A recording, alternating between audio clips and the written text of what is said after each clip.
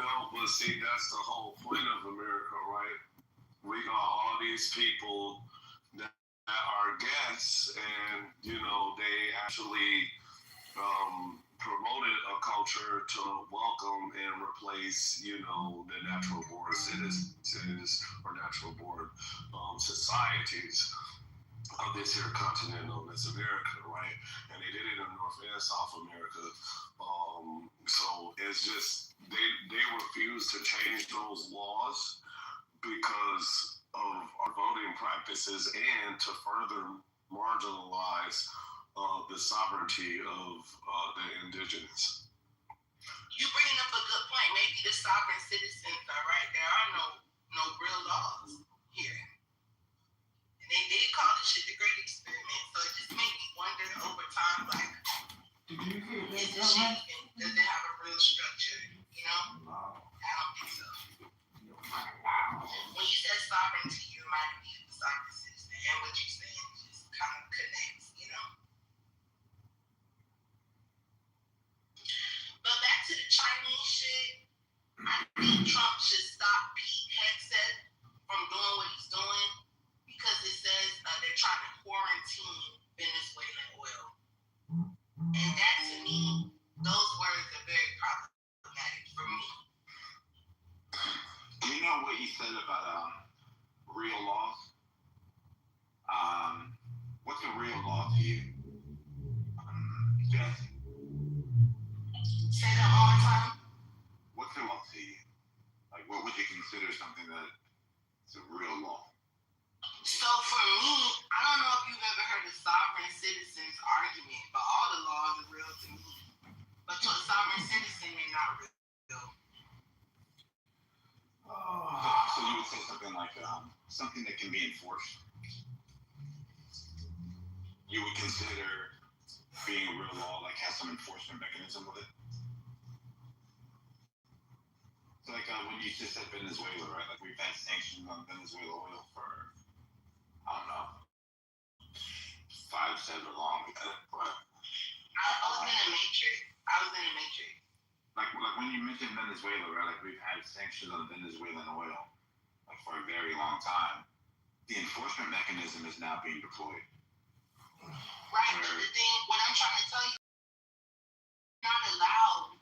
Venezuela is a sovereign country. Absolutely. America should not be allowed to tell them who they can and can't sell oil to. Why not? Because it's not right. And that's what I mean by there are no real laws. Like I understand what the sovereign citizens are saying. There's no law that says America can fuck with countries in its continent or nearing continent when they feel like it. This is not right? It don't matter. It doesn't. Bro, I'm not willing to have this argument with you. I said what the fuck I said. You're losing it. Yeah, I'm losing it. I am because you're always trying to make everything a fucking argument. All right, let me zoom out. Damn, I don't want to argue. I'd rather talk. So if you feel differently, just tell me how you feel. But you're not gonna make me change my motherfucking mind. I said what the fuck I said. America does not have the right, regardless if they're doing it or not, they don't have the fucking right to do it. Period. Now you can pull that shit out your ass and show me where they have the fucking right on paper, other than being big dick bullies, right? Show me. But what you're not gonna do is go down this dumbass rabbit hole. You don't need to everybody else down these dumbass rabbit holes. It ain't gonna be me, nigga. It ain't gonna be me. I'm going to get my motherfucking tire. Can you be quiet now? No, I'm not done. I didn't do that for you. Yeah. That shit on 24% pressure. CSI, yeah. I got you. Yeah. Pull up over this way. Yeah, so I What do you need? Fuck are you? Yeah, so 345. all right, brother. So, yeah, so like when you put sanctions on somebody, it's in response of something. Okay, leave me alone. I'm not talking to you. No, I was talking though. No, you weren't.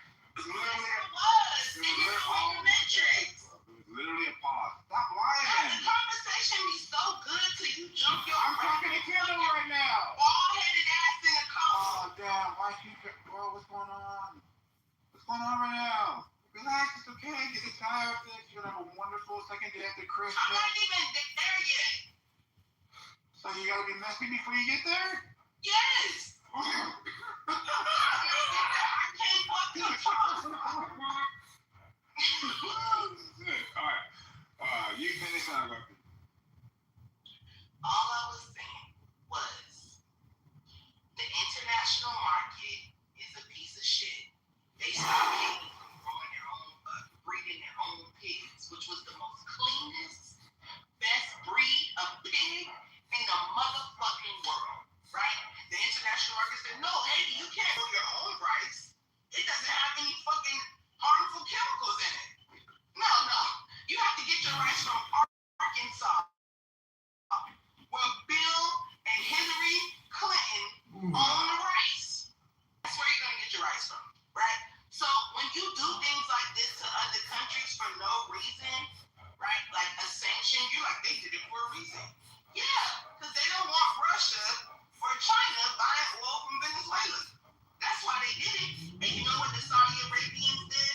They said, well, we'll make OPEC plus, bitch. Fuck America, right? You got America and OPEC, then you got OPEC plus. All the people in America put sanctions on. Because the money don't stop because America's a big There are way richer countries, way more countries with bigger dicks. They just don't talk this loud. That's all. So glad she was able to get that out. I thought that it was very valuable, especially when you're trying to paint the famous words that are being used here as like narratives. I think that all countries will have a justification on why they do what they do. And the reason why that is because they're called a global community that has treaties that are enforced.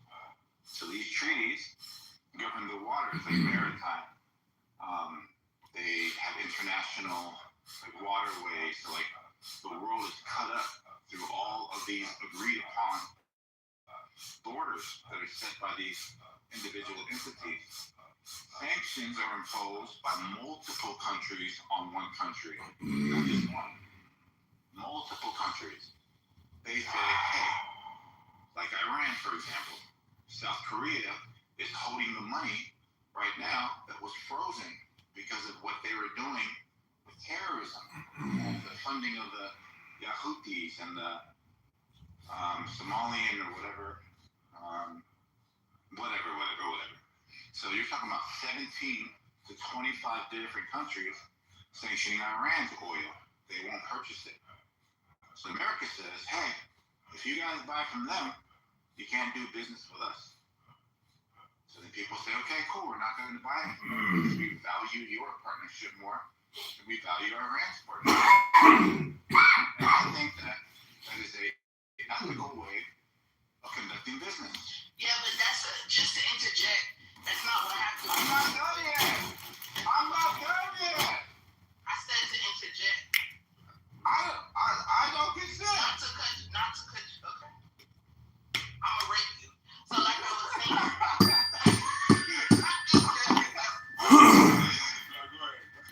No, but I don't think that's valid, right? But that's not what happened here. So I love the words you use to position a narrative, right? I'm gonna do what you did to me. I just don't think that that's valid as a descriptor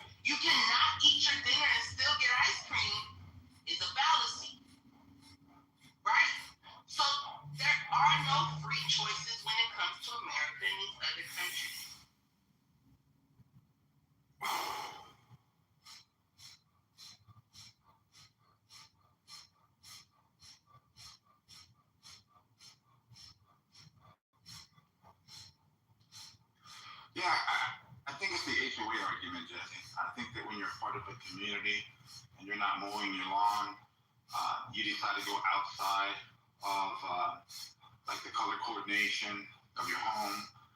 Your trash bins are on the side of the house, not behind the house. Your driveway needs pressure washing. Right? So, as a collective, if you're part of this community, there's certain penalties that are placed upon you. And there's certain dues, HOA dues, that are asked of you. And if you kind of look at it, some of the sanctions were on in violation of certain contracts that they had. I think it was like 1.7 million like barrels or like smuggled something. I forget what it was. The other one was like a democratic or like corruption within their government, like underneath Maduro. There's this like treaty about democracy and fair elections. So when you're in violation of those types of things, like who do you think would be the appropriate? We don't have fair elections here. We don't have fair elections in America. And I don't see other people coming to start bombing us to say, hey, that election wasn't fair. Right? The fuck are you talking about? Maricopa County had 11% adjudication and 1% threshold that they could even get to. Like, they had 11% adjudication, right? I don't see Mexico coming and say, hey, guys, you're breaking the fair election treaties that we have as a community. No. It's only America that uses that bullshit as an excuse to go in and wreak havoc on other countries. Now, let me tell you something. I'm a proud American. People will tell you I don't fuck with other countries. But what I also do is speak up when something is wrong. So this is very fucking wrong. What do you think would be a justified reason to go into Venezuela or to do what we're doing? If you could just think of one. They fucked with us first, dropped a bomb, harmed one of our people. Maybe we could use the fact that they sent MI6 over here and fuck us up, right? All type of shit. But this ain't it. Because we don't care about our own citizens, let alone other people. So when I see America going in to drop bombs for humanitarian reasons, when they won't even feed people here in America, a house costs I was looking at the value of my mother's home since 2001. And it went up 7 times. And the wages didn't even double since then. Okay? So, when they don't care about us, you can't pay me to believe that they're going to another country to help them people. It's bullshit. Do you think when Maduro said, you're familiar with the mass parole program, right? That Joe Biden and them are running? Like you've been down this line before. With like Venezuela, Haiti, Cuba, Nicaragua, how they were getting TPS status to come into this country. Yeah. So like, did you ever see Maduro's speech on how he implicated forces within the United States of America that negotiated the access to the American dream through this program? It was like a quid pro quo. You'll take all these people, and then we'll be funded this way. Do you think that they should pay any type of consequence for that? No. Not more consequence than anybody pays here in America for being corrupt and trafficking little children that still have not been faced with any type of motherfucking consequences. So no, I don't think that's a big of a deal as what we have going on in our own backyard. That's what I'm trying to tell you. We have problems here. Can we do both though? Like, can we No, walk and shoot? we're not doing a good job at fixing home. We need to fix home. Now, what we can do is deport criminals, deport pedophiles, right? That's a start. But to go to that country and start fighting, I think it's a deterrence. I think Pete Hegseth works for somebody from another foreign entity that is making them do this. So you think Pete Hegseth is superseding Donald Trump's agenda? Yes, because Donald Trump, like for example, Donald Trump knew very little about those boats. He found out afterwards about the boats. Pete Hegseth gave an order without Donald Trump's consent because he doesn't fucking need it. He doesn't fucking need it. That is, bro. Don't argue with me on this. You can look it up. Pete had said, ordered that lethal strike on that boat. Donald Trump found out afterwards.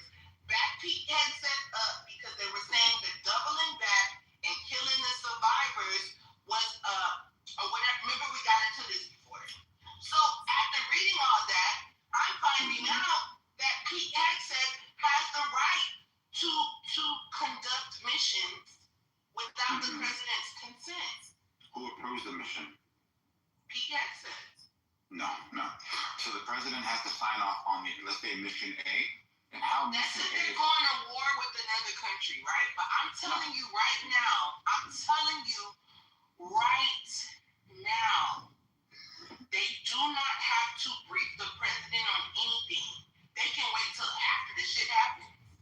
Okay, so the president says, hey, I want you guys. How about you look it up instead of making shit up? Just look it up. How about if we just say Samoa already knows? How about we do that? Okay, well then, nothing else to talk about. All right, so Samoa knows. Conversation knows it. All right, Samoa knows that there's this authorization that's given to green light a mission, and then it's delegated to the proper command chain to carry out said mission. So they bring these plans. Hey, President, this is what we want to do. This is how we're going to do it. This is exactly what it is. If you listen to what Trump just said about the Nigerian bombing in northeast Nigeria, he purposefully said, don't do it on Wednesday, do it on Thursday, because it's symbolic for the Christian birth, right? So you can clearly see that the president has unilateral authority to stop or start something. Right, but look at when he had to do that, right? He had to get the president's authority for something like that, but something in our own waters, quote unquote. You mean internationally? Yes. Like Nigeria?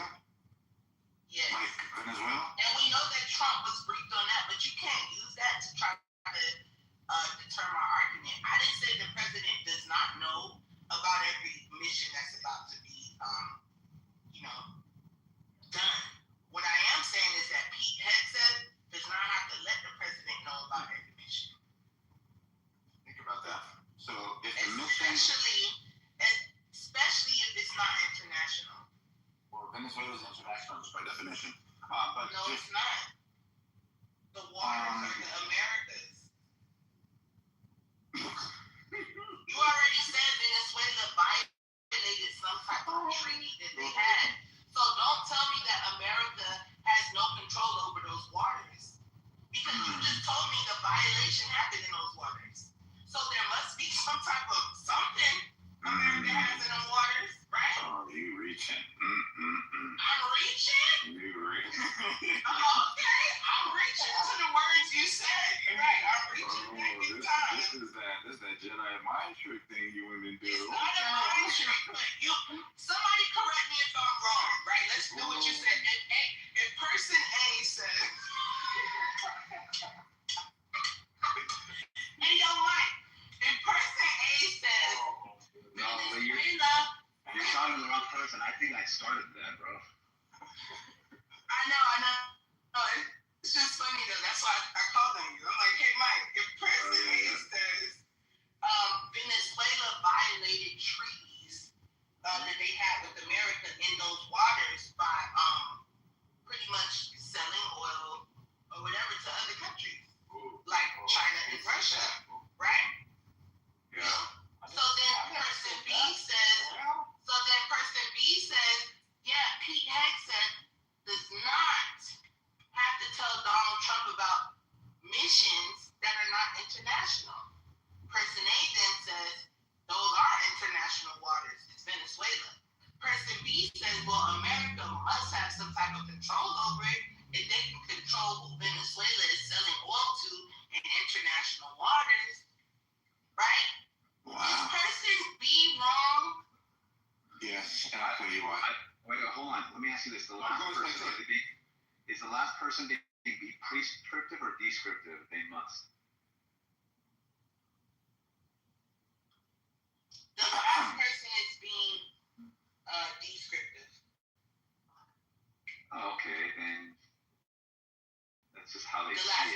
me. Yeah, if you're saying that, then I don't think you're necessarily. You can be proven wrong, but I don't know. If you have some type of control and you're being descriptive, it means that you're evaluating it. Then I would say, you're not wrong. Well, how about this, how about if person B, and that person has proclaimed this title as being her jazz, says that the president only needs to be briefed internationally as if our military apparatus operates domestically. For some mysterious reason, I don't know why she said that, but hey, whatever. Yeah, that sounds really wrong. International waters would not be like, for example, in Cuba, right? We share the same water. No, there's a border. There's a certain point where everybody technically shares the same water. Yeah, so what would make it international, dummy? So like 200 miles out from like the invisible line. They look at the invisible lines. There is no, so that's what I'm trying to tell y'all. I don't think y'all know what y'all are talking about. No, hold on. So we're saying, hold on, nigga. I'm What's the invisible? No, shut the fuck up. What's the invisible line that separates Haiti from America? All right. So I don't know, but isn't? Well, hold on. Wait, hold on. Let me ask you this. as soon as you start to that, that's how you got the flag there. So let me ask you this. There's obviously a difference between Haiti and America, which is why you can make the distinction between the two. So like there are rules that we need to follow legally, right? In America, if you're on a boat and you're on the shoreline of Haiti, right? You're still in the water, but you're like maybe just 100 meters offshore. Is that American territory?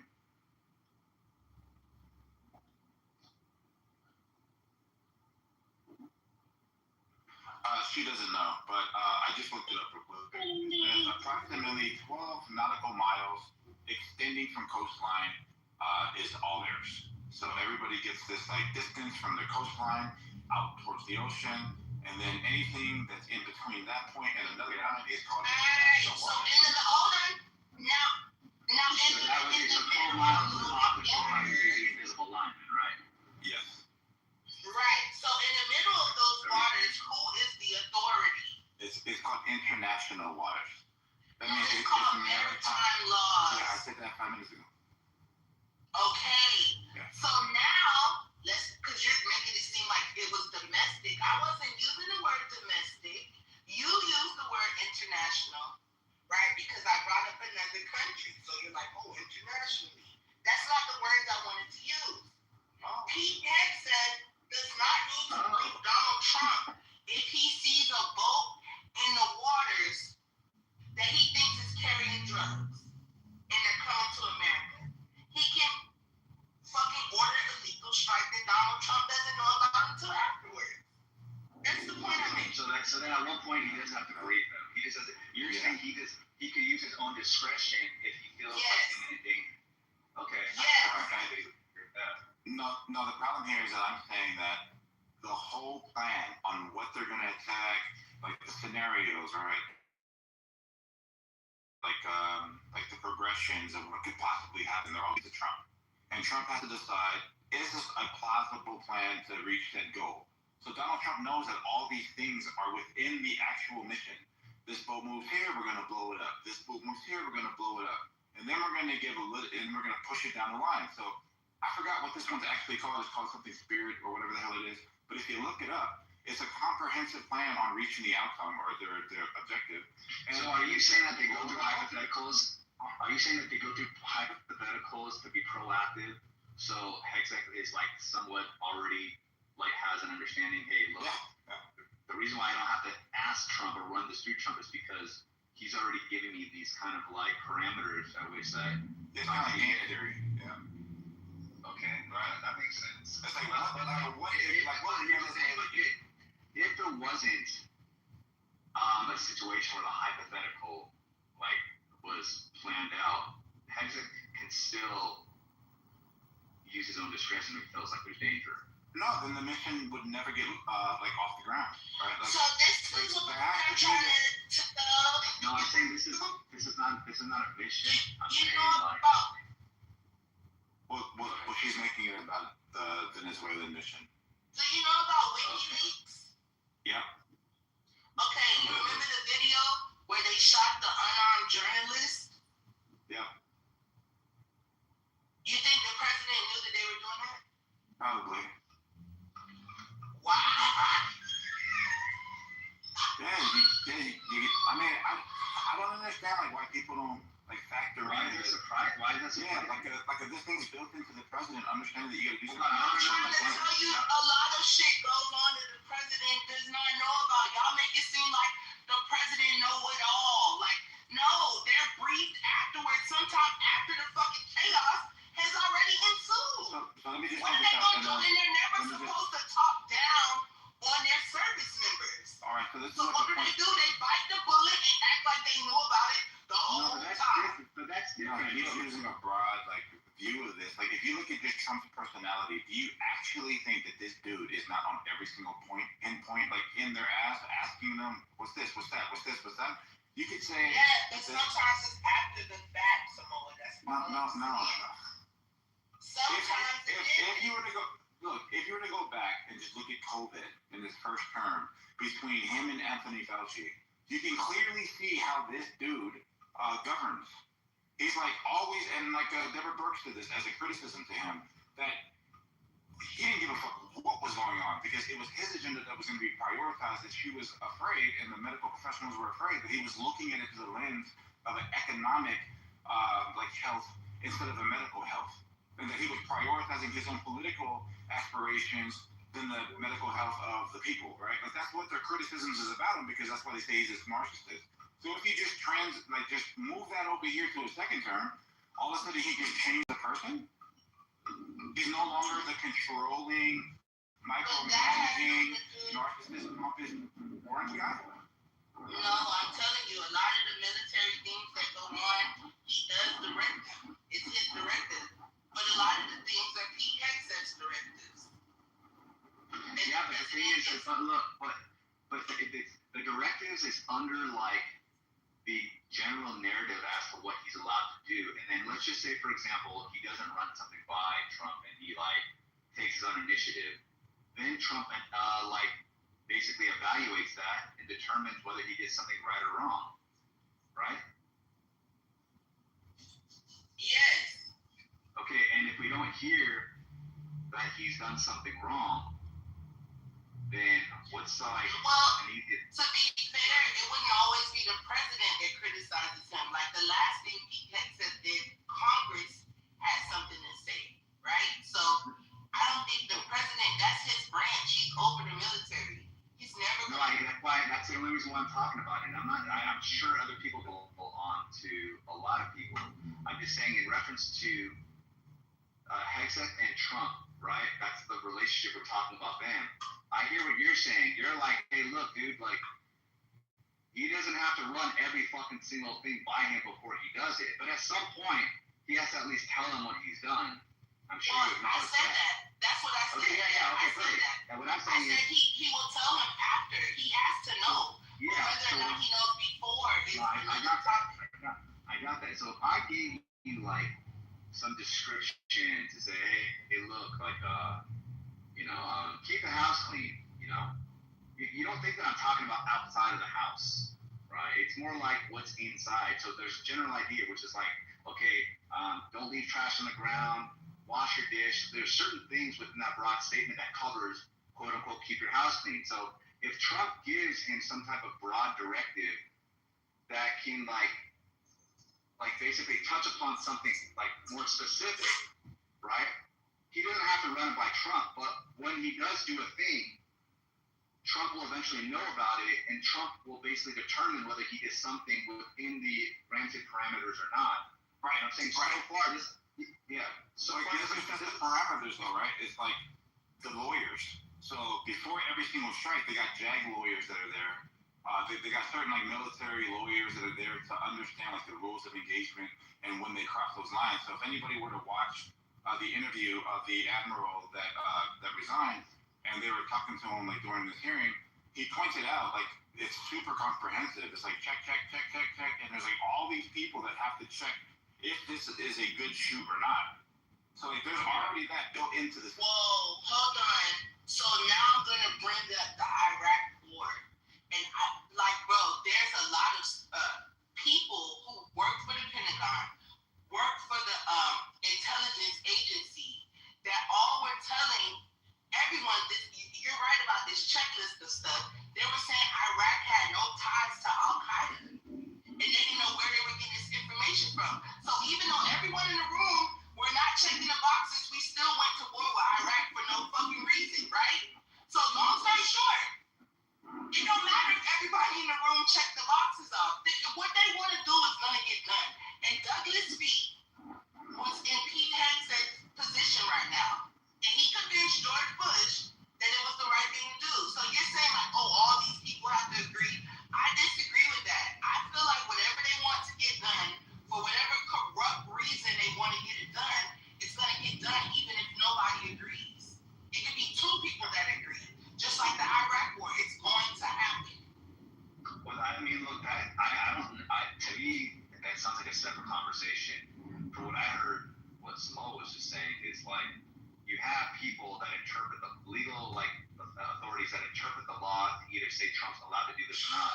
Doesn't mean that you're not going to have other legal fucking authorities to say, hey, look, this is not the case. Now, what you're saying is, nah, but they said go to Iraq. We didn't have shit.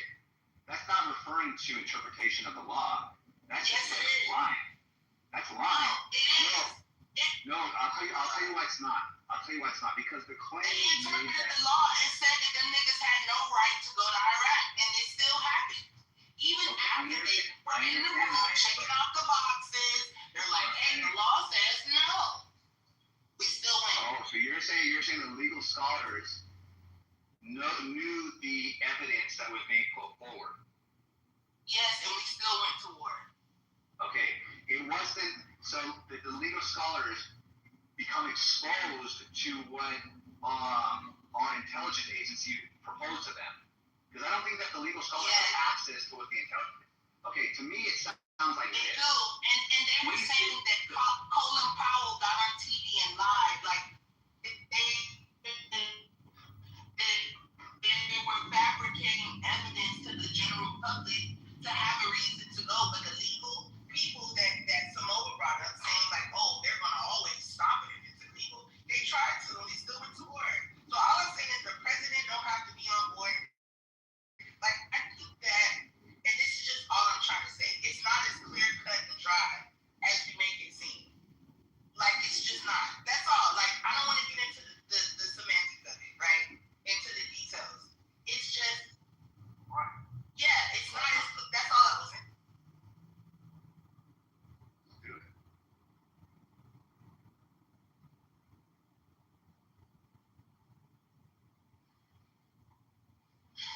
Samoa wants to argue. You sound like you're on a real lot. That for real? What about now? Sounds better now, yeah. Samoa just was trying to tell me that the president knows about every mission being carried out before it's being carried out. I just disagree. That's all. I disagree. That sounds like so wrong. A mission? I would think he has to. Wait, so let me just point out, like. Wait, hold on. Let me ask you. Are you talking about like micro? What? Are you talking about like micro missions? Like, yeah, you're in a war. Go ahead. You're in a war. Like, again, I don't know much about what I'm talking about, but you're in a war, and then within that war, there's the broad idea, but then like there's troops all over said area, and then there are missions to kind of like establish dominance in certain areas. You might not know. You might have access to all that information if you looked into it, but there you go. It might not be. So let's use a couple of examples, though. The point where they were going to go into Iran in his first term because they shot down a drone. They were on the way, and he stopped the whole thing. He talked about how he was briefed to it. When it came to getting the ISIS guy, Abdi Dadi, whatever his name was, he was crying like a dog, like he's watching it through the situation room, like the whole thing. They're walking through the process because he needs to know if they're winning or losing. So he needs to know like what points need to be reached, especially with this Iran thing, right? he said, yes, we talked about Iran, we got the whole plan, drop the bombs here, bunker busters, da. So you can clearly see that he has his hand on the situation at all times.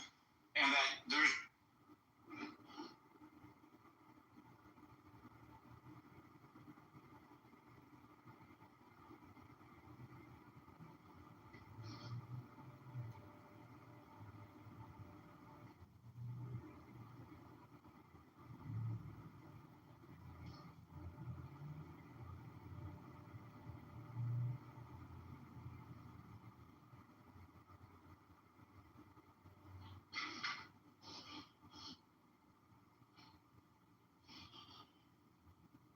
My bad, I can't talk. I'm getting my tire fixed.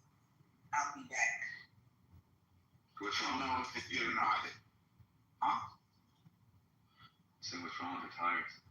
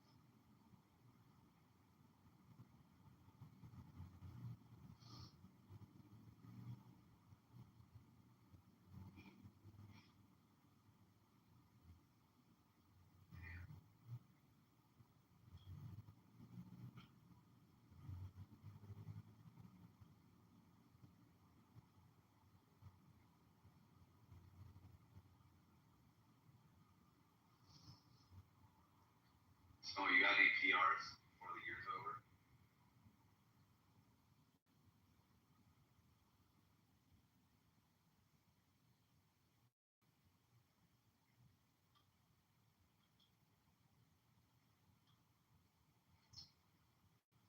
It's a janky ass tire shop. They only take cash.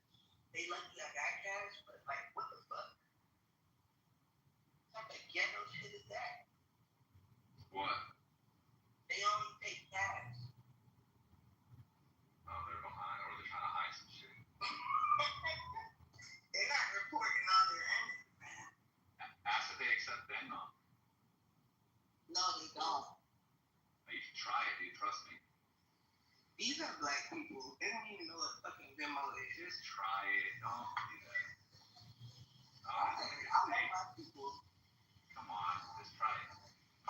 I'm the only one of my friends with Venmo. But you know that if you take the rule, right? So if you take the rule, anything you have more than 600, you gotta report it. For, Yeah, that was the Biden thing. Yeah. But that's not saying that the company that says they accept cash, they might accept Venmo. You know what I mean? So the thing is like so cash and Venmo, right? Like Venmo has the record. So you're still trackable there. So if the cash company they want to like hide something, Venmo would be like not helping them hide it because it can be tracked. If you see that 600, you gotta like report that shit. That's like. But if it's under 600, then you're good.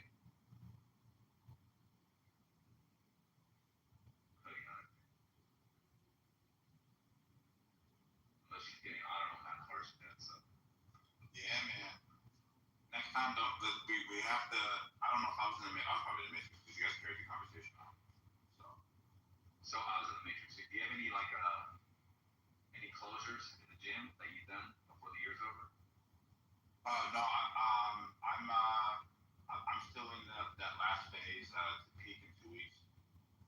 So, like, what do you mean by like just like things to finish on? Like I was still because I was coming off the shoulder injury, but I was able to like this is not even a 1 rep max, but like the top of my pyramid on my bench, I was able to hit fucking 350 pounds pretty smooth too. Oh, hell yeah, bro. Yeah, it's pretty good. So I did like my working load is like 225, 2 sets of 5, 255 for 5, 275 for 5, 295 for 5, 315 for 3, 345 for 1,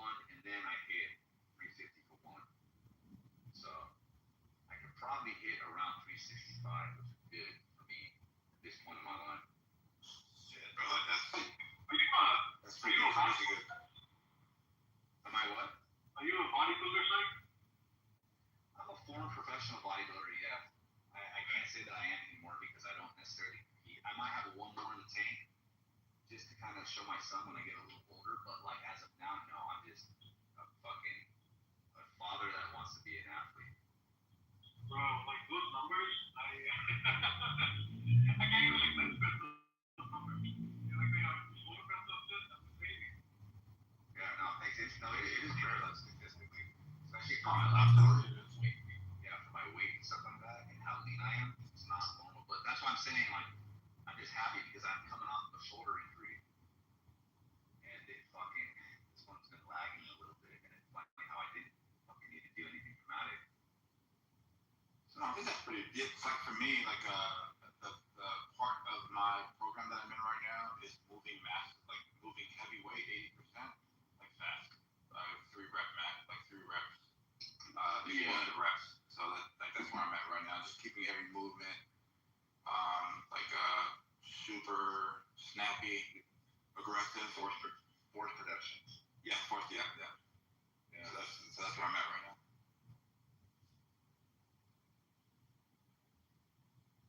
Get out here and get this bottle workout out the way.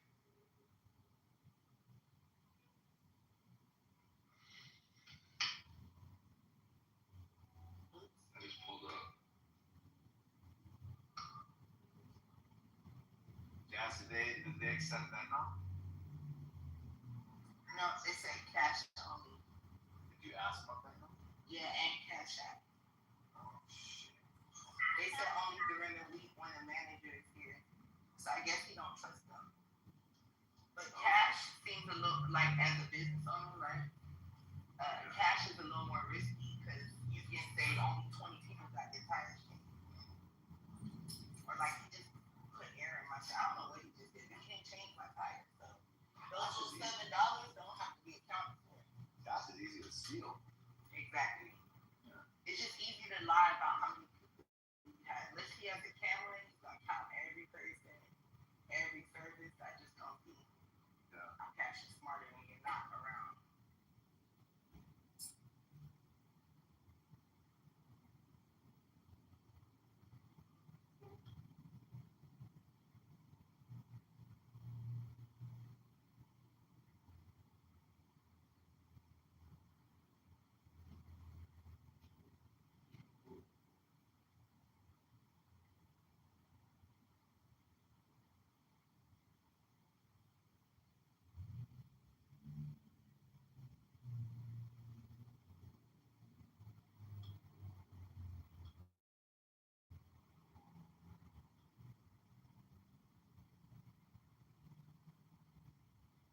Oh my God, what are y'all doing? Y'all don't want to talk about the drama that's been happening?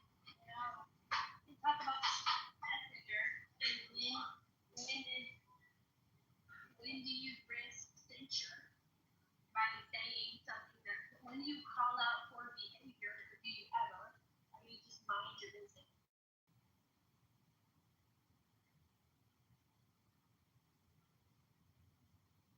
It's affecting the culture, it's negatively affecting the culture. We have assholes that are doxing people. Probably should address that.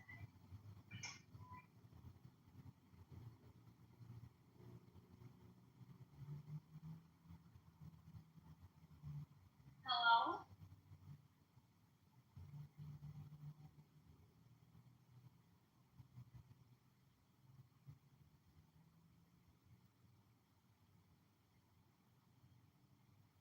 Nathan and I are gonna start advertising for the football team and put like next Friday we call the trevor. We have to lower the squares to 3. You and these damn squares, girl. You just complain no one was helping. I provided a topic and you're unhappy with my topic.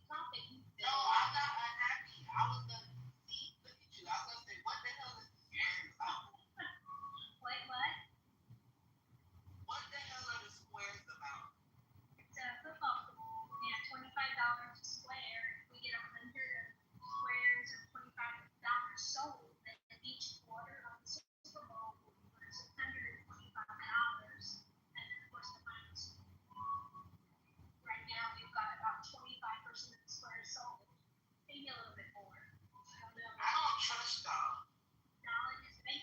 said that 3 times. Every time I tell you the football pool, you end up with I need to stop smoking because I don't remember you telling me this. And that means that I'm authentic if I say the same thing every time and I don't remember Well, talking about Miles this. is the banker. I've never known Miles not to pay up. I found him incredibly trustworthy.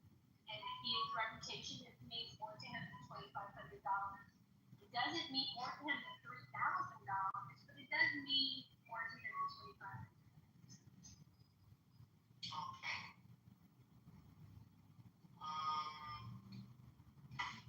I don't know. I just know how people are. You know, not knowledge in general, but I feel like if I want to keep my composure and not curse anybody out about my raggedy $25, that I just should not participate. Now, if you lower it to $10 a square, I will participate because I don't care about losing $10. But 25, I will curse somebody out about my $25.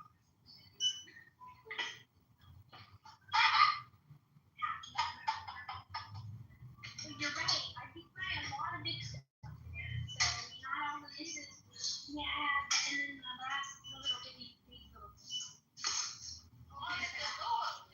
perfect. Kendall, Okay. Kendall, What's up? where you going to dinner at tonight? They trying to see right now. Oh, they put it in backwards. They don't even got it planned?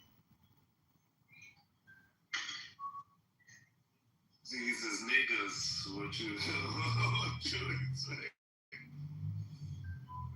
I don't play no shit like that now. No, this You one. ain't got no reservation, that's gonna be your ass. It's Saturday.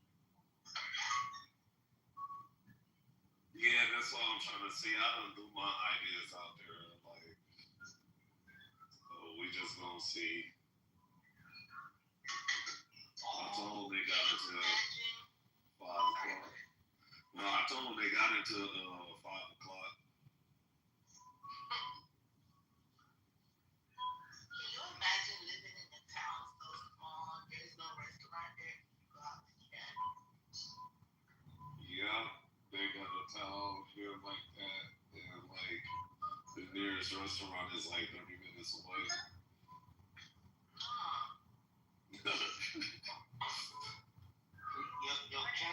Unless you go into like the bar. That's how it is with my mom and stuff. It's a little ass motherfucking place. And ain't no restaurants. You gotta go to Augusta to go to like the biggest city. It's Augusta. And chorizo, you're going to Taco Bell, like whatever. They even look.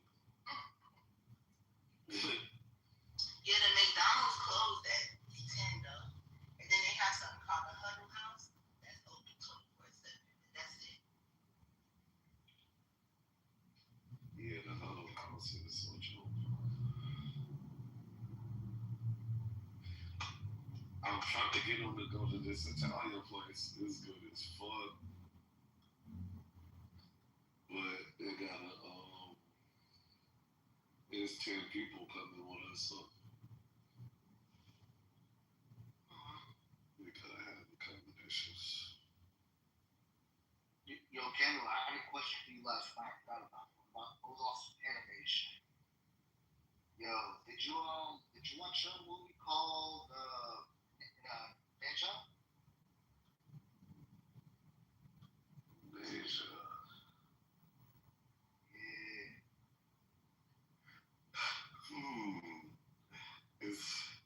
It probably got another name. I'm thinking. Do you remember what it's about? Ninja? It's about the quickest summary. It's about two pearls. It's yin yang, evil and spirit, and the evil and the spirit gotta get put into a child. This sound like naughty. It has to get put into a child, beginning of the year, whatever.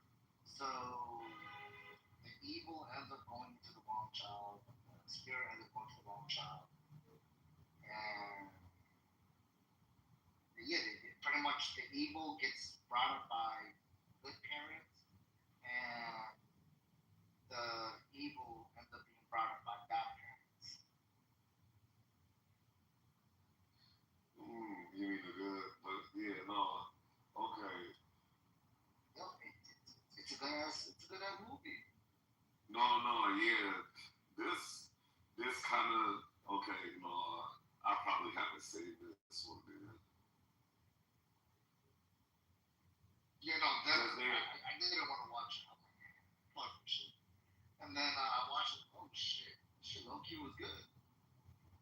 Cause that reminded me of the series, but like it was like some kind of like entity that was born in this boy that was destined to die. But he got to go to like this special place in order to die, or like the rest of civilization for to die. So like it's this fucking guardian that got to take him there, and like it's like motherfuckers trying to like kill the boy because they think that they can like take power for themselves and shit like that, and they want to kill the rest of humanity with it. It's spelled NE space ZHA.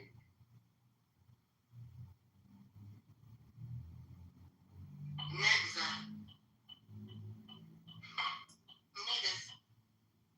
I know, it sounds pretty close to that. Let me see if I can find this motherfucker on my anime tracker right now. I'm so bored. Also, you know what? What channel right now is like dominating the anime world? What's that? If you want to watch any anime right now, you gotta sign up for it. It's called Crunchyroll. Crunchyroll, yeah. This nigga got all.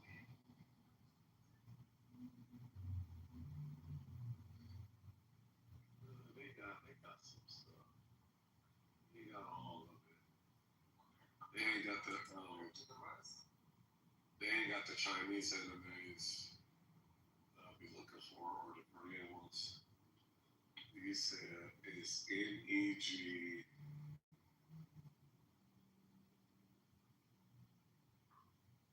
ZHA. Yeah. It's NE space ZHA.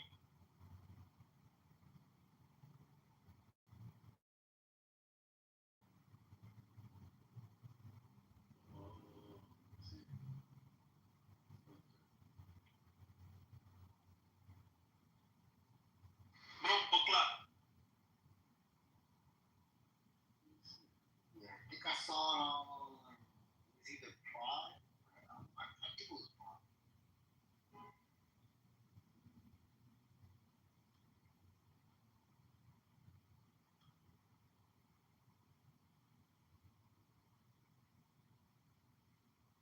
Not Prime, maybe HBO. Oh my god.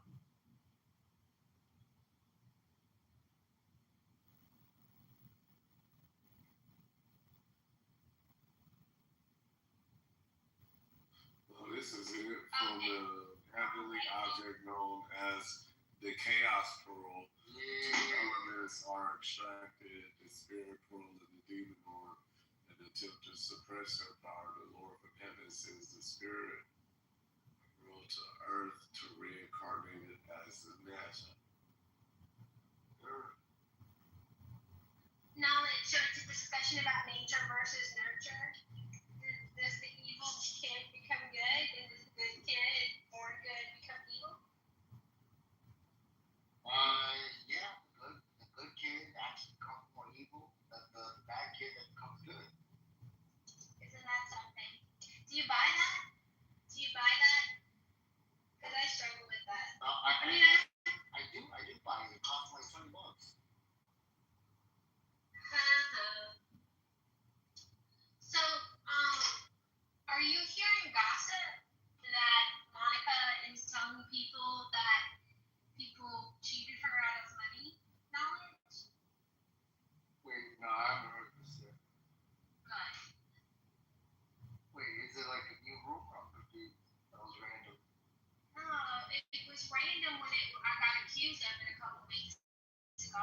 just wanted to know, was it in the mind of one person or was it people spreading gossip? Because if it's in the mind of one person, I can dismiss it.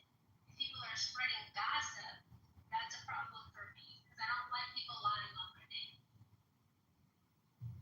No, have you? I haven't heard of it. Good.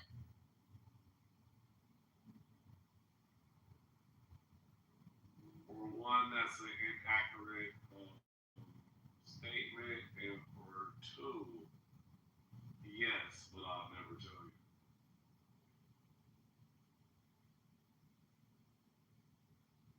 It doesn't matter as long as Nathan and knowledge don't have questions for me. I'm comfortable. Yeah, no, that's cool. Maybe nobody will sign up for the squares. You're welcome. I don't know Hey, what it was mine. Hey, no.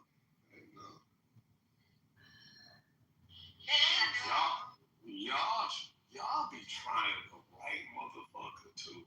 And I don't know why. Y'all think that I'm just like some silly dumb motherfucker who ain't got no influence, but I'll tell you something. You gonna learn by sight before you see by sound. That's right, because I've got Ninja Killer on this app before. And I never said that. See, that's the crazy thing. You said it. Keep her. No. I said there was people that have died in other clubs before. You idiot, dumb whore. Knowledge knows, but I'm That's it. That's insensitive as fuck. You sit your fat ass in here and whine and complain so much, but this the same person that like was trying to take people from this club and to the other club. What's wrong? Like snatched? Ain't got time for you today? They too busy for you? Wait, okay, no, I got another stupid ass question. You know how cats be like assholes, right? Like complete assholes. Oh yeah. Alright. So I got a cat. I've had it for like 7 years. Oh hell. It's a complete fucking asshole. There's no way around it. You pet it. It's cool. After like a random ass amount of time, maybe 1 minute, maybe 5 minutes, it shuts up. After the cat don't want to get pet no more, it's gonna attack you. It's a fucking asshole. Alright. So my wife was like, you know what? We get another cat, it's gonna be one of them exotic cats. Joy's like, and about $3,000. Maybe less, maybe over. Some of them are like 25, some 35. But those exotic guys, nice looking pets. You talking about the one that just growl at you all the time, like You know, I don't want one, a Bengal cat. Yeah, it doesn't matter which one. There's many different cats. The point is, if I pay like 3 stacks for a nice ass looking cat, and that motherfucker's still an asshole, bro, I'll be pissed off. I'm not gonna lie. you gotta fight the cat, bro. I want you to look this cat up, bro. Because one of my friends bought one and it's absolutely crazy, right? And like the funny thing is it started off real cool, but like it started destroying shit and it's cost him $10,000 worth of damage so far.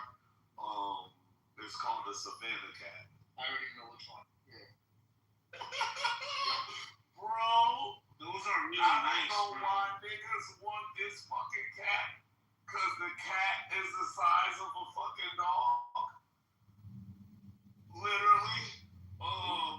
Those are nice. Bro, But it's yeah, nice. But it's like, worth it. nigga, what? Cause like, It's nothing huge, guy. Yeah. it's some fucking tiger nigga cat. Now I don't know why you want some fucking tiger nigga cat in your house that's that big, that's possibly capable of eating you. Yeah, that cat could fuck you up if it wants to. That cat can literally damn near eat you. Hold on, let me see if I can get a YouTube video of this motherfucker. Because, bro, ain't no way.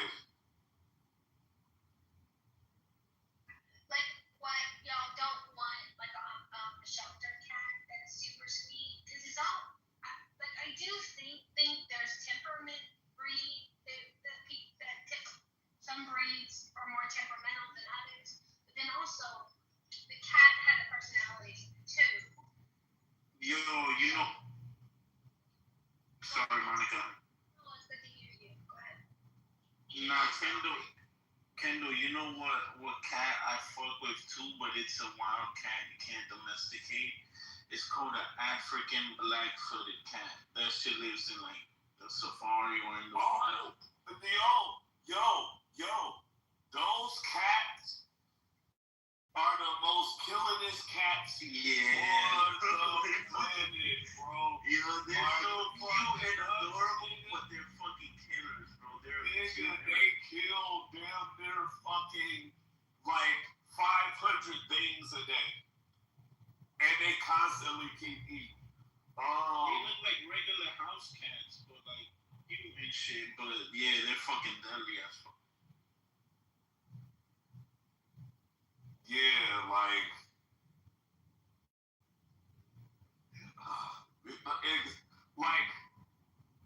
as if I didn't think people that own tigers and shit like that was crazy enough. And whatever this fucking cat that's done got loose in like Baltimore, wherever the fuck that shit is, that we was looking up the other day.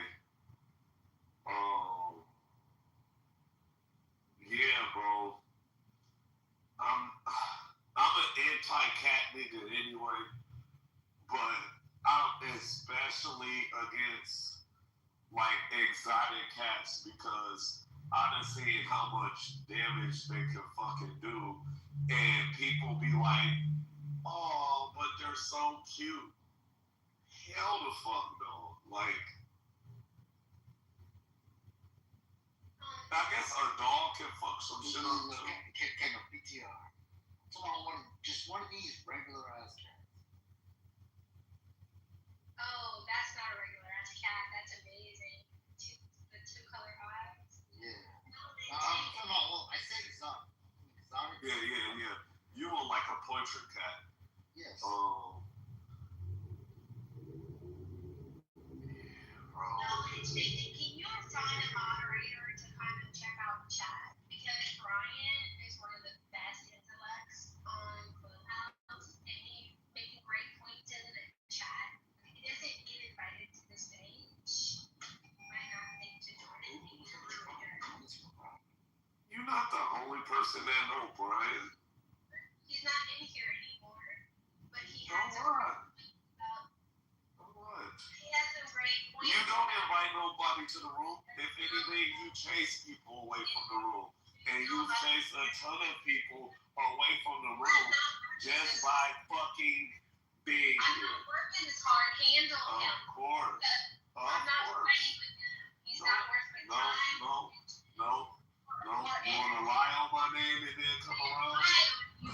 He goes slow for equal fault. I didn't touch you. You want to cry more about $5? Yo, broke ass.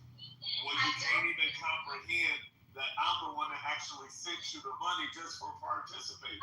You little dumbass. No, I need an apology. You did squat for What? squat. You did squat. Okay, alright. And you lost. Scammer. Ooh. Scammer. I paid Scammer. Scammer. $5 first round, $8 for Scammer. Scammer. Contest never happened. Give the money away, and I said no. Put the $8 back. Scammer. You are a scammer. And I proved it. That money was sent back. And I proved it because I showed you what the statement said. And that was the only transaction. Like, have a good night. Like, you got refunded. You trying to get more money from me because you saved money in the deal. Now, all of a sudden, oh, Kendo, I never got it back from you. No. I mean, I thought you had a job. I thought you had a bid. If you out of work, just say that. If you need money, just say that. If you need money for some more squares, just say that. That's all you gotta do, baby girl, honey child, little darling. The fuck? You finna try to scam me though, weirdo. Fuck out of here. So me and the wife are going out tonight to watch what's his name? Marlon Wayans. Marlon Wayans out there? Yeah. I've seen him before, bro.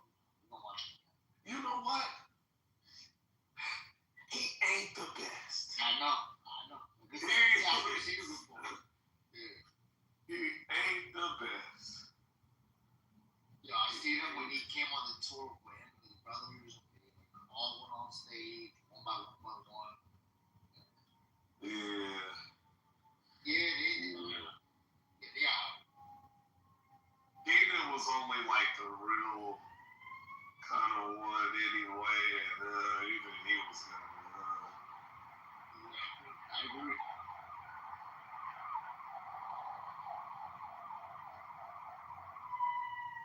Yeah.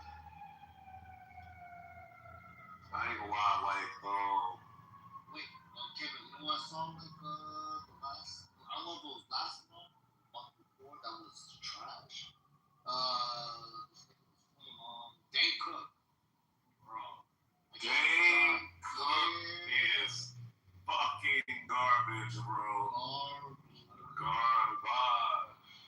I thought maybe he re-amped himself. Nah, it was still trash.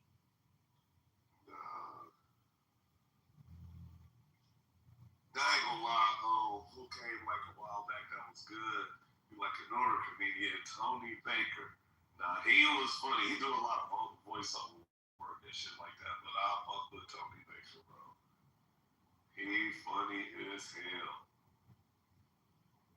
That nigga said the brown list. Kendall, shut up! Shut up! Please. The brown Listerine to wash away all your sins. You thought I was gonna stop talking? I'm not. Well, how you doing, Adams? All right, cool. I'm good. It's my birthday. Yay! Happy birthday, Adam! Happy birthday to a straight man.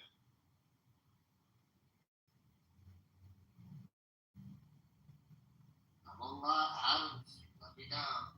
You let me down. I fought hard, boys. I was like, yo, Adams is not a gay man. Oh my God! Like, are we doing this? Are we doing this? Okay. All right. All right. Yep. Here we go. People who chose him. I said, Here we go. It's not gay. He's just for count. That's what I said, quote unquote. Okay. So he's just for. What's up, y'all? What's up, y'all? Hey, Adam, you sound good. How are you? Yes, I had sleep. I'm amazing. I just brought some new pillows today, hoping that they'll help. Your head is too big for any pillow, Mark. No, come on, Jazzy. Can't y'all just like bond over like supporting your mutual friend? Like, this is crazy. This is us bonding. Monica likes when I talk to her. Hold on, my dad's calling me. But I think you're here now, Daddy. I think you add dimension to the room. So I'm glad you wake up to this. I don't know if I join. Sasha might get mad at me if I join. Oh, well, let's not get Shasha mad, because that's not pleasant. I mean, it's not like you ain't. I mean, you're part of the big three anyway. Jasmine, you're looking at Dr. Adams got married, right?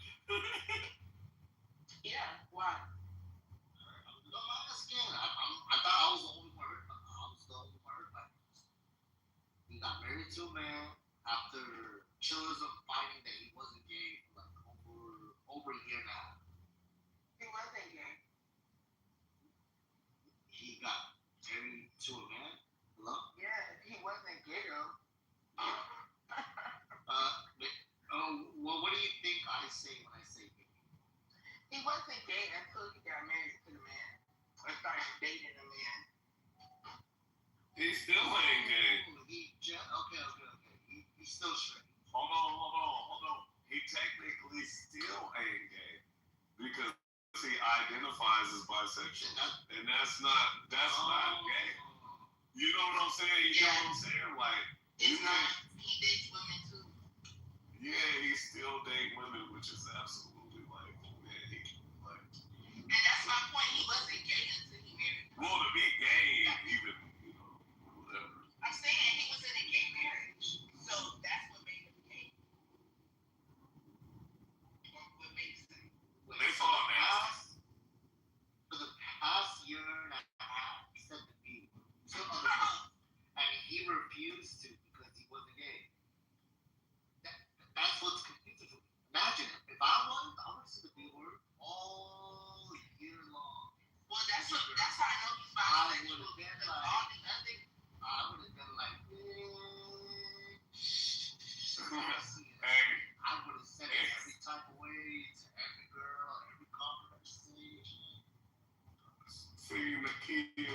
was scared. Knowledge.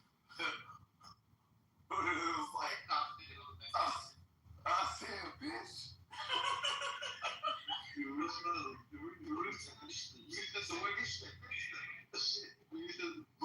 But you said bitch though. Yeah.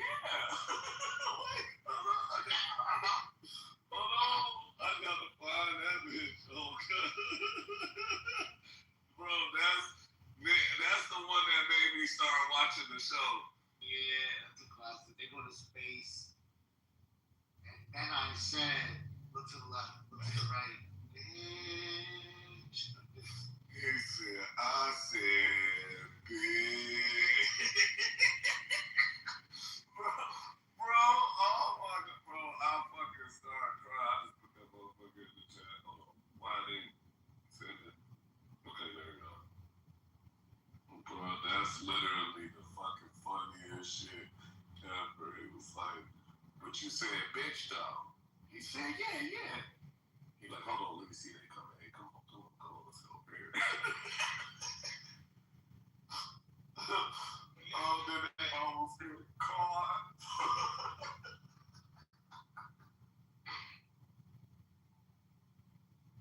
Nah. Hey, I ain't gonna lie, that show, boy, hey, look. It came out at the perfect time. It came out at the perfect time, cause like, bro. That show would have came out years later, would have got canceled. It probably would have, that's what I'm saying, cause they had some shit on there, boy. Especially the little, the Monica shit. Oh my god, nigga. The nigga got his ass whooped at the club. He's like, Monica, no. She's like, no. Oh shit.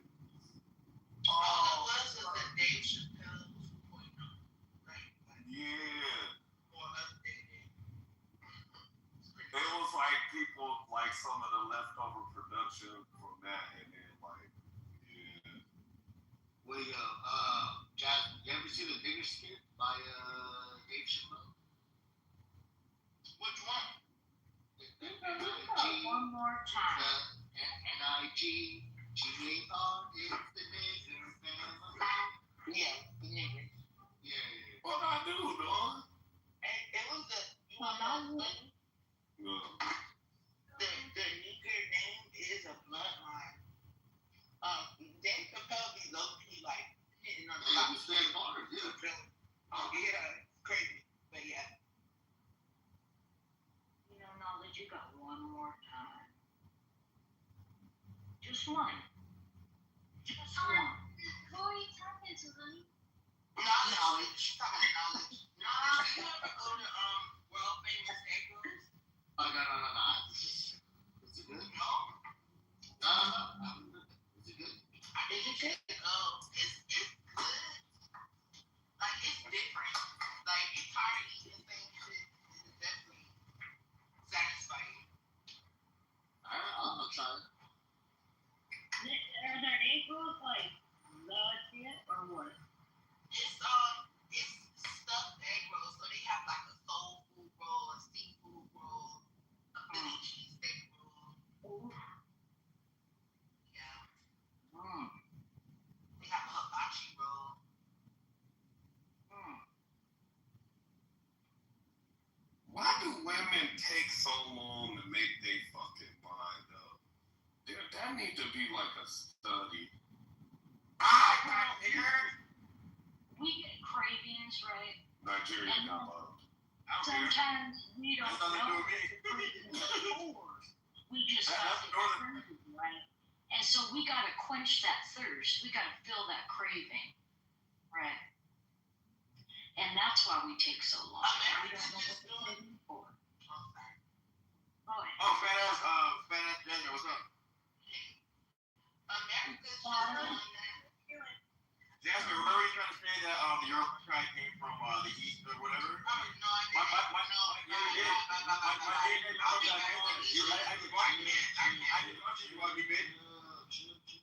you call me a bitch. Yeah, I know. That's it. Chill. Yeah, that's a warning.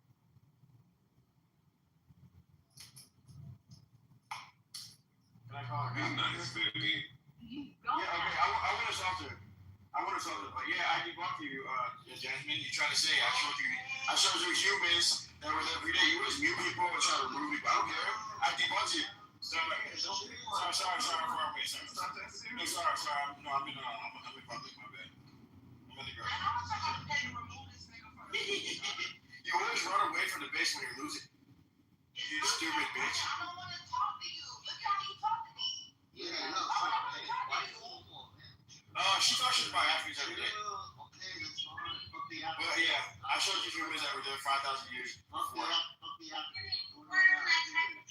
Yeah, but that doesn't mean that's the same tribe. No, my DNA is genetically matched with that region.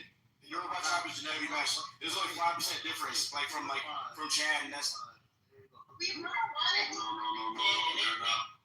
They're not fully. I'm saying they're indigenous to that region. The DNA proves it. They're They not. are. It proves it. They're not from the east. That's all. I'm indigenous to that region. You're being annoying. They're from the Levant. No, I'm not from the Levant at all.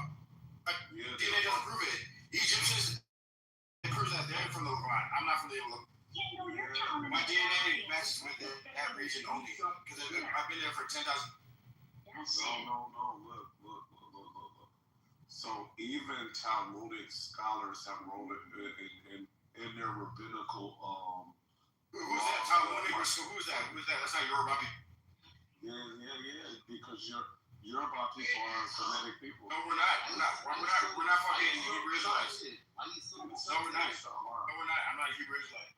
It has nothing to do with Israel or none of that. Semitic, we're not none of that. We're Niger Congo. We're Nigerian. We're Niger Congo people. Niger Congo. Yeah. I want to go back to Sorry, my bad. Okay.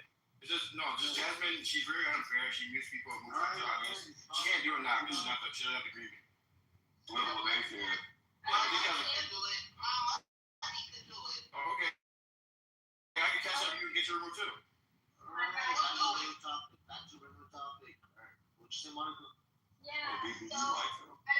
I pulled into McDonald's. I wanted a hamburger, a little bitty burger with ketchup and onions, but I didn't want a happy meal because I wanted a larger drink. So on their menu is Add a cheeseburger. 2 cheeseburgers. I know which one. So I ordered 2 cheeseburgers with no cheese, and I thought you want to know about it.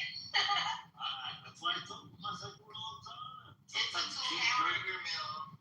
Sometimes the cheeseburger meals have better offers. So yeah. Look at your receipt, and I bet it says 2 hamburger meals. No. It says cheeseburger, no cheese. Look at your receipt. It says cheeseburger, all American cheese, extra ketchup, extra onions. That's what it said. One time you mentioned on the Well, show. that's why I don't eat McDonald's. It didn't say that hamburger. It just said cheeseburger, no cheese. There's a note. That's what I So told. go to McDonald's and order a 2 hamburger meal and watch what you get. You gonna get the same shit you just got. There's no deal for the 2 hamburger meal. There's a Yes, deal it for is. You don't know. I know this. I'll go on the app right now. Look. Everything not on the menu. I'll go on the app right now. I'll screenshot it. She knows it because she eats McDonald's every day. There's a deal. Look at your body type. There's a deal right now on the app. It's called the 2 cheeseburger deal. It's not called a 2 hamburger deal. It's called the 2 cheeseburger deal. On the app If right you don't now. want a cheeseburger, you're gonna get a hamburger. So you have to order 2 cheeseburgers and remove the American cheese. Yeah, so it's not a cheeseburger no more. You're just doing that. You're missing the point. You're 2 cheeseburgers. You can't order 2 Exactly. hamburgers. So you changed it once you took the cheese off. You're That's not the going down deal this rabbit on hole. the app. I understand that, nigga. I'm telling you, they got a 2 hamburger meal that a motherfucker should just order, but it's not on the menu. The 2 hamburger app deal doesn't come with all the benefits of the 2 Monica cheeseburger. didn't even get no deal. Yeah, she did. She said it. No, she didn't. She ordered like a number 8. They have a meal with 2 cheeseburgers, fries, and a drink. Only she can answer that. This is number 9, guys. You not impressed at push you Yes. She ordered a fucking, she didn't get no deal. She ordered a combo. She She ordered the combo. That's not So the all deal. I was saying was she paid more for a fucking. She should have got a 2 hamburger meal instead of paying for cheese and taking it off. It's only like a $2 difference, I believe, though. Are you kidding me? I don't see a 2 hamburger meal on the menu. Yep. Exactly. It's not on the It's not on menu. the menu. But It's if in you the app. tell them you want a 2 hamburger meal, Cheeseburger. oh my god!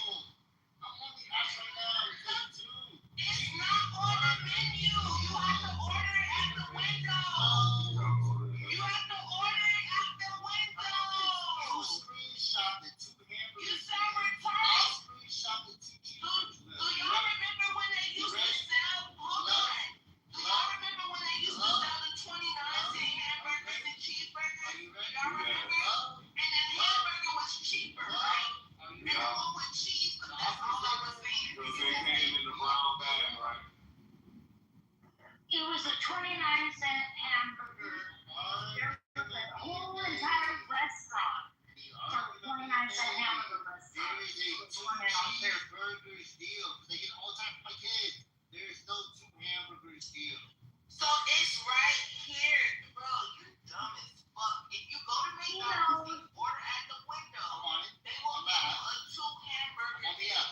Want me up? Where's it at? Hello? Hello? I'm on the app. Show me where it's at. Your mom, you PTR yours. It's not on the menu. That's But this all I can know, y'all. Everybody in the room, didn't I say it's not on the menu from the beginning? So, like, every restaurant got like a secret. Every restaurant got like a secret menu. They got like what they call traditional deals. Cause they got them at Wendy's, they got them at Burger King, That's all what that. you guys are making the best one. There's a deal that's not on the menu. It's 10 cheeseburgers. You keep talking about a deal. It's fine. Look. I'm reading the same thing I'm making. Damn, we don't talk about no deals. I agree. There's a menu that nobody has access to. There's 10 cheeseburgers for the price of 1 hamburger. But nobody can see it because it is not available on the menu. It's a secret deal. So there you go. I still won. There you go. I don't have to prove it. I wasn't trying to win. PTR it. I was trying to tell Monica. For the price of 1 hamburger. I wasn't trying No to win. cheese. I was trying to tell Monica she could have saved money by ordering a 2 hamburger deal. Just like they have a hamburger Happy Meal and a cheeseburger Happy Meal. They just don't show you that they have a 2 hamburger combo, whatever the fuck. But they do. That's all I was saying. I did not want to get into the cheeseburger hamburger argument. And I was making a point. You're making another point. If I open my McDonald's app, I'm going to see things that aren't on the menu. Right? They have deals on the app that is not available to a motherfucker that don't have the app. So it's the same thing that I'm saying, bro. I'll check the sheet on I appreciate you trying to like, help her save money and shit too, cause like, she pressed about like this $5 and shit. So I really like, you know what I'm saying, whatever. Like, Hey, Coachio.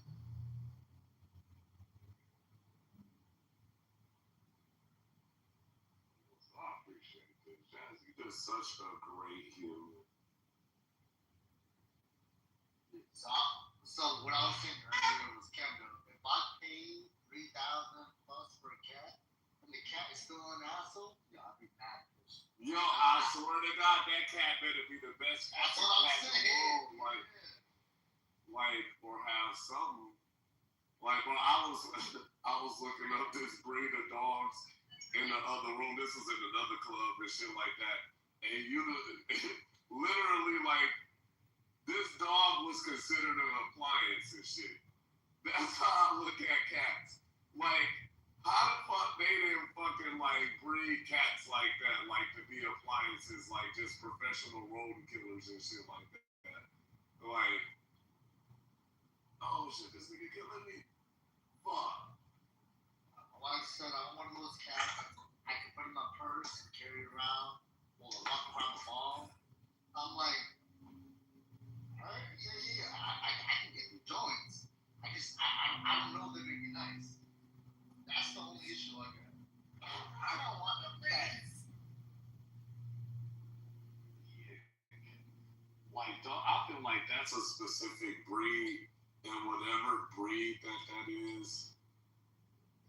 Because you can't, like, I've heard of lap dogs, and I've heard of dogs being able to be carried in purses and they don't run away. I can't see a cat being that biddable and compliant. It is. It's like they little. They don't get that big. They little cat. Yeah, they're little cats. So they're mid-hunters and lazy? Yeah, and unfortunately they don't live long. Oh, because that's a high. That's what they need to be paying attention to, knowledge. Yeah. Every salad is supposed to live 5 The last years. 3 to 5 years. Holy hell, that's a grand to keep. So Kendall. So the other one I was looking at was the Pomsky. It's the you know what Pomsky is? Mm-hmm. Yeah, that's So, the worst. Pomeranian, husky. So my issue. So the reason why we came to that one was because I want a husky. She wants a Pomeranian. We were like, all right, there's a Pomsky right in the middle. It's not cute, but it's small. Yo, you better get this shedding though. Crazy. I don't want this shit. That's why I said I wanted a husky. She wants a she wants something she can carry around. I don't think you can do that with a Pomsky. Are they medium-sized dogs? Yeah, they become medium size. Yeah, they become medium size, but you'll carry it for like a long. Y'all, Ralph Lauren be out there lying for these prices. Apparently, Ralph Lauren. $245. It's worth it though. It is. I'm not gonna lie. So everything I buy my son, Ralph Lauren, he can wear it for years. Like it's insane. It's very much worth it. That's what I'm saying. They got good material, and it's like that real Esquire shit to me. Yeah, the dress I wore to my grandmother's funeral was Ralph Lauren, and man, that shit looked like I just bought it yesterday. It's been down there 10 years. Yo, Jazz, you ever gone to Aventura Mall where they have the polo store in there? No, but I go out of town to the polo stores, but I don't like Aventura Mall. Like you have to pay to go there. Yo, you gotta do it one day. Go to the actual polo store at Aventura Mall, and the starting price, anything in that store, starting price is like $300 to $400. Well, that's not the regular Ralph Lauren store, man. That's you sure that's not like a high end? That's real. No, that's real polo product. Real polo product at the Aventura Mall starts off at $300 to $400. Ralph Lauren Starts is different off. from polo. It's the I same know. crazy thing. That's what I'm saying. You must be talking about some black, purple label shit. Cause why the fuck is $400? I'm talking. Look, just one of these days, one of these days, go to Aventura Mall, go to the polo store, and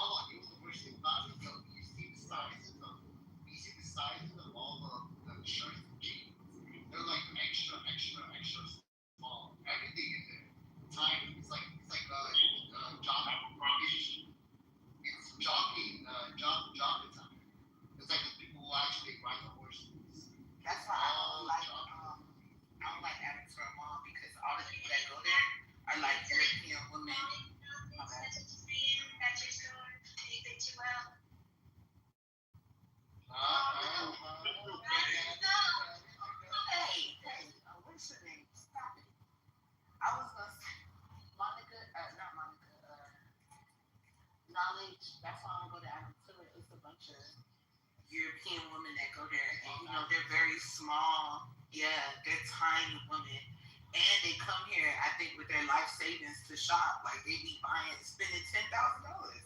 I can't stand that mall. Listen, the wealthy ones go over there, man. Oh shit! You find them in the mall. And you know who goes there? That's why I go to Sawgrass, Nate. I go with the cheap ones, the ones looking for a deal. I can fuck with them. I like Sawgrass, yeah. If you live in Miami, you know that shit too far to go to. Well, I live in Miramar, so I can go. That's why you think. Miami, you go to 163rd Street. One of the best schools is over there by 163rd Street Mall. The best schools? School. That's what. Oh, wait. I was gonna say, are you slow? The best school. It makes sense now. I'm like, what are you talking about? You're crazy. NLB. That's that one. That's fucking school in Miami. Third education. What?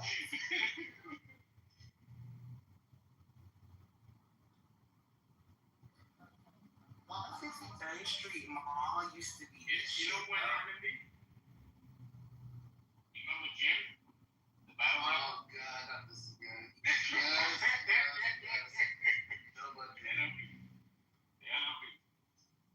Now, who came from? What school you went to? You went to Normal? Who came from Northern Ireland? Who went to Norland? Knowledge? You.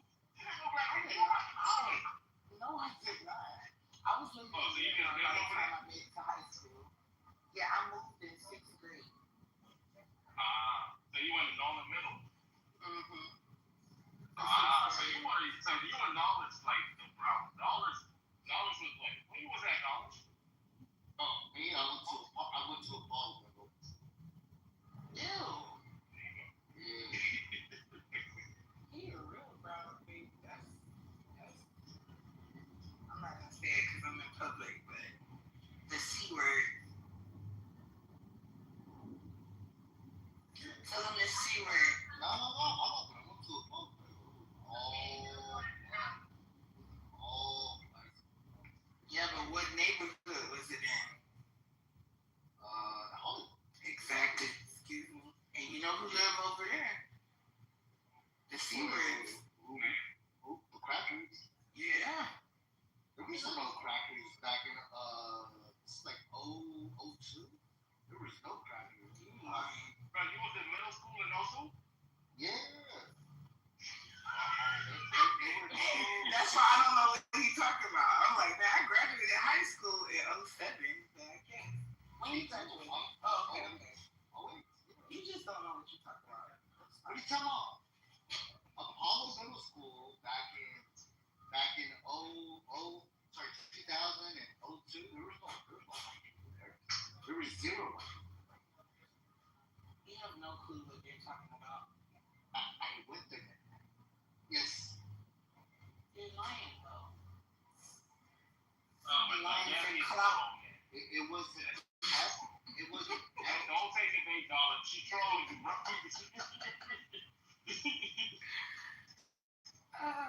I'm so bored today. I am trolling you. Yeah, but we're the same year. I was, I think, class of 07 or 08. Y'all probably bumped into each other, not even knowing, bro. No. That's how close y'all two were. Yes. I live in Miramar. You know what I live? They're not too far from each other. I live off Palm Avenue and Pembroke Road. Oh, you up there? Right. I'm west. He was all the way east. Oh, I went to several schools. I'm talking about at Apollo. I know, me too. I didn't only go to Apollo. I also went to Yeah. I also went to which was by Flamingo. By Flamingo, Yeah. My church started at Walter C. Hill. Yeah, that's what I'm saying. I went to several middle schools. That's where the C word is at. Yeah, that's where the C word is from. Now, there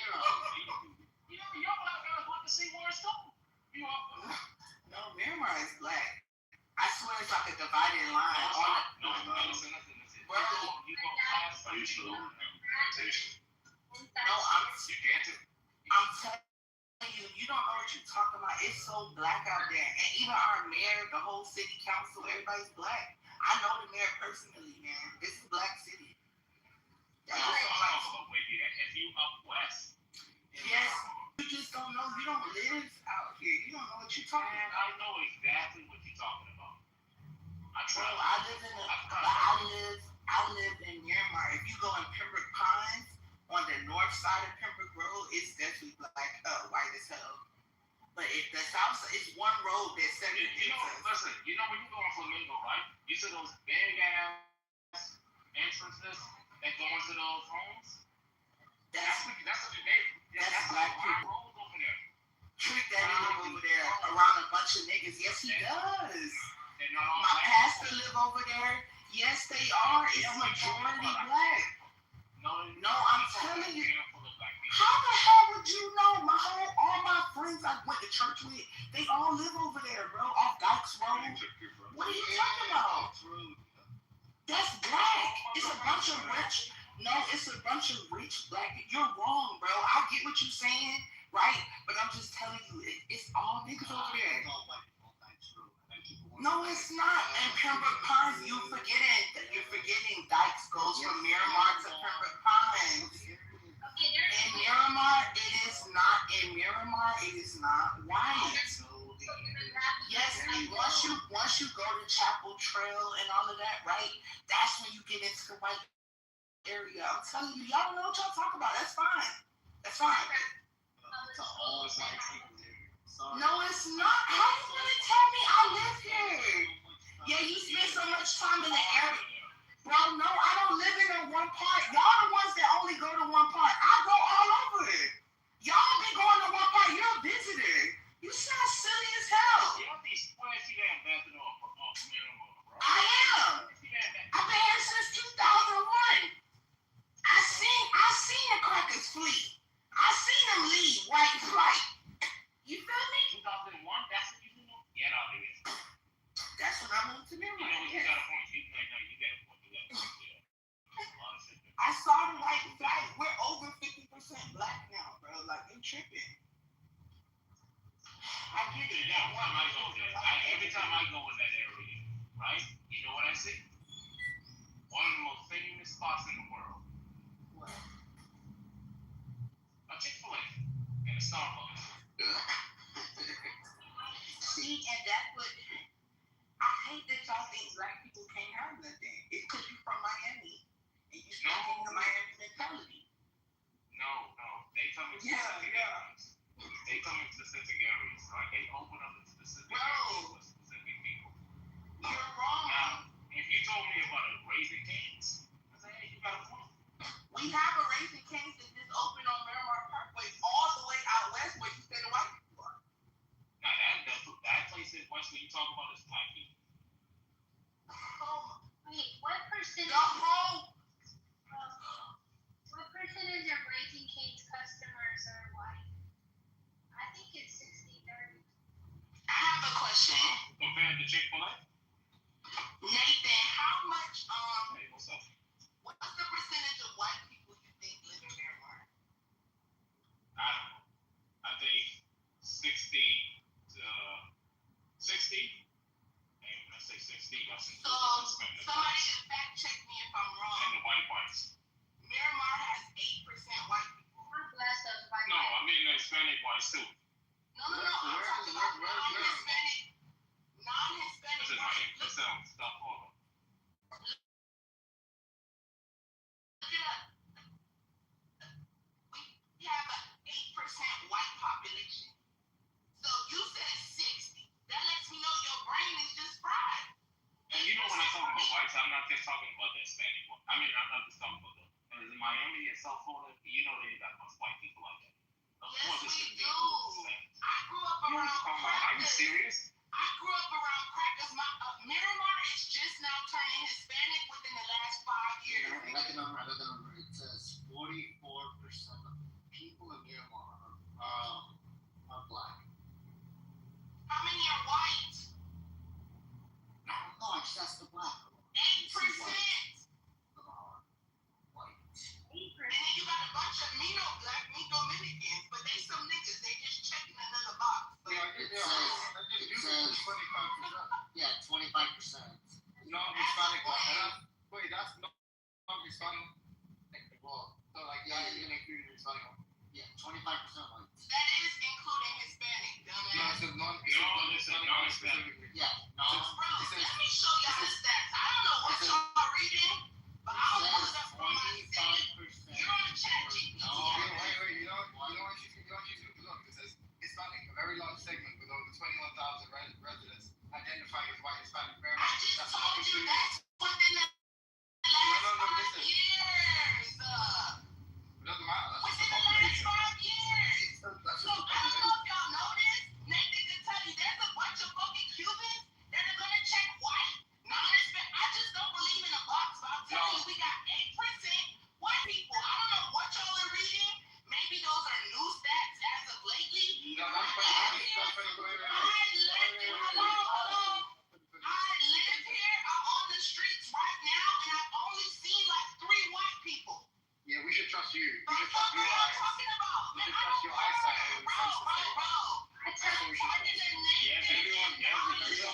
Everyone should I'm talking to Nathan and College. I'm not talking to no nigga from the UK. Everyone should trust. Bro, no, y'all take John.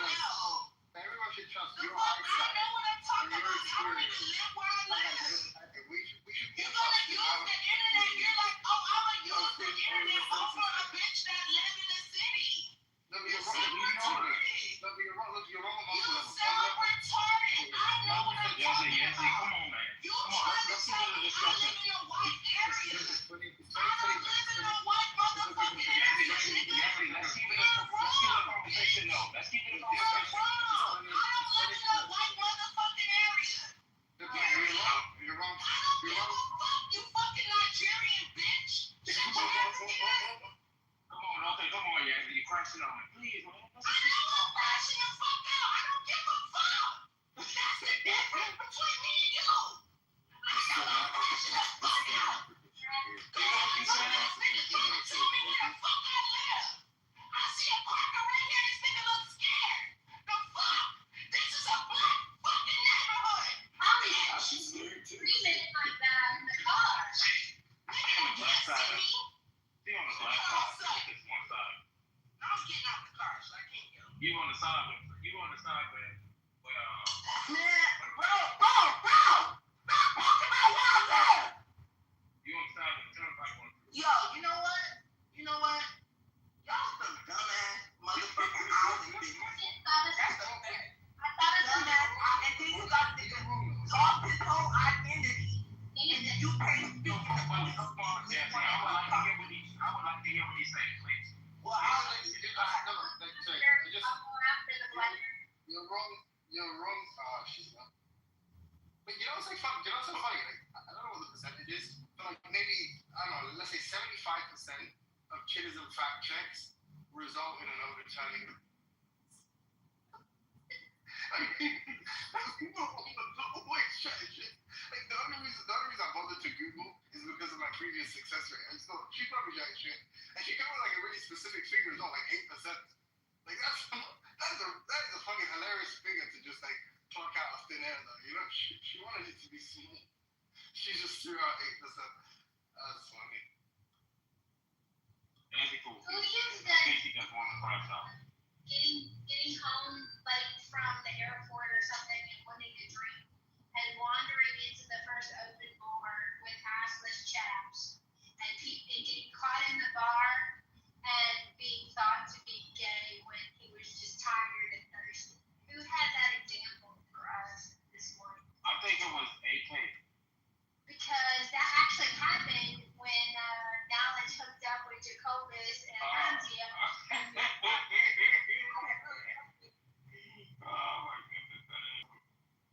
Maybe not the assless chaps, but the daiquiri club, absolutely. I thought that I got AK something to just say. went off. Go ahead, Emily. No, but so 25%. Can you check it? Nathan, didn't you say go ahead, young lady? Can you start talking? No, you didn't. No, Yeah, so Nathan. I was speaking. Nathan, can you check your back channel for me for a second? And can you read what I sent you in your back channel for like a quick minute? I don't know if you're free, but can you read that for me? Nathan, are you able to read your back channel right now? Yeah. Okay, so read that for me out loud, please. But you're gonna have to mute him at the. He won't shut up. Yeah, can you read it for me, Nathan? Who can I send it to that can read? I don't think Nathan can read. How am I be able to read?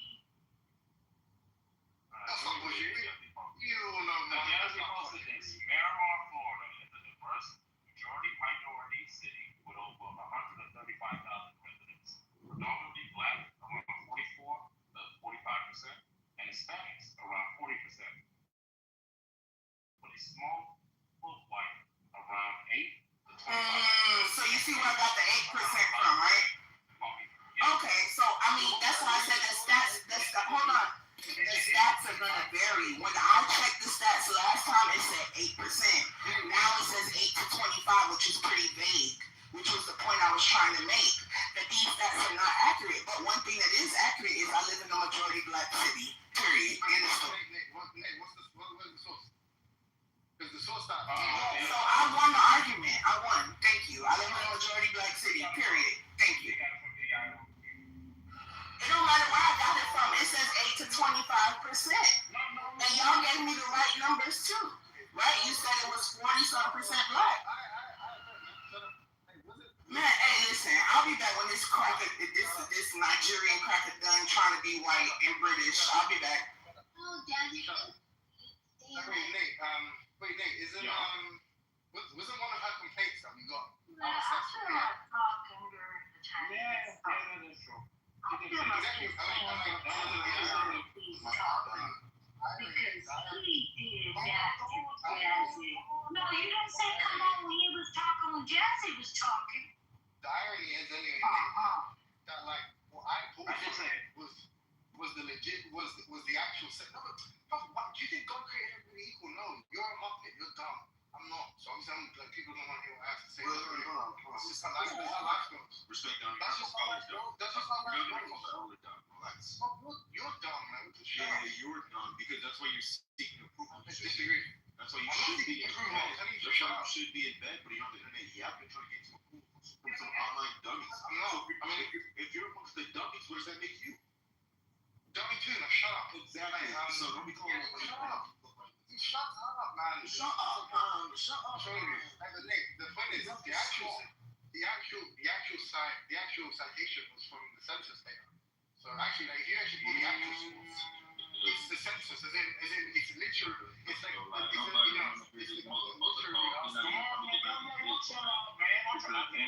to get maybe y'all don't want to hear, but I'm trying to get, bro. Come on, let's one at a time, bro. I'm saying, the complaint was that we pulled from AI. I feel like Ironically, was she? Why do you subhumans? I know where I'm from, you monkeys. Like, obviously, I know where I'm from. So you think why you feel like you think it's just me? Please, bro. Why you always get bro? Why can't you get why can't you Why can't you get on my No one wants to be from Nigeria. No. I just want to know. Why y'all think that it makes sense to just cut them off? Why can't you just finish it? Because we don't like this bitch. She need to go back hang around Andrew. We don't like I this know. bitch. Yeah. But you used to want to hang around. Nobody never wants to hang around y'all back. Yes, you did. But this ain't the room for that. This room is for everything. Loser. This room, we don't How do you be a loser everywhere you go? You can't even reinvent yourself on the internet. That's crazy. Anyway, my point is anyway, look, we started census data. Hey, but Don, you know what I'm saying, John? He complained about the source, right? Obviously, the actual only credible source that's been cited here is the census data. But I don't know what you guys are arguing. If you were arguing that it's a majority black, it seems like all the sources agree that it's a majority black area. So I don't know if that was a dispute, and yeah, she's right. It seems like she was saying like the white population was insignificant. That's not true. They're like a quarter of the population. Nathan, do you think it's fair for somebody to call out their subhuman when you're from a country that has the highest level of public gentrification? Yeah, and they don't brush their teeth. Yeah. You think it's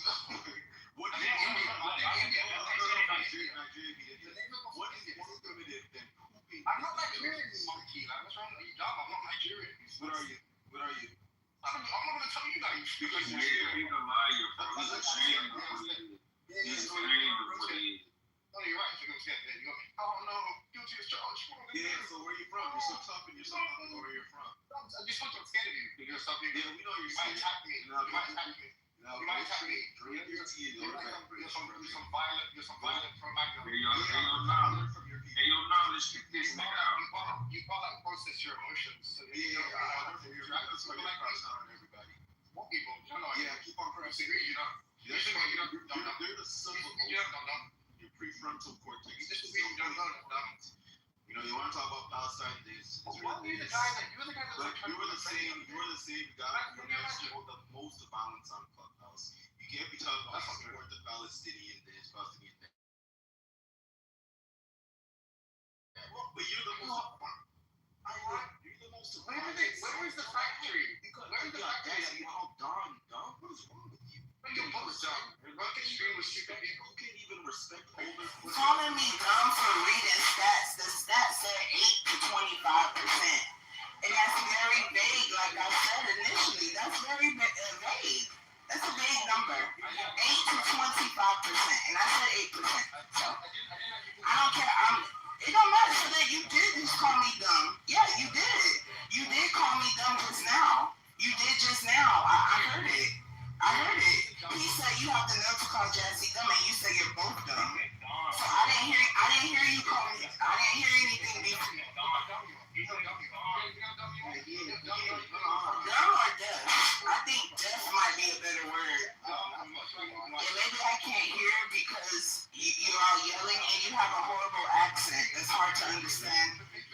I speak American English. I don't speak the Queen's English, so it's pretty hard for me to understand you. And you have like a little Nigerian undertone going on, so it's like a bad mix. It's African for sure. It's African. You say niggas are unwanted nigga. We don't want this nigga. It's so funny that like, you guys are racist towards Nigerians. He was Nigerian. I'm so sensitive about people. The irony is that now you looked it up and you guys it was Nigerian. I'm correct. Now you say claim Nigerian because he's scared. I'm not Nigerian. I'm just not. You African though. Jackie, this is the same guy. Yeah, and you sound British. Why is that? Where were you born? Where were you born? I was born here. My family been here for 400 years. Where were you? Where was your mama? Where was your mama at? Huh? He ain't got no mama. He ain't got no mama.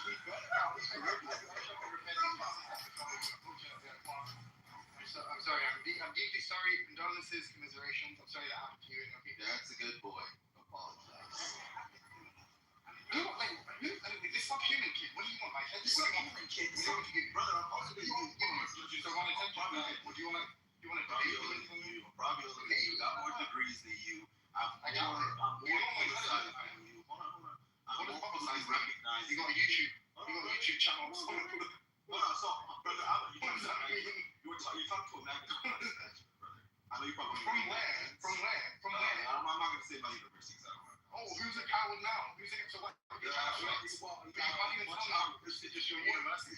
How you just graduated. The board. You're the first person. Wow, you're the first person to graduate. You're the first person to graduate. Hey, the fact still stands. I live in a majority black city. Y'all tried to tell me I was wrong, and I was right. University.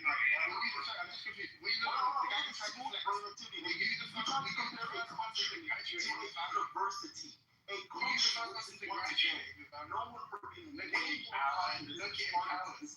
how prestigious was your university? How prestigious was your university? How prestigious was Look, he's right next to university. Where? You don't even know what that is. A tier 1 where? Do you even know what that is? Where? Where did you go? Where did you Where are you from?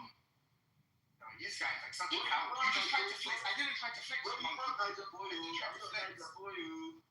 You're like Nigerian. You're not talking to a normal human being, bro. It might feel like it, most of the room I think is normal, but this one, you're not. There's no winning. There's no reaching. You're gonna do coming here like that on game. No, that's not gonna happen. Yeah, it's not gonna cost. Listen, I was on mom's dumb. Shut up. Your fucking existence is dumb. You're fucking existence is dumb. I beat the sense out of it. I beat the sense out of it. Dumb monkey. What's wrong with you? That's your whole bloodline is dumb. You know Your grandma's dumb too. Like, your grandma's dumb. You got that too. And he's called them the dumb monkeys. Yeah. You see my picture? That's what I think about you. Your grandma looks at my picture. That's why I look at people like you. Name three world recognized universities for your country. Name three. Name three recognized But then she died. It's like so dumb. Like, you tried to fix. Maybe you lost. Three world recognized universities from your country of origin. I'm not talking to you. My country of origin. Yes, I'm not talking to you then. Because you tried to make fun of black That's what I was Americans. saying. Well, I don't know. You tried to make fun of black Americans by saying that they're from UTI. Everyone in the room. I didn't say that. What are you lying? You said that. You done that. You said you're misdirections. She said, I've been in this country for 400 years. This was before she came in. This was before she came in. That's when I got off the mic. That's not true. That's just not true. You're fucking monkey. I'm scared. It's not true. You're scared. Don. Ask anyone else. Ask anyone else. I'm not doing. Not your Did you fucking not mother. hear him Not say your multiple surrogate mother. times? Not your surrogate mother. Not your wife. Said that you don't even know where you're from. Did you not say that? Nate. Don, you're there, right? Don, you're there, right? Why are you looking Don, at us? Don, You Don, offending. you have to put you up in So sex. the fuck is you gonna ask me? Because this is too much time. Hold on, Cesco. We know you caught my shit in this fucking street right now, but hold on. Don, did you No not one say? understands that things just not. Like, it's so weird for you to think it's Did you not make? Did you not say earlier? Why are you asking your friend? Like, do you think that that's an unbiased source? No, It's a neutral source. I don't care where you're from. I don't care where you're from. don't know where you're from. Dumb. They're just so dumb. Why did it say that? You did say that. We were talking about Miramar, right? No, this is after Jazzy left. I'm talking about. Stop trying to read our history because you're shit in your account. Yo, you're shit. You're probably back on some Let's see shit. your origin. You're graduating from some fuck record, some rebel fucking bullshit university. That's obviously why you were desperate to tell me that. I didn't know you for 2 seconds. You told me I graduated university. Oh, well done, genius. Well done. You have a vote for stats for the black woman from America who graduated from university. Congratulations. What the fuck?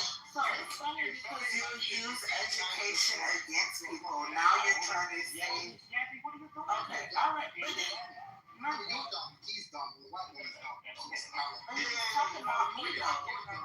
Yeah, you are. Yes, you don't speak, Nathan. Let the dumb go. Let the dumb go.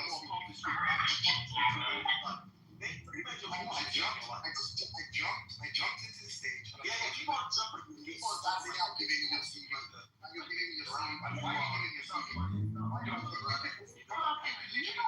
It's not fun. You know, my Netflix now. Without My Netflix call. you can't break it. Be more respectful to Americans because without us, you would country would be shit. But why are you talking like us? America beat you guys. We beat you in the war. We're beating you in the How army. many levels have you gone through? You're losing like a baby. Relax, calm down. Do you want to flex on me? No, you want to relax. So you're going to relax. You might be joining her shooting way because we know that you're actually out there in the UK fucking sun. What's wrong with this kid? Your teeth are probably rotting. Your spirit's What's wrong rotting with too. you? He crashed out earlier on a conversation 2 weeks ago, or at least a week ago. Why are you going?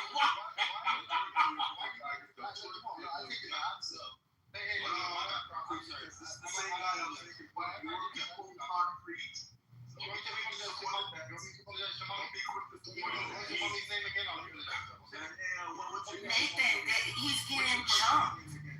He calls himself a Christian. King is getting jumped. He calls himself a Christian. Oh, him is just getting Booty jumped. clap for a devil. He booty clap for a female devil every day and calls himself a Christian. This is how it usually works, just in life, yeah. It's like if you want to flex on someone, you're like, yo, I'm going to fuck because you're not whipping. You're too usually you'd be like, oh my god, You're starving. You are the people that they said to they were talking about you, Timothy. You can't flex. You don't got no muscle on you, brother. You got skin and bone. This is what passion without skill looks like, right? So you gotta flood the zone. You gotta flood the zone. I'm talking about you savvy, no strategic, noise, constant noise. You're coming into a room calling people dumb fucking monkeys. Here goes John. And that is not original at all. Yeah, because Scarface was original. No. That's all these people do. You people. You people. You people. Running away. Is this Luca in the chat saying that I'm running away? The big fat Luca who gets mad when we talk about religion. Nick, why didn't these people noise try? It's just like, I'll let you go for as long as you want. When I'm done, when you're done, you tell me I go. You know what I'm saying? Yeah, that's how they're gonna do. No, you can't go in here, bro. We can't go in here, bro. We don't fuck with that. Even I like who's gonna fuck with his ex, bro. Okay, what we doing, bro? We gonna let one at a time, bro. We're not gonna do this whole thing with one person talking. They don't give the other person a chance to talk. Nah, we gotta go one at a time, bro. Alright, go ahead. Go. Okay? Finish up and after the case, if we empathy, I'm interrupting. And then me. I think we just all gotta donate a couple of cents for this guy so we can have some food in his system and hopefully get some rest. Because we know he's up because he's hungry, he's starving. He wants some online validation for the lack of accomplishments he's had in his life. He wants to feel smart on Clubhouse. He's a Clubhouse scholar, that's what he is, right? So I don't have much to say. I'm gonna let Jazzy take care of this racist, anti-black American xenophobe who wants to make fun of people from when he himself is ashamed to say where he's from. But go ahead, Jazzy. I mean, it's me, but how was it on Jersey? It's on him. He was giving me his time. It's not time. It's not time. So you can't get the time. I'll be quick, trust me, I'm always brief. So firstly, on the first point, I mean, look, the whole point is that I don't want to tell you anything about myself. I'm absolutely not interested. I don't seek validation from you. You can think whatever you want about me. It wouldn't bother me. The reality is you did want to flex on me. Like you did want to agree with me in this room that you were better than me somehow. And the measurement or the metric you wanted to use. I thought we almost signed the agreement that we were going to talk across this nigga. Just move him down. Yeah, I'm gonna move on. You're not finna move me down for your bitch. Bye. Appreciate you. Nathan, don't move him. Responded. No, please. He's gonna be quiet. When you see what just happened, Did you organize anything? Okay, no. anyone else interrupts, they get moved down. Alright, and thank you because of the polite young brother, we're gonna reset.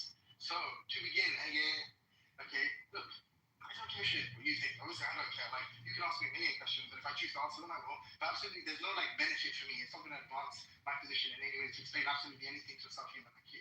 The reality is, you care what I think about you. That's why you were trying to convince me that you like achieve some high educational achievement. Do you know what magna cum laude is? Bro, if you actually wanted to flex, then tell us where you went to university. If it's a prestigious university, I mean, getting a degree from some bullshit, like what's that statistic about like black women? And obviously it's consistent with you being a black woman that you would have achieved some high education. I don't know anyway, sorry, I'm a tourist. I'm just doing something right now, sorry. I'm right now in the marina in Dubai. So just asked me to take a picture. But anyway, I'm gonna be long because your guy interrupted me. One member of your team. Anyway, second point. So you want to flex? I'll teach you how to flex now. Let me teach you how to start. Like you say, like this university, this prestigious university. I don't know if you know this, but not all degrees are created equal. You achieving some social science degree from some bullshit community college isn't going to impress absolutely anybody here. And in fact, it's expected given that you're an effeminate black woman. Obviously, we would expect that percentage-wise, you're likely to have a degree, right? You're also likely to do fuck all with it. Hence why you're on Clubhouse too. So if you think I'm a dumb Clubhouse scholar, well, guess who you're arguing with, dickhead? Me. So we're both done. You know about your own, that's cool.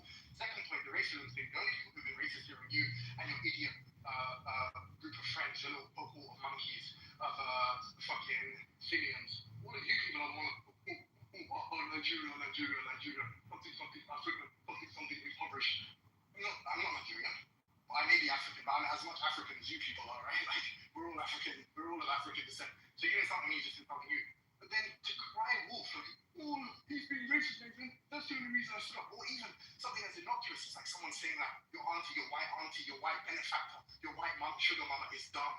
he called one of our elders. So young black man to old white woman, she's your elder. Alright, cool, yeah. She insulted me. It's so offensive. I mean, the irony being, what do you think is more offensive? Just randomly insulting Nigerians for no fucking reason, other than you don't know, you can't like get a precise look on my country of origin. Do you think that's less offensive? You know, you're a fucking moron. That's why I call you dumb. And the other person about the 8% and stuff, I didn't actually call you Nathan was right. In the same way I did this instead of condolences for the 40 years of oppression that you made reference to. I think that makes me a good guy, not a bad guy. I wasn't mocking it. But I also didn't call you dumb. I didn't think you're dumb. You're a very stupid person. I can hear that from the way you answer off. You sound really like you're a really incompetent speaker and communicator. That being said, I did actually call you dumb at the point at which you accused me of it. I called you dumb after the fact. I called you dumb when you responded to this like misconceived accusation or the mistargeted accusation, and then I told you were dumb after that. I just wanted to clear out for everybody in the room. Also, the kid who's speaking, I'm gonna leave now. I'm not gonna hit into you're all subhuman monkeys. Good night. Yeah, that's why you're fucking scared, pussy boy. Get on the fucking phone, bitch. Can't stand it like that. You know, he wants to make fun of fucking. Hold on, man. I'm sorry. You want to make fun of oppression. Hold on. What I can't stand are niggas want to make fun of people's fucking oppression. And then when he gets clapped back, you now want to act like he's the fucking whatever, like the fucking innocent guy in the room. To go, oh, I didn't say that. Or he wants to start crying about Nigerians. He's fucking weird. You need to get your boy, bro. Hey, free to go. Free Miss Fifi, free Miss Fifi.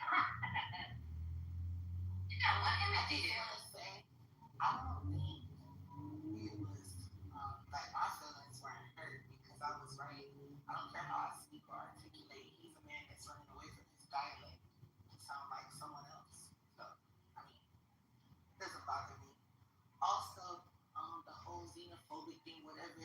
The point is, I was right. I live in a majority black city.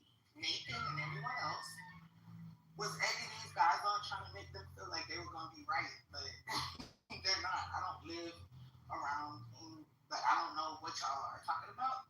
I know what I'm talking about because I live here. I would never tell y'all about y'all city because I don't live there. So that's how this all started. I was right. I live in a black city. Now someone could say I'm dumb. You don't articulate yourself well. You don't. I don't care. Right? Call me whatever you want. You're still a dirty African nigga whose mama was probably carrying jugs of water on her head in her young childhood. I don't give a fuck. Right? And I never referenced 400 years of oppression. I referenced 400 years of being Black American and not knowing any African family members that I may have. That's all.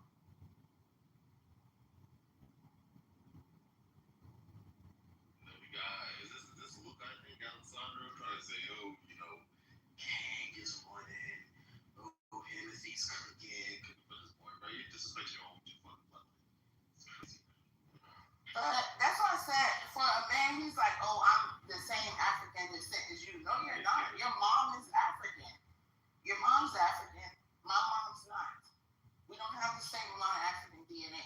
And to think that just because you're black, you're from Africa, that's how I know y'all not that smart.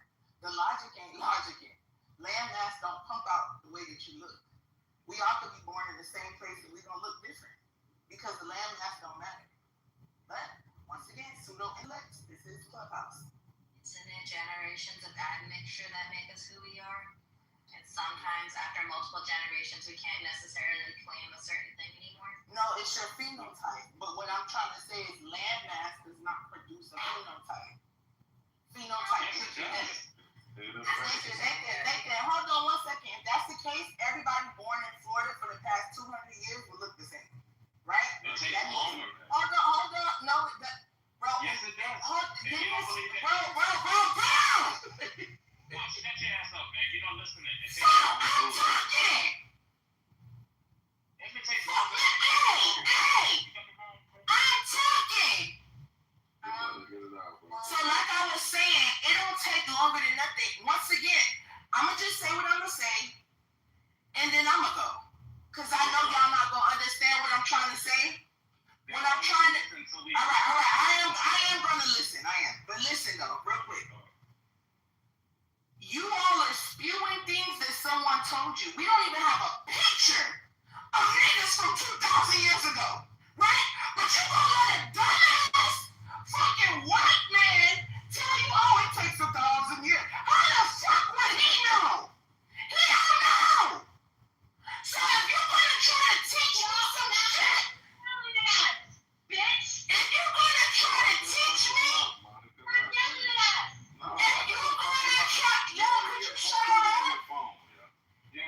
y'all let the idea go. And AK, you don't need to come up with No, Monica didn't need to come up on it. If you got a brain page, then you can run yourself. Well, give me one then. But shut up. I just feel like if you're gonna try to teach me something, Nathan, can you go on mute? if you're gonna try to teach me something that I already have been taught, right, that I don't agree with, it's a waste of breath. Because like I said, no one has proof that over 1,000 years people start to look different. There's no proof, there's no picture. These are all theories. But for some reason, y'all are trying to tell me my critical thinking skills are wrong because I see a bunch of people being born in the same landmass that all look different, right? You got motherfucking Dutch people being born in South Africa for 500 years. They still pale and they turn red when they're embarrassed, all right? Nothing has changed because they're born south of the equator. They did not turn black. So if you're going to try to spew to me some pseudo-intellect, scientific, fake-ass genetic theory, I don't want to hear it. Thank you. Okay, but then check like that something. This is what I dislike about black power. Nathan, I thought it was on me. Shut up. Okay, be real. Go ahead, bro. I ain't gonna talk. I've been having this discussion with Daddy since the beginning of the time. So I'm just going to add little things that she's heard me say before. I've heard her say this before. And she has a great argument. Trust me, she's not just talking out of ass, right? But as far as location, determining what you look like, it takes a longer time, right? And it's we all know that depending on the climate and the terrain, right? Animals, including humans, adapt, right? And that's all I have to offer. Go ahead. Hey, it's beautifully put together. Of course. That was beautifully put together, and I thank you for that submission. I apologize for being loud, of course, as well. Just want to say that, Jazzy, I think one of the issues is that your understanding of what evolution is to be incorrect. I'm not telling you to believe it. I'm just telling you that what you said is a strong man's position. Because they're not saying that it's 500 years. They're saying thousands, like 10,000, something up to 20,000, 30,000, 40,000. I don't know. They say the years. They say, look, just like how my boy Arthur tried to explain, right? You put a species in an environment, given time, the species can adapt given time. And some of that adaptation is determined by the environment, right? For example, let's say we have a bush, and in this bush is close to the lake. But within this bush, you have a population of green frogs. And it's springtime, and those green frogs are thriving. And within those green frogs, some frogs are going brown. You know what happens?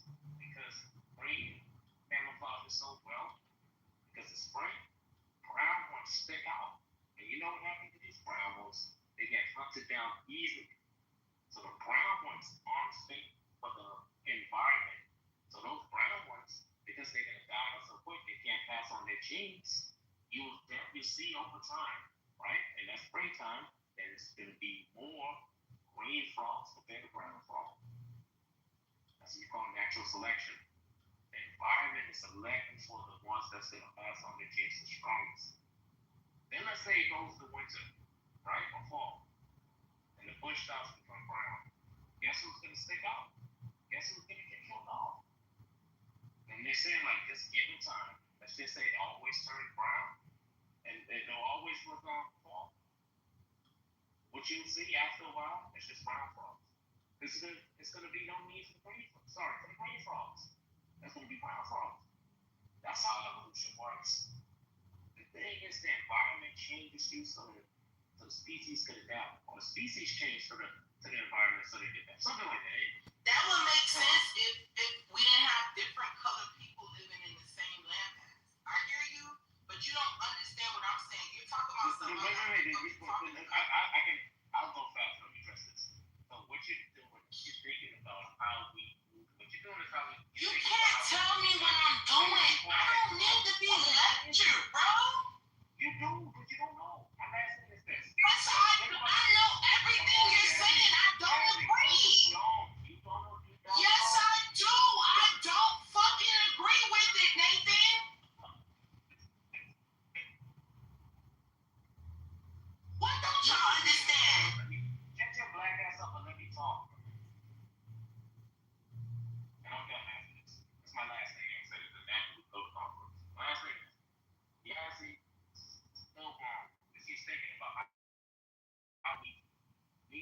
how we move to different continents this day and age. Like what I'm playing back in those days, people go to the part of the world just like that. No, during that time, it was like places, what you call it, groups get moved through, right? But now you get to the community where you get a whole population of white people go to you, and then they get to NATO, and then it wasn't like that. Like that. Like places will cut off. And given time, there's a lot of brown falls to that. That's what happened. The ones that went through survival, they died out. That has nothing to do with what I'm talking about. So somebody in the chat. Okay, then you don't know what you're talking about. Yeah, I do. Somebody in the chat said exactly what I'm saying. Random genetic I've been waiting patiently, bro. mutations. It's not your turn. It's not your turn. It's not your turn. No. I'm just saying. Come on, man. Let go. You told me I could go. No, he didn't. He said we gonna let country He go. didn't tell me I could go. I didn't. You misheard. But yeah, he was at Q though. If I said that, my fault. But No, you didn't say that. Did she leave? Yo, AK, this is... I don't understand it. So Jazzy is yelling in the middle of a conversation that's not even personal.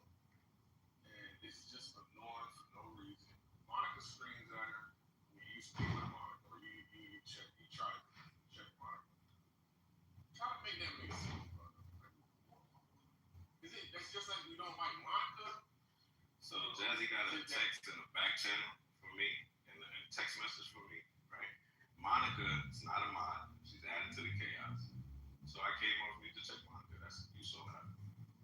Yeah, And other things too, as far as like Nathan, no disrespect, but Nathan, I wanted to see who he would choose to shut up, and he chose to shut me up. And then he followed up by telling Monica to shut up. So it's just, my personal stuff that I'm doing. There's nothing towards nobody. But the thing is, I know that Jazzy is your homie, but Jazzy gets into these fits of rage for no reason. It's a conversation about Africa and genetics. Genetics. Why are we screaming? And I feel like, all right, your other experimentation going on is fine. But mine's gonna help the problem. You're By calling her a bitch? Yes. Alright. Yes. She's screaming for no fucking reason. No one is attacking her. It's a conversation about genetics. Let's just put that in perspective. A conversation about genetics. You preaching to the choir, bro. Okay. Me and her, come on, bro. And I didn't take a break earlier when she brought it up. She was talking about. Bro, can you stop trying to ride the nigga away, bro? Let that nigga talk, bro. What the fuck did you ask me? I'm done. God damn it, let me ask you a question. No, I thought he wasn't done. My fault, bro. I read wrong. I forgot. Okay. Well, here's something else. Yo, this suck muscle shit, bro. Nah, bro. I don't know who. You remember when we was talking about the service? Many times. Which Congressman? Yeah, yesterday, and someone very discussing that shit. It's simple. It's being overly sympathetic or giving women attention that doesn't deserve it. He thinks doesn't deserve it. Now, when Jet was yelling up black ass up there, right? And Monica rightfully said, "Step the fuck," because it was loud and for no reason. When she said, "Step the fuck up," bitch, right? So why You jumped up. I can say something. You elaborate. No, you told him to let me talk. You told him to let me down. Why you can't stop me as a moderator? So Monica jumped in. No. Fat white bitch. I'm saying. It's a fat white booty white bitch. One second. Yeah, that's a good question. Why is something? Because listen, I'm gonna put on a role. You're gonna put yourself for white people, and you're gonna put on that role as every black woman. I'm gonna let you put on that. So that just ain't got nothing to do with you. You wanna be a cool? You be cool. Because I know if I said something you used to agree, I can't argue against my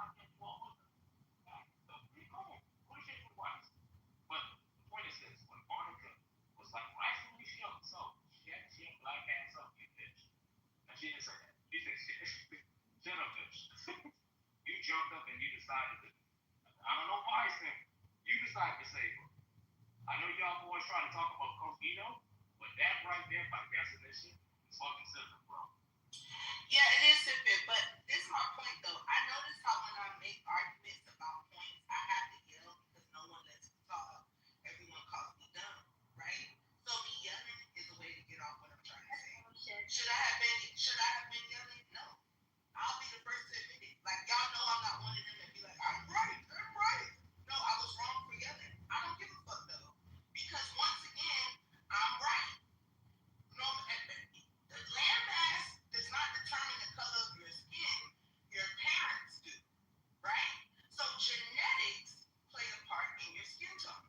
Now, once again, instead of attacking my argument, niggas are attacking me and my behavior that took place a long time before Nathan even started speaking. So it's like let's fuck her argument. Let's just attack her and make her look stupid. And that's what I experience on Clubhouse 24/7. So I don't mind yelling at the top of my lungs, being called a stupid bitch. It doesn't bother me, and I think that's the problem. I don't get bothered by shit like that. I've been called way worse. Attack my argument. Don't attack me. Thank you. Yeah, I got Oh wait, I wasn't even done though. Real quick, to address what Nathan said. Someone in the chat said exactly what I said. They said, it's not simply land masses, it's genetic mutation and climate, right? But what colonization has done, including the Catholic Church, which is why the last pope that died repudiated the doctrine of discovery. Because once they discover a landmass that's not Christian, they can make up whatever rules, whatever narratives they want to. So the narrative that has been painted through the doctrine of discovery is that certain people come from certain landmasses. No, I might inhabit that landmass or may have been inhabiting that landmass for 1,000 years. It doesn't mean I'm from there. It doesn't mean that the landmass I'm on produces people that look like me. The people on the landmass, I'm not done. The people on the landmass will make the phenotype. I could take Chinese people and put them in Africa. Everybody born in Africa after that day will be Chinese, right? But not really because they're born in Africa. So this is the point I'm trying to make. Migration and all these other things have kind of muddied the indigenous waters. Yeah, you're indigenous if I roll up on you and you're there. That makes you indigenous. It don't mean you was always there. You could have migrated, just like Native Americans came from Siberia. So how the fuck are they indigenous to here? They're only indigenous because they were here before the colonizers. So colonization has taught you lies about skin tone, about all these things. Land masses do not produce a look. People do. And I rest my case. I don't want to talk about it no more. I don't agree with nothing that you say. Period. That makes sense to you right there? I'm wrong. I don't care about being right. I'm not wrong. I'm wrong to you. But I'm actually How correct. you know you're not wrong? How you know you're Because not I wrong? know. These Yeah, are you things know. that they're starting to Have you ever been wrong before? Have you ever? One They're second. starting Have to you ever been debunk wrong? this. Have Hell you yeah. ever been wrong? Have you ever been All the wrong? time. Something you were so sure. But why is this not excluded? No, when I'm really sure, when I'm really sure about something, and AK can tell you this too. When I'm really sure about something, I'm dying on the hill, it's because I know what I'm talking about. When I don't know what I'm And you talking can't be wrong about, about things you know. So how did you get to 100%? no. Because I know You what got I'm God talking right about. now. If I, Now you're doing the God knowledge. Nathan, You're doing the God knowledge shit. Nathan, no, I'm not. If I didn't know what I was talking, if I didn't know what I was talking about, I would be on mute. Like I'm talking about, no, that's not what I'm talking talking about. I know you listen, I know you believe what you're saying is true. When I know, yeah, it is true. I know you believe that. My question It is true.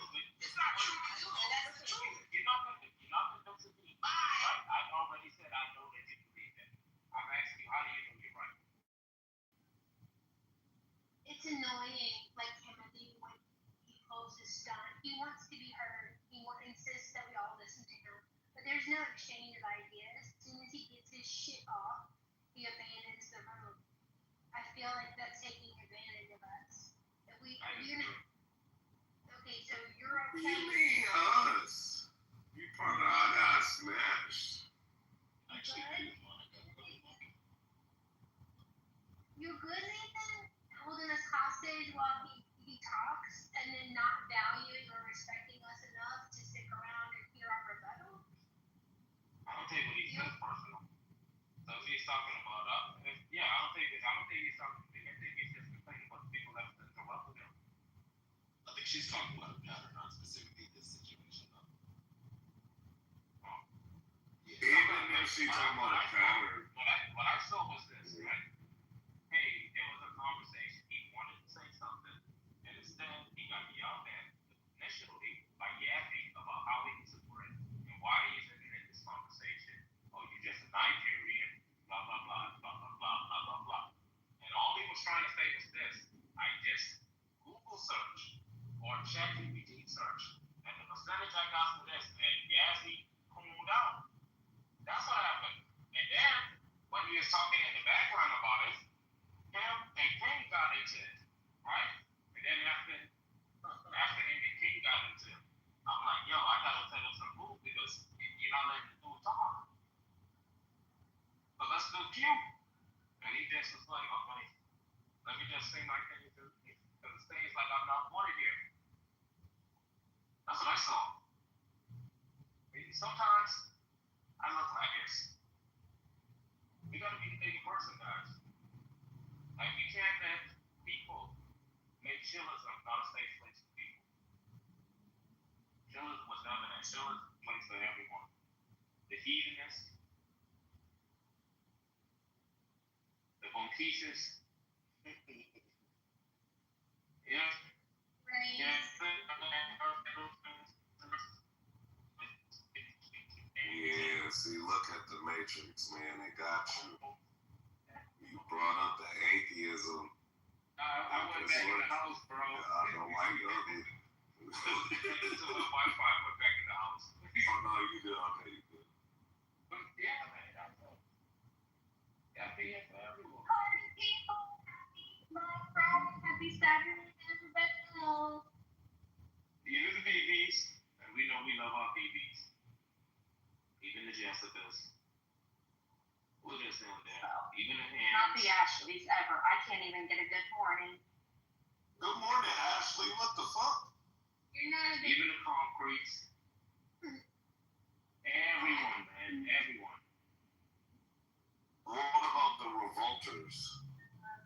What about the Yeah, people they who even are on the space. anti-communal? They ain't even on the space yet because. What about the doxers? What about the backtrackers who stand on business and then backtrack on their business? She will I think she was for trying to do that. I think she was for still on business. Why is she up in And she was thought about how she rode for the crew. She booty clapped so hard when Wappa wasn't here. Then she realized how egregious Wappa is. And then she had to draw a line in the stand. And then she saw how Wappa responded. And she remembered the good old days when they were best friends. And she felt bad. Like, y'all niggas caused me to lose my bestie. And that's what Not concrete. You know what? Concrete don't even know what be going on, Nathan. That was never my bestie. They're clear. We know. that's my bestie. That's my Concrete. We always there, concrete. We always there, bro. Thank you. You know And I don't like how they try to spin a narrative, Nathan. It's weird. You don't remind me of Heidi. How concrete? Who, Sugar Wolf? No. Who? The girl. Wawa. The big G. No. Heidi's way nicer. Heidi switched up because she became management. She became owner. So she didn't, she had to fall in line with what the people. That was Heidi's problem. But Wanda, that's a whole thing. She will know she's a demon, and she was used to booty clock. She was. Now that's a fact. You're not lying. I get it. Oh, so that's not your bestie. That's not your bestie then. I'm about to say it. I used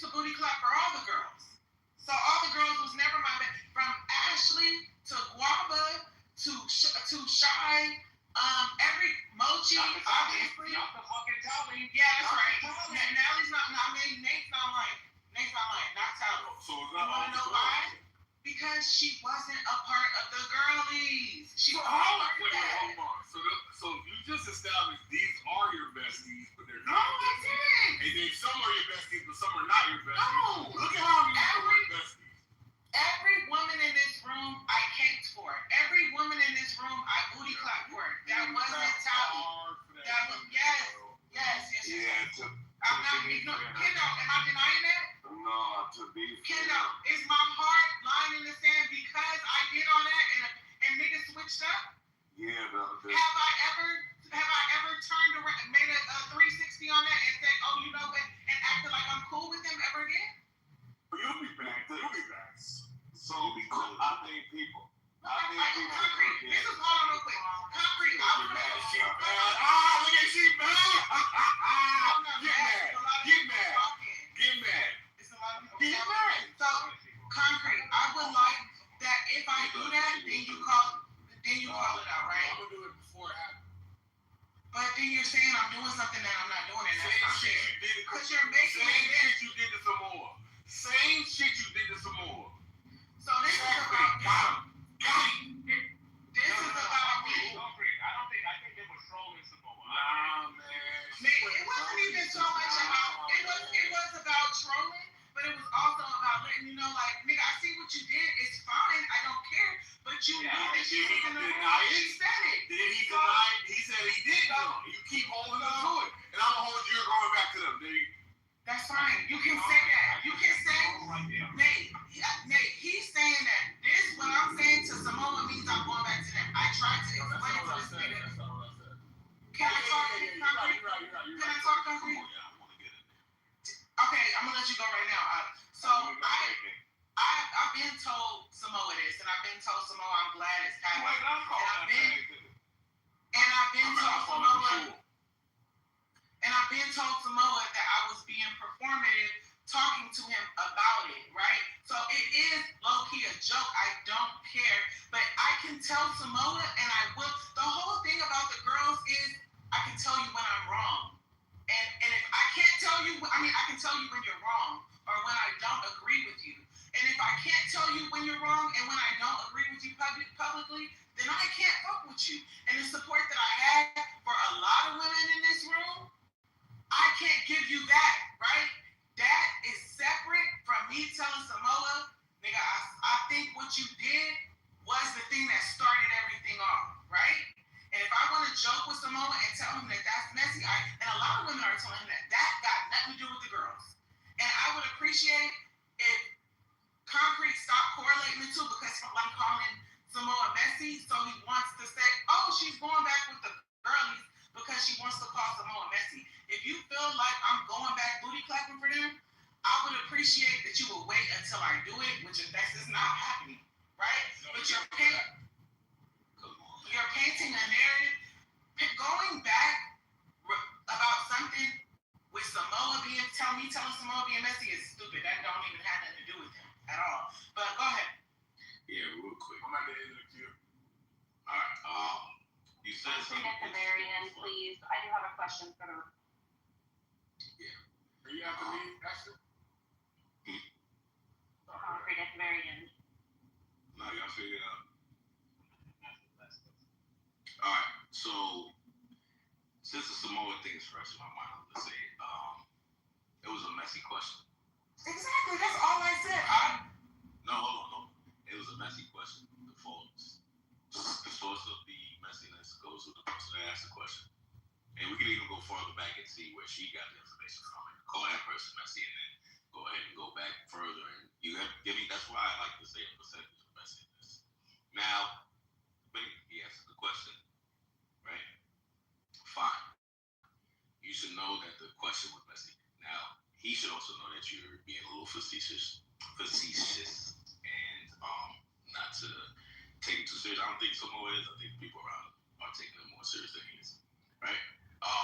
After that, Samoa likes the attention. Samoa likes for you to call shit out and say that he's the center of shit. He loves he that. likes the predicament and That's his love language. his vernacular to. Hey, y'all Y'all should be sitting right here. See what I'm saying? I'm talking about him and he love it. She will never go. We got Q. Right.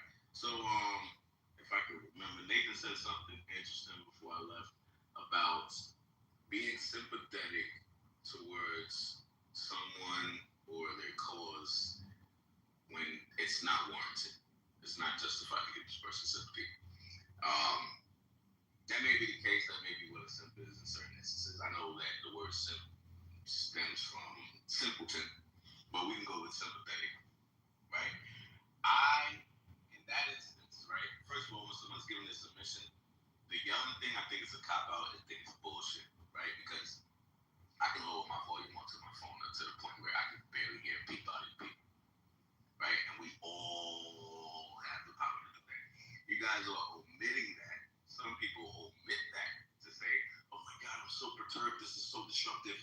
You can lower the volume on your phone. So until someone, right, addresses that, I'm not going to take you serious with the other thing, right? Second, when someone's submission, they are able to relay their message however the fuck they want to relay their message, right? If it's a message that's being relayed and it needs to be understood, let them do it. How they want it, not to understand noise, trolling, and fucking up story. That's not what she was doing. I know for a fact that this is something she's passionate about. She's talked about this for years. It's something she truly believes, right? So when someone's talking about something they're passionate about, they tend to, have certain voice inflections. They tend to crescendo, decrescendo in certain instances, right? This is just her cadence, her way of displaying her thoughts, right? To say fuck the stream of consciousness, right? To say fuck the content and undercut someone just because of their delivery. One, it could wait till after the submission. Two, it doesn't have to be done. Just focus on the content.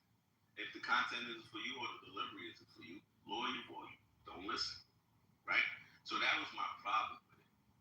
I think that also some people, when they see, for instance, if fucking Hitler was a DJ at my party, I know I can get away with playing some anti-Semitic music, right? And that's how it is sometimes when Nathan's in the room. People think that they can get away with beating on certain people or doing certain things to certain people that are not in quote-unquote good graces with Nathan. And I think that's bitch shit. So there's a bunch of nuances mixed up in this concoction. I'm able to see it. Just point of notes. All right, cool. So, All right. I mean, Yeah, because y'all not finna do this shit where y'all like keep taking me out the queue. I know people hear me. I know y'all heard me fight all weekend. My voice is kind of low. You know what I'm saying? So I don't want to have to keep fighting you niggas. Because I can easily just go crack the Henny and we can get this shit popping. Please don't bring me back to that fucking level. Please. Thank you. Now, as a person who actually like get discriminated against, far as how they deliver shit or people try to use you don't know what you talk about, that kind of shit. I feel where Jazzy is coming from because people like to, use certain tactics when it comes to people instead of like addressing the argument, and that's some coward ass shit. I've fought with Timothy before about this shit, using the whole, typically you Americans, you're black, educated, blah, blah, blah, blah, blah, blah, blah, blah. Well, that's white people shit. You know what I'm saying? Y'all try to sit up here and try to say that Americans are uneducated and that we don't know nothing about our history, and that like they try to do what they call like flattening history, right? To say that, hey, because you're a black American, you were slaves and all of y'all were slaves and most of y'all come from West Africa and shit like that, when it's actually been proven that there are certain people who have East African lineages and stuff like that, like Kenyan and that kind of stuff and stuff like that. I don't want to get into it, flatten history to try to cop out and not do the deep dives or the fucking mental labor that it takes to actually address what certain people are talking about. And I think that's some faggot ass shit, I ain't gonna lie. Now, there are certain people, you know what I'm saying, that refuse to address certain points because if they had to, especially, over my, bloody battles with certain people that I had, for the past couple days, it actually made me realize that, like, them people that are just fucking tone deaf or they're too cowardly address, like, the context. So I just want to urge to the people who actually have a brain to listen and stuff like that, like, please engage in good faith. And when you see that people are doing this, just back out, bro, because sometimes these motherfuckers just are not smart enough to actually keep up. They're actually the ones that are the retards and the, you know what I'm saying, the people we should, like, treat bad and shit like that.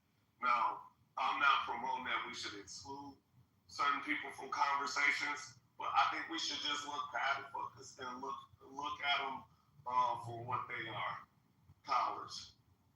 Have a good night. Yes, sir. I totally agree with that. Well, hey, AK, can I ask you a quick question? Anytime. All right, so you said it was a messy question. So let's say at 3 o'clock in the afternoon. Well, I think there's a concrete. I think there was. Okay, my bad. Actually, in there, Nathan, in there, near you. All right, so AK, real quick. So Hey, I'm going to engage for about a minute with you. all right, so at 3 o'clock, a person asks the stage, "Hey, did anybody hear a person say this?" If anybody answers this question on stage, are they being messy? They're partaking. They got to do by the messy question. All right, so she's asking a question. Do we have to check for the person that she's talking about on stage for it not to be a messy question? You don't have to do shit. All right, so then we don't have to answer the question at all. You don't have to answer the question. Because if we answer the question, then we're being messy, like under your meaning, right? It may be a catalyst for messy situation. Right, but I think that you would attribute the messiness to the person who's asking the question if you're being consistent. Yes. Right? All right, so then Caroline's messy, right? That's what you just said. All right, so then Samoa answers the question. He said, "Yeah, I heard it that way." All right, fast forward to 7 p.m. Person Bima enters into the room. Samoa says, "Hey, Bima, did you say this?" Bima says, "Absolutely." Whoa, wait. I didn't know that. You then again brought it up on your own volition. That's the messy part, not him being asked out. You see how he keep on trying to confuse you when somebody asks him, and he's not really emphasizing the part where he asked. Can you go on mute? Come on, man. Obviously, I know where you're at, but I just repeated it. So if you could just indulge just for a moment. You said you only had a minute, so you don't have that long, right? All right, so Samoa said that he recalled something. Then the person who said the thing, Samoa's confirming with that person, "Did I hear you right?" Person says, "Absolutely, you heard me right." Okay, let me ask you. Is there any point where those actions could lead, did lead, and most likely would lead to chaos? No, because the motion has already been. He knows it's led to chaos, so why is he saying no? Hey, bro. If Jinx already told her that she heard it, and everybody else has already said she heard it, then she's actively looking for Bima, right? Wait, I'm sorry. She actively is looking Wait. for someone to question. Obviously, she actually. So you're saying, Simone, can I ask this question, Simone? Are you saying that He found himself too, right, She-Wolf? I'm trying to make sure. Because y'all niggas is slick. What's something that's slick? What's something you can't really check? Y'all niggas is slippery as fuck. Like, I'm buttery hot though. Yeah,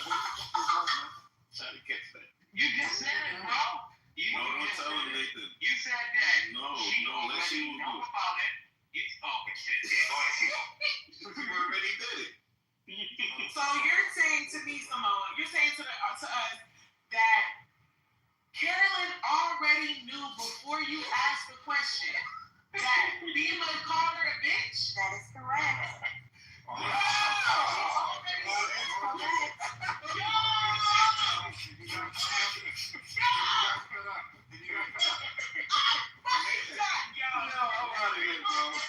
Hey Nathan, can you go on mute real quick, bro?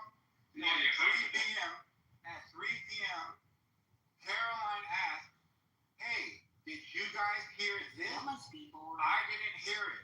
Okay. It was 3 p.m. Okay. All right, Samoa. I'm sorry. You're not Just messy. hold on. You're not messy, ma. Just hold on. Like you guys. I mean, you're laughing, but you're like absolutely wrong. Like, Oh, I just said you wasn't messy, nigga. You're right. I am wrong. See, I just said the nigga wasn't messy. You told me I was wrong. No, Okay, no, you I messy. can finish. You're not finished. Stupid. All right, hey, bro. Like I expect more from you, bro. Like you got the XY, right? Come on, bro. This is not good stuff. All right, so. Samoa, why are you bringing us back up? Oh my God, just got here. He did, bitch. Concrete brought it back up. Concrete brought it back up. Okay. Fuck. All right. Because I came in the room and now he took You it. were just all waiting. Was that the concrete brought? I'm just trying to That clear makes the sense. business. I'm pointing out that Samoa is only looking at it through what Samoa is saying and if it's being confirmed on what Samoa is saying. Who the fuck cares about everybody else? I don't. You do. That's a problem. 3 p.m. Carolyn comes into the room and says, "Hey, somebody said this is what was said. I did not hear it. Is this what you guys recall as well?" Anybody who says yes at this point in time is confirming what the person who originally told her is the case. Okay, cool. Then we fast forward 4 hours later. Samoa sees Bima and says, "Hey man, did I get that right?" Y'all are terrible storytellers. What the fuck, bro? Yeah, why did you have to bring it? Like, it was brought back up, but you don't have to. Just hold on, Jesse. If Bima would have said, "No, I never," hold on. If Bima would have said, "No, I never said that," then I would immediately go to Carolyn and say, "Hey, I fucked up. Like, I thought I heard that shit, but she said she didn't say that shit, right?" Don't take back. Just come on. Oh, yeah, you told Carolyn. You, Carolyn, that you heard that. You were the source of the information. Right, it was all the men ran off. So you still missing it. You still a bitch who was missing it. It was a bunch of people. If I could just say this again, Samoa didn't go seek anybody out. This is so stupid. Isn't it? I didn't go looking for Carolyn, right? Carolyn came to the stage while we were all having a discussion that had nothing to do with anything and asked the question, "Do you guys recall this?" Samoa said, "Yeah, I heard of that," or like, "I heard that." Wait, who originally asked that? Ask her. Who originally asked, did you hear this? Carolyn. Right, so she asked the question, I just answered it. 4 or 5 hours later, to make sure I was on right footing, I asked Bima, "Hey, I remember you saying this. Did you say it?" She says, "Yes." Did I say, "All right, cool, I heard that right"? Then what I told Carolyn was right. If she would have said, "No, I never said that," then I would immediately go back to Carolyn and say, "Oops, I fucked up." Then you was being even more messy. And when it's my turn, I'll tell you why you was being even more. Can I get the Q still on? Oh, yeah. She was answering the question. Y'all niggas are obsessed with We got Dom. We got a long team right y'all show. We talking about some other. Well, my name is being brought up, so clearly it's wrapped around me. Nobody brought your name up. Disengage. It's been all day though. Yeah, but nobody brought your name It's been all about my business stuff. Yeah, that's you're just being brought up. I know. We riding for some more. Nobody was talking about Certain audience, you know. There was She-Wolf, and Concrete started it all. Concrete started drafting. Exactly. That's on me. Oh, you're doing Samoa, doing whatever, like you did. You're going back to your leader. You missed that. I can't let this nigga words get to y'all hard like that. Come on now. Y'all all. Take this shit fast, though, nigga.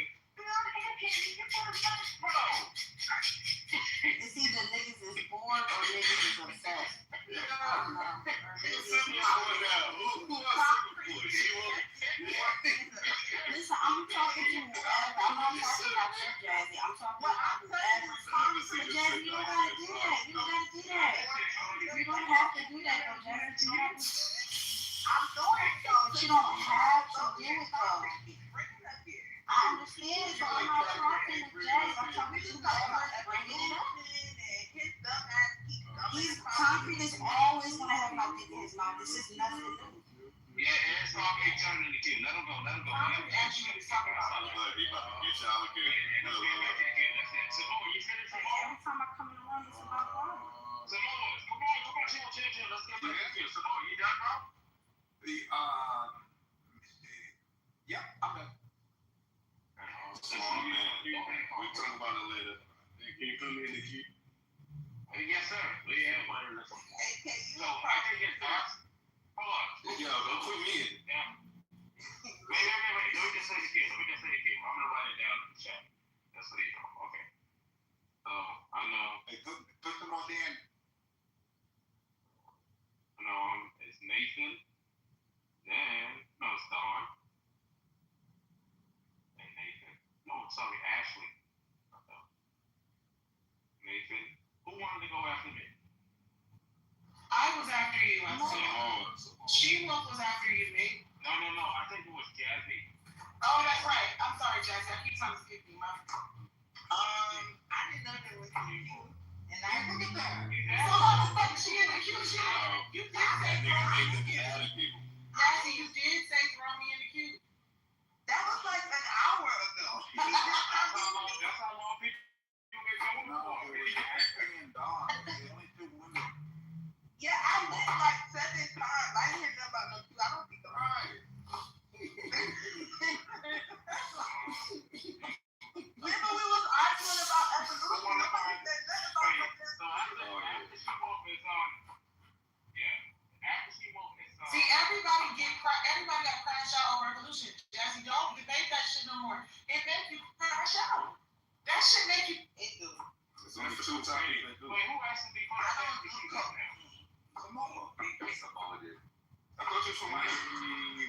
Samoa wants to be the caboose. No. Wants to be the caboose of the Hey, can you please write my name narrowly? I've written on a caboose. It's not a very comfortable. No, let me not lie. I've written on a caboose. I have written on a caboose. You know what a caboose is? Here's the last one. I've written for it. That's what a caboose is for. The caboose is made for humans to ride on the back of the train so they don't have to hold them to a train car. So they can comfortably be at the end of the train. How would a human train car attach itself? That's called the human centipede. So, how we got started, because She-Wolf and all of her fear and all of her booty clapping was told that she's going back to the big three. She's going to get on her knees and crawl back to the big three. Then she said, I'm not going to crawl back. And I said, oh, yes, you are. Then she got all mad and somebody else was talking. She cut them off and she wanted to make an emphatic declaration of non-moonwalking capitulation to the big three, depression. And I said, oh, look at her get mad. And then she kind of calmed down. She was really going to get mad, but then when I said get mad, she kind of calmed down.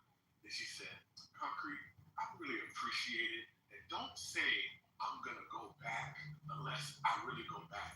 When I go back, then you can say that I went back. But don't say I went back until I go back.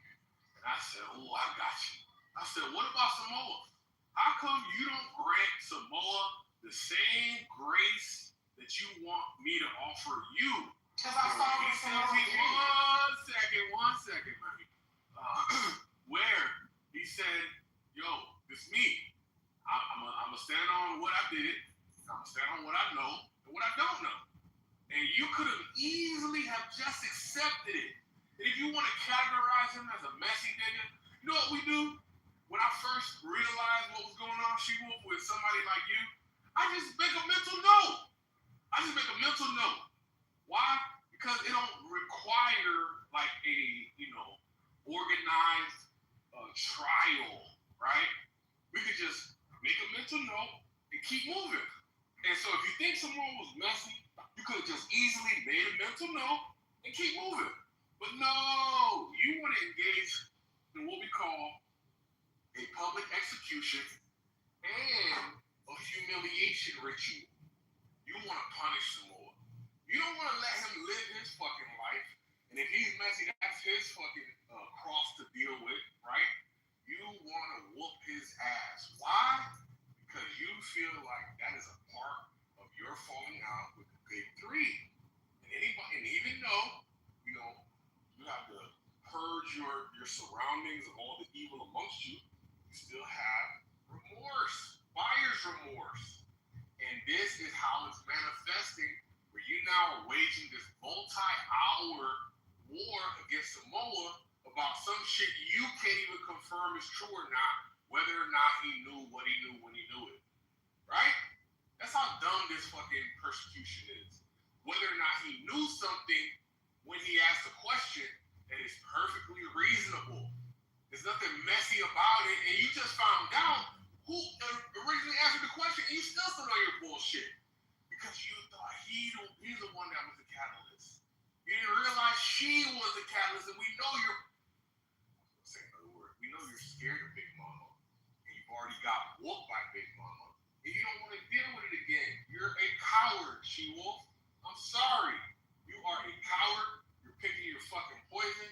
You're trying to get your lick back, not against Big Mama, against Samoa, who made you get a whooping from Big Mama per your like lady logic, right? You're using lady logic to blame this shit on Samoa when it's really Big Mama. And you can't fucking deal with Big Mama because it costs you so much in blood and fucking sweat and broken bones that you don't want to deal with it again. And that's because you're a coward. You want to attack Samoa. And that's sad that you're a coward on the internet. Fucking amazing. Thank you, have a nice day. Yo, watch your fucking mouth, yo. Nah, nigga, she gotta deal. I'm not gonna talk about the Samoa thing. You can go ahead and if you would like. No, if you're gonna talk about the Samoa thing, because mine's kind of gonna change it. If you want to say, yeah, see, I'm asking you. I was just trying to be courteous. I was given information this morning, and I want to find out. I'm not going to give out names, but did anybody hear anybody refer to my children as crackheads? Samoa? Did you hear anything, Samoa? I heard that someone referred to them as that. Messy. Ooh. Messy. Names. And that's fine. You can say I'm being messy. That's fine. No, you didn't say no names. Oh my God. Yeah, but she don't say she's being messy. That's the fucking hypocrisy. She's being messy. She asked a question, and I expect that she wanted to answer. There you go. That's because he do want the cue. You ain't say no names. I don't know if somebody has heard that. Yes, I heard that someone said that actually. And after we get through the queue, then She gonna tell you who. no, I did. That's why I clarified and made sure I said I did not hear the person say it. I heard someone say who said it. That's hearsay, to be honest. But I'm just letting her know. Why don't you That's go super to messy, bro. Different. Right there? Different. Yeah, that's Hey, I heard you said my kids were crackheads. Did you say it? With them, and then you get to choose whether you vote for them. Go to the source. right. Because secondhand gossip and hearsay is how a lot of shit gets started. That was a real statement. Who's next? Well, I'm not cooking, but I already wanted some. Hey, Ken, man, you gotta get a wife, bro. You're chopping shit. You don't know what I'm chopping, G. I'm cubing out this sweet potato. I'm making Who split is cheese. next? God damn, you want to get back to the drama? Go ahead, go. Nathan. He just peeled out. He's back. No. Next, your turn. No, because I thought it was she were cooking. No, I'm not. Don't feminize me. Alright. Go ahead. That's a good. Ooh, that's a good. Say it again. Say it again. They think everybody need a grill. Yeah, they make better. For sure, bro. Look at the kitchens. Come on now. Well, good afternoon, everyone. Gender wars and What's up? Yo, Q. One mic up there. Innocent. He's motherfucking talking and they just going off. What the fuck? Is who skipping then? Who's next? We having organic conversation. No more Q. Q has been disbanded because There we No, go. I was next. You gotta Alright, go go to ahead, the Zero. next person. Chill, just say what you gotta say. You gotta go to the next person. Terrible ass fucking Go. moderation. Go. That's right. Because I want to talk about cooking. I ain't gonna lie. But why would I hear you chop though? it's a sweet potato. It's not nice though in the background. It like sets this. No, that knife sounds dull as hell. You see how domesticated shit, hey, concrete, you see how domesticated shit make motherfuckers go crazy? Just chopping some damn. She's intimidated. She's intimidated. You are queen. Thank you. So this is what I'm gonna say. I feel that, all right, I'm gonna let y'all know something. Concrete is also very messy, right? Remember that joke, Moji? Sorry. Concrete said to me, "Oh, I think She-Wolf is the real queen of chillism. I think She-Wolf can take care of it, right?"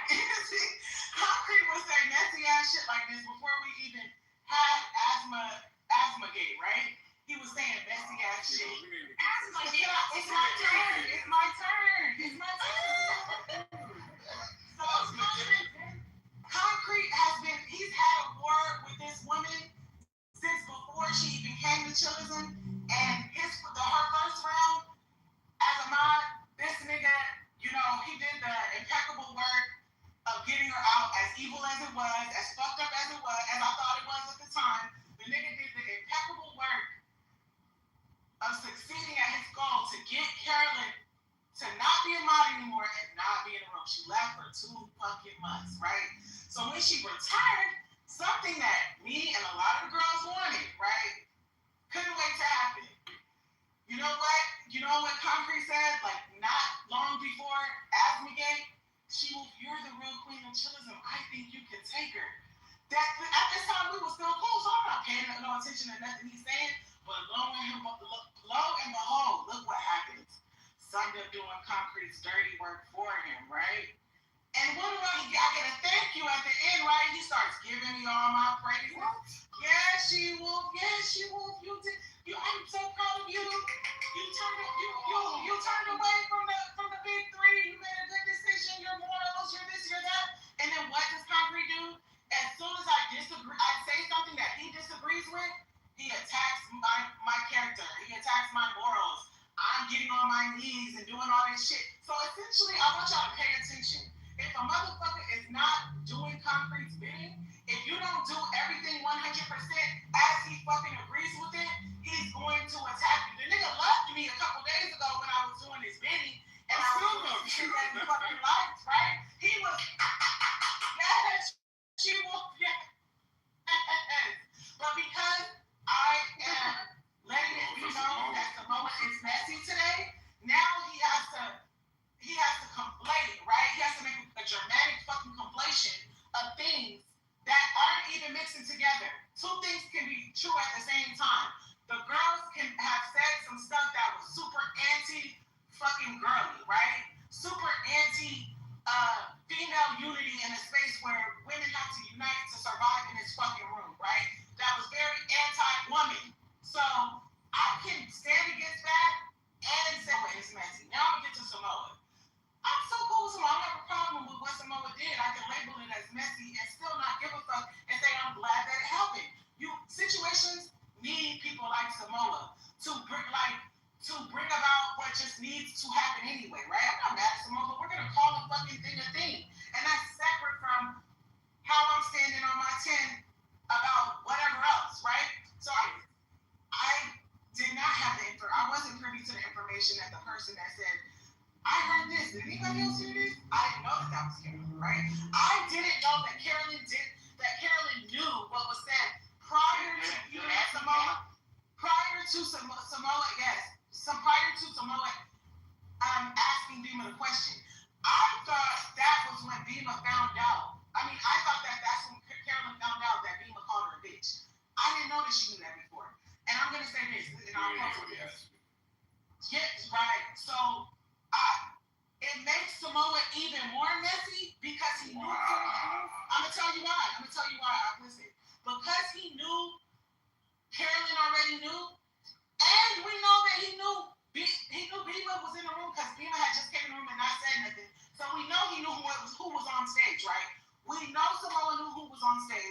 We know Samoa knew that Carolyn knew that Beamer called her.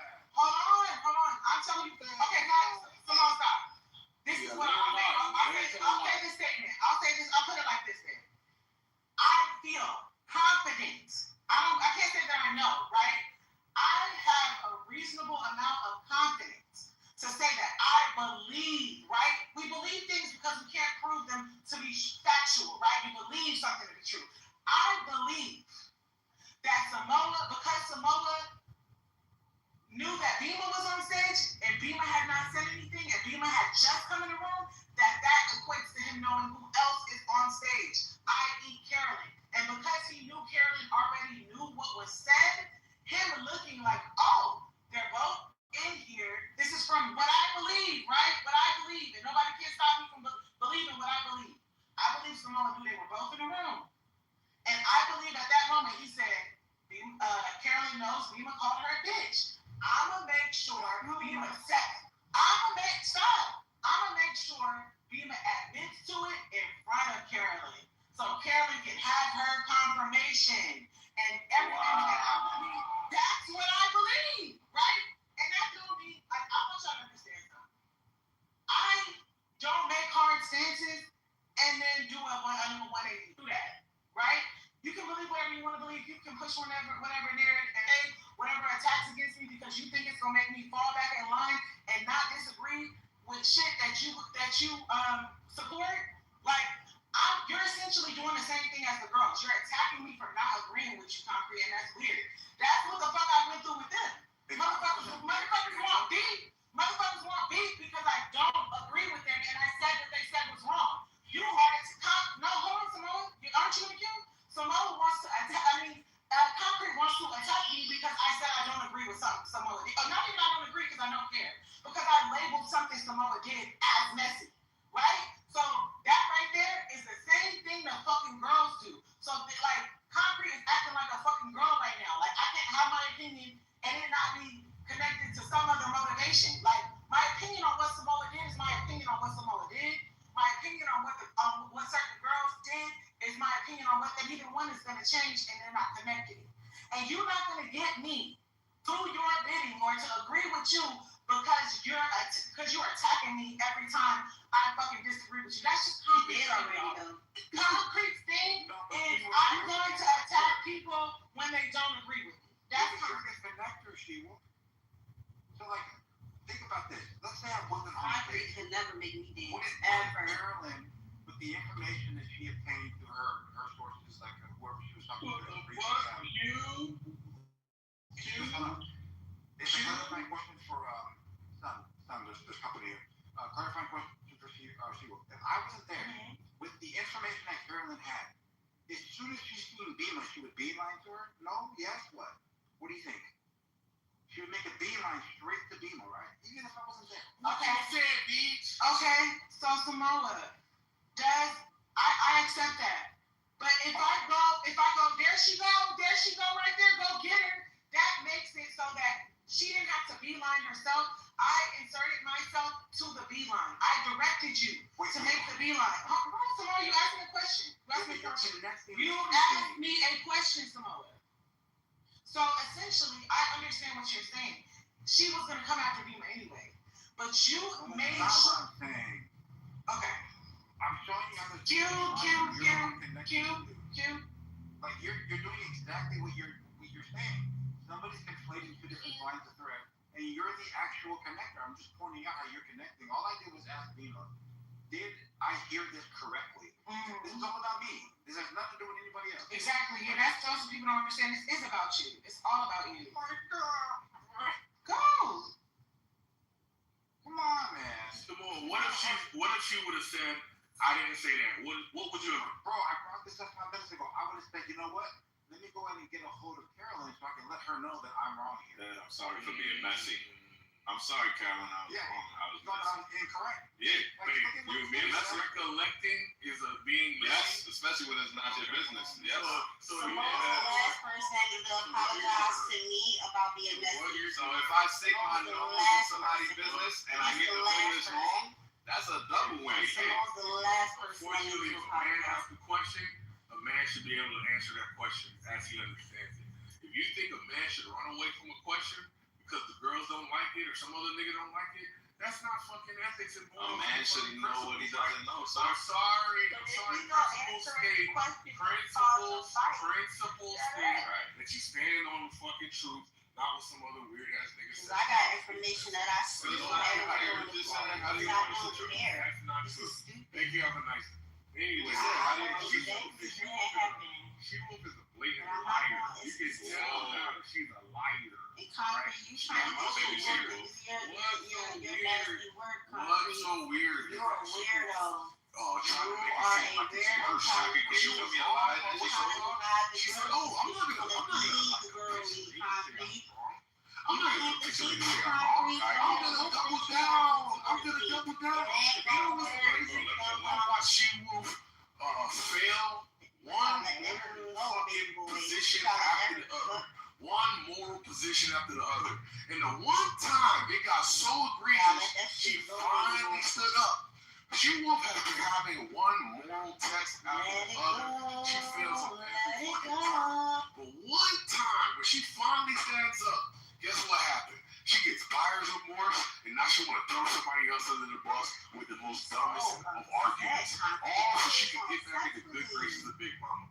You know what Big Mama's showing right now? Big Mama's saying, I appreciate your loyalty, little mama. I appreciate you coming home, back home to mama. That's what you're doing right now, right? She-Wolf has demonstrated that she wants to go back home to Big Mama. Big Mama is currently saying, welcome back, baby. Thank you for doing what you did to Simone. And you are now back in my good graces. It's sad and pathetic, She-Wolf. And the fact that you were sitting here, it's sad and pathetic. The fact that you were sitting here supporting this dumbass man, you don't stand on principle. Guess what? When you have principle, it doesn't matter people's responses to the truth. You were trying to not to the truth. Now, so you think a man should tell the truth in every instance? Concrete? Think a man should tell the truth in every instance? That's why you mad. No, obviously not.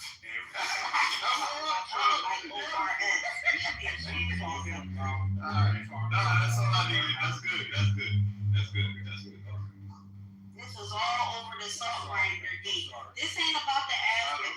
This is about the soft grinder gate. You're mad, Concrete. I don't understand why you're trying to pin women against each other. All we gotta do is take I don't understand, Concrete. I don't understand why Dookie stay boy. I don't understand why Dookie stay boy wants to insert himself. I can't hear you, big bro. All that shit you Yeah, get all that Dookie out your ass, nigga. Caked up shorty.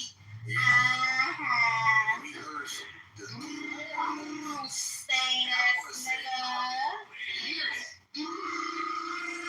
Stain ass nigga.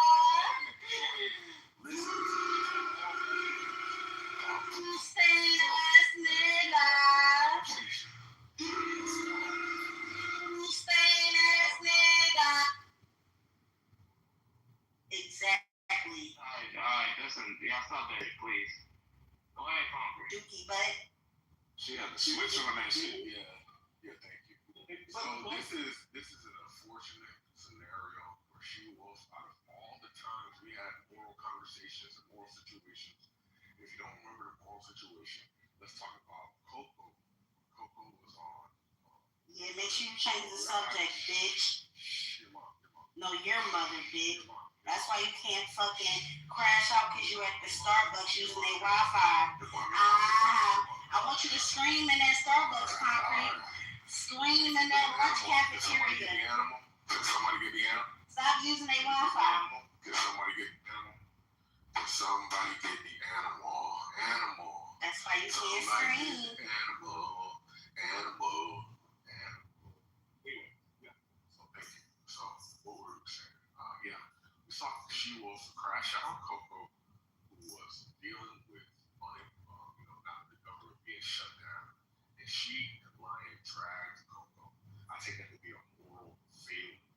We also see that She-Wolf supports this demon on everything.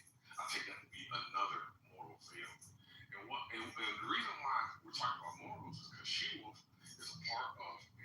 organization that are very strict religious adherers to the law, right?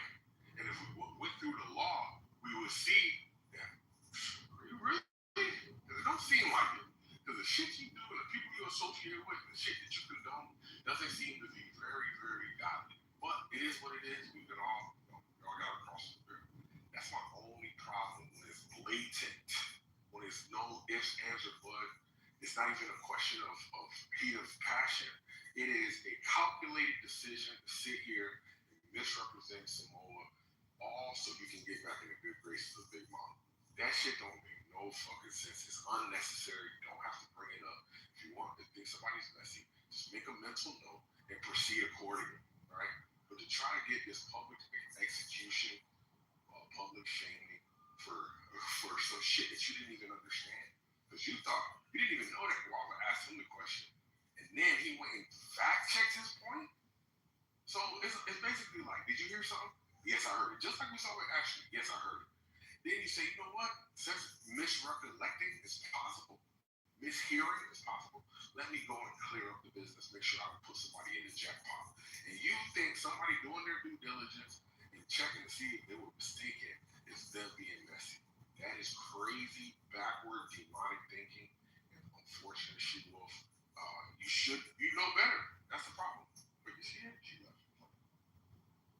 All right. Is it my time? Did someone skip me? You skipped me?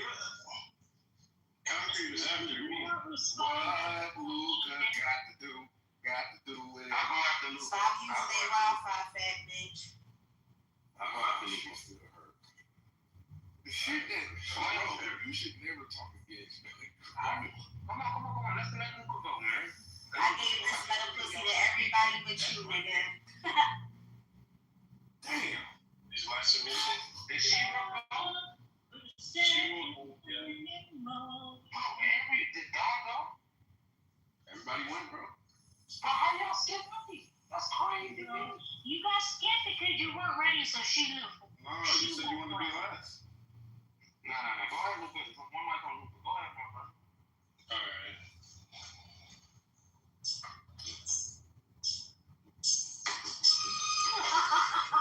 Okay. That's him singing? I'm gonna hear that voice.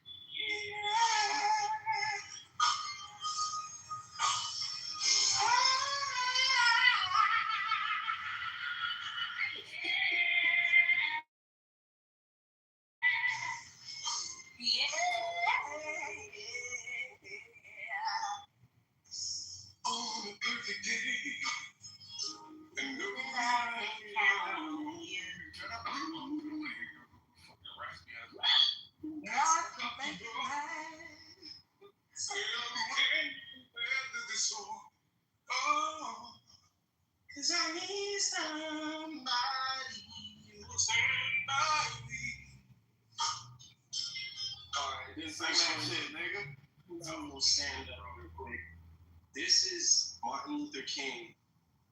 If he was in the WWE like a wrestler, right? He's like, I'm the greatest wrestler of all time. I'm gonna body slam you with the strength of 1,000 free black people. Alright, there. Back to the cue. That was good. A little bit of work. That was good, though. Thank you for that one. Thank you for that. I need some. Did not be here as usual, brother. Did not be here. But I just wanted to say this. And this is for Jazzy, Concrete as well too. First I'll start with Concrete. Concrete, I think you're wrong on this one, brother. I think that She-Wolf is just messing around trying to tease, right? I don't think she was trying to get back in good faith. I think she was just teasing Samoa. They have this theory that Samoa is like the mastermind behind everything. And I feel like they were joking around saying, look at that. Look how Samoa had a hand in it. Jokingly, playfully, nothing too serious. Another thing is this. Like, sometimes we have to think about ourselves and remember that, hey, we're just ordinary people. We don't know which way to go. Damn, how you gonna steal this stuff? Anyways, So, lastly, I want to say this, and this one is for you all. I want you to be in this one together. Give me 1 second. Bro, if you play music, you can't, because you kicked me for playing music, bro. No, I'm not gonna play music. Can you hear me? Yeah. When I'm talking like this, right, and I'm yelling in the mic, no matter how much you turn it down, the only way you cannot hear me, if you lower your volume all the way down to the bottom, that way you can't hear me. And when you think that this is just the way people thought, you're wrong, bro. The point what I'm saying is no matter how much you lower the volume down when people do that, you still can't hear. It still hurts your ears, bro. It still hurts. So when Jazzy was doing that shit, bro, it still hurts. When Jazzy was doing that shit, and when you do that shit, bro, that's how it sounds. Literally, no matter how much you turn the volume down, that's how loud it is, bro. You can't escape it. And I want you to know that's how you sound. I'm not being mean to you. I'm not being mean to you. And YouTube channel, and I'm not being mean to you, or I'm not trying to say y'all. I'm saying that shit is fucking annoying. And when y'all do that, y'all hurt people's ass. You hurt my ear yesterday. Okay. Yeah, I have to. I'm always gonna hurt your black ass. But that's my fucking job. I'm not trying to say. But I'm trying to say. Please be mindful. Like when you do, I just was trying to talk. Then you start spinning, bro. That shit is fucking. This is how you start. That shit is fucking loud. Shit's fucking loud, bro. Think about that. Like, think about the people that are trying to listen. Think about the audience member. They're not here to just hear you be fucking wild. When you yelling on the mic, they're not here to hear that shit. If y'all want to act like fucking animals, act like a shit. Don't come here acting like that. Expect better from you, especially you black people. Especially you.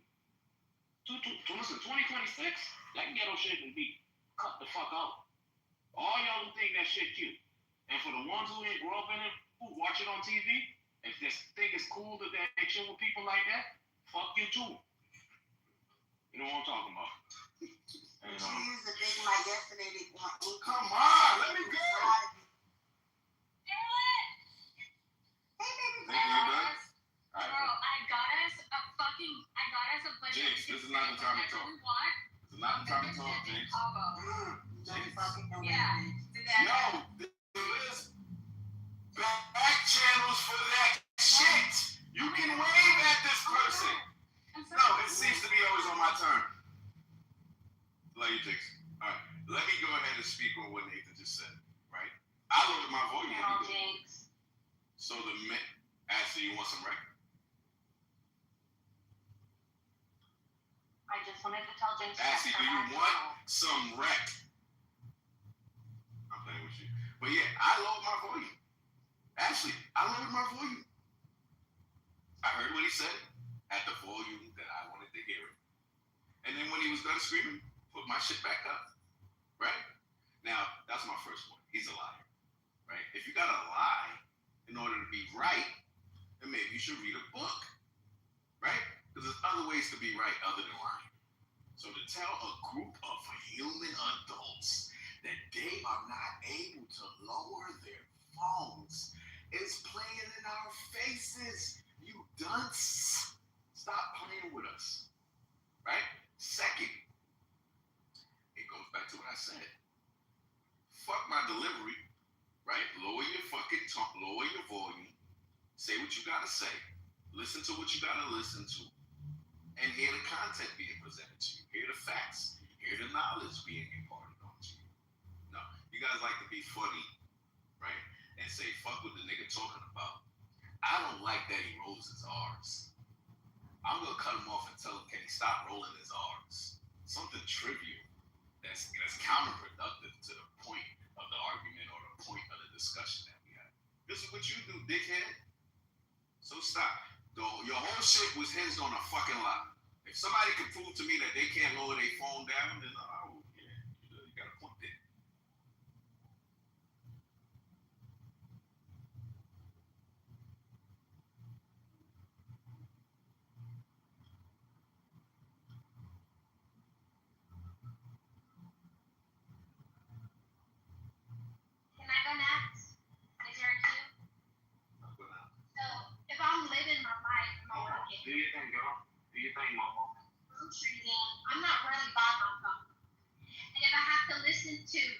fishwife screaming at me when I'm listening. I'm actively. She like the performative screaming. Is not Yo, shut your whole ass up, nigga. You on here talking? What's wrong with you? Yo, stop screaming Nate name, bro. Stop doing that, bro. He's doing it. Bro, it's all good, bro. So listen, you and Monica talking, bro. So, AK, My apologies. Optimize yourself. My apologies, Monica. Look, I don't know you right now. My apologies. Timothy Man, how was that her fault? She needs to go ahead and finish. You see, you're doing that shit right now, bro. What I'm doing? You're trying to mod when you got a mod. Oh, I'm just trying to be the more high guy. I know. Shut the fuck up. No one asked you to do it. No. We're not gonna let. Bro, just shut up. He English, Nathan. Anyway, so I'm looking at it. You get back to the queue. Let's get back to the queue. I think it was.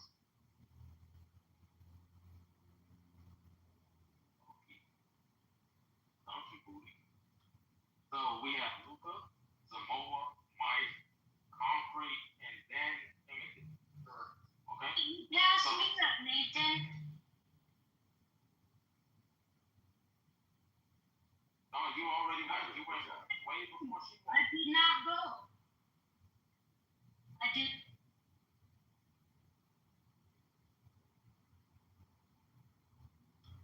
So did she will go?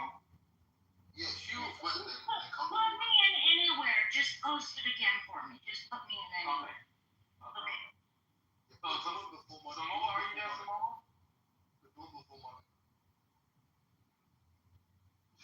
Samoa, are you there, Samoa? Mike, are you What's up, my brother?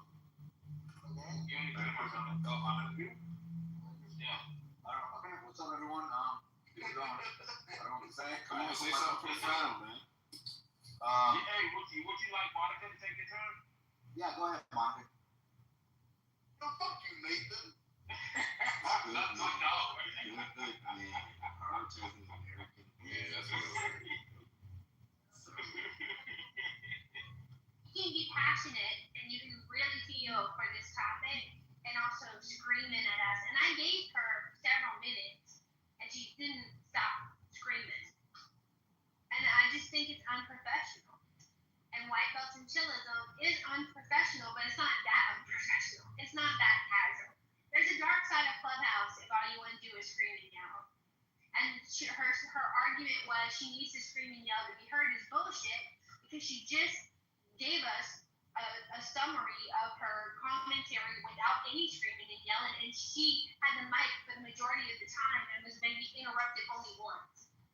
So no, I don't believe you have to scream and yell in here to get your mic turn at the mic.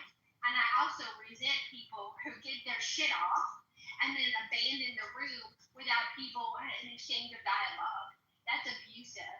You're holding people hostage so you can get what you need, and then you're selfish and just abandon instead of handle the business and any refutations that might occur. Thank you, Mike, again for the mic time. I don't know who's next in the queue. I'm not. That was a good word. Let's just say, I want to apologize to Dawn. That was obviously as Uncle Troy apologized that as mine, like, she's not really a nice person who deserve that. And then also, like, all these, like, fucking weirdo extra people, stop fucking addressing them. Like, unless you're someone else, like, old school kind of addressing, or you're an interested person, then cool, but, like, just stop that. No. What's your name? AK, the other kid I was No. talking to earlier, just allow me, please. Don't happen. No, I want to speak to you. I'm going to speak to you. No. Wait, no. I don't take requests. That's what that was. I don't take requests from no Englishman. Yeah, stop telling me what to do, bro. We already severed from Britain, bro. Cut it out. Yeah, I think y'all got power over there, bro. Cut it out. I do. You motherfuckers with accents. No, I'm just saying that. You motherfuckers with accents, you walk into a room and think that the red carpet is just wrong. Alright, bro.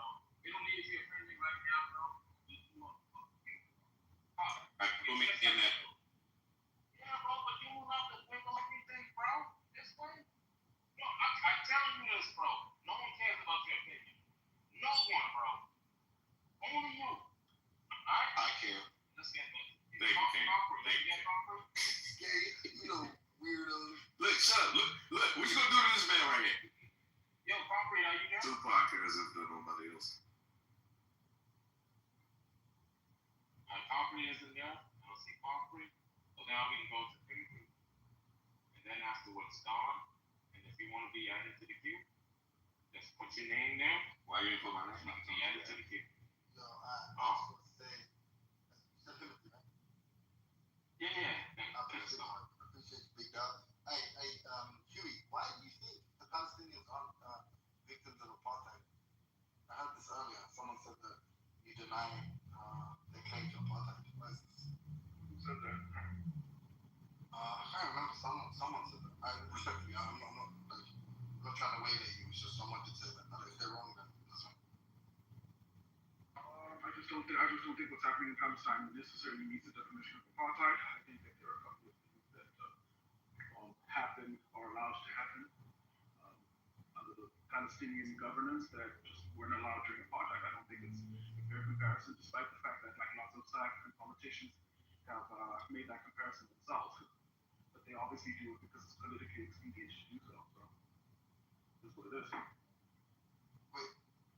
So what conditions are met? For example, the Palestinians are allowed to have schools for themselves. Right? They're allowed to have schools institutionally. That's something that wasn't allowed during apartheid, which is really big. No, but it's not saying that they're one and the same. It's saying that it satisfies the conditions of the convention and the prevention of it. Not that like it is exactly the same as South Africa, because you can look at the other way, so more Palestinians have been killed, during while Israel has maintained this like apartheid regime than in South Africa. So you wouldn't say, well, South Africa is not an apartheid because not as many people have been killed, right? Yeah, except if you made the claim that it's worse, then I would have a problem with that. But I still wouldn't call it an apartheid then, right? I'd say there's a specific kind of name that you can call it. You could call it the Palestinian Wahala or whatever. They have their own specific terms. It's not about this is the same as South Africa. It's that this is what an apartheid is. It's this like systematic racial oppression and segregation based on the belief and on sort of superiority like that. And there's a convention, it's been codified by a convention on the prevention of it. And that is so it's not saying it's like South Africa, it's saying like this thing that happened in South Africa. And we think, what is this thing? Okay, is this thing like Jim Crow? Is this thing definitionally like Jim Crow? Jim Crow preceded the convention, right? Sure, but would it be so if a Palestinian is like, oh, what we're going through is just like Jim Crow, would that make sense? No, but Jim Crow was a specific set of laws, so it wouldn't make sense. That's what he's saying. It's not really that complicated. I'm saying in whenever it was the 70s, the 80s, when the international community convened to, construct this convention on the punishment, the identification and the punishment and the prevention of apartheid, they said this is what constitutes an apartheid. Not, there has to be white South Africans and black South Africans. If that was the case, then nothing outside of white South Africa would have been an apartheid. They say these conditions, when satisfied, constitute an apartheid. And then they say, look, this is what's going on in Israel proper, and this is what's going on in the occupied territories, and they say it satisfies those conditions. They're not saying this is what happened in South Africa. They say it satisfies apartheid. Does that make sense? Like, as in, two genocides may be different, Rwanda and Bosnia, right? Exactly what happened in Bosnia didn't happen in Rwanda, but they both satisfy the condition, the Geneva Convention on the prevention of punishment of genocide, right? So they're not exactly the same ground. Okay, all right. Does that make sense? Sure. What are you saying on the qualifiers? You still disagree? So Do I disagree with what? you disagree that it's apartheid, right? Based on the legal definition. Yeah, I still disagree that it's apartheid. Okay, so what exactly does it satisfy? Yeah, because I'm going to lay out a criteria that clearly doesn't matter to you. All you care about You is just said you want to, it has to be illegal. Okay. It has to be illegal definition, no? Earlier he had said that you are reigning South African, so your opinion doesn't matter. So it's my opinion. Stop being messy. Stop being messy. Stop being messy. Hey, let me fucking speak. Let me speak. How am I being messy? The man said it himself. He said earlier, because he brought up what Louis had stated It about the doesn't matter to the argument. Hold on. What you're doing is pointing as well. Let him talk that one-on-one right quick. What he's talking about is that earlier I made a case for, the case for basically conspiracy theories. Like, I think people who deny, not you personally, it seems like you have a weird reason for doing this, so we can get into.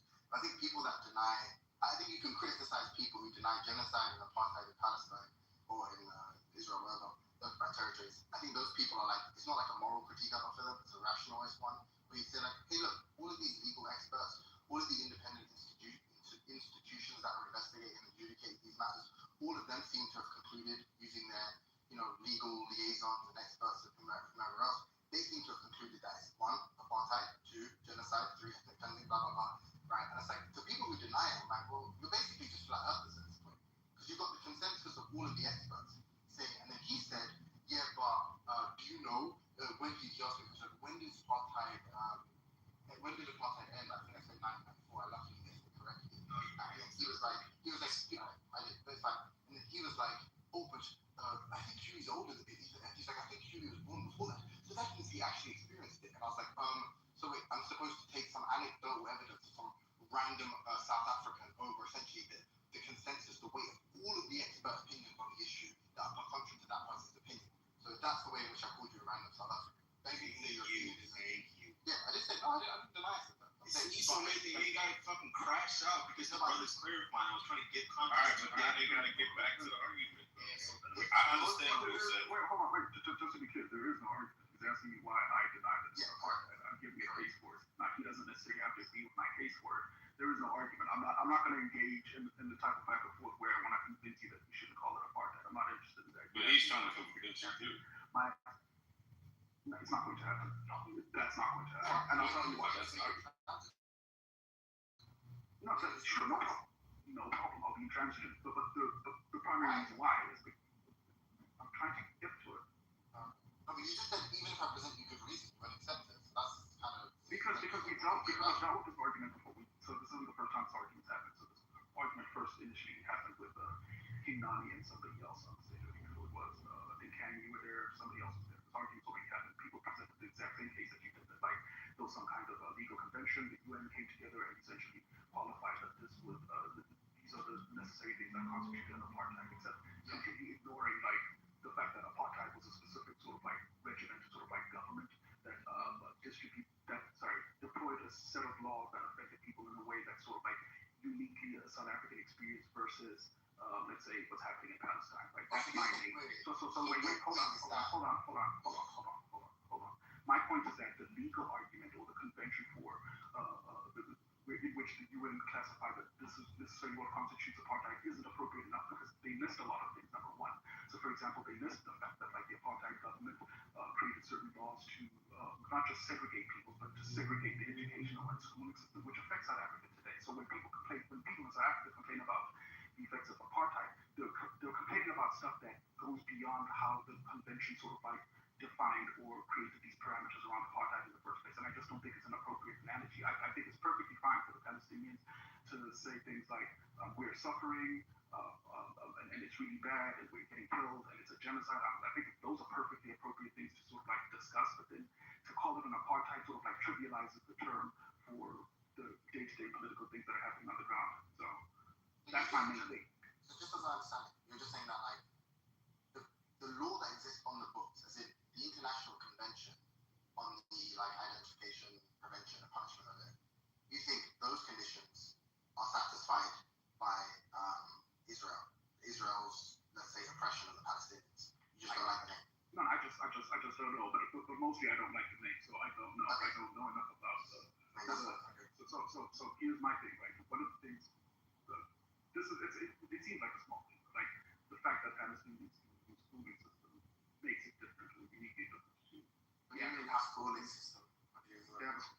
Like the Palestinian, correct me if I'm wrong, Palestinian Authority or like say Hamas, they have funding that they can allocate towards schooling their own children, stuff like that, right? Like, and then there are schools in the West Bank. There are schools in the West Bank and in Gaza, right? That's under the control of, let's say, the Palestinians and Hamas themselves, right? Yeah, I mean, just to be clear, that isn't the purview of the convention, right? Like, but it's fine. If you're just saying I have a problem with the name, it's a bit strange objection to make, but I guess it is like a personal view. Yeah, it is. So part of the issue is that like calling it apartheid seems to trivialize it. This is why I asked the question about Jim Crow, right? So for all intents and purposes, we could like draw an analogy to how like what's happening in Palestine is exactly like Jim Crow in the sense that you have like racial segregation, you have mistreatment of one group versus the other. You have there's several ways in which like you could describe what's happening in Palestine so that it neatly fits what's happening with what happened with Jim Crow. Except some people would say, oh, that's a kind of like inappropriate cultural appropriation at that point, right? Like it's a bit strange. Why do we have to call it Jim Crow? And the same sort of like intuitive response I have to calling it apartheid. Let me ask you a question. Do you think it would be fair if somebody did call it Jim Crow? Like if somebody said that like everything that's happening in Palestine is not dissimilar to Jim Crow? Yeah, I think it depends on if why they're calling it Jim Crow is because at some point in history, all of the international community got together and determined the key features of what was transpiring in America were like, these illegal kind of acts, these crimes against humanity, and they referred to it as like, Jim Crow type behavior. Then yeah, it would make perfect sense to say now, if we think the behavior in Palestine constitutes or satisfies the conditions of this Jim Crow convention, we call it Jim Crow. It's just like it's like a name. It's like they're used to changing for any fucking term in history. Like gay men, gay men happy now, these homosexual kind of things. Like I don't know. I wouldn't really have a problem with that. Sure. So you're talking about like I'm okay with like the use changing thing when it's like a natural semantic shift. So which is I think what you described is a semantic shift generally, right? If it happens naturally and organically, no problem. But this just kind of feels a little bit sort of like you want to say it's contrived? I don't know why. Yeah, politically hijacked. The whole. I don't know. It feels like we're gonna go around circles. You're just gonna default to divide, but I don't like it. It's not just eating. Just to be clear, it's not just eating. It's also quite. Yeah, but I mean, if the objection is just like, I wish they had used another name because it's like it's highly like I'm highly sensitive to the use of this. Also, to people failing to acknowledge that basically it was a unique thing that befell the Black South Africans. Then it's not the only objection. I provided a second. You don't actually disagree that it is apartheid based. No, I do. No, but as per international standards, you don't disagree. No, okay, sure. And I'm saying as per the international standard, that's irrelevant. Like, so the government that's like... all you have an issue with is the name. Do you think this is an issue, not just with the name, but with the connotation? So it's not this issue. It's not just the name, nor the connotation. It's also the fact that, like, you can just, I guess, technically speaking, like, apartheid representing like the government, right? Like, this is the name of apartheid. This is the name of the apartheid party, not the apartheid party. This is the name of the Palestinians right now, right? That's happening in Israel. That's not an apartheid party. Neither is there like a direct, like, sort of like parallel with all of the policies that happened subsequently after. After the convention happened, right? So it doesn't necessarily even reflect what happened in apartheid South Africa after the term. No, that's like all of that's like not because it's not the South. It's not the apartheid, the crime of apartheid South Africa. It's like clearly not that crime. It's the crime of apartheid, and what that refers to, what that picks out, is a set of conditions that you don't deny are satisfied by the Israelis. So it's just I don't know, like okay. I don't deny, but no. I don't deny, nor do I agree. The issue is the name. You say, why is the, and you just say like, oh, because I'm sensitive to its use in any case outside of South Africa.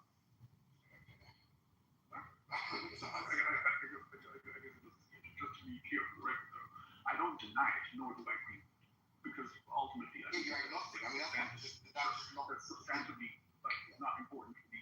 No, but your reticence to use the word isn't motivated by your belief that it fails to satisfy the condition. Your reluctance is based on the fact that you're sensitive I feel like that's an inappropriate rebuttal, given that, like, I've given one case in which it doesn't satisfy the condition, but you're saying that no, but that doesn't. You're talking about, do you know that Yes. to be a condition? If we go Yes. into From what I know, and this is why I said correct me if I'm wrong. So you can look. Yeah, just look it up, and then you can tell me that I'm wrong there.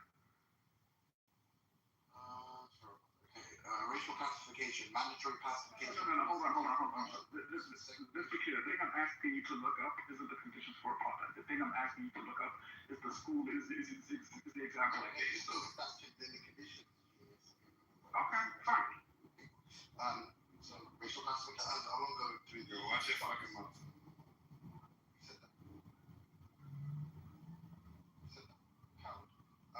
So racial classification, segregation, separation, denial of rights, economic exploitation, prohibition of intermarriage, intent to dominate, inhumane action. So there's nothing about denial of education.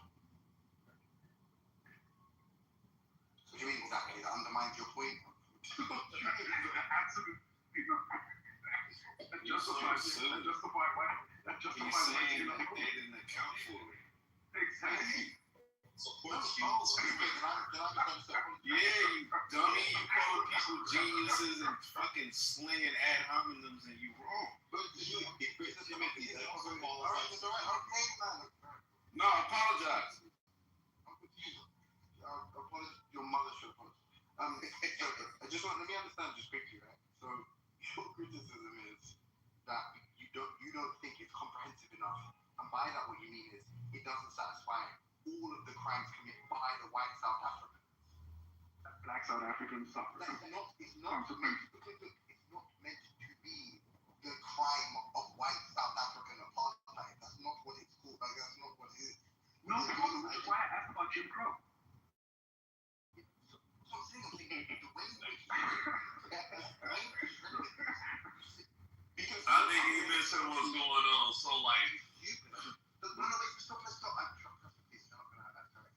This is what it means to be apartheid. Okay, a set of conditions extracted from a situation in South Africa, and what they did is they wanted to create a legal standard, but with which they could through which they could punish people in the future who basically satisfy the same conditions in terms of these crimes against humanity or just international crimes. Okay, crimes as per this international standard that the whole international community agrees to. Okay, they're not saying what you did is exactly the same as the white South Africans. In the same way, in Bosnia or wherever they're saying what you did isn't exactly the same as what Hitler did. This isn't the Holocaust, but it's the same. It's the same crime in terms of the mens rea, the intention that you have, and the fact that you satisfy these minimal conditions. I get what you're saying. right. All of that would still apply if I made the same exact sort of like argument for why it's appropriate to call it Jim Crow. And you kind of conceded and said, well, look, if there was some kind of convention that came together and said, Yeah, I agree. Okay, you would agree, no problem. Yeah. You still end up with the same kind of problem where you have people on the other side who feel like, let's say, necessarily uncomfortable with the term because it's sort of like politically hijacking the term, right? And as well, because it's an evocative term for them because they're sensitive. So I get it. So basically, the reason why people feel like it's appropriate to call it apartheid is the same reason why Kanye dropped that line of things comparisons and got them going gorillas and everyone said nobody knows what that means, but it's ironic to get people going, right? That's what it comes down to. Gotta keep them separated. I call that apartheid. Yeah, but that's that song for when I said, As a myself, obviously being You already said you want. someone that means sympathetic to the fight South Africa, I'm not going to tell you you're wrong. For it being an evocative term, for you being sensitive to its use in cases other than that South Africa,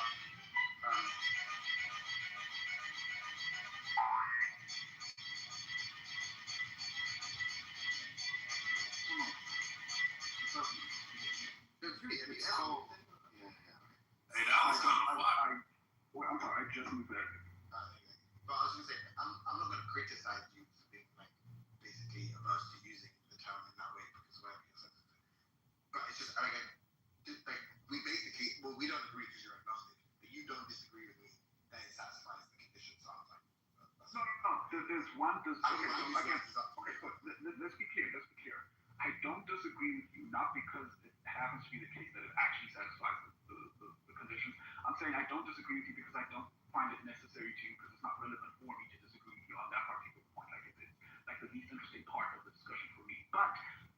to play that particular game. I'm giving you an example of an apartheid policy that just doesn't seem to be present in Palestine. Now, if you want to take it upon yourself to look up the South African apartheid policy. Okay, wait. Is the word South African? Is the word South African? Pardon? Is the word itself South African? Yes. Apartheid. Manchester was African. So would it matter? Would it matter that we'd be talking about South African policy? No. It wouldn't. What in the fuck? Yo, I'm supposed to be the dumbest one in this room, bro. I ain't gonna lie to you. I don't know who that is. Obviously no, because what it's based on is the I think it's the 70s or 80s, I forget, 75, let's say. It's based on this international convention on the prevention and punishment of it. So no, it's like, we might say that that is somewhat derived from all the, the paradigm case of apartheid in South Africa. But that isn't to say that what we're referring to directly is South Africa, right? Like, the point is just that we've extracted these conditions from that case, the key features that we think constitute apartheid. And we're saying those apply to the Palestinians. That's what we're saying. We're not saying, because look, it cuts both ways. Like, there's some ways in which apartheid in South Africa was far more egregious, right? In terms of the explicit racial segregation. There wasn't any justification. In fact, the justification was based on the inferiority of the black population. Clearly, the Israelis are being a bit more cagey with the way they're approaching it, where they're saying, oh, it's a security threat, it's a security risk, okay? So clearly it's not the same in that way. That's more egregious. And then also, the Israelis have killed fucking almost 10 times as many black people that were killed by the apartheid regime. So clearly we might say, okay, it cuts the other way on that front, right? No. We wouldn't have to, because I'm saying here that like the Palestinians are more than welcome to come up with a particular term that encapsulates the egregious nature of like the crimes that they're suffering. Hold on. It's about the international community. Is it all of the fucking boycotting and condemnation that South Africa faced was based on a policy that they were enforcing at the time, and then the international community got together and said, hey, what are we going to criticize them about this policy? What exactly is violating these like international human rights of the black South Africans? And they said it's all of these conditions being violated. They said, what are we going to call this? We said, we're going to call this apartheid. When you do this, you're doing apartheid. And it's like, okay, cool. Now anyone can do apartheid. You don't have to be a South African to do apartheid. You just have to satisfy those conditions. And I get it. You're saying, hey, I'm a fucking South African. I'm living with the legacy. I live in the legacy of this fucking oppressive, these oppressive policies. So I feel uncomfortable anyone else using this term because it feels like very unique to the experience that we suffered essentially. I get that. That's your position. But it's like, it's not encouraging my international. Don't say, but you think this is what should be included. It's dumb because this is the law. That just is what the law is. That's just what happened in 1975. That's it. I don't know. You don't have to say in that. You have to say in like how you feel and shit. You don't have to say in the fucking law. You're not a jurist. You're not part of the ICJ. Okay, so in that case, I definitely can't compete an argument like that. Just that, like, I didn't get to define the law, so therefore, argument lost because I wasn't there on the committee to weigh in. Sounds like a non-argument at that point. Just like, I'm not. I think this is kind of like something like missing the point that I'm making about why I have an aversion to calling it apartheid. But look, if you feel like the committee did a good enough job in encapsulating what the term actually means, ignoring the fact that what they were trying to do is capture what was happening in South Africa, then that's fine. You can call it apartheid. I'm not gonna stop. Listen, I'm not gonna stop you. Hold on. I'll not be from calling it apartheid, but I'm gonna call it the type of like sort of like cultural appropriation and political hijacking of the term that necessarily like makes me averse to supporting the Palestinians. The first time, because hold on, wait. Because the argument I made to Nani is this, right? Everybody's fine with calling it apartheid, but everybody's not okay with like reconciling the way South Africa did with the Truth and Reconciliation Council. It's like people are happy to call it apartheid for political expediency, but they're not happy to take the recommendations of the South Africans themselves. The same political experts who recommend the Truth and Reconciliation Council happen between like Israel and Palestine, right? And the Palestinian Authority. So everybody wants to hijack the suffering of the black South Africans, but they don't want to look to the solutions that the black South Africans like to employ. It's interesting. There's one point I understood, the other point I was trying to say. So you feel free to repeat it. But like the initial point, but I mean, you disagree. The conditions that I set forth earlier, they're really bad, right? Like it's like that should be like a kind of crime, right? As in, that seems like a violation of the human rights of the people that are suffering these kinds of racial classification, so mandatory classification of all citizens into racial groups, segregation, separation, laws enforcing separation in housing, amenities, education, and social life, denial of rights, depriving groups of fundamental freedoms like political participation, freedom of movement, work, unionization, and expression, economic exploitation, blah, blah, blah, blah, blah, blah, blah. You agree that's like bad, right? I agree that You agree it's like two girls have to go. it's like millions of No, we have to. Right, so for you example, think that's not bad. okay, let's start with the first one. You said something like the racial classification of citizens, right? That in and of itself classifying citizens into like racial into interracial groups. Okay, so the problem, I can't just jump and say that that's bad because I need to know like what's happening after the classification, right? So if the implication there is that like there's a classification and then there's like a mandatory hierarchy placing of them, like placing those citizens who are classified one race over the other, like there's a mandatory sort of like hierarchy. Wait, no. Let me finish it for the rest of the audience, okay? Because this is actually really important for everybody else who's listening, right? So classifying people racially isn't inherently a problem for me. It's when you force them into a particular hierarchy, just like in South Africa. So I'll give you an example. In South Africa, the hierarchy was whites at the top, followed by colored by Indians, and then blacks at the bottom. That was the actual problem. Okay, denial of rights. That one violates human rights, right? Okay, denial of human rights or just denial of rights in general? What do we mean?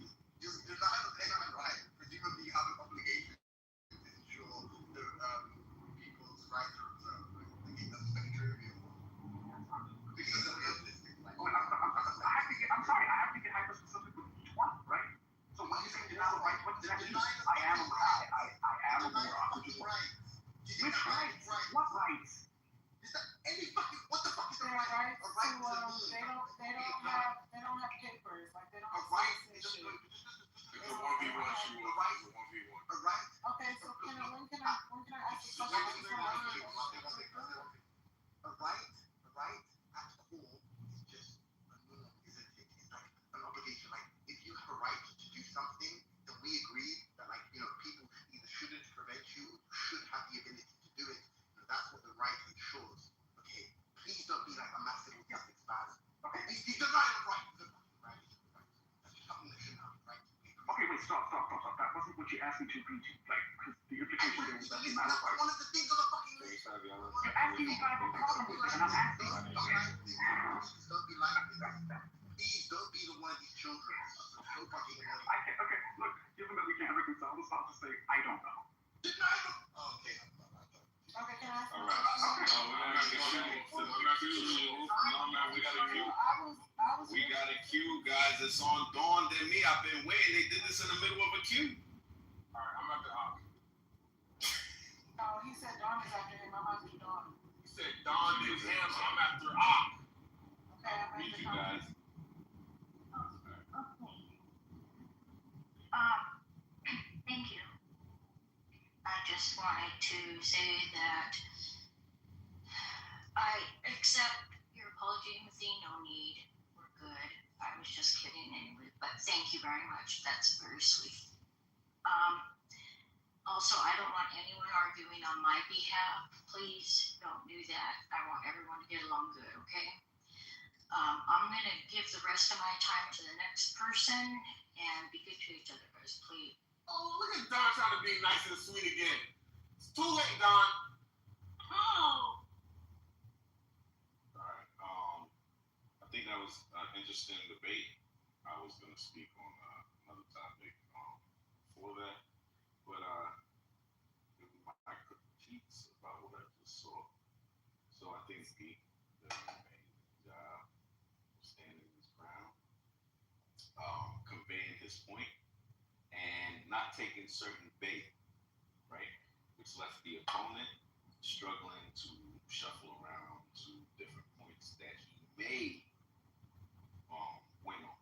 So I heard it start with, okay, why do you disagree with this?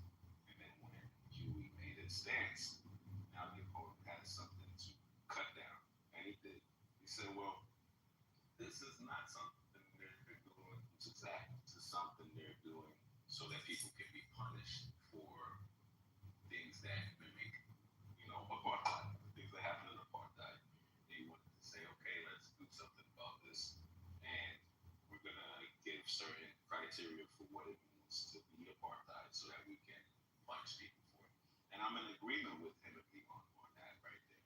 like somebody has to be punished, but it doesn't negate Huey's point that they got it wrong, right? There's aspects that critical aspects. It's not just like you boiled it down, you reduced it to it's just because it's not exactly because of the school and it's a critical part of apartheid, the experience, the school experience in South Africa, and not being able to be in control of their own education, right? Among other things. So I would think that something that's to the core of the definition like that, it should be included.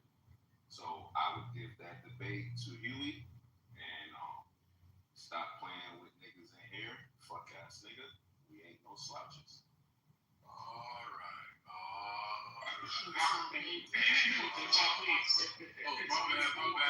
I fucked me up, bro. That nigga said he was laughing. I got the last one. Who's that team, man? It's in the chat. Check it out. You on break, bro? Yeah.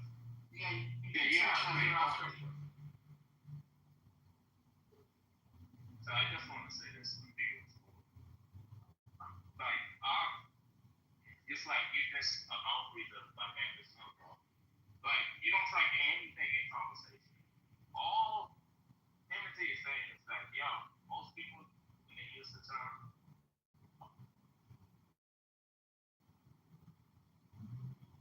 they use it this way.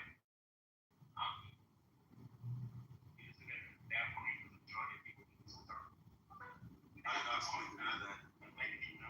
Wow.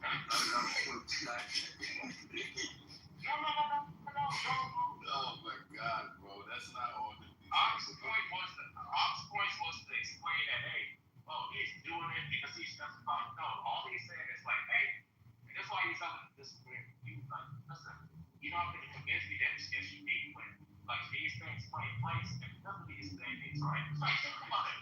Like when black people use the term racist, right? And they try to exclude themselves from being racist. They come up with their own proprietary definitions for what it is to be racist and all this other stuff, right?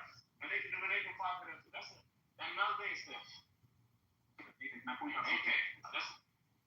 So towards the end, I was asked, do I agree with how, let's say, the convention themselves defined apartheid? And there was like a list of, I think, 4 things that were Hillary listed out. You didn't get to finish the other Sure, he asked me, are they wrong? Yeah, sure. So for example, he said racial classification, and the first thing I pointed out is I wouldn't even agree with that. If that's how the convention defined it, right? Classified apartheid. It's like, no, you have to go a step beyond that. It's not just racial classification, it's the forced sort of like hierarchy as a function of that. Like, and if you miss that part, like, then you can call any racial classification apartheid, and that's too vague for me. Like, it's way too vague. So that's like a substantive thing that, like, I think you need to reconcile if you're going to do this recap. That, like, I fundamentally disagree with like how people are using apartheid, and you could say, well, a whole bunch of these people did it so that they could do X, Y, and Z, and this is me acknowledging that, yeah, political expediency, political capture, hijacking of the term was necessary for them to do something. You agree? Come on, let's let him finish. I know. No, but just be clear. And just remember what I read out to you. Okay, this is where I stopped. I stopped at economic exploitation. Prior to that was denial of rights. Prior to that was segregation and separation, and then racial classification. You said you wanted to autistically go through each list. Yes, I did. You know, and scrutinize. Each item on the list. Yes. And I was saying, like, bro, the relevance for me asking you that question is because at that junction you were saying basically like, no, a lot more work needs to be done. Like, wait, hold on. But just take these minimal conditions. These minimal conditions, most normal people, as in who aren't like autistically trying to be evasive and temporize in the discussion so as to not look like they've ceded any ground. A normal person, when presented with these facts, would say, yeah, these are people who do that are bad people. Governments who do that should be punished. They sound like tyrannical governments, okay? Normal people. So the reason it was relevant for me to put that to you is if you agree, then they did a good job. Because what they did is they definitely identified features of apartheid that are definitely bad. If they see them in any other government, any future government, then that government is violating the rights of their constituents, right? That's all I needed you to agree to. I'm not Sure. But just ask anybody who is funny enough, all of those things. Are they bad people? If the international community is doing the right thing, should they sanction people years, yes. Why fucking can't you just say that they did a decent job? And here's why. And it's funny because, like, ironically, bringing that list out kind of demonstrated precisely why it shouldn't even be called apartheid in the first place, right? Like, that's the irony of bringing out that list. Because, for one, simply ending it at racial classification, right, isn't enough, right? It says nothing. Like, because the government post-apartheid, the ANC government, had to use the same racial classifications to create corrective policy. So, Ken, you might know about this. Triple BEE classifies people by race in order to sort of like equalize the economic sort of like disparity that's a function of apartheid. Racial classification still happens today. So if you go to a bank in South Africa, you're still going to get asked, are you black, white, Indian, or colored, right? Some banks, right? So Asian Net Bank, for example, right? You still get asked those particular questions, right? So the racial classifications happen, but are they like sort of like placing people forcibly within a hierarchy of what you can theoretically say that like a hierarchy of needs maybe? They're not going to. Yes, I am. Just this point. This point is. What was the point? Do you think the conjunction of all of these policies, namely racial, forget racial classification, it's just going to be over segregation, separation, denial of rights, economic exploitation, intent to dominate. Wait for it, my brother. Inhumane fucking act. Do you think if a government is responsible for subjecting its people that it's controlling, occupying, fucking terrorizing, do you think if a government is responsible for that government should be sanctioned by the international community and or punished and or deposed? And so I can agree. I can certainly. So wait. No. Because you let me finish. Let's be clear. The last one, let's be clear and cut. Inhumane act. No problem. I'm not going to disagree with you there. No government should. They would do a good job. No. It's not the only one. All right. Nate, you done with your Nate? 1 out of 4 is not a good job.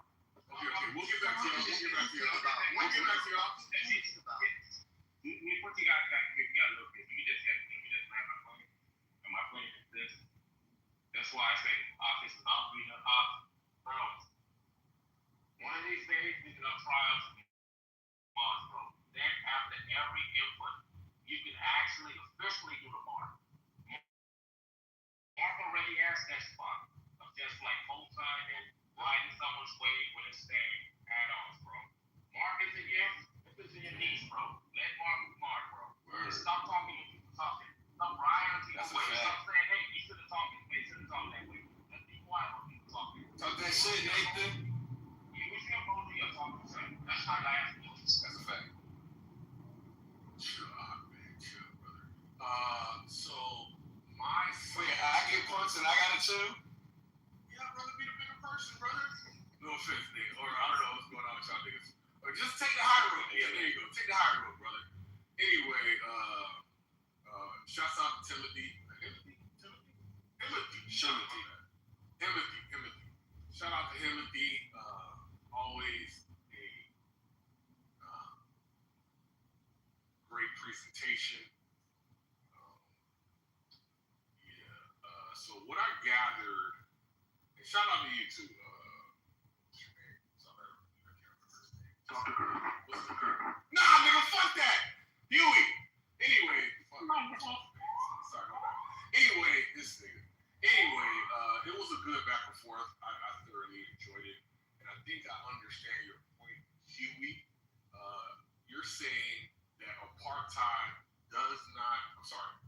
That genocide doesn't do what happened in South Africa justice, and that's why you will not use the label. Am I right about that?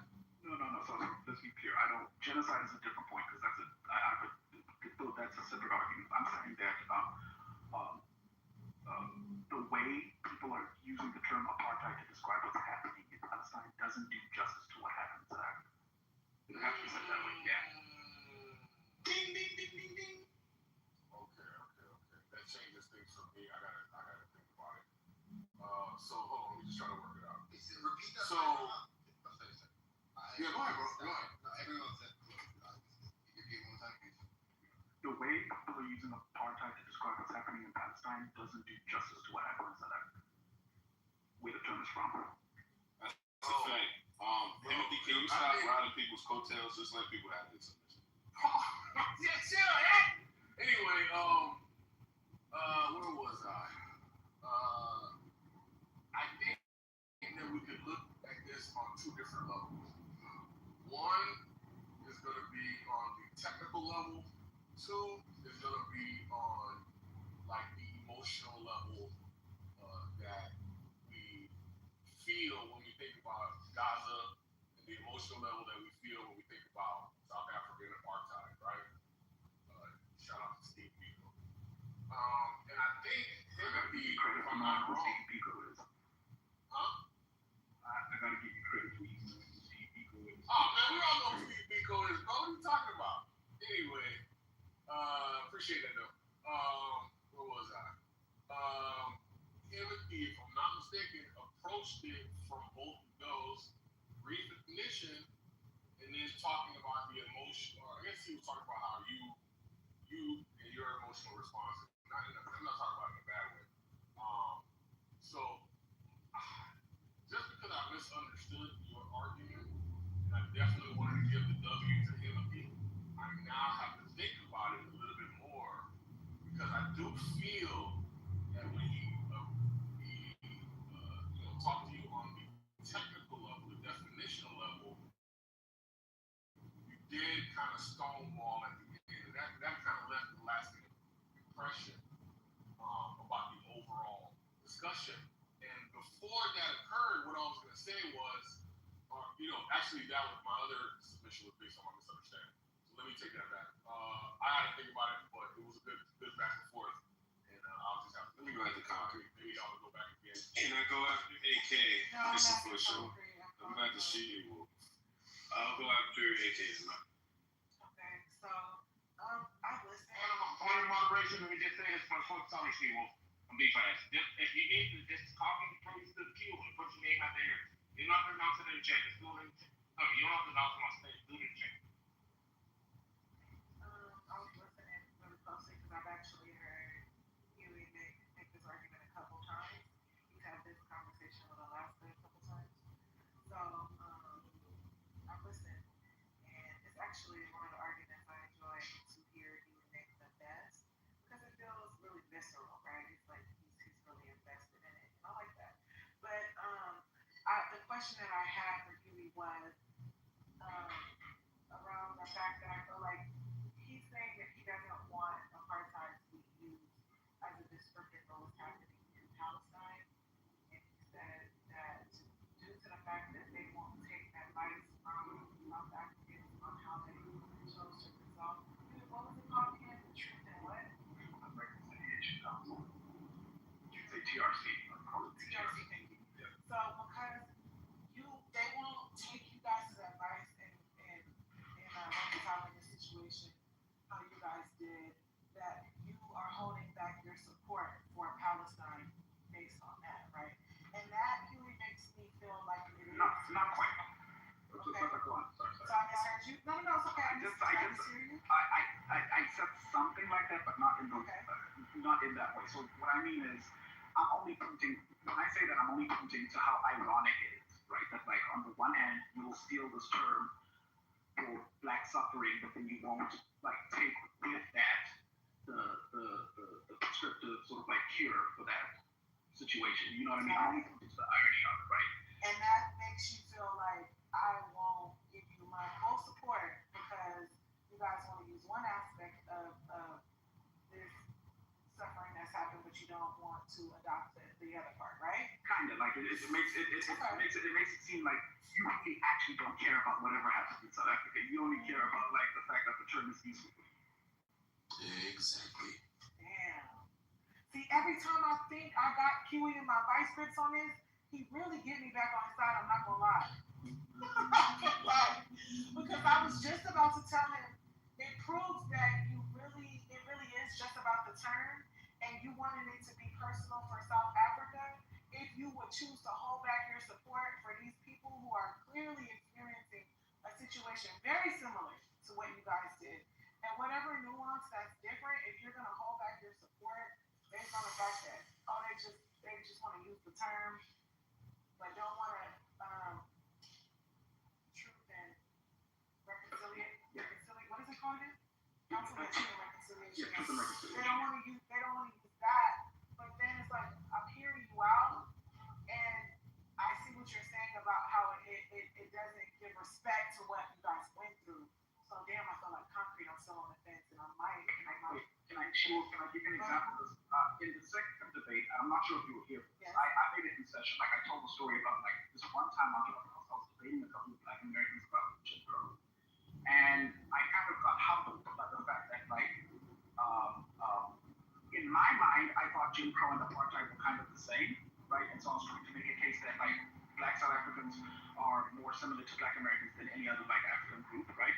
But like at the end of the day, it doesn't actually matter how we're similar. It's kind of like the differences do actually matter just as much. You know what I mean? So it's like I can't be disrespectful and co-opt the term of Jim Crow and say like apartheid was kind of like Jim Crow but worse. You know, that would be mad disrespectful to Black Americans, and I understood why. It's because it's a unique struggle, and there are things that like the lived experiences of like Black Americans that like I just can't account for even in my comparison. Like, and that was my general We would have had no problem here calling when you guys were going through something akin to Jim Crow, or we wouldn't have no problem calling it that. Well, sure, a couple of things. Which is why I kind of used to sometimes have an issue with you having a problem with what's going on. I'm sorry, I don't know what he's doing over there. But what's going on in Palestine being called apartheid? Because I wouldn't have no problem with calling apartheid Jim Crow. So, but I get what you're saying about them saying we want this part of your plight and we want to adopt this part, but we're gonna ignore this side. I get that, right? So I'm gonna think about that. You niggas think. Get the things. Hold on, Dawn. I made the way for you, Dawn, and now you talking, and I'm next in the queue.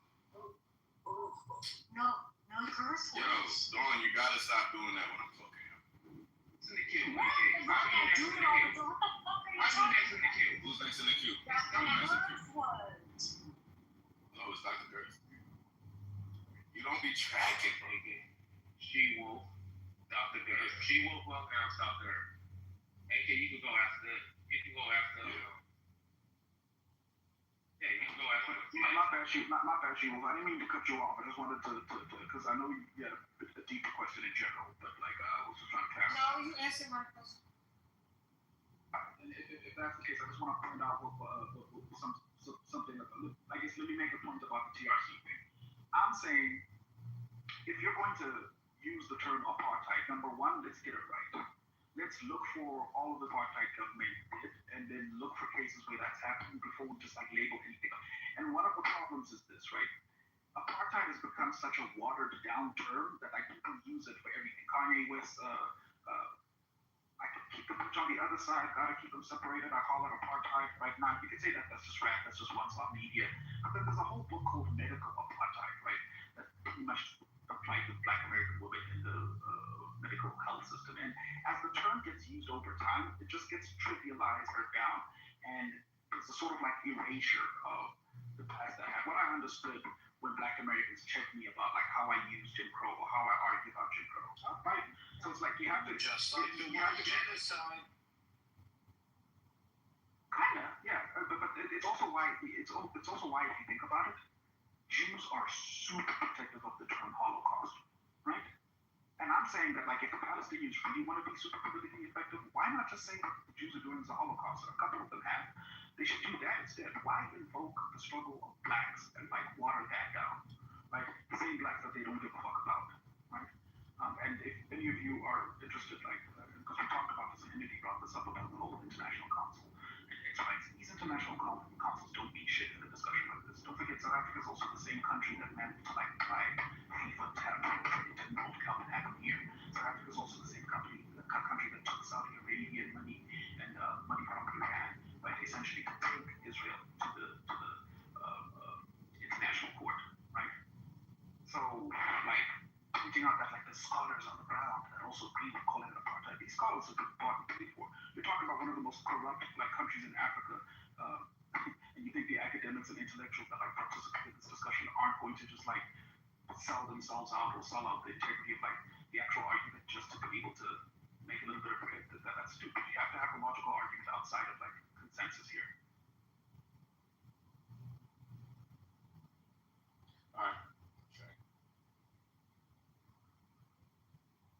I'm not trying to be rude, Huey, but like next time, can you just back up a little bit from the mic, just a little bit?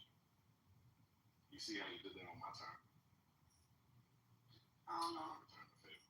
I'm not trying to. That's okay. I don't be trying. Okay, I'm not talking to you. That's my turn. Go back. Get back there. Now, okay, here you go. All right. So I don't know the big mic. I have a big mic, but I'm not using it right now. I don't want you to think I'm a small mic. You know? all right. In mortal words of Kitover, settle down.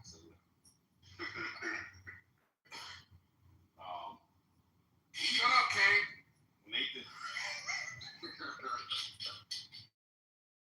Nathan reduced the whole argument to I have finished and you have yours. Now, all of us sitting here wise, we know that it was more than, right? Can somebody come off mute and say that they think that there's more than? Nah, fuck y'all. Anyway, there was more to the argument than what Nathan presented, right? It doesn't do him any justice because he said more than this is my definition, right? So that's the whole thing. I'm not even going to address more than that, Nathan. You got to stop that shit. To sit through a lecture and to comprehend nothing but lint and slips is amazing talent. You keep that up. My next thing to Mr. Himothy is okay. They need a way to punish. Okay. The things you're listing is bad. Why don't or didn't they just call it racialized authoritarianism? Racialized authoritarianism. Authoritarianism. Authoritative. Let him talk, No. please. Go ahead. Wait, you see that? You see that loud stuff? Yeah, go ahead, try it, Desi. Authoritarianism. Oh! Yeah, I like my smart women. I'm gonna teach that first one how to do it. So, racialized. How to suck dick. Racialized authoritarianism. There we go. They call it. That sums it up, right? I think Huey's saying if you're gonna use apartheid, the term that we made and we defined and represents a specific situation in history, right? Then represent it correctly. Nathan, this is what he was saying, right? Just listen. Racialized authoritarianism. I'm going to say it 4 more times so I get it right to myself. That includes systemic racism. That includes state-sponsored racism. It says here, it includes ethno-political control. That goes to what he's saying about the academics, people controlling the education, right? It also includes apartheid logic, meaning like historical and it's morally loaded. So it's in that term, there's some aspects of apartheid in there too, and racial governance, right? More neutral than sharp. So that's what he was saying. If you're gonna use apartheid, use it right. If not, he's not saying he's mad at the UN or whoever the fuck trying to penalize people for doing this. But they could have called it something else. There's many words that describe the attributes that you brought up of a government state doing this. There's many words that authoritarianism. Ooh. All right. So I'm next in the queue, so I'm gonna just go. Right. I think a lot of what you said does make sense, but at the end of the day, Nathan is right. It's a disagreement about what words mean, right? So, like,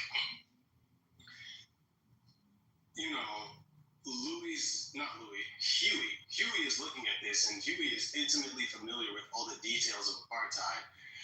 And for Huey, it's not simple as, like, we're being oppressed, this is apartheid. Now, I know that in time, him had brought out criteria, right?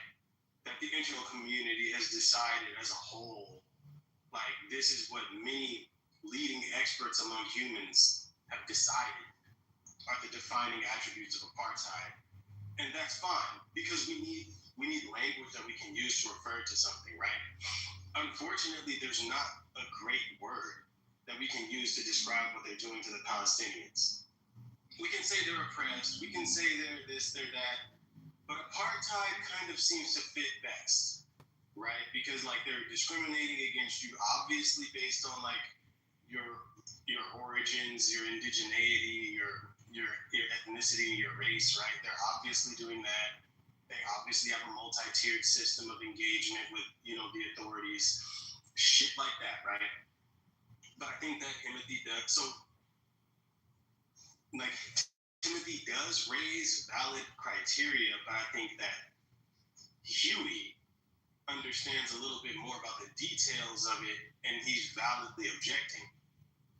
All of that shit makes sense. Huey already did this. I have a question for you, which I think would be more interesting, right?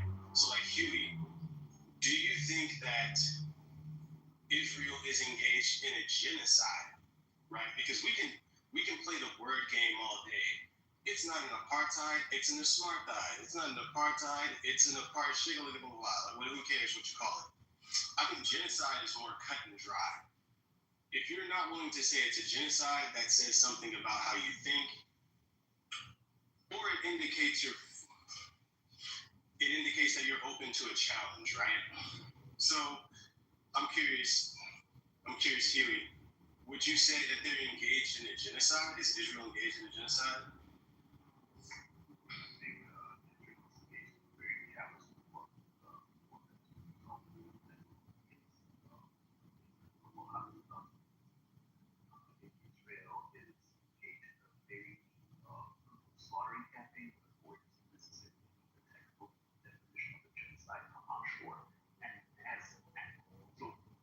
To make sure I'm not sitting on the fence here, just to give you a direct, straight up answer, no.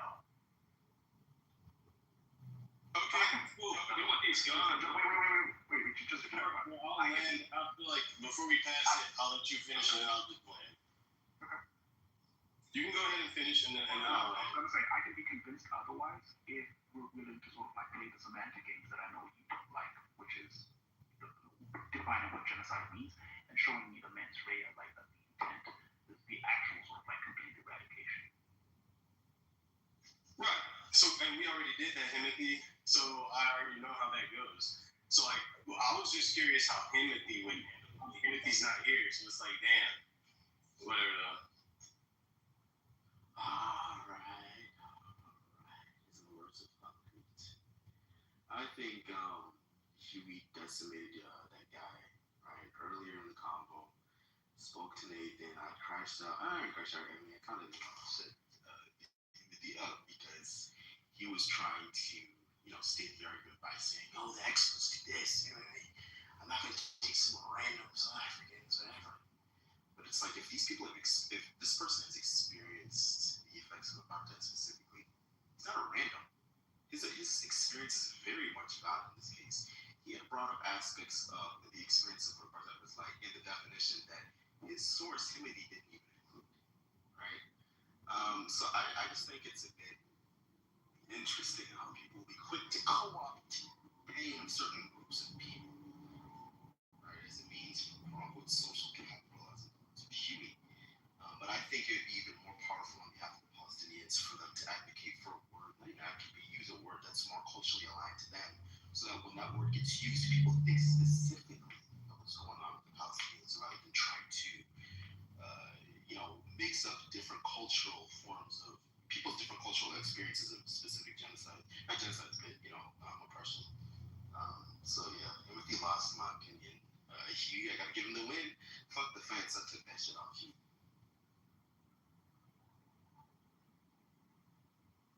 Nate, it's on you.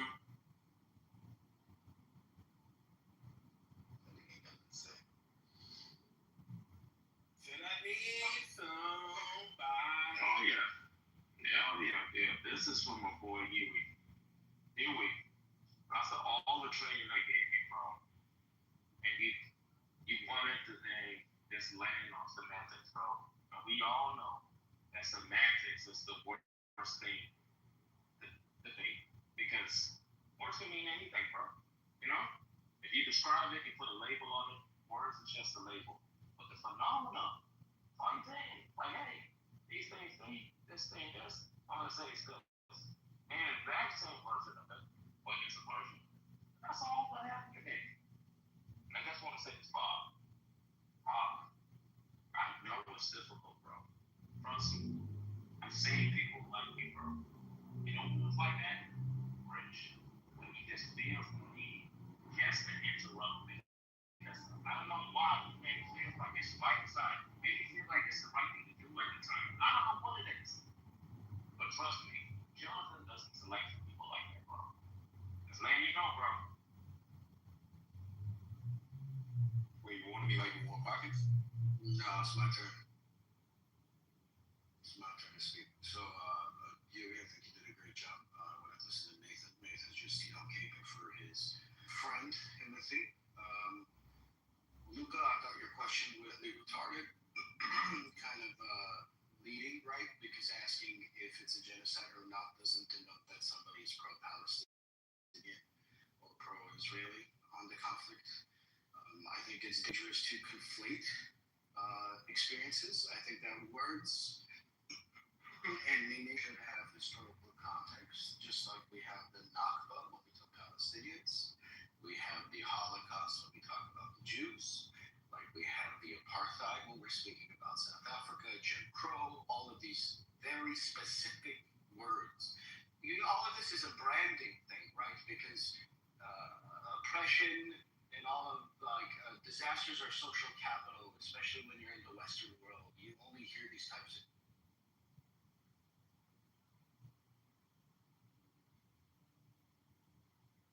Did he go up? Look at, never said Perfectly. pro-Palestinian. Perfectly. I never said pro-Palestinian, but we'll let him go ahead. So does that mean, how much time do we give him to recover? 1 minute. I'm off. We don't. Are you there, Head Up? Not gonna leave without Haggai. We're not leaving without Haggai. Dawn, keep going, mute. Dawn, God damn. Dawn, hold on, I got my campaign, nigga. Hell no. I can hear him. Alright. Shouts out to Haggai. He sacrificed his time for the rest of us. We'll be missed until the next time he's in the queue.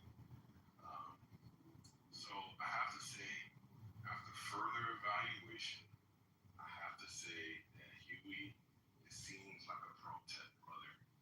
It sounds like you are pro-teching, and what we got to do is you got to give us the distinction. Give us the distinction, then we can see how they're separate events. But until that point, it sounds like a protest.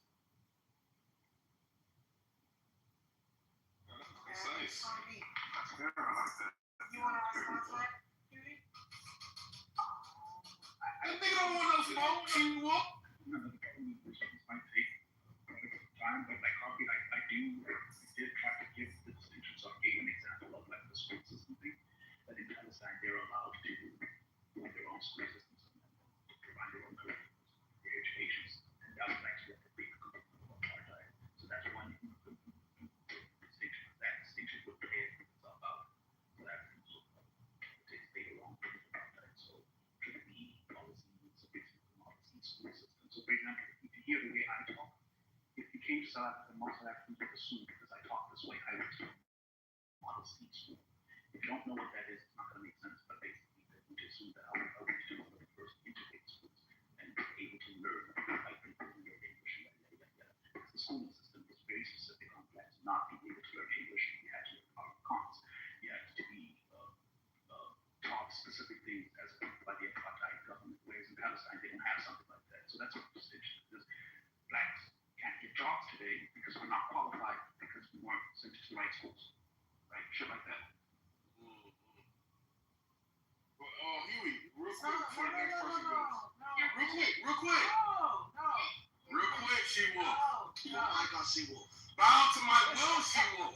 No, you disrespected your I didn't look, I had to put Bow to No, shut up. It's 9:30. Quiet.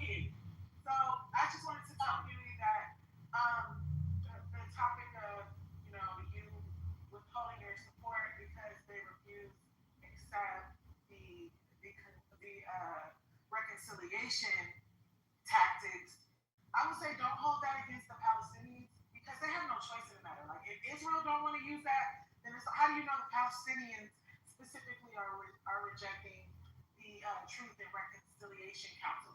Like we can't say that. Like we don't know that the Palestinians are rejecting it. It could be the Israelis that are like, we need any reconciliation. We're happy with the conditions that we have, right? So I would say just consider. Oh shit. I think damn, because I only got back in the queue because Haggard was saying I'm literally back here. Okay, what's the queue? It's in the chat.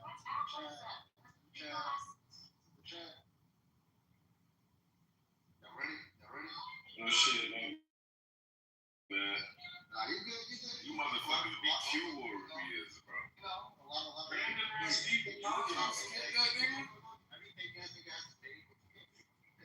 Nah, Cocky, I'm talking about the mods that don't got shit to do until it's a Q. It's like, I'm Q!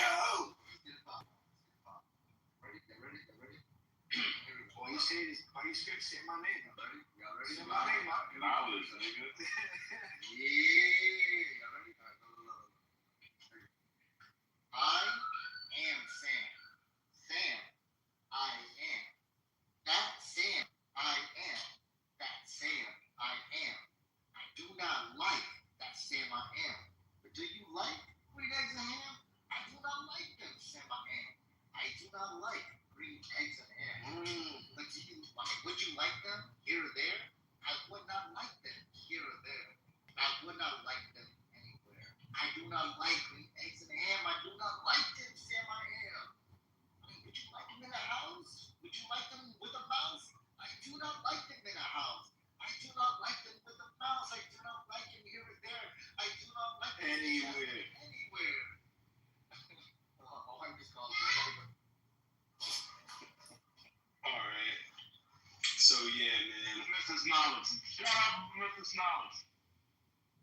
Damn. Okay, yeah, shout out Mrs. Knowledge. All of that, you know? I mean, but here's one thing though, Haggard. I think you did fuck up my submission a little bit. I think you're responding to shit I didn't say, right? Like I never said your position on whether or not it's a genocide indicates whether you're pro-Palestinian or pro-Israel. I intentionally didn't say that. I said on purpose, like it shows that there's motivated reasoning, right? Now, by that, what I mean is, and I think this is me just talking to Huey's point, he made a similar point, right? Like the vast majority of experts from international credited communities, right, would say this is not only an apartheid, but a genocide, right? Huey wouldn't dispute that, right? Because we've discussed this, right? So Huey would not dispute that most experts from credited fields and accredited institutions in the field have concluded that it is not only an apartheid, but also a genocide, right? Now, if you disagree with most experts, then you have motivated reasoning. Now, I think that when Huey disagrees regarding it being an apartheid, he is motivated by valid facts about reality and history. So his dispute regarding apartheid is understandable.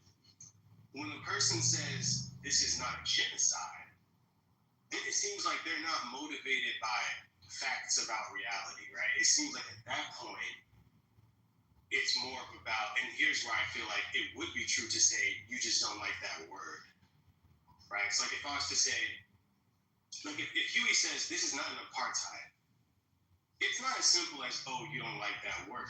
Because Huey has valid reasoning and rationale behind saying this is not an apartheid. Now, me and Huey have discussed whether or not it's a genocide, and we agreed to disagree, right? So he didn't say anything that was logically inconsistent. He didn't say anything that means you automatically lose because you're a dumbass. But we just agreed to disagree. And he agreed to disagree with most experts. So you know what I mean? That's what I'm saying, Haggard. You dig what I'm saying? So I wasn't saying For clarity, I don't think it's a genocide either. That's if you don't, that's fine. I'm not even saying that makes you pro Israel or Palestinian. I'm just saying, like, there's no way that you're just looking at most of the facts. There has to be some other shit in your mind. Would you like to have a back and forth one-on-one about this? I'm open to it. I don't have it. And if you're right, bro, I'll agree with you. I just like to point out that once again, his argument is you disagree with most experts, quote unquote. That's not because me and no, I tell you, me and Huey went back and forth. We went source for source. I pulled up quotes. I cited data. Me and Huey have already had this conversation where I went to the sources. I went to the. You dig? So if somebody's saying that I can't talk about the facts, then they're wrong because Huey knows I already did that. So, all right, so come on. Do you know I got it. Wait, can I just take you to a span of the work out of sample? I think you find this interesting. I think it's a misunderstanding. I'm not saying that you can't call certain things a argument, right? I'm saying that we have to Palestine specifically. I don't think it's to call that a argument, but I'll make this interesting for you. I was once asked, what do I think about the comparison between apartheid and what happened to the Aboriginals in Australia and I think it's comical. I would sooner call what happened to the Aboriginals in Australia apartheid than I would with having that. Yep. So it's not. So the issue for me isn't like the use of the term strictly. It's about like the political co-opting for it for let's say optics like expediency and convenience.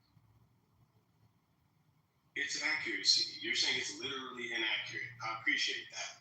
I'm not trying to make it seem like you're not saying that. I see what you mean. I'm not saying you were saying that, but I came to see how you would respond to it. Like that gives you more context. I don't know if fuck the queue up though. I think there's a queue. Is there a queue? No, fuck it up. No, I think. I mean, I got what to say. We can go back and forth after that. I'll address everything you said. Just let Dawn talk now and y'all do the ISO, because she always want to fucking talk. Bro. Easy. Serious? You know, listen. Hey, I was teasing with you, man. You better be joking too. I'm teasing. What the fuck, man? Listen. I'll let you go.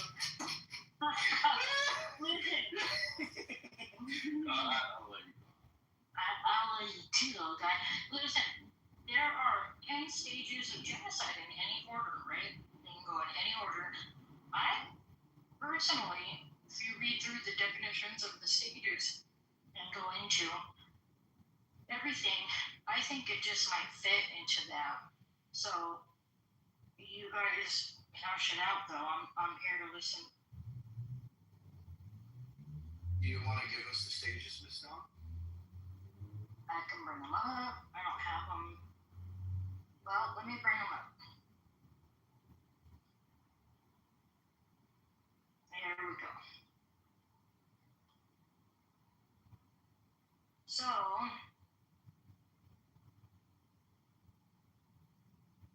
the first stage, classification. I'll just run through them. Second is symbolization. Third is discrimination. Fourth, dehumanization.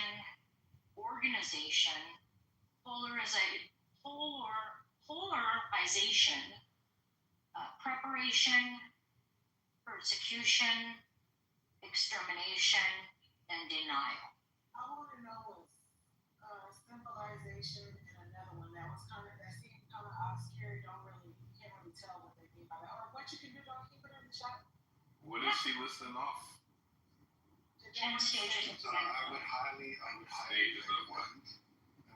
recommend us just looking at the Raphael Lemkin website, right? We have to go to the actual rules and stages of a genocide. Okay, let's go to that one. It's Wait, hang on. Do they have to be? Lemkin Institute. Hang on. Do the stages have to be in order? No. Okay.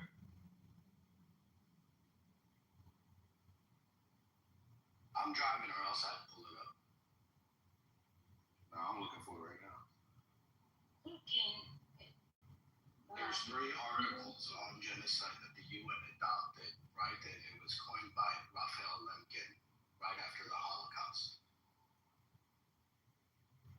Of course, that was the event. Yes, but it's based off of what happened to the Armenians. Oh, nice. Turn of the 20th century. Not nice. I knew That's from not nice about you. Yes, it's important, right? There should be differentiation and understanding, and we should avoid conflation and put a heavy emphasis on nuance, because nuance is extremely important when we're judging.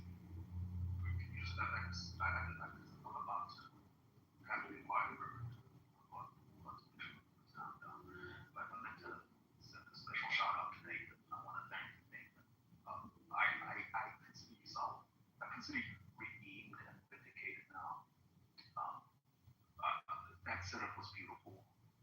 I think you know in your heart what just went down. And thanks for letting me correct the record once for with the right journalism members watching. Because the people who were there for the first debate are like, oh, give me one, and now people at this big period like it didn't even this one. And and so I'd like to thank you for that setup. I know you troll a lot of love, and this was the best Christmas gift I could have gotten from you. So thank you.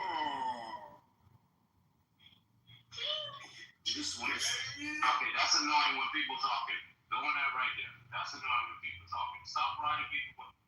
Look at him. Look. I'm going to Cabo next year. You are? Wow. Who paying for it? You know that? So, how about the bringing up Dr. Seuss model? That's a messy question. Raphael Lemkin. We are talking next one. Raphael Lemkin was a lawyer who coined the term genocide, and it's saying that according to Dr. Stampley's model, which he views as a process that is not strictly linear and where stages can occur simultaneously, the 10 stages are, so it's leading me to Stanton's model. Do you want that or not? All of them have to have one specific thing, and that's the intent to completely destroy, right? That was going to be my main point of argument against what I was saying, or against anybody that thinks that it's a genocide. There are better terms to be used, right? Like egregious, disgusting, horrible war crimes, ethnic cleansing, atrocities. All these terms make sense. But when you talk about intent, there is no legal intent to completely exterminate. What's ethnic cleansing? Right, is ethnic cleansing genocide? Let me get a definition. Go ahead. Different. Here, let me pull over. No. We'll look it up for you. Go ahead. We can look at what I'm dropping, but they can look at it. When you say I'm trying to give you the complete definition, so I want exact words, because nuance and exact things matter. Conflation will destroy the argument. The ethnic cleansing is the systematic and forceful removal of an ethnic, racial, or religious group from given territory with the intent of making that area ethnically homogenous. That kind of sounds like what's going on in Gaza, because the West Bank still exists. What we need to know is ethnic cleansing akin to genocide. No, it's Are they part of similar? it. Are they the same? No. Oh, okay, so it's one of the steps. Place. So it's one of the steps of genocide. Yes. So then it is Because genocide. takes We place. already confirmed that if you're using one of the steps to genocide, then it's genocide, right? No, because you still have to have intent You're backpedaling. to completely massacre an You're entire backpedaling. genetic group. Execute them, guys. Nathan, let's have the convo stop, bro. You don't hear organic conversation happening, bro? You want something to control so bad, bro? We set up a few. Bro, Hag Up is engaging with somebody with learning stuff, please, bro. There was a few that set up. We can all Yeah. Alright, do the cue. AK, no money for you. You don't get to plan anything. I'm putting it in the queue until I find it. Until I find it. It's it was concrete, then I'm putting it in the chat. so that was the last one that came. Then after I go, I guess we can go popcorn, or we can go to Hot Dog, or I'm just gonna say this. Look, I know journalism is a wrong way. People who participate feel like they can control it.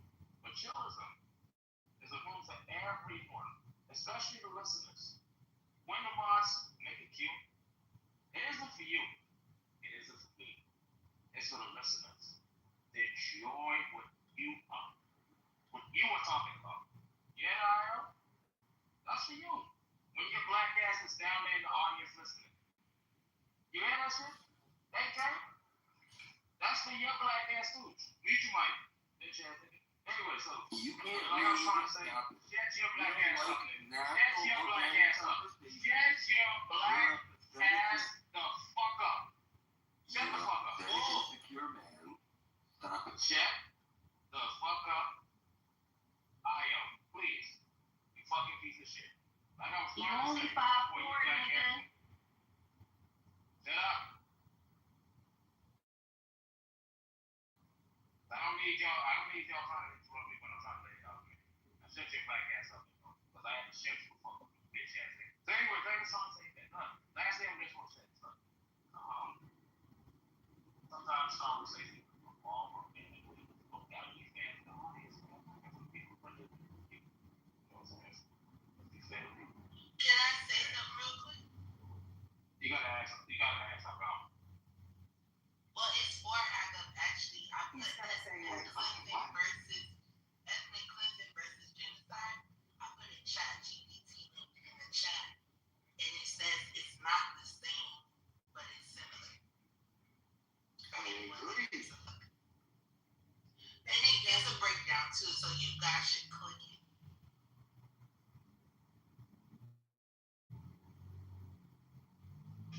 I'm just arguing that ethnic cleansing is a better fit for what's going on rather than genocide. Ethnic cleansing can be a component of a genocide, but again, it has to do with intent. It's the intent to completely destroy. There's a reason why it's called geno, right? It's a genetic group. You're completely eradicating them. That's not what's happening in Palestine. These are horrible war crimes. You can be pro-Palestinian, such as I am. You can be fighting for the cause, but words fucking matter, because then you destroy the history of everybody that came before you. Genocide requires governmental intent to completely wipe out that group. That is not what's occurring. You don't have aid during genocides.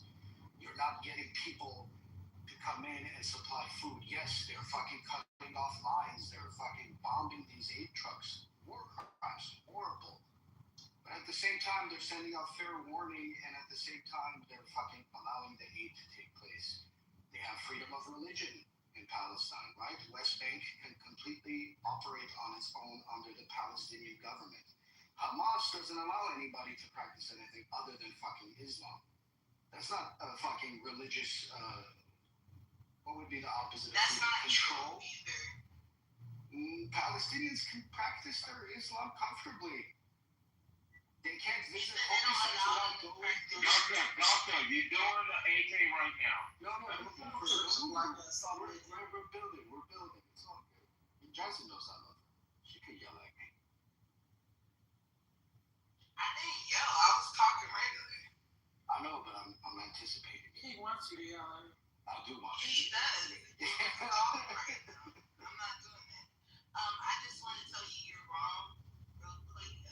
Hamas does allow people to practice things other.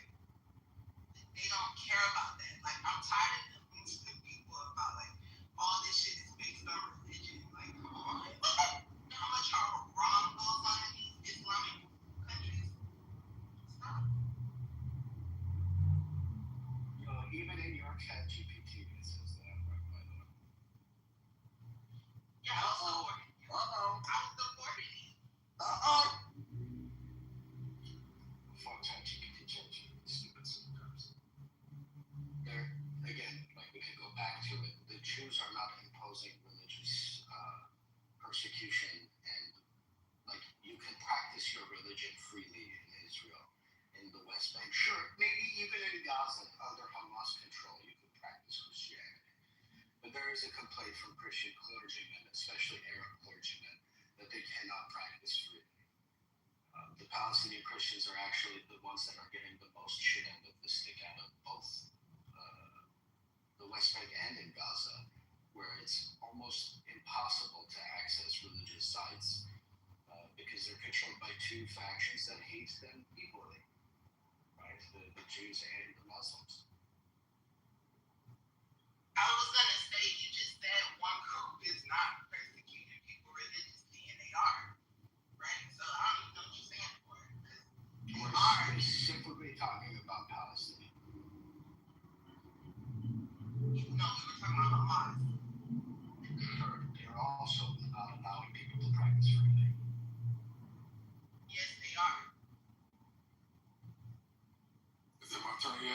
Wait, hold up. Let me finish this and you can go. Concrete, you missed your turn, bro.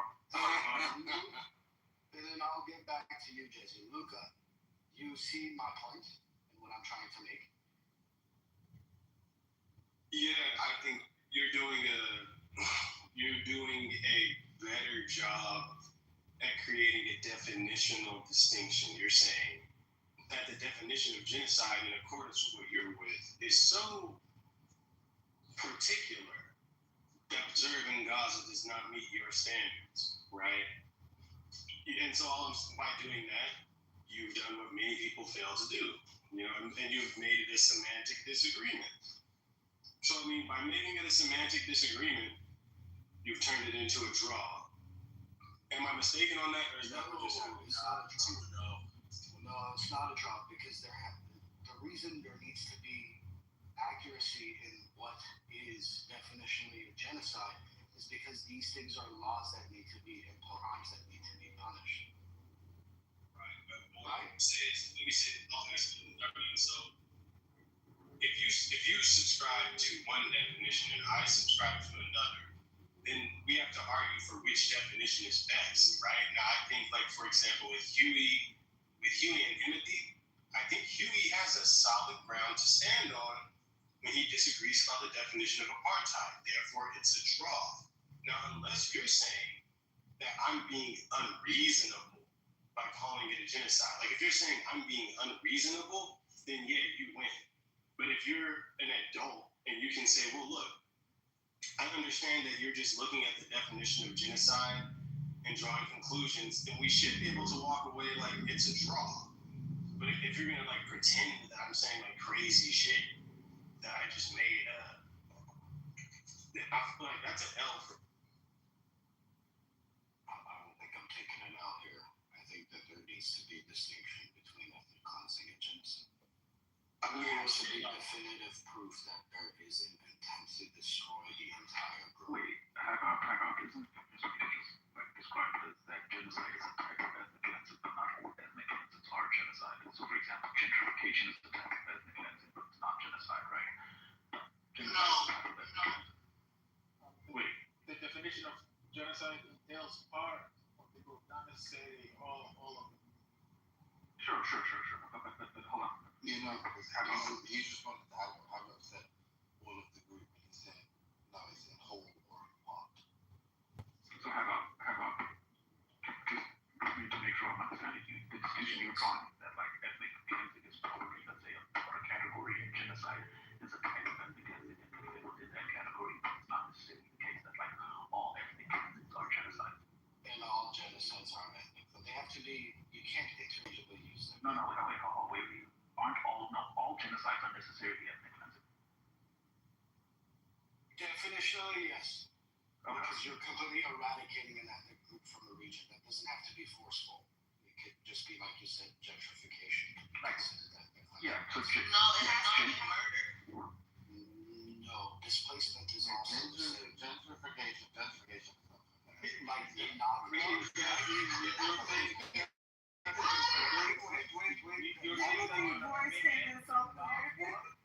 The Nakba, right, did not necessarily mean mass murder. These people were picked up and placed somewhere else. They were marched to leave their homes. Right? That was an intent to completely cleanse that region. The same of the Nakba is It doesn't require that much ethnic cleansing and fucking genocide are distinct concepts. There is some overlap, obviously, but there's distinct concepts. But gentrification is ethnic cleansing. It's a debated topic. We can make that argument later. It's kind of ridiculous because honestly, ethnic cleansing cannot be called one of the Armenian genocides. It's a forcible expulsion, right? Obviously, that's not what's going on with gentrification. You're saying, in fact, there is some kind of process by which you're acquiring land and then raising prices, That's not forcibly expelling people. That's a distortion of the term. Could the argument be sabotaging of certain neighborhoods to drive the prices down, property prices down? It's part of It's not enforced though. You pay more money. If it's oblique and it's not direct, and it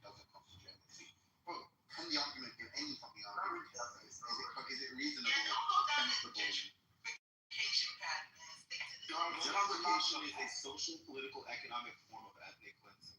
Less violent certainty than that. More time is just as effective in terms of that. In the U.S., this is what the experts say. In the U.S., the process is inseparably linked to the historic reasons such areas become targeted for transformation in the first place. These were precisely the neighborhoods formed by the post-World War II subsidizing white suburbanization at the expense of black and brown urbanity. Some more bullshit they pushing. I'm not gonna lie.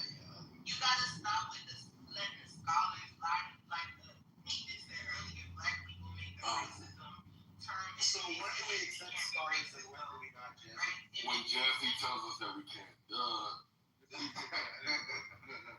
when the scholars are actually coming from a good faith point and not a point of trying to create. They're describing the sociological and economic This is the money making. Why are we hold on one second. Why are we coining terms for things that are just wrong? Right? They're wrongdoings. They're crimes against humanity. But instead we're like, no, genocide, gentrification, ethnic cleansing, blah, blah, blah, blah, blah. It's wrong. I don't give a damn what you want to call it. Like, this is what I mean about the scholars. It's a money-making game. And I understand, but don't fall for the bait, bro. Please. Gentrification is not the same as the ethnic cleansing that's going on in Palestine. And it should be brought up because they're not the same. The Palestinians are being murdered, right? And gentrification, people are moving to another place. They're not being murdered. They don't have bombs falling on their fucking head. It's a big difference. Wartime love. Let's go back to what I was around the Palestine ethnic cleansing or genocide.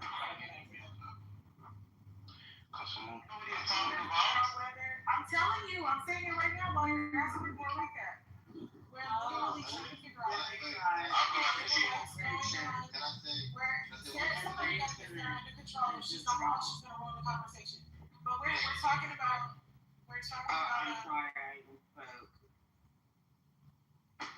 whether what's going on in Palestine is genocide or ethnic.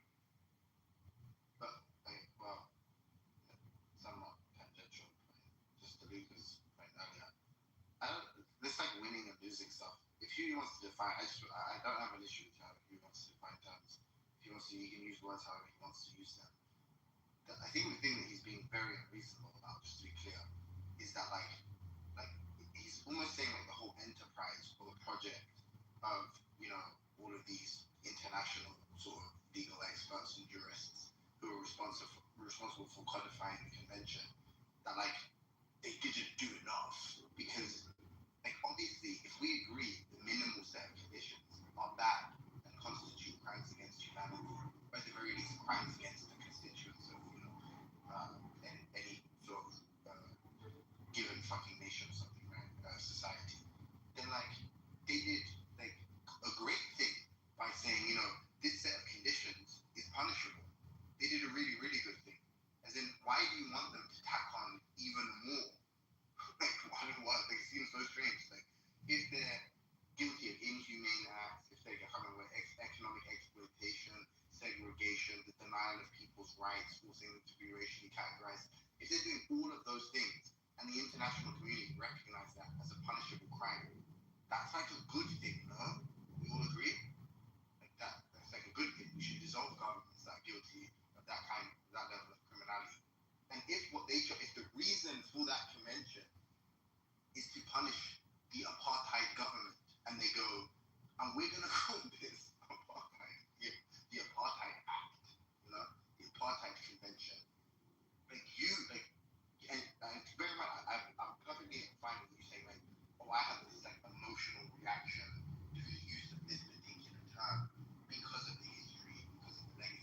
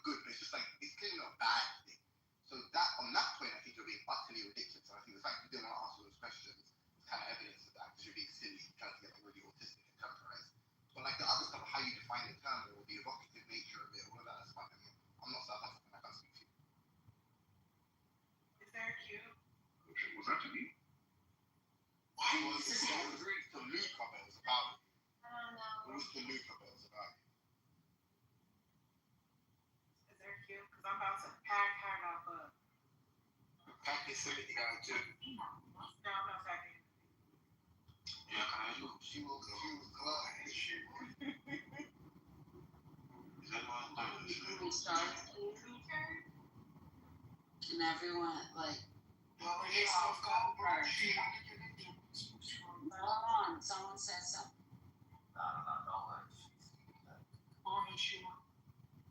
So what's like the line? Who's going? Okay, did you want to go, Sam? You have something to say on the topic? Whoever did that thing. I'll go after you if you want to say something. Okay, the last Q I found in the chat had concrete knowledge and Nathan.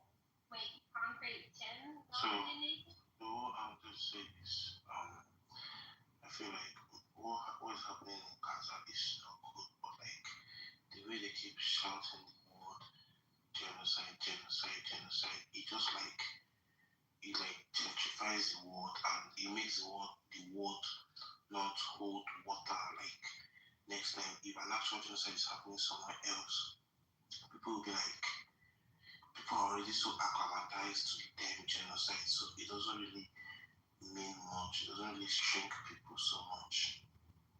So what is happening in Gaza is bad too, but I just feel like the way they keep screaming the name genocide just keeps like watering down the severity of the word.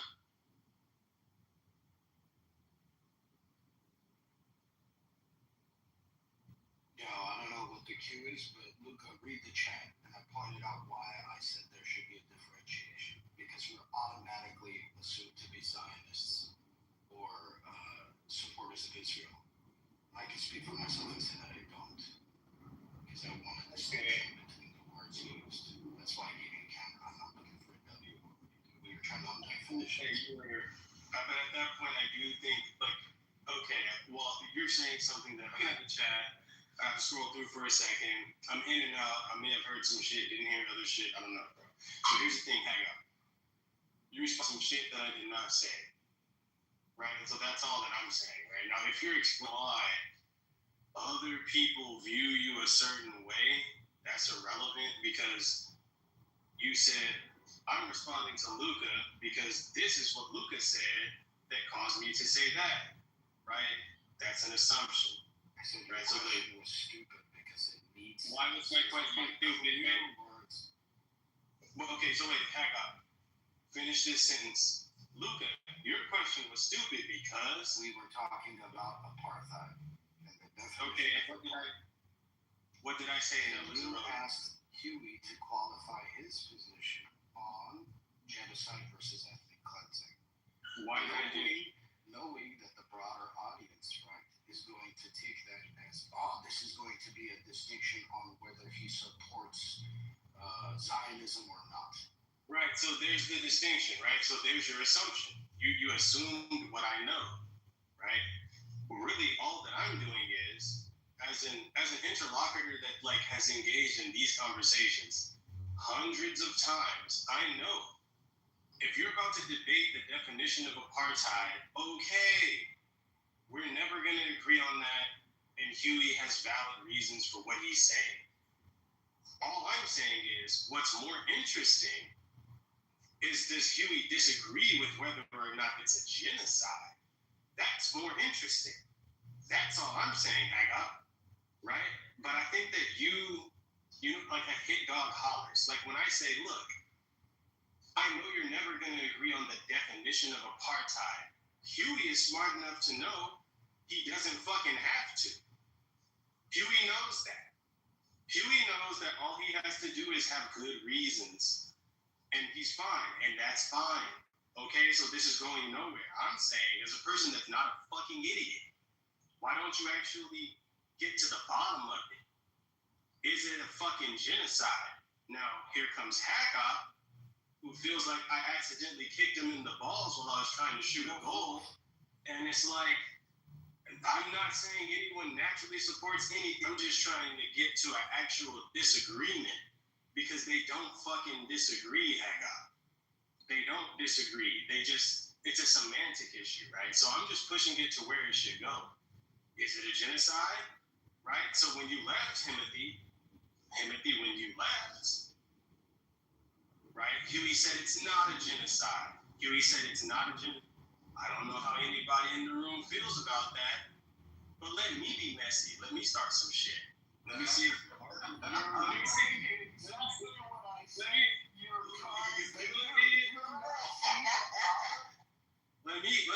But see, now, hang up. No, look, you accuse me. If your accusation is that I'm being messy, fine. I just want to watch you motherfuckers argue. But I'm not taking a side, and I'm definitely not saying like, oh, this side is right or that side is wrong. You calling for anything is taking a side. Okay, I mean, if you gotta call me gay to be right, then fine. No, y'all can call me gay. I don't know, bro. Like, that's okay, cool, right? Like, if you gotta be like, haha, see, he said a man, he's gay. Okay, guys, all right, check it out. Look, I'll do this for you right now. I'm a homosexual. I'm coming out. I'm gay. You win, right? Now, is it a genocide? I'm gay. You can ask me. I'm homosexual. I'm gay. Why are you spiraling? He did respond to earlier, brother. He did say that he is willing to be persuaded otherwise. If you heard that part, so like I think he's more on the agnostic side. Is it a genocide? The man gave you a 30-second preface before he answered the question and then clarified and said, I don't want to be like a fence sitter. So I'm going to say, no, it's not a genocide. I know he did. He did answer. So I my response. Hang up. He did answer. He did answer. He didn't run away. He answered. And I noticed that. Because at first I was like, okay, this is bullshit. That's like, wait, He answered. That's like borderline we're talking about. If you're Here saying we go. if you're saying you're agnostic, why would you say, but seeing as you're going to press me for all to know, either you have a reason to know or you don't. Well, but if someone is open-minded to have a mind change, now you have to talk to them. Hold on, but Timmy, let's have some Jimmy Dog. Please stop fucking looking at my heels. I'm not even. No, let's chill. Fuck, man. I told you that in my last Bro, why are you right now?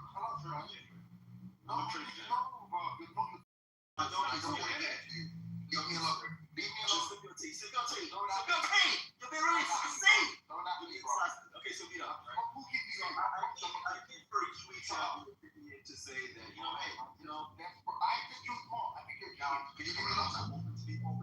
Shut the fuck up! You stupid bitch! Shut up! You fucking ape!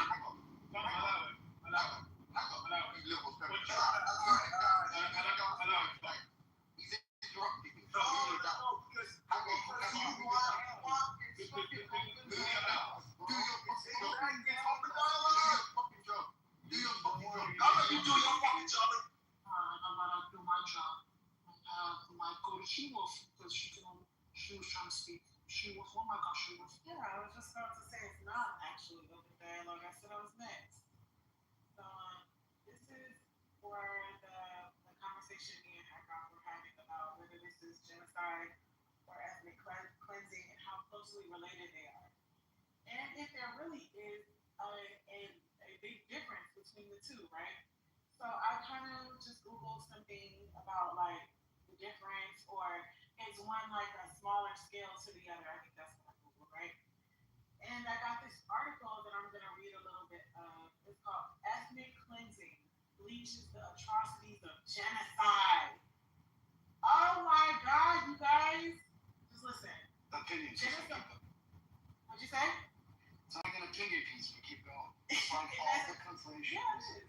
Just like everything we're talking about, our opinions on what's going on in Palestine. Genocide has been the leading cause of preventable violent death in the 20th, 21st century, taking even more lives than war. The term ethnic cleansing is used as a euphemism for genocide despite it having no legal status.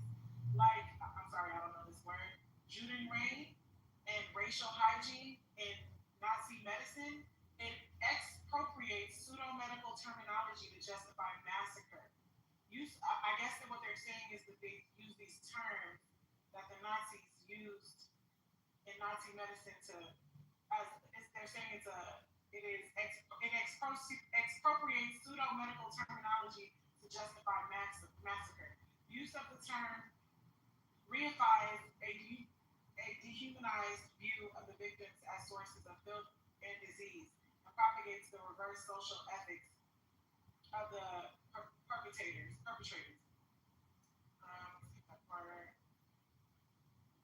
Bystanders' use of the term ethnic cleansing signals the lack of will to stop genocide, resulting in you like y'all just basically, and I agree with this, y'all just don't really care about what's going on there, and to call it what it is, which is genocide, it means that there would have to be something done about it. And using the term ethnic cleansing, it reduces it to like there's no law behind it, so there's nothing to do about it. Like essentially is what this article is saying, and I agree. The term ethnic cleansing signals the lack of will to stop genocide, resulting in huge increases in deaths and undermines international legal obligations to acknowledge genocide. The term ethnic cleansing corrupts observation, interpretation, ethical judgment, and decision making, thereby undermining the aim of public health. Public health should lead the way in expunging the term ethnic cleansing from official use. Ethnic cleansing bleaches the atrocities of genocide, leading to an inaction in preventing current and future genocide. And I totally agree with this. And I get that it's an opinion piece.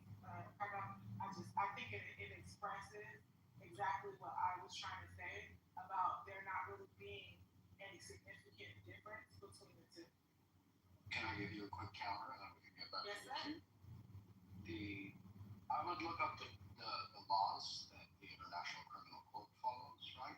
And notice how they also consider forcible deportation, i.e. ethnic cleansing, a crime that is punishable.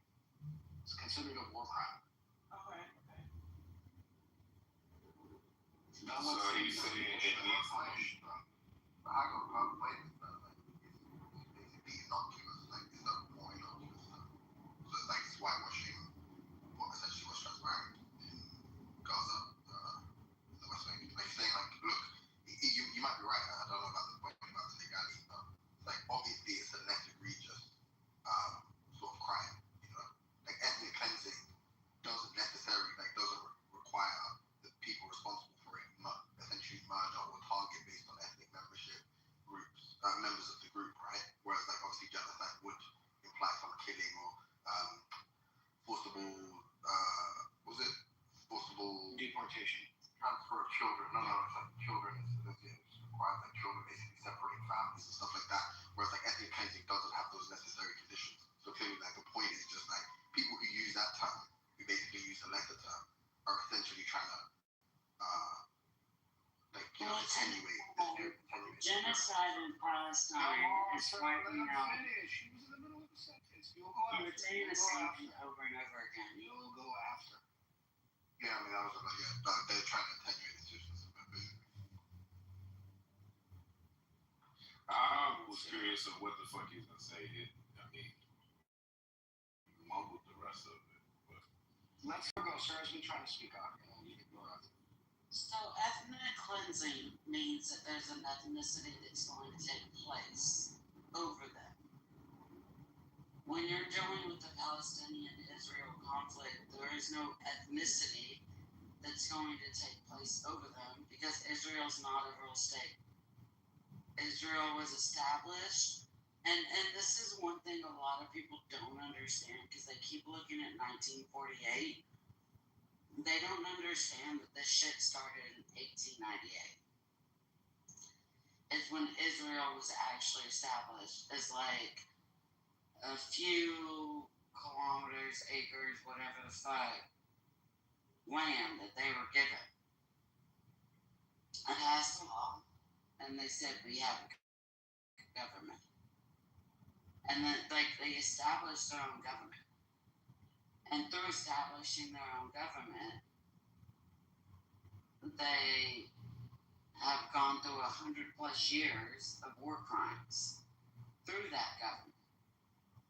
And that, I mean, it happened in Texas, okay? People bought a bunch of land, they called it a city, and then they established laws so that they could sell alcohol.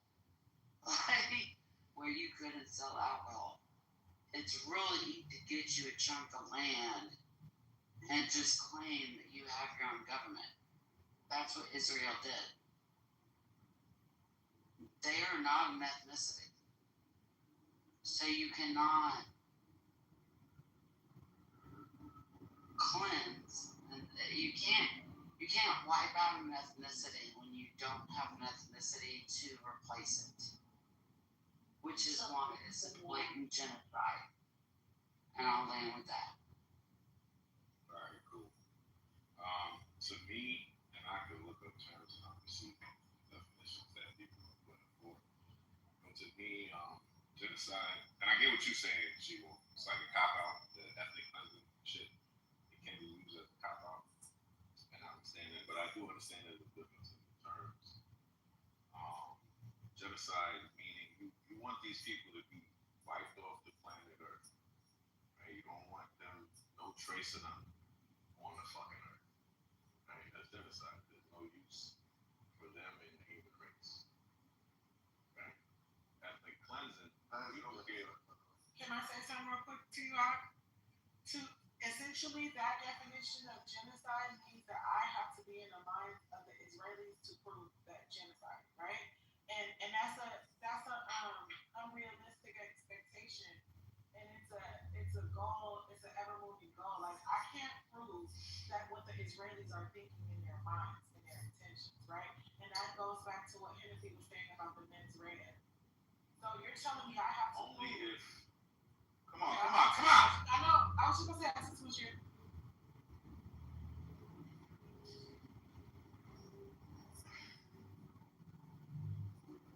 Genocide. Right? They want these people to be moved from the planet Earth. Ethnic cleansing. I'm looking at it like I don't care if these people are here, there, blah blah. They just can't be. No, I don't care if these people are there. They just can't be here. Right? I don't want them mingling with us. I don't want them on the land we claim as ours. Right? So there's a critical difference in the definition there.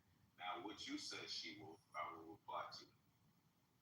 If they're being covert, yes, it's hard to tell their intent. But if they're saying, look, we want these people dead, then that's genocide. Right? So I understand what you're saying when people trying to hide shit, they may hide behind the terminology of ethnic cleansing. Right? But we will look at what's exactly happening. Right? If their intent, if their what's the word I'm looking for? Processes, the end goal is for this to be a race that's no longer existing, then there's genocide. Even if they're trying to be covert, you feel what I'm saying? You can point out things that fall under the definition of genocide. They want these people gone. Yeah. And you can correct me on real quick, Sarah. I want to hear something from him. He was correcting me. I would like to hear on the definition of genocide. It's just it doesn't. So the specific men's right for genocide, I think it's called dolus specialis. Essentially, so even something like collective punishment can still constitute genocide because all it really means is you're destroying in whole or in part this ethnic group based solely on individual membership. So like I'm gonna kill this person, I'm gonna attack this person, I'm gonna starve this person, I'm gonna forcibly take this person, separate this person from their children, solely because they are a member of this ethnic group. That constitutes genocide. So it doesn't have to be like, oh, I have to completely extirpate all traces of this lineage or this ethnicity or none of that stuff is actually relevant. I know that the folk concept a lot of people have in genocide is that like the Nazi exterminate all Jews kind of thing. That isn't actually required for legal definition, like the convention on it. Okay, so the word destruction that you use and that I see in the definition, when it says that they're trying to deliberately, in whole or in part, a nationality, an ethnicity, a race, or a religious group. That destruction, that destroyed part, that doesn't mean to erase them off the face of it. No, it wouldn't, because it just said in part, right? In part. Yeah, so it wouldn't mean whole or in part to deliberately destroy in whole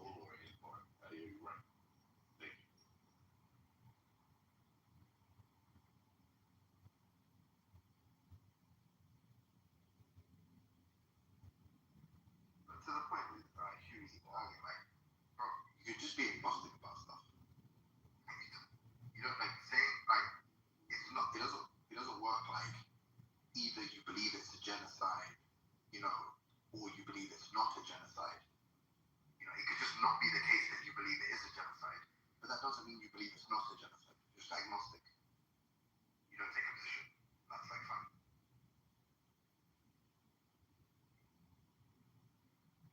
You saying Huey believes that he said that he doesn't believe that it is a genocide? Well, no, someone. And I believe Haggard also said the same thing. Well, no, Lucas said.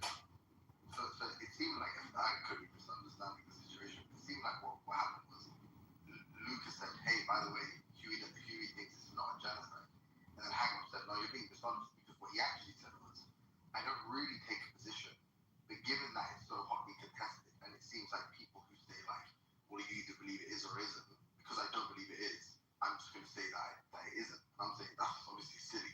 If you don't have a reason to believe it's not a genocide, you could just remain agnostic.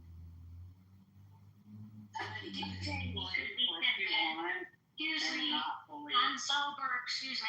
Huey said he could be convinced with a good argument. I'm screaming something. myself too, Hey, four letters, one word, don't. That's right. You can believe Huey feels like whatever you want, but belief doesn't make facts. Facts are it's a fucking genocide. That's just what it is. You can believe whatever you want. You can have feelings, all that stuff. You know what works? Remember when we used to have this conversation? Howard used to say something about how there's this thing where they like to throw the word genocide out there for everything. And there's a specific difference in the genocides we know and this specific one. Remember you gave a really good example. I don't know if you did earlier. Nobody throws genocide out there. This is not some random word we just throw around. Hey, let me ask you a question. Genocide is not a daily law. People aren't just out here like, oh yeah, genocide this, genocide that. That's not how it works. Hello? You're breaking up a bigger. Yes, there's room for you, brother. Let me just say this real quick. Get out your way. The genocide thing. If Huey. No. Is it me or is it back in the matrix? I'm sorry. Huey knows the definition of genocide, empathy, and that either does Haggard, right? I got two questions, right? For you. Either does Haggard, right? Why are you telling them that they should just be that they don't know? Right? That's my question. That's what Lucas said. You said Huey. Yeah, oh, okay. Lucas So it's not sure. about Huey. No, I'm saying Lucas said about Huey. He said Huey denies genocide, and then Haggard said in Huey's defense, no, that's not what he said. He said he's like he doesn't really take a position. If you force him, he's gonna say, okay, no, all right, I'm gonna say no, it's not a genocide, And I'm saying you don't have to. Like, why would you like? You're agnostic. And my question for Haggard is, can you compare?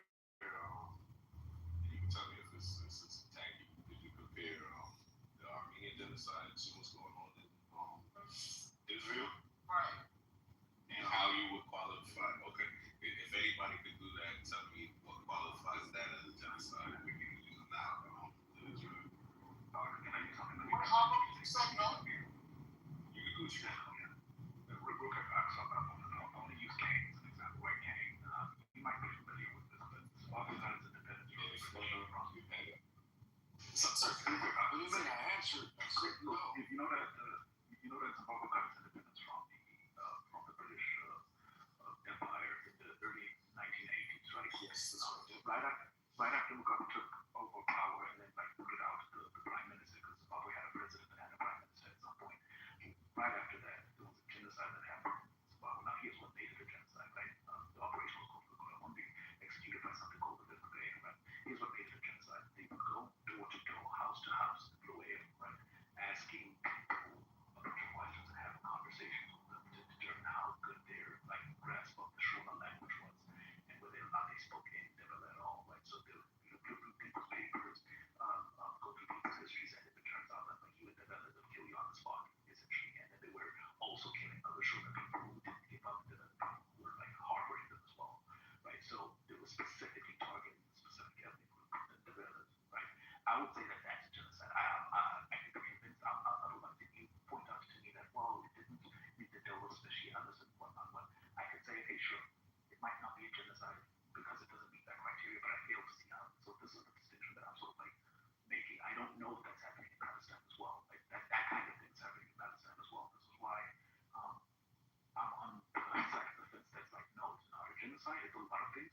atrocious for sure. But if you can show me that that's happening in Palestine, like if you give me all people to live in Gaza or the West Bank, so they don't have to go door to door. Everyone's already grouped together in one place where they can go kill them. That is absolutely a So genocide. that proves his point. Is that I think what he's saying is that they don't necessarily, they're not basing it specifically off of like certain ethnic groups. If you're a Palestinian national, regardless, you're gonna get killed. They're not like basing it like I don't know, there's some sort of like I don't know, like a Sudanese Palestinian or something like that. I think that's the point. They're basing off. I'd like to address an occurrence that happens, especially in Western culture, and particularly this tactic comes from European ruling class. The idea that once you, it's almost Machiavellian, once you can debate something, you give validity to questioning empirical data or what's right in front of your eye, right? Like, so if you see in front of you somebody takes a hammer and squishes an ant, if I could bring up a debate that, well, he didn't really squish the ant. The ant was imploded on itself, right? The ant didn't get squished by the hammer. It imploded on itself. And the hammer, and if you have enough of a debate about it, I can get you to walk away from the idea that the ant was squished by the hammer. And even though that's what you saw right in front of your eye, and this is what Western culture does, and Western ruling class does to the way they propagandize the masses, and they get you into these debates where you can look at something that's actually happening, and you'll actually start to intellectualize it, or go, oh, well, maybe this is technically in this word and that word, and the next thing you know, you're in this weird conversation where you're actually ignoring or omitting actuality for what it is, and it's a bit insane actually when you step away from it. Like for instance, like genocide, murdering massive amounts of people, or killing off an entire group of people. You could do it slowly, you could do it quickly. Still genocide, right? So like if I was to compare it to like Americans, if you were to kind of like, oh shoot, we can't hang them anymore, we can't enslave them anymore. I know, we'll poison their water systems. We'll make sure that only companies that got bad foods, bad grocery stores go in their neighborhoods. Okay, yeah, we'll bar them from, we'll block them from opening up businesses, block them from loans, block them out of economics, and slowly kill them to death. Destroy them on healthcare. Do all these things, even if it hurts our own people, as long as more of them die, right? So these things, we'll experiment on them. Just the experiment. We'll do all these things, little by little. You can't technically call it a genocide because it happened all at once, but it's over a long period of time. So technically, we're not a genocide. And this is all this nonsense. And technically, even though we're squashing them, it didn't technically fit the definition of genocide in Gaza. Man, I'm so sick of that mentality. The one good thing I did hear this year, I'm not gonna say who quoted it, who said it, maybe you might know, but I heard this quote this year, and I said, I'm sorry if you know, I'm so sorry, I don't even want to quote this person, but I have to. They said, war is the ultimate Supreme Court, and that's the best thing I've heard this person say, and it's really true, because it's going to be the main thing that's going to determine, who's right and wrong, not morality. And so, hopefully, if enough of this stuff happens, it's going to backfire. Nature has a way of balancing itself. The people that do these things, you can't do it forever. It's impossible. Now I know why Hongo refused to answer that question. Every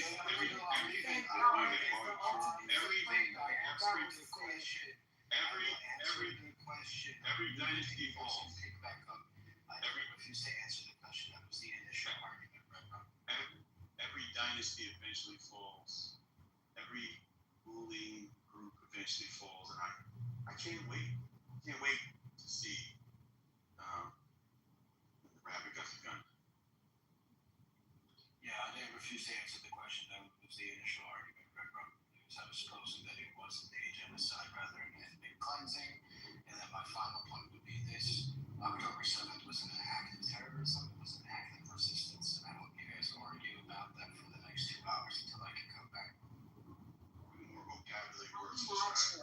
about that because the international Kevin, check your court notes. Get some more vocabulary words. Describe killing groups of people. Come on. the international court said that Israel did not have a right to self-defense because they were the oppressors when they built the wall in 2006.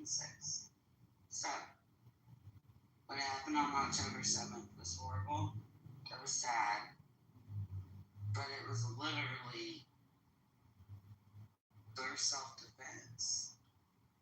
Israel doesn't have a right to self-defense when they're the oppressor. Debating this stuff. That's how you win. Stop debating things that you know is true. You know what's happening. Stop getting entertaining debates about stuff like this. People just need to take action. And that's it. You know what it is? Like I said earlier. It's not a debate when it's international law. No, listen. You know what I said earlier? What I said earlier in the chat, I don't know if anybody caught it. It's just a fact that this human rights violations and all this shit is all bullshit. That one organization that cares, it's all bullshit. I'm gonna tell you something. They only care about human rights violations if those people being affected are important to the United States, are important to Russia, are important to the big superpowers. Because if they're not, nobody gives a fuck. I'll be honest with you. You can see that there's so many Christian countries that are being affected by other countries and the violations that are happening, and no one says anything. No one does anything. You know why? Because they are not important. Who are they? Who are these countries? They are not important to the big superpowers.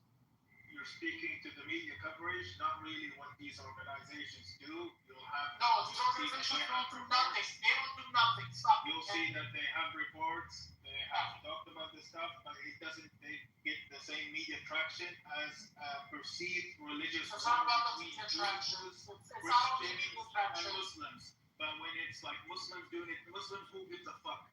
When it's Christians doing it, Christians who gives a fuck? So on, so it's the media. No, what about? I really doubt that. What about Muslims to Christians? What about Muslims to Christians? You want me to bring up multiple Muslims and Christians and they don't do it? They don't say it. Stop the cap. Stop the cap. Stop the cap. We have Christians, but there are Arabs and Arabs. You're making the same point, guys. You're making the same point. I know I am, but like I said, I stand with that. Human rights organizations don't do nothing. Absolutely nothing.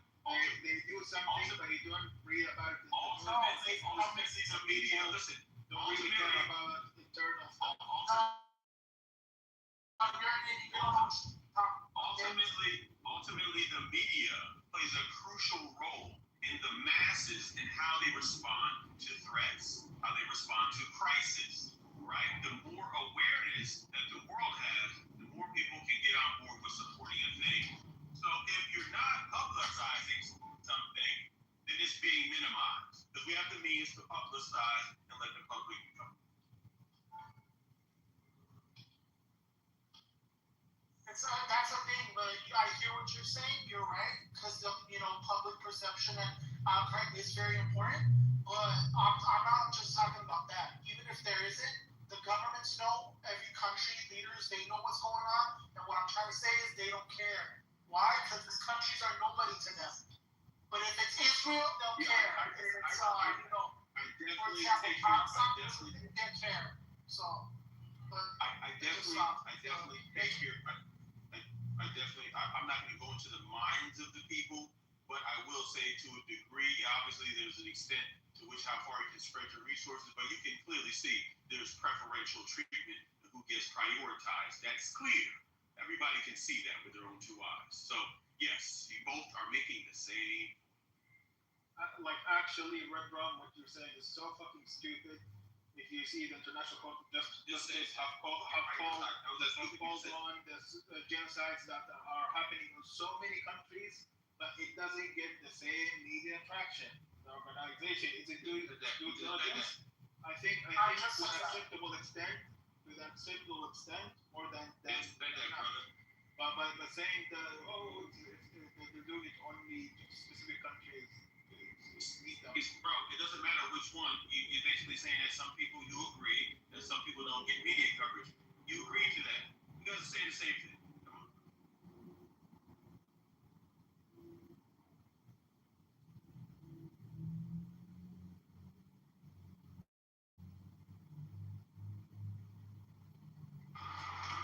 We can also look at the fact that, like, Palestine didn't even get media coverage for the genocide for 2 years. It's just that it became a big deal. But it was 2 years ago when this shit initially started. And like I said earlier, it really started back in the 1890s. But as far as we know today, it took 2 years before anyone gave a shit. Over 60,000 people killed. And that's literally just what they can agree upon between the Israeli government and Palestine. It's not the people in the West Bank whose electricity can get shut off at any time, whose running water can get shut off at any time, who are living under an extremely oppressive state way before 2 years ago. These people are jailed for nothing at all. No charges. They're just detained. They're tortured. And this was way before October 7th. In which case, people also forget that half of this stuff we heard about October 7th were lies. What evidence do you have of this? What evidence do you have of these allegations? It's not an allegation, it's facts. What in the world is happening? There's facts. I know it's really hard. But there's actual facts. October 7th was a lie because it wasn't. I didn't say October 7th was a lie. I said there are a lot of things that came out, like all the babies and people being kidnapped and all We're that. not going to do that. We have friends that died there on October 7th, so no, we're not doing it. And in honor of them, we shouldn't lie about that day, right? We should tell the truth about that day. And there were people that were killed. There were people that endured some bad shit. And to honor them, we should not lie about that day. And there's a lot of lies that came out about that day. I think that's a valid statement. If somebody was talking about 9/11, it would be incorrect to say, yo, man, there was lava, it came out of the ground, there was a volcano, the volcano killed people. Yeah, that was 9/11. No, there was no volcano. So I'm honestly surprised people don't do that, though. if you're talking about a tragedy, you should say true to the tragedy that occurred. You shouldn't be talking about a volcano if you're talking about 9/11. I mean, people died on October 7th. It was a sad day. But you shouldn't lie about stupid shit to make it sound worse than it is. And those lies came to light. It wasn't as horrific as they tried to make it out to be. You're going out another way. You're going another direction. That's tragedy. You don't want to It was bad. You don't want to don't lie about how bad it was. What do you got niggas talking about? Well, not everybody here is African American anyway, so if it's not correct. What's up? What's the topic about? What do you guys want to join in? I want to chime in. Maybe you should go to a tailspin. So all the black Americans here go back and slavery, go back and slavery. Right. Y'all history, those get your sonic points knocked out, right? My sonic what? I'm too fast to get knocked out. Sonic points knocked out. I'm too fast, dude. I'll fucking slap shit out you and I'll speed away. My name is You're not that fast, bro. Your knuckles? Oh, okay, you can fly. You're not that fast. You can't even talk. Gotta go fast. This look like her, guaranteed. I am black, not white. I'm Nigerian. What's up? What's up, Sonic? You're not Nigerian. I'm Nigerian. You're the whitest sounding Nigerian. I grew up around white people, but like that, yeah, it's not white. I grew up around white people. It's bad for a black person to talk proper. I mean, what's wrong? I didn't say talk proper. If somebody speaking proper English. Oh, shout out to my boy Craig.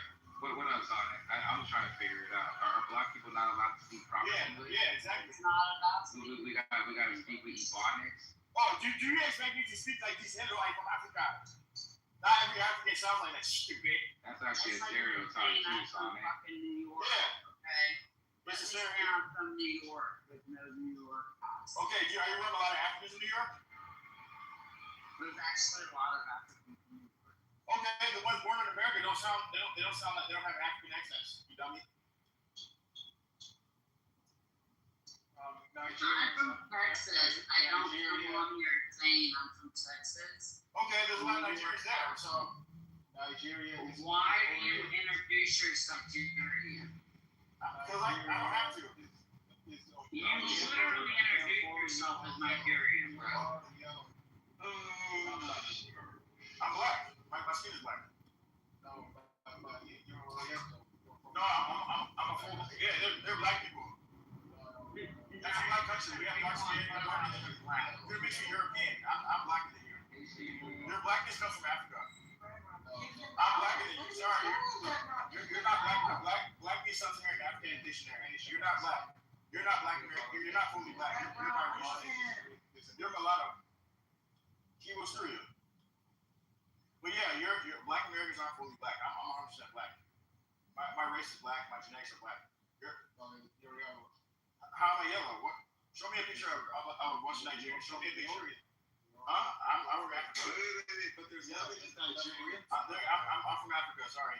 Hold on, Sonic. But there's Lebanese Nigerians. Yeah, but they're a small population. Yeah, but they still exist, right? Not being. Yeah, those are people from Lebanon who came there. Yeah, exactly. But they're still Nigerian. Yeah, nationality wise. Yeah. They're invaders. He's right. They're invaders. That's true. That is true. It doesn't matter. I'm blacker than everybody here. No, you're not. Yes, I am. You're not black enough. I know you're not. I'm darker than you. I'm darker than you. Look at your picture. I'm darker than you. Wait. I'm dark skinned. What the fuck? I got made fun of by black Americans being dark skinned growing up. I got made fun of being dark skinned. I'm dark skinned. I'm darker than you. I'm darker than you. I'm black. Yeah, I'm black. I'm the blackest person in here. Let's see the average black American is 70% African and 30% European. Yeah. No one cares who's darker, who's not, because your skin color doesn't define who you are. So, yeah, but I'm black than everybody here. You're not black enough. Yeah, I'm black American, 70% African, 30% European. I'm 100% African, 30% European. You're mulattoes. I actually wanted to speak. You're mulattoes. Like, you can't talk. Profile wants to talk about this. That's me. You guys are chocolate covered white people. No, you're not. You are really a I think he's gonna have to drop you. Hang and Sonic, stop trolling for a second. Hang on, right? So there's a lot of things. One of the things. Oh my God! One of the things that. Watch this cotton pigger back. Wait, they literally were cotton pigs in Nigeria in Sokoto State, so that's not a thing. I wish I would teach. Yeah, but that's not all Nigerian. Hey! You guys talking? One mic on profile. Stop. Jesus, right? All right. So I'm trying to be quick. This is. Wait, which profile? At the same time, my mind continues to get blown by the level of ignorance. And I'm so disappointed. I think it was Kang's facts. So Kang's profile. Are you saying King or Kang? Kang, bro. Kang needs to go. These guys have no respect. Kang needs to go. Thank you, Psych. There's 4 people here. There's 4 people that would identify the group with knowledge, Sonic, Kang, and Sight. They have no intention of having a civilized conversation. They're very impulsive. They don't want to have civilized. They don't want to have a civilized discussion. And I know I'm taking away from that. Does your profile represent your personality? Just looking down all the time, like you're sad. You're trying to make like a fucking CD album cover, all looking sad and shit. Hey, buddy, pick your head up. Pick your head up. Yeah, hold your head up.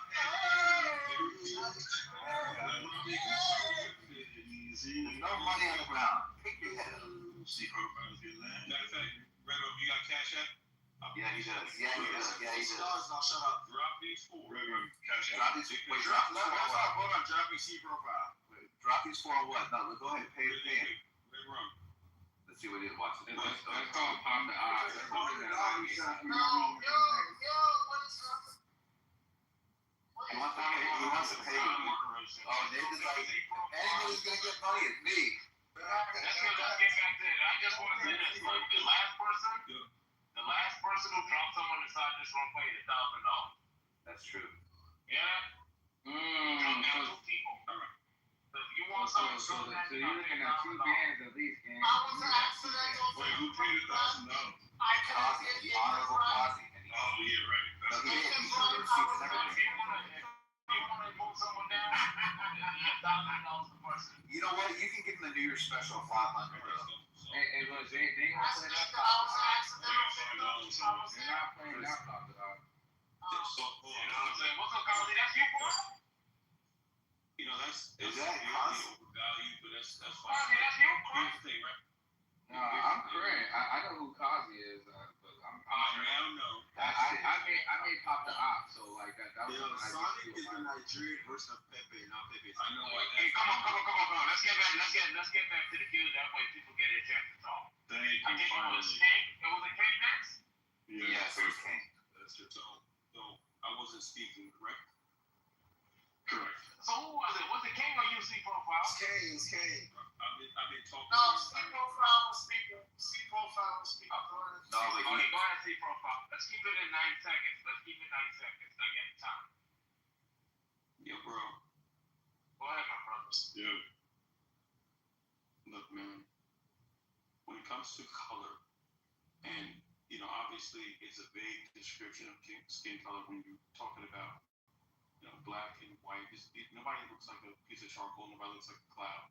All right, so they're vague descriptions of skin color, and they've been brought into our language ever since the late 1400s. Long story short, when people talk about this, like, there's a new anger now and resentment. I noticed this from a lot of non-foundational black Americans, where you have these individuals in foreign countries, and there's such a long history. There's no way for me to exactly get into everything, but I can try to shorten it best I can. Essentially, at one point, there was a broad embrace to embrace our lineage, our ancestry, and embrace groups that come from abroad. But what happened is the American dream and the promise of the American dream, many who come here, people abandon oftentimes the identity of blackness once they recognize that America is largely anti-black and white supremacist, and unfortunately, a lot of unfortunately, a lot of foreigners. Now you got 15 more seconds. Who embrace white supremacy ideology will abandon and say, basically, I am black, and try to distance himself from the black American person. In fact, the black American person forced America. See profile, that's time. That's 90 seconds, my brother. To live up to this idea. Have a good night. All right. That's the last time you can. All these messages are at the end. Oh, he left. See profile left. Oh, what up, Pepe? Hey, on the next speaker. So can I speak? Yeah. Sit down. I thought it was King next. Okay. So this is the problem that you have with the xenophobia. Listen, speaking about the foreigners. Listen, I don't know if Sonic's opinion is he distanced himself from being black. I think he does. He's a black male. This whole immigrants. Listen, immigrants help this country, right? They really do. Of course, there are some immigrants who are a problem, right? But I don't see it in this space. Exactly. This space is the American dream. We've got people from all corners of the globe. That's what makes chillism. And that's what makes America America. We thrive off of diversity. That's all I'm saying. Go ahead. I'm straight, brother. Can I speak? When it comes to blackness, 20 seconds left, but if you want to give me your 20 seconds? Yeah, I'm letting go. When it comes to blackness, blackness need to start with African Americans, black Americans, black. They've always called anybody with dark skin black. They've really called African black for thousands of years. You're not black Americans are not the center of black nation just because they're in America. America is the center of the world. Like everyone pays attention to the politics and stuff. So obviously they're gonna see the subculture, but like for the most part, they're not the only black people in the world. There's like 40 million of them. There's 5 billion Africans. There's millions of black people in South America who are labeled black. It's just it's a white colonial term. When they go by skin color, they describe you by skin color. So they see Asians yellow, them white, and then they call anybody who's of African descent black. And so blackness started with us 1,000 years. Dark skin, burnt. That's what they'll say.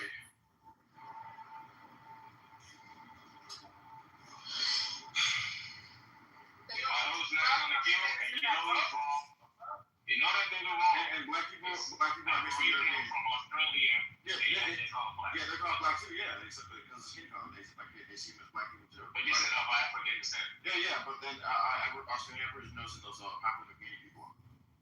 Yeah, they're the exception. Yeah, it's just like people who love to see themselves. Yeah. But anyway, let's get back to people. Who's next?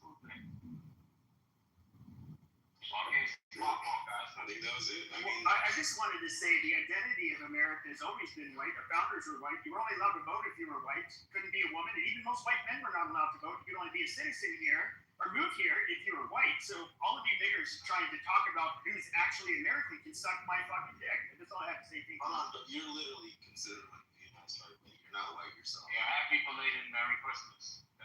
Merry Christmas. When was the last time you got horchata?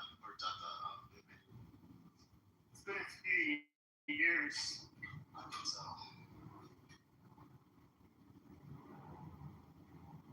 So, what's your favorite thing about America, brother? Probably our First Amendment, because I use it to the fullest extent, and the Second Amendment, and the fact that it's probably the country where you have the best shot at, I guess accomplishing something. Like most countries, there's a lot more barriers. If you're born into a certain class, you're likely to die there. So it's a lot less so in the United States in comparison to other countries. So. And to be real, we're probably the safest country in the world in terms of who's gonna come and fuck with who's gonna fucking take us over. It's not gonna happen. And we are the world superpower. So I guess that's stuff to be proud of, you know. Oh yeah.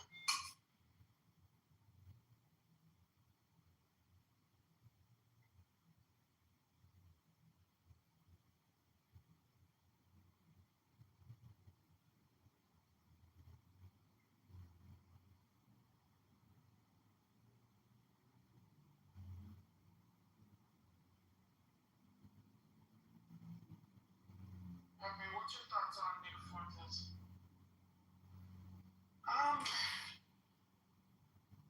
A big part of me thinks he does more good than bad.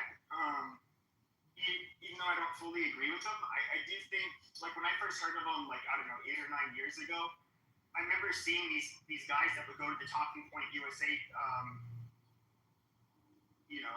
events and on college campuses and kind of ask troll questions, but they were in a way legitimate.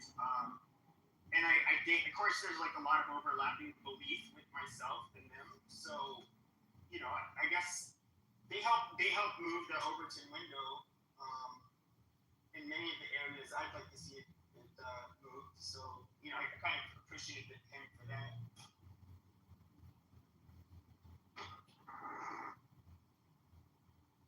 Who were you talking about, Pepe? Or PP? How do you say the name? Nick Fuentes. He was asking what I think of Nick Fuentes. I was actually going to ask that too. Wow, pretty much think alike. So, what are your thoughts of Nick Fuentes being a virgin? Do you think he's a virgin by choice? I think he's a faggot, to be honest. Yeah. I think that's a lot of us have thought that for quite some time. It's just very unnatural. And he's somebody that does have a groupies, his female stan accounts that he could totally bang one of them if he wanted to.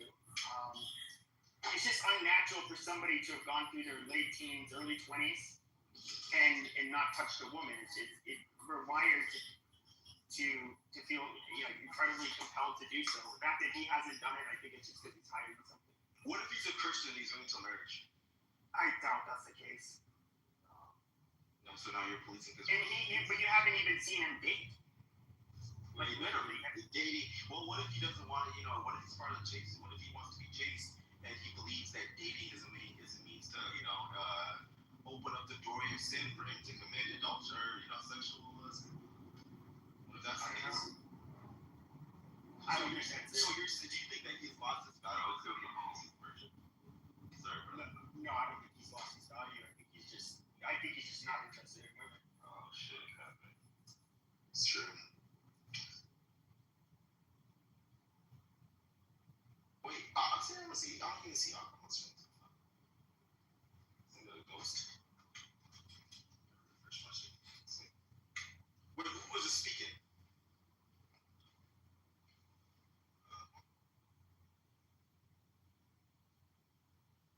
So what's your hottest political take, Pepe? Oh jeez, any more? One that triggers the liberals and the conservatives alike. Say that. Dude, I don't have I haven't really been doing this shit for the last 2 years, so I don't really have much in the way of takes that are probably that extreme in comparison to what people are saying today. I have to think about it. I really don't. I don't really know.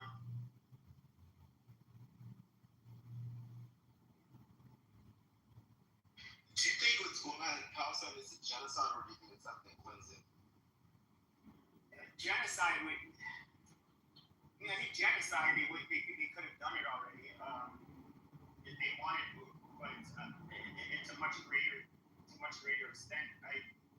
As far as whether or not it was they went way overboard in the response. It killed way too many people. I mean, I don't know, dude. All we have are those numbers from Hamas. Nobody knows who these fucking people are. I don't know. And of course, they don't allow media there to fucking document and film the shit that's happening. So they could be committing fucking war crimes, and I have no fucking idea. There's been attorneys for the United States, under Biden's cabinet, as well as for Israel, that have said, look, I think we have evidence that war crimes have been committed by Israel. However, that's just they don't go into details because it's classified. So I have no fucking idea what the fuck's happening there. But if they were doing some fucked up shit, I mean, fuck Israel, and they'll have to pay for it. You see how you can answer the question, genocide or ethnic cleansing? Well, ethnic cleansing would have taken place if they would have succeeded in relocating all of the Gazans out. That would be textbook example of ethnic cleansing. Why does it have to be out? Like, if I completely destroy your home and have you live on the streets of a different state, isn't that? And also, you don't know where your family is. If they're near that state or the city next door. Isn't that demoralizing you to the level where you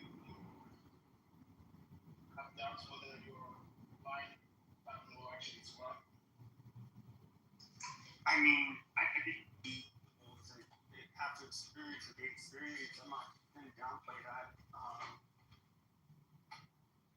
As far as genocide, I mean,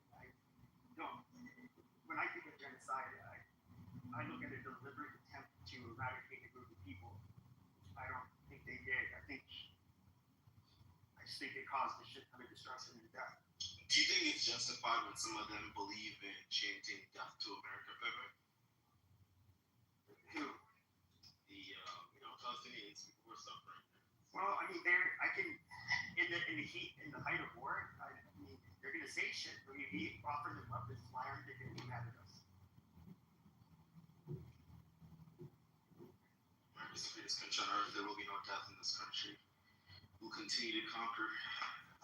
Yeah, I would say the same thing. If my country was getting bombed with shit, and my people were getting killed, I'd say fuck America too. Well, but there's a difference between saying fuck a country versus saying death to a country. I mean, still say like, who fucking cares? I mean, I'd say if we were being bombed and having bullets shot at us that were, I don't know, supplied by Great Britain, I'd say death to Great Britain. Fuck the British. I hope they all die. That's like how I would feel at that moment. Well, we did say fuck the British, and that's why we won the war and we're the greatest country on earth. The Revolutionary War. Shout out to our founding fathers and George Washington. Also from communism too.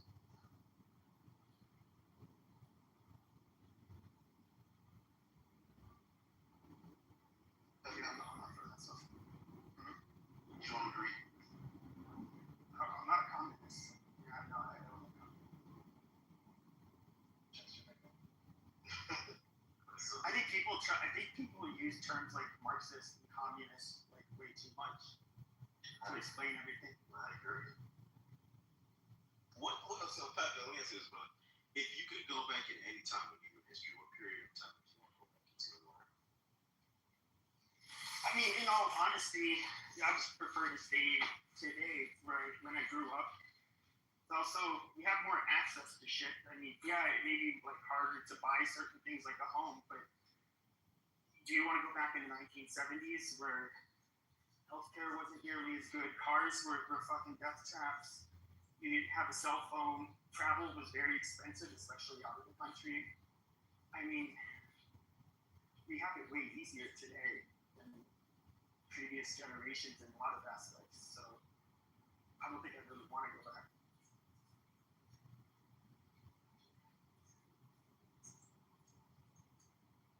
So Pepe, what ideology are you for? Me? I'm more right-leaning, but no ideology. I don't know that you can put me in an ideological. I'm not an ideological purist that strives to dislike one ideology. So you have some liberal views compared to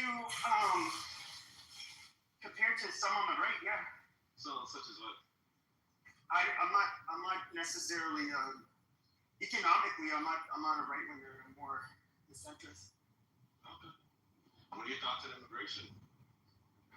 Oh, I'm far right on that one.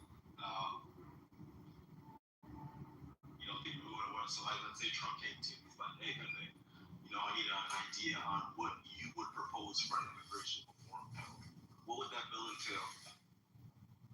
And moratorium, most likely. It would never allow.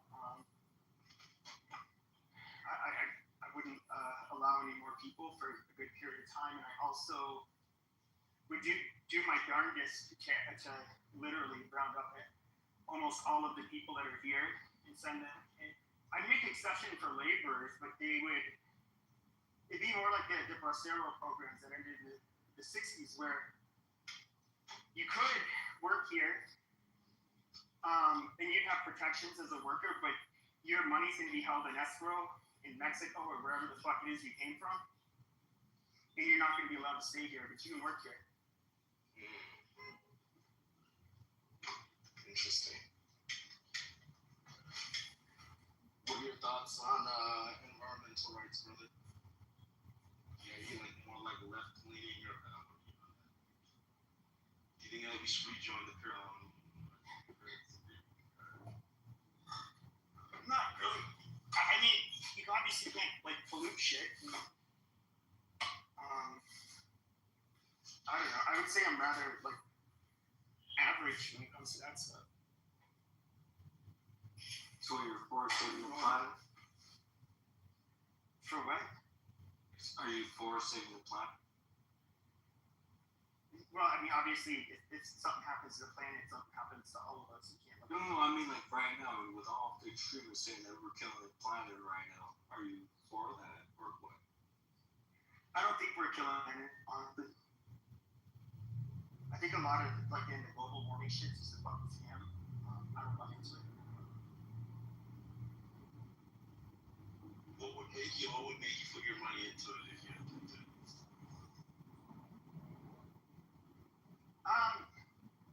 Yeah, I mean, I'd have to, and the proof is super dodgy. The estimates are always changing. All of the people that talk about, we need green energy, we need this and that. Sea levels are rising, but every fucking billionaire has beachfront property. They don't buy into this shit. Why should I? I think it's just a waste of time, and it's a way for people to spend money. They're just trying to. It's like a con. So no, I think it's silly when it comes to polluting soil and waterways, and fucking up the air quality. I care about that kind of stuff. But if you're fucking up the air quality, that would have a direct correlation with the effect of climate change too, right? Yeah, but I mean, that's even though they're not mutually exclusive. I mean, yeah, I don't think it's healthy for people to be bringing in smoggy shit. But I can't blame large cities in India where they don't have the money to for clean energy. So so let's say for example you're at a UN meeting, right? The president of India is like, Pepe, we need to hear your advice on something. What would you propose to, combat our issue with climate change? What would you say? Nothing. So you just let the earth suffer? Sure. Wow. I tell those fucking Jeets to quit dumping all their fucking trash in the ocean, number one. So what are they gonna put instead if it's not the ocean? I don't know. Fucking landfill like everybody else. What if their landfills are overflowing? Well, the oceans are for everybody. Hey, Ben, are you for space colonization? I mean, I don't know how that would all work out. Seems like a lofty goal, but So you would rather force everyone to stay on the planet? No, people want to live on other planets. Why would I care? What if they end up polluting those other planets because you said that you're against pollution or polluting? Well, if they're the only life forms on that planet, I don't know if it really matters. Interesting. So do you believe that aliens exist, Pepe, or? I mean, I would say that there's millions of solar systems. Millions of galaxies. Yeah. Galaxies, and so you have.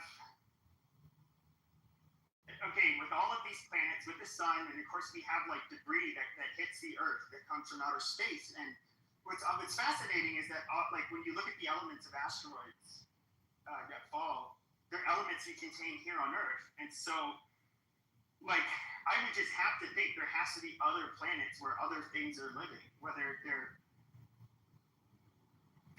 or something, or whether they're species that are even similar at all to what you find on Earth, or maybe there's some that are similar. I have no way of knowing, but I would think there'd be a high probability there'd be other some other planet. So if the aliens came to Earth because their planet was fucked up, would you allow them in? I don't know. I mean, what do they look like? They're humanoid. They're green. Maybe big eyes. So they look like a stereotypical alien. Yeah. Or they might look scarier. They might look uglier. Who knows? What if those things were as smart as us or smarter, but they look like spiders and they were our size? I'd say go fuck yourself. What do they eat? Exactly. Vegetables. They're not carnivorous. They're extremely smart. Maybe they provide resources for us. Advance our military. Stuff like that. They're peaceful. Why would they have a military? Because of course they have to protect. They have to protect themselves from other nations or avatars. Yeah. And so if they gotta be that dumb. Yeah. You gotta defend yourself against shit. Yeah, right. I didn't insult you. Do not start with me. You sure? Come on, Monica. Don't you fucking start with me. Come on, Monica. She's peace, sister. All right. So here's the thing, right? So Pepe, if the aliens decide to come to the Earth, right? They're like, yo, we got some resources. Maybe just advance our military, shit like that. Maybe they also provide advances in science, right? If you be in support of illegal immigration from the aliens as well in that case, Illegal? No. Why would you just bring illegal aliens? Well, because these aliens are from outer space, they wouldn't be defined by our legal system. So technically, by definition, right? Well, we don't exactly have a space or a flying saucer to ship them back out. We can tell them to get back on their flying saucer. We could kill them, right? And we could kill them or send them back out. Take their bodies back to space. So technically, still, once again, there would be illegal aliens. So would you be in support of them coming to Earth if they provided and gave us that transactional this relationship? If they improved our lives, sure, but like we wouldn't. Would I want to be necessarily ruled over by them? Which then is kind of like a dilemma because if they are so much better than us, maybe they would be better at running everything. Not only that, we'll think about it. If they came to us and able to travel, meaning their technology is likely superior, if they're willing to talk to us, who asked us to be here, we probably don't want to fuck with them because they're asking us. They're probably saying, hey, we could take this shit over in a hostile takeover, but willing to talk, right? Especially if we don't know their weapons. So it's probably like a lose-lose. You probably just gotta pick your losses. Like, yeah, we'll let you get some of this shit. Yeah, I mean, if they were like the Ferengis, like full-on Starfleet, we couldn't do anything. We want to stay here, but fuck your AIs, nigga. Fuck. Like, we're on board with that. Please stop that shit. Yo, they have yeah, they have a problem with that. As long as you guys stop that industry, we want to stay here. Otherwise, we're okay with that. Right? Humans are, let's say there's somebody from another country, they bring skill sets to this country that they can, of course, better our country, maybe in the workforce, they provide technical advance our various different industries, right? Would you be in support of them coming to the country and becoming legalized? Like from Cuba? Yeah, maybe they're from Cuba, maybe they're from India, I mean, there's immigrants that. You see, illegal immigrants are something we utilize deliberately. Even the Republicans in the red states that vote Republican, they all utilize legal. That's true, right? So I don't want to act like there's not they don't fill a role that's beneficial to everybody. As far as like the first wave of Cubans in 1959 that came here to the United States, after the revolution, all of the people that owned businesses that were the highly educated, they all had to leave because they were the first that were going to get killed. And they ended up doing very well, like way better than the native born Americans. And so, I wouldn't say the Cubans were like a bad group, but they're obviously a lot different from a lot of the migrants you get today because they're not the educated and the business owners. They're the poorest and least educated. That's why they're coming here. Wouldn't that be dependent on the country? Because it'd be a lot harder. Like, for example, maybe you can make that argument if they're like south of the border, but like if they're coming in. That's what I'm doing. Yeah, okay. I'm not talking about brain drain immigrants from like India or the Middle East. I'm talking about West Africa even. It's more the ones that low skilled, undereducated people. Let's say, for example, they've been here for like 15 years. You got like, let's say, a guy from fucking Ghana, right? He's been here for. Fuck Ghana. Let's not even talk about it. You got a guy from fucking Romania, right? He's been in the country. Yeah, let's say a Romanian Georgian, right? Kind of like Ilya Topori, right? Phenomenal class act fighter, right? No, he's Spanish. Sorry, he's Spanish. He's a phenomenal fighter, right? He contributes to the fighting industry in this country. Brings in millions for the UFC and shit. Like, let's say he's undocumented. Do you think we should take him in and give him legalized documents to make sure he's a documented citizen over there? I mean, well, he'll obviously have a lot of money, so he won't be a burden. And if he's like doesn't have a criminal record or anything like glaring to worry about, I wouldn't really care. But I'm also, to be upfront, I am biased. If it's a European, I'm far more likely to say yes than I would be, for other groups. All right, so let's say it's a fucking black African, right? He's dark as the fucking night sky, right?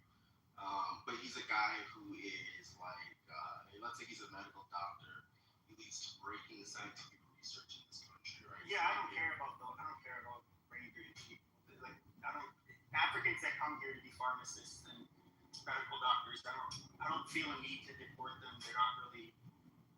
They're too small a number to really. Oh, I think so, to affect like any real change. But they're pretty much net contributors, and they are non-problematic. Okay. So what is a problematic immigrant to you outside of the very blatant, like terroristic acts, like let's say ISIS support? Because of course anyone wouldn't support that. Like I can't think of anyone on the left or the right who would support somebody like on that side, right? So like, let's say for example, what would your descriptor be that would make it so controversial? Because what I'm hearing from you, you don't seem to sound as far right as you're saying on the topic of immigration. Well, I would say, how do I put it? So there's three things I would focus on. Number one, obviously, it's going to look at like, is this person going to be a drain on the country economically? Are they going to be like a criminal problem? Like it's those two basic things that every kind of look at.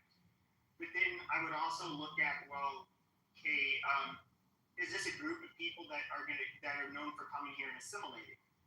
Because if they're not, it's like, well, if they kind of form their own little block wherever they live, and it's they remain this in-group that is possibly hostile to the rest of America, I don't really want more of those people here. So it would just really depend. So like, for example, in Nigerian doctors, you don't really see a Nigerian voting bloc with Nigerians starting shit in America with people. So like, nobody gives a shit about Nigerian doctor for the most part. Just what fucking trouble do they cause?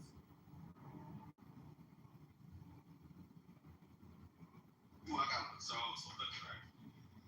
Let's think of the Somalis in Minnesota, right? So they've been there for since the 90s, I believe, right? And they've contributed to the economy in Minnesota. Of course, some of them may be Islamic. So they're not necessarily. Have you heard the news last few days? I have. Wait. So do you mean in terms of like Trump's opinion of them, or? No, they're doing fraud at a scale, bilking people out of taxpayer dollars that you have not really seen. About $9 billion. Yeah, $9 billion estimated wise. Yeah, that's why when you're saying, I'm like, are you you talking about around the elephant? Like, fuck what they supposedly contributed. Let's say what they took in the last fucking several years. But what was your question?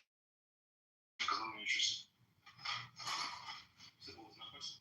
Yeah. Okay, so I'll still stick with the example, right? Let's say, for example, if you guys think I can remember, you had said that if certain immigrants are non-problematic. And remember earlier, I was asking you what your support, at least what you wouldn't support outside of very blatant acts like terrorism, right? So if there's a Somali community, right, of course they have a history of committing tax fraud and stuff like that. But like within the past 5 years, they've just a drastic turnaround and change of that. They've become more, let's say, American in terms of their assimilation. Do you still think that they should be in the country and potentially get documentation if they're undocumented? Give me a minute. Yeah, if I say this, give me a second. Yeah, I haven't been paying attention. Yeah, what if they became Somali lights? Light Somalis. I think it's an interesting combo, to be honest. Sometimes like that political conversations. What if the key solution to becoming more American, more citizen? Well, I think that's what is you to stop claiming their bubble.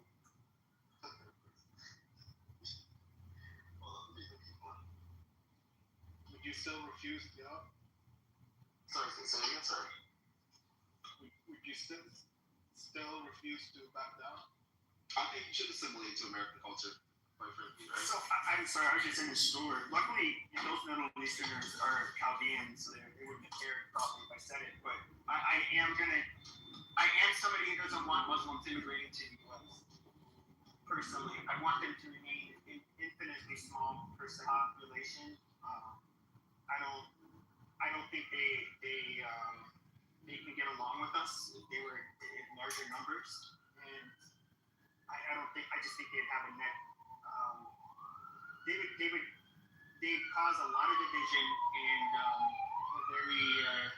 they'd cause a lot of cultural this once again because I appreciate the competition. Right, so let's say, for example, because I don't necessarily think it depends on the type of Muslim, right? So, like, Muslim, yeah, of course. So, like, let's say, for example, the Muslim demographic that's coming into the United States, they're more liberal with their opinions, they're not so radicalist. I guess demographic of Islamists, right? Do you think that they should also have the right to also stay within the country if they are assimilating in every other aspect? Right? If they aren't documented, would you be in support of them getting documentation if they've been here for 15 years and they're American in every other sense? Yeah, I mean, I don't have a problem with moderate Muslims getting citizenship. I just think that they have to remain very low in numbers. But yeah, for the most part, I mean, I realize most Muslims are not hardline, but it's just still like I just think that we're culturally and religiously too different to gel well together. So that's why I would never invite those kinds of problems in. Now, Pepe, my question to you is this: how are you gonna stop, like, as far as like God, I know as far as like individuals of people, like the doctrine and information about it, still can affect the country. Like, how are you gonna stop that? Because Muslims is against the people; it's the religion.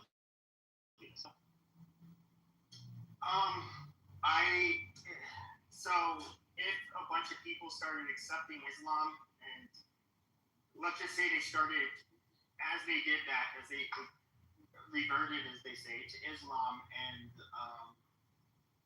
just like in other parts of the Middle East, you had some of them that were like moderate, not religious, some of them that were, hardline. I mean, I don't know what you could really do about that. In our, since we have freedom of religion and freedom of speech, I don't know, dude. You would almost have to be unconstitutional about it. How you would go after them to stop the spread. That's a good question. How do you really stop an ideology if you really can't even stop it? You'd have to be, like I said, throw away the Constitution and be like China. Well, but of course, I'm not speaking on the American context, right? So, like, let's say, for example, in this case, right, because you're saying you're of the stance that, you don't want a major Muslim population, and I don't really see a problem with that, of course, right? But at the same time, what would be a way that you would solve that? Would it be by trying to convince more people to be Christian? Would you be more in support of, like, what's the word that people like to use? Sorry, I'm trying to really focus on thinking. Would you be in support of them being more secular? Like, what exactly would you like do as a means to, like, replace that trend? I mean, you're asking me a question I couldn't answer. That would have to do with propaganda. If theoretically, if Muslims were offering the better explanation for why you should be Muslim, and they are more convincing to the population, you would have to have basically rhetoric that would be even more convincing than theirs, and explain things better. Without that, I don't think you can do it. Right, but aren't we kind of seeing that with the rise of, like, Islam in the United States? Alright, so I mean, in that regard, do you think from the quote-unquote religious right, or even the left, that they should have much more of a responsibility into being more truthful and understanding of their own faith, or? In a way, there's Christians I don't care for, like evangelical Christians, but. Oh wow, Pepe, what the fuck? Wow, I am shocked. You're not nearly as right as I thought. Wow, this is amazing, brother. So what should be evangelical Christians? Yeah, It's an atheist. What are you talking about? That thing an atheist. Is it really? I'm not an atheist. But I would say evangelical Christians, I would say, they're just like a bastardized, Americanized version of Christianity that's, and even like the dispensationalism, with thinking all Jews have to go live in Israel for Jesus to return. I think it's fucking retarded, and it's ahistorical. Christianity. Oh wow. So, Christ. Wow, I really am impressed. So wow, you know what? Mad. Monica, what's the counter? You gotta come. Matt, when Mike the Hulk gets in here, you have to tell him about your new program, okay? Sorry, I can keep talking about how Christians are bad. No, I don't believe Christians are bad at all. I'm a Christian myself. I think Christians are bad. What are you talking about? Yeah, I'm inside. I have a problem with evangelical Christians. Are all Christians evangelical? Exactly. That's one subset of. Look, then when I say some women are, when I say women are hoes, I don't mean all women. What you doing? No.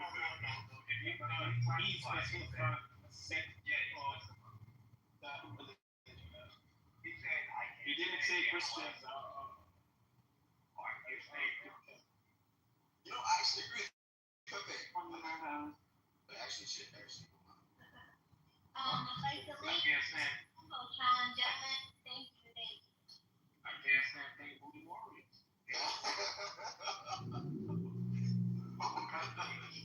Was like, I agree with him.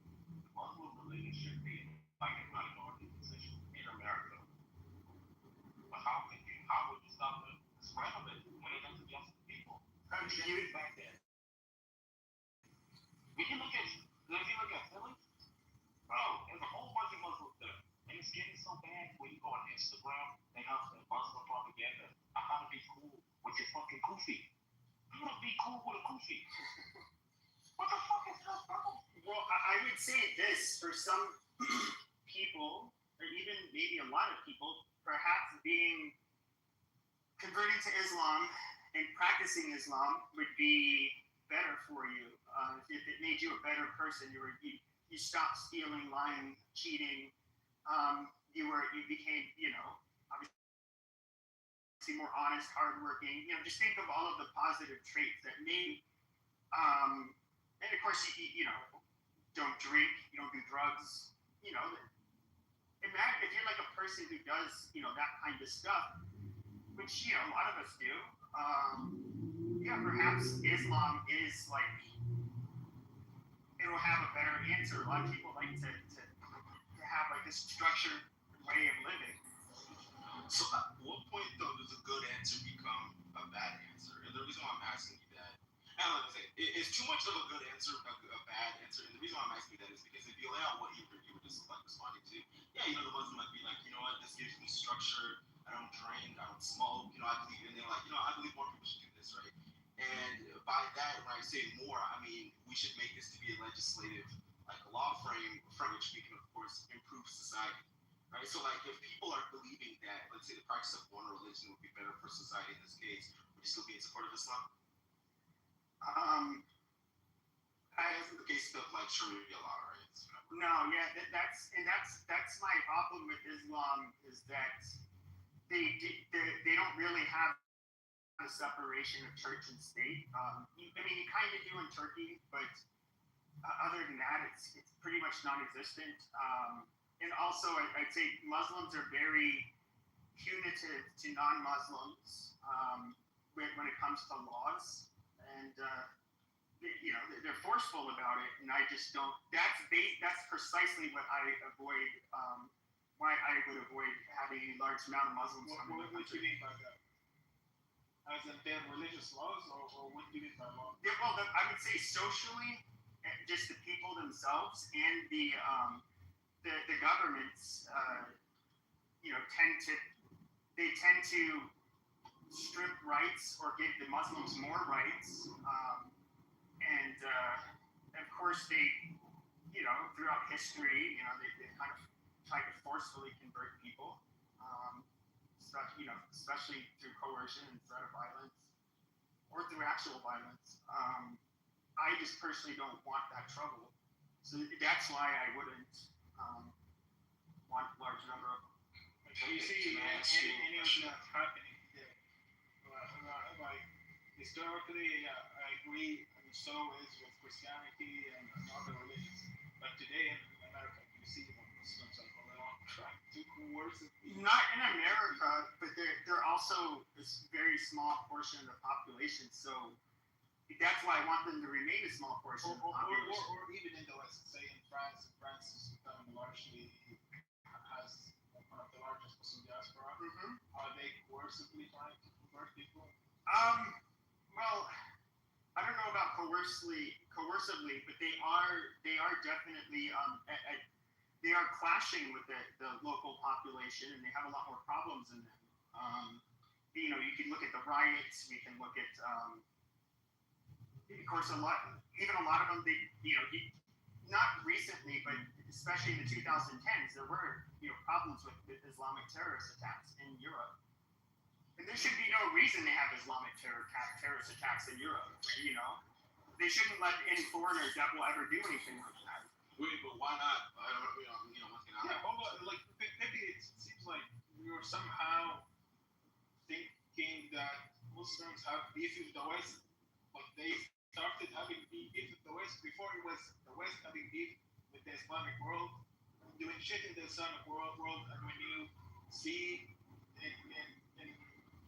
like every now and then some type of retaliation pops out, you like if you don't know the context of it, yeah, it comes as a complete surprise. Well, no, I don't think so. It's absolutely unwarranted. But when the terrorist cites a political reason that had it not been there, you wouldn't have seen the act committed in the first place. I disagree. Don't you think that things are complex and these things are just happening for no reason? Somewhat, but I would say Europe has been at war with Muslims for I don't know, almost what would it be? Probably millennia, damn near. 1,700 years. We do so. Even if you look at the United States, as far as we are from the Middle East, the first war that we fought after we became the United States, after the war of independence, was in Barbaria. You had the Berberi pirates, that were kidnapping people and Berbera. And so it was interesting. So the diplomat had asked, "Why would you please stop?" And he said, "Well, Allah has commanded us to seek you out and to find you and kill you, and yada yada yada." Like he's saying straight up jihadi shit, and that's when the battle hymn for the United States Marines comes from. That the fight in Tripoli. But why did he do that? Because you kidnapped a bunch of Muslims. Who? What do you mean? 15% of all of the slaves that came to America were Muslim. I'm not aware of that. And also, more than that. Hold on, wait, let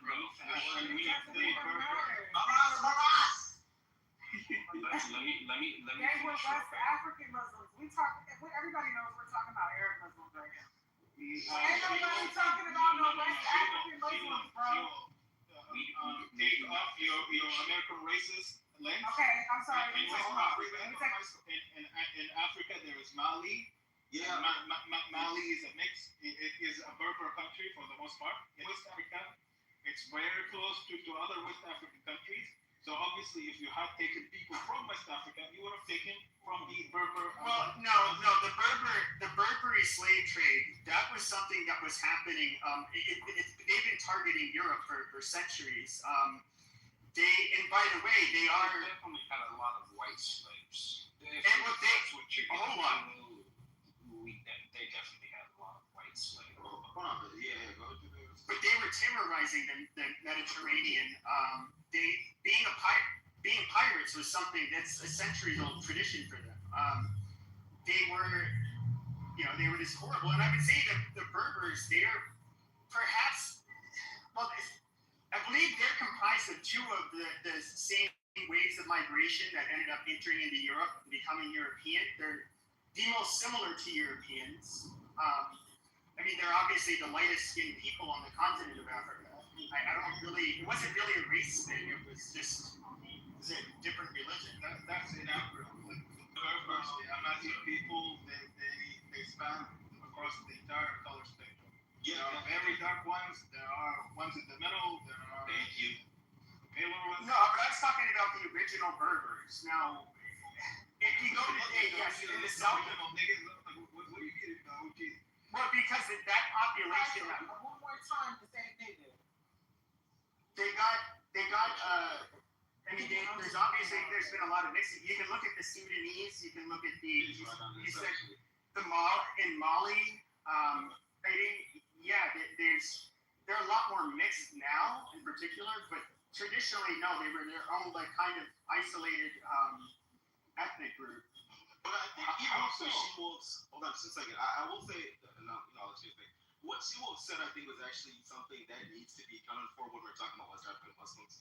You look at, for example, the Mali Empire, right? They did, of course, have Sharia law, but they're also very open-minded in support of people who also practice other religions as well, right? There was a small demographic of Christians, some who even practiced and combined traditional beliefs like Islam. So, I think, there is a bit of a distinction when we're talking about Muslims from, 600 years ago versus, today, because given context, you got to consider things like the Egyptian Brotherhood, how the British Empire and colonialism and stuff, how modern day Europe dislikes, once again, Islam in that regard, because, let's be honest, right, the Islamic Brotherhood and the Egyptian Brotherhood kind of were posed as a means to combat colonialism. So in a regard, they're a bit of a threat to the modern day structures which were given up and propped up by colonialism. So I think there's a major distinction between the two.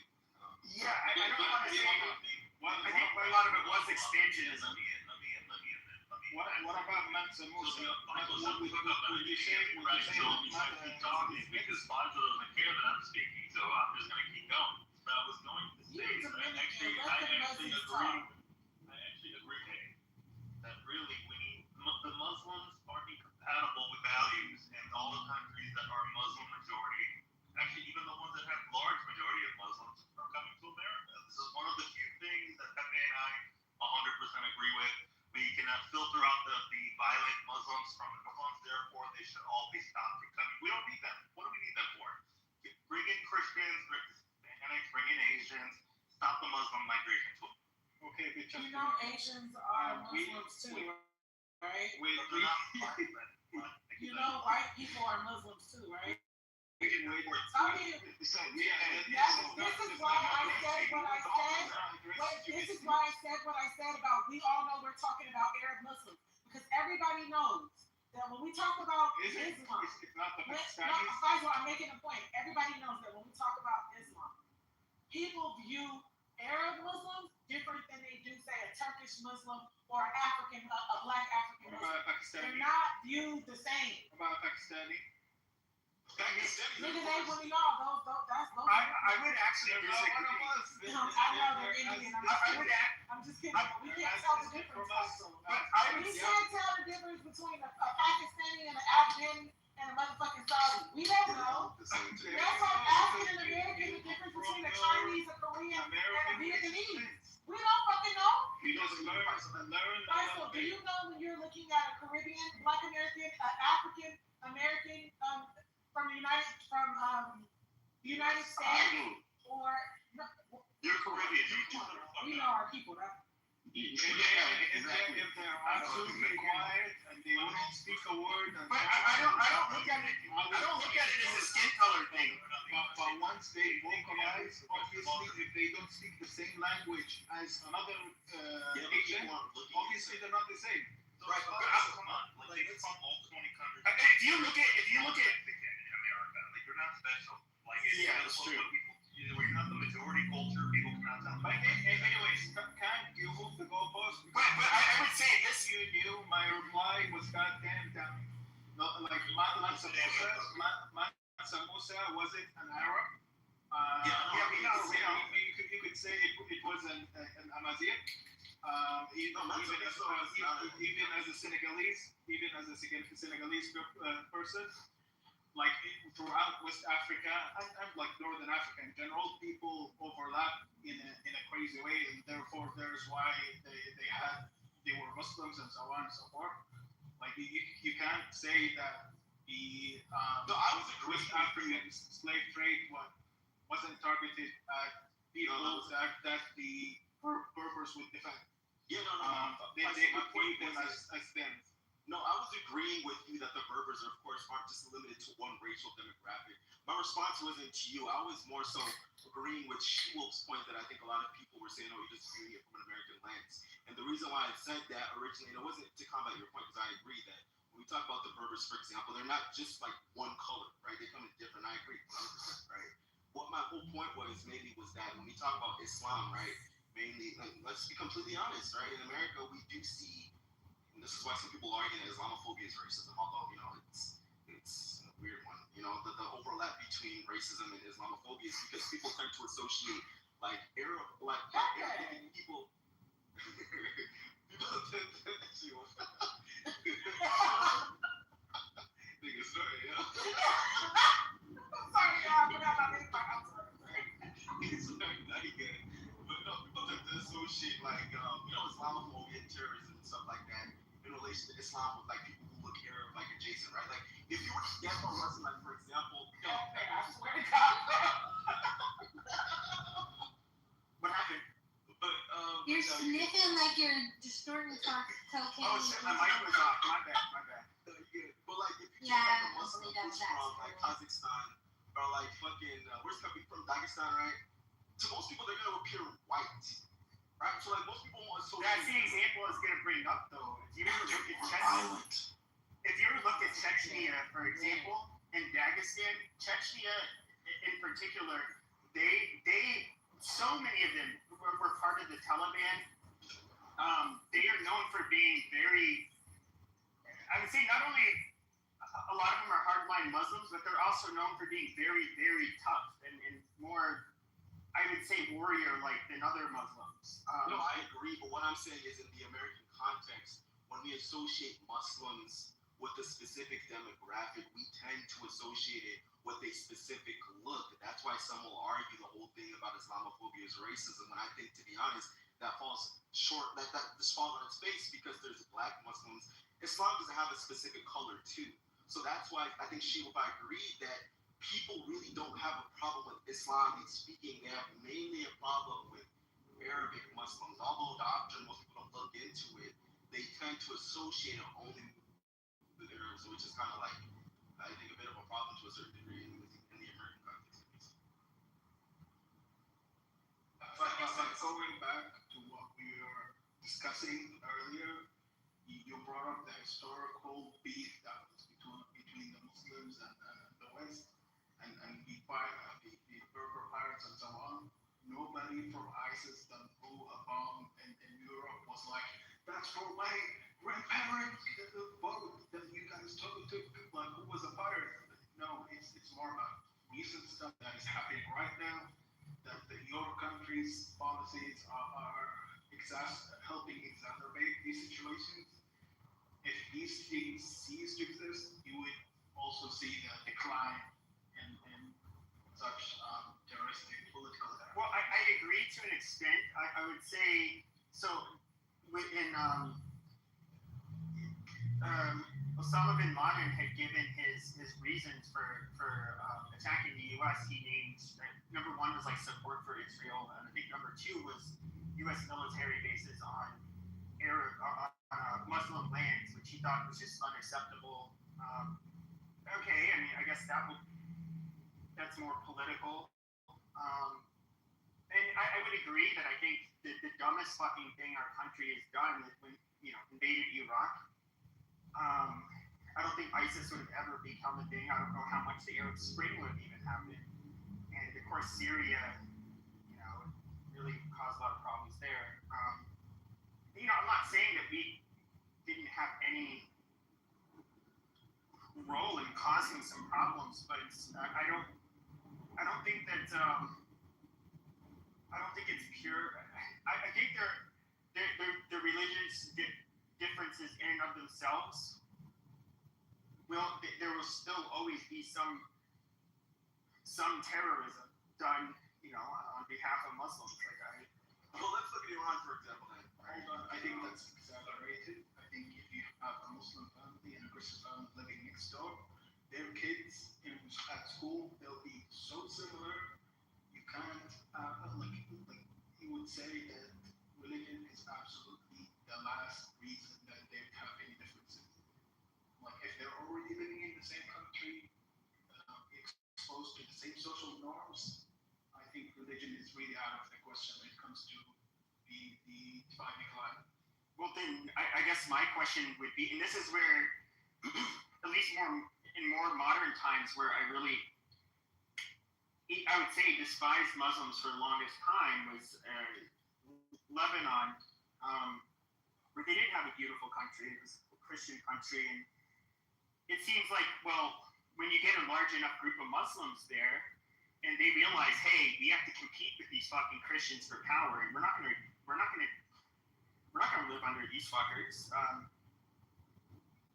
They're gonna fight, and their differences are, they have irreconcilable differences where they find each other intolerable to live under each other. So it's going to lead to a fight, and I don't like it, which is it's hard because if there were two Christian groups, sure there could still be violence if they don't want to live under each other, but I would say it's a lot less likely. And so that's kind of like my rationale for why I think having a large Muslim immigration in a non-Muslim country is just a recipe for disaster. But with the Lebanese example, like their main differences is not the difference in religion or even sect, it's their policies regarding cooperation with Israel. That's what's stirring shit up. Really nothing else. How about check it back to Hold on. Let me just ask Pepe one question. What European country are you from? I was born in the U.S. What European country are your ancestors from? France. France? France. Oh, okay. So your president is gay, and the first lady is you can make fun of it. It's not my country. I don't really care.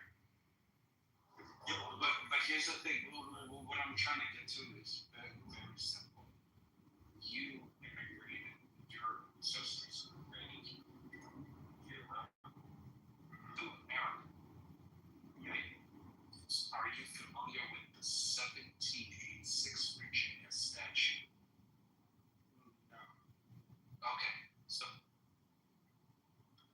I'll type it into the chat. 1786 Virginia statute, which means it's basically the origins of separation of church and state. Your religion doesn't matter. Anybody can believe whatever they want to believe, as long as you abide by the rules that are set by our states and our government. That's it. I never said otherwise. People have said otherwise, and how you have been acting, it seems like you think that we are incompatible. Oh, sure, yeah, I think that, but what I'm talking about is immigration. I didn't say you can't really do anything about Muslims that are American. So I don't know. I can't stop you from becoming Episcopalian or Shia Muslim. So I don't know. That's not.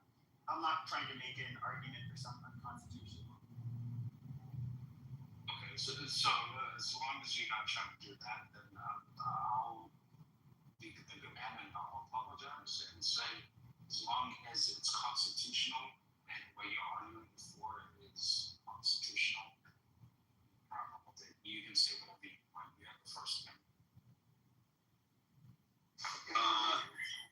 Pepe, I was going to ask you if you're aware of the white revolution in Iran. And the white what? You're in the Matrix. The white revolution in Iran, is that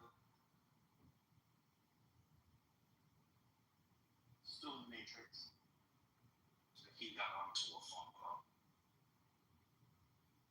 Alright. Can you hear me now? Yeah, I can hear you.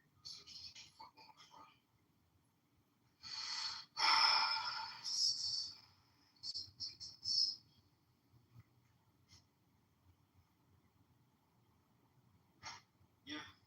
So I was going to ask you because you were of the opinion that the religion of Islam is in direct contradiction to the United States, basically, right? No, I think that they tend to be, holy shit, how do I put this? So I would say their religion kind of encompasses more so with them, like how they behave culturally, how they feel their government should be. And it is kind of like they form like a block, and other groups of people do this too. I would just say with them, it seems fairly consistent, where the populations tend to be kind of pro-Muslim over anything else. Whereas when we live in like a country where we have a bunch of different denominations of Christianity, we don't really have it to that extent, where it's just kind of like, okay, we kind of have some common values and all of that shit, but we don't need to like form all of these blocks against each other. So what countries would you want to ban specifically? Like if you were to be in charge, you were going to be the new Tom Holland, right? What countries would you have on the list to ban? I wouldn't ban countries outright. Really? I would just like it'd be on a case by case. There'd be quotas for sure, but you'd have to look at the fucking person. Do I really care? If there's a physicist that was like, I don't know, from Sudan or I don't know, Algeria, that they were educated in the West, no real concerning history or beliefs. Like I really don't give a shit. Let me ask you a question, Kevin. What do you think about the majority of Zionists? People, when they hear Zionists, they automatically think Jews.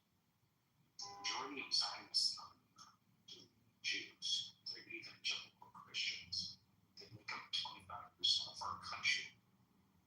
Over half of them. Yeah, I think evangelical Christians are.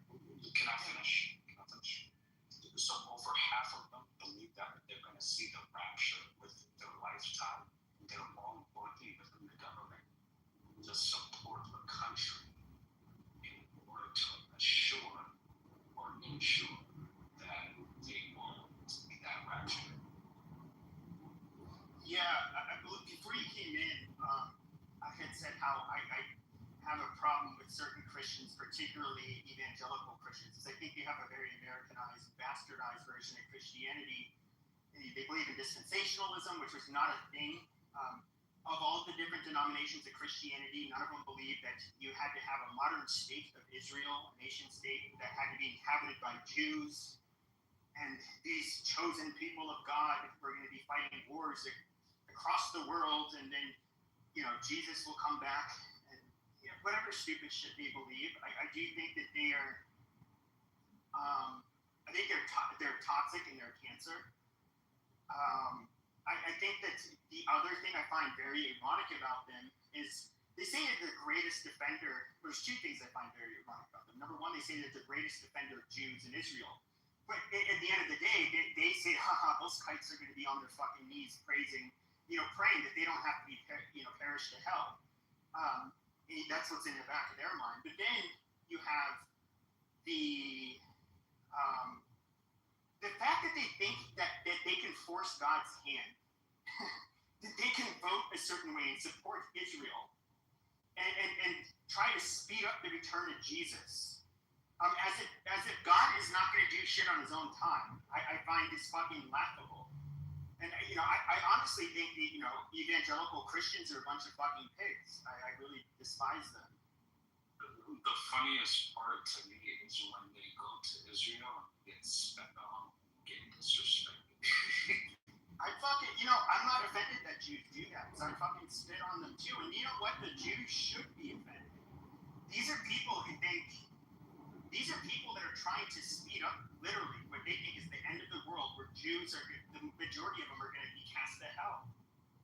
And, they will have to accept Jesus. Like, these people suck. I would spit on them myself if they were in front of me. Pepe, have you ever looked up the Schofield Bible and how the Schofield Bible was created? Well, I know Schofield is like a reference Bible, and that's how it's really. Because it started in the Anglican Church in England, but it was not very large. No. You should look that up. Trust me when I say it's predated Israel. The Schofield Bible predated Israel. Yeah, because it was like in the early 1900s. Correct. Exactly my point. You should really look it up and see who funded that and who funded that document. Your eyes will open up more. I'll look into it. Yeah, I mean, they're just so goddamn. And just watching, not only do they kind of have like offensive views about the Jews, but to see them like glaze all over them. There was this old fucking geezer. He gave a speech. I forget where it was. He's like, the Jews are the apple of God's eye, and it's just like he created them to perfection. And I was like, dude, this is laughable. Like, you people are fucking sickening. So let me ask everybody this almost simple question. Can anybody, because I'm thinking that the majority of the people on the stage are Christian, why is it that the churches are not being visited? Why are the churches not being funded? Why are the churches selling their churches? When you said why churches, basically why people becoming as religious, in other words, what you're saying in America? No, I'm saying why Christians are like basically going to church and funding their church. Because Muslims, they go to the mosque and they fund the mosque. So I believe America is a secular nation. We're a Christian majority in terms of our population, but I don't believe this is a Christian nation at all. Never was, never will be, but it's Christian in terms of majority by population. But I don't think the principles of this country are rooted in any biblical some at all. Right? So I think as a result, because of the secularity of this country, there's been a lot of religiosity that's died down, especially post-COVID and stuff like that. So yeah. I would say that I think with Islam, you got what you get with Islam is like you also become Arabized in a way. Where I look at Europeans, I think we just had for centuries have had cultures that are much different. Europeans are very individualistic in comparison to a lot of other groups, even ones that can outperform us in many areas, like East Asians. They're which tend to be far more conformist and less individualistic. I think, like, when you go to church, you're still your culture doesn't really change that much. Maybe the religion changes you a bit, but I would say with Islam, you do kind of become you end up inheriting a lot of I would say Arab values and culture where I think that's one of the things with Islam is that, like I said, they kind of form a block where they are a tribal group of people. I got a question. So when you're saying, it sounds like you're saying there's a default form of being a human, right? When your parents indoctrinate you into worshiping Jesus and believing in talking snakes, all of that is more natural. Now, if you take a human being and you expose them to Islam, that's unnatural, right? Like, that's what you're saying. No.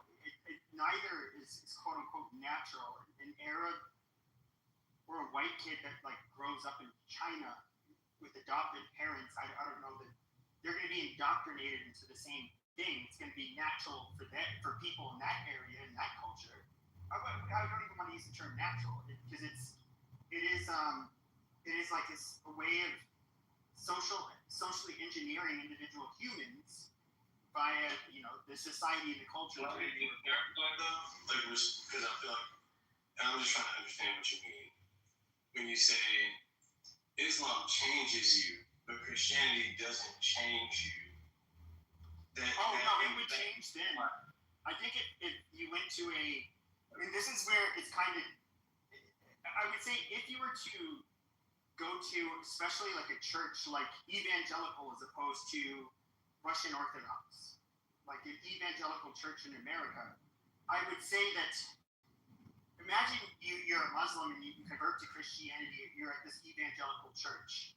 They like to do things like duck hunting, and they like to have good old-fashioned barbecues, and they just do like super American shit. It's a very Americanized form of Christianity. I would say you would maybe wholeheartedly adopt those customs and cultures that come with, the congregants that you met at that church. I think you forgot the part where we all passed down to Israel.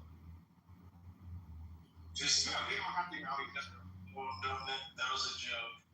Well, like you're saying, there are these things that Islam teaches that are clearly, what does Islam teach that's so reprehensible or obviously rejectable?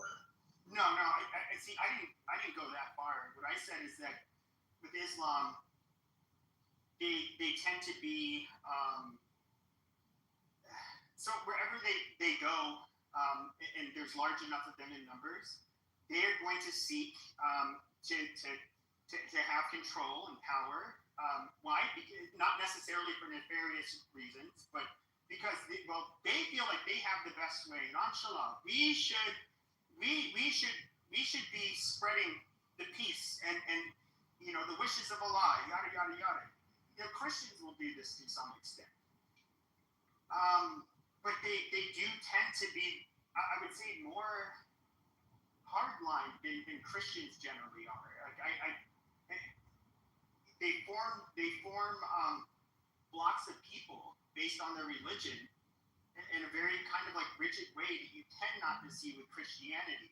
I mean, I don't know how you would. So not see that. Let me go ahead. Yeah. So to the earlier question of saying why do churches don't fund their own establishments, that's not true. Many churches do fund their own establishment to tithes, offering, contributions, community engagement, and etc. That's not only in America. America is one of the central points of how Christians behave in other countries and the other continents that do this in a different way. The Catholic faith is a bit different because there's the Pentecostals as well. There's a well-known brand called the RCCG, the Christian Church of God, and they have over 50 branches. And globally, like I don't think you can go to any country in the world. Well, I don't know about North Korea, South Korea, most countries, but most countries in the world have a branch of the RCCG, and they go through with like massive collection because it's so big, it's establishment that they have huge investors who are genuinely coming into Christianity to do to play their part, to see how they can grow the kingdom of God, etc. Lastly, the RCCG basically it's run by the pastor Adeboye, and he doesn't his people that come there every event or every service he does probably has over 100,000 people perform. In fantasy, I think literally it's just like worshiping. There are hundreds of volunteers who have had experience in their lives, whether it's practical faith, in good people. That every person then will be like a good egg, most people do change.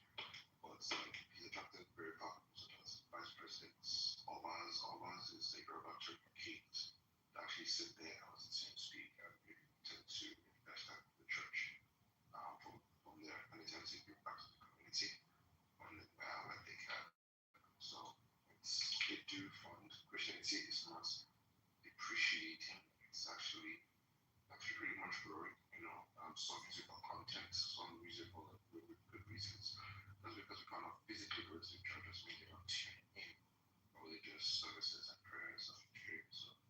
So, Luffy, let me just reply to you very quickly.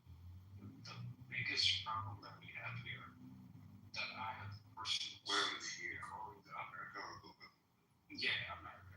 And then they have to explain. You can't be that. America is sorry, but America is not the photo point. It's your woman. Okay, but like, I don't know what room you think you think you're in, but this is a big. I'm very familiar with this as well. Okay. Okay, well, so what I'm telling you is what I have seen personally, they have been taking churches, buying them, and turning them into life. Like the beginning of the church will be like the movie, and then they'll build a skyscraper on the end of it and turn it into like just basically a residence. Not only that, like it will turn into different type of like religious spaces.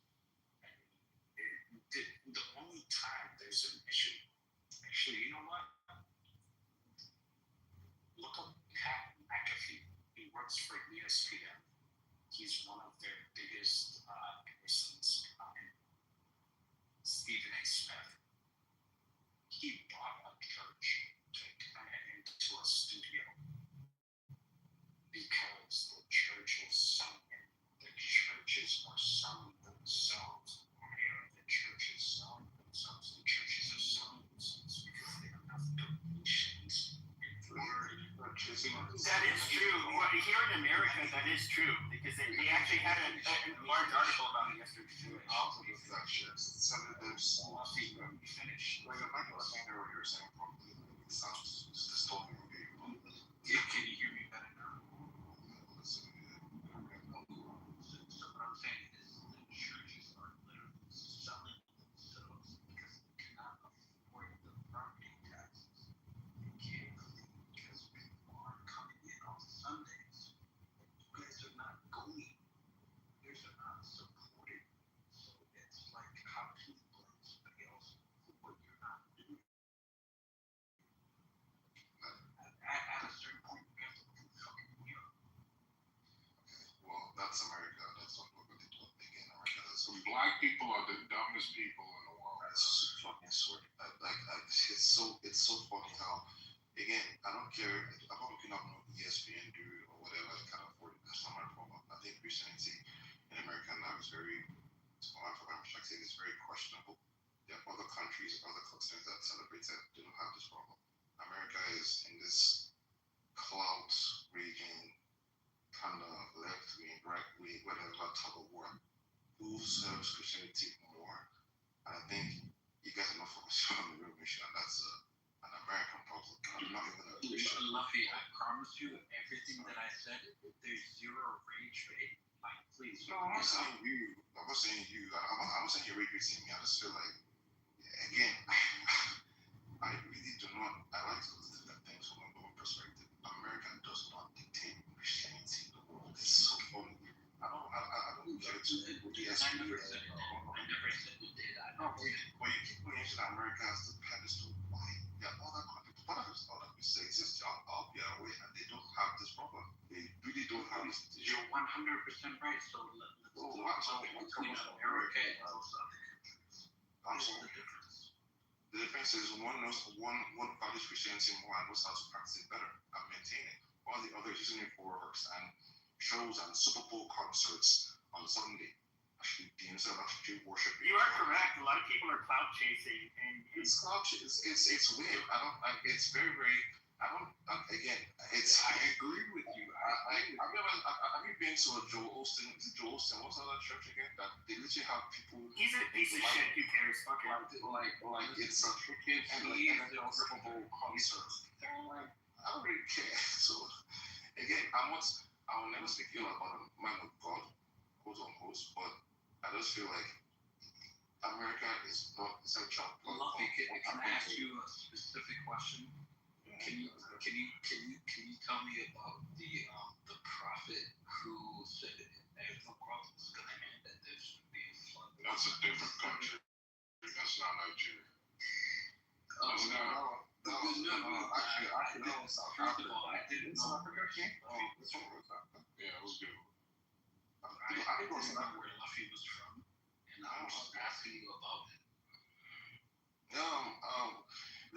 There've been a plethora of predictions, or false predictions of when the wars would end. People using the Mayan calendar. One guy said September 10th of this year. I was like, okay. So another one came in. I was like, oh, December 26th, and he used that as cloud chasing. Now he went into events. People definitely misuse these things to get like validation and credit as quote unquote social status, because the world is crumbling. People don't have jobs. People use whatever content, even if it's Christianity, to poke it, to rage with people, and to actually start like living their lives accordingly. So again, even if I'm not American or whatever, I like to look at these data points from a global perspective. I think the main issue that people make in this room and many other rooms is I hear the word in America probably 200 times an hour in terms of any kind of argument. And it's very funny. But we were talking about it. To be fair, though, we were talking about here in America, and we were avoiding using a lot of other countries as references.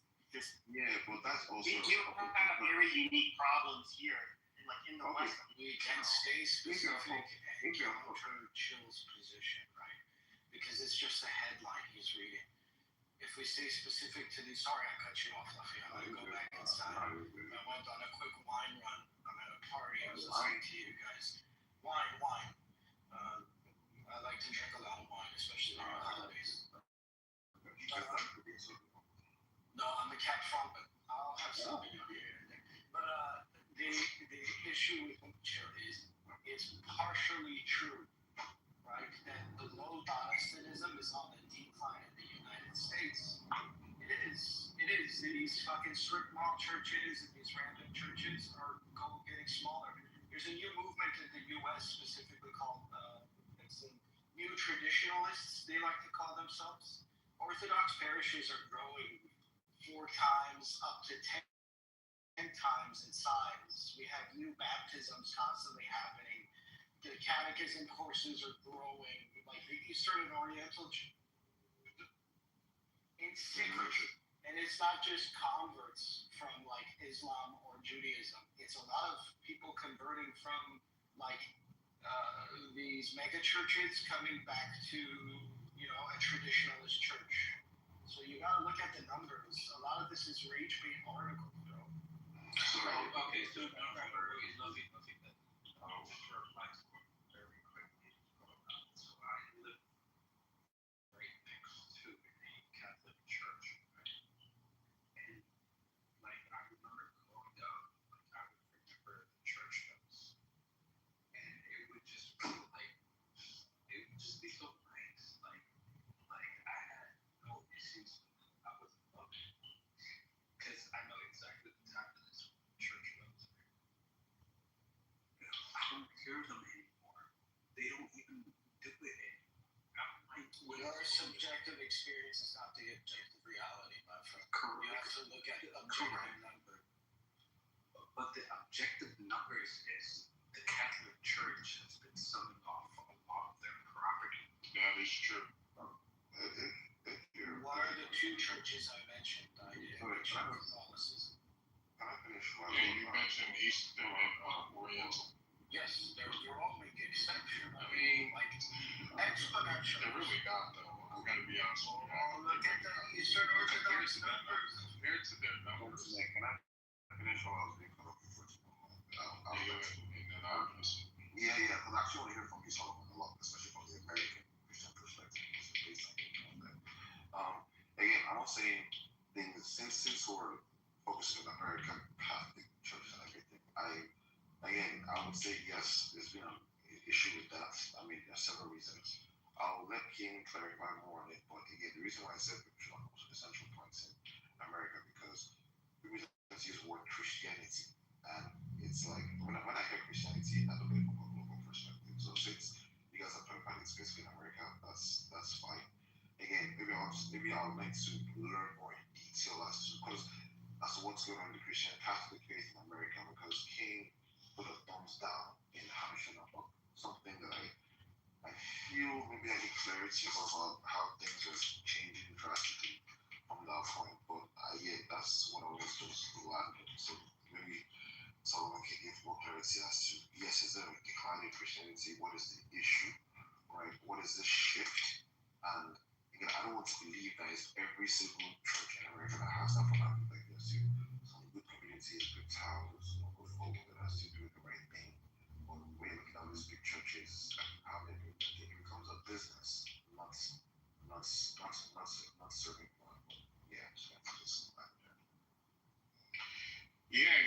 So it's good to see you, Cranberry. So when it comes to this conversation, I think it's important that we look at the actual data, what's being shown and expressed, and because we don't have data on every single thing, pairing that with things that we can observe ourselves. So the reason why I thumbs down Haggai is not because he's incorrect. He is right that there is a traditionalist movement that is happening in America.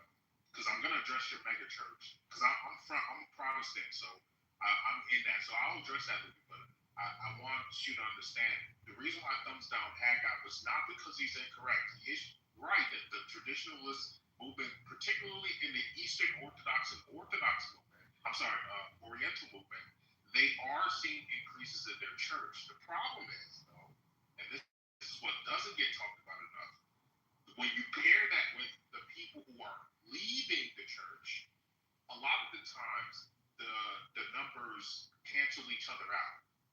It's more prominent in the Roman Catholic Church than the Oriental and Eastern Orthodox Church. But when it comes to the Oriental and Eastern Orthodox in America, the numbers are so small for those two groups that even an increase like the one that we're seeing is not something that's going to have a monumental impact on America's version of Christianity. Because as anybody knows, America's version of Christianity is so thoroughly Protestant. Even the Catholics here in America are Protestantized, right? So that's what I want to say to what, because Haggai is right that there is a traditionalist movement within America that is particularly aimed at those two churches plus the Catholic Church.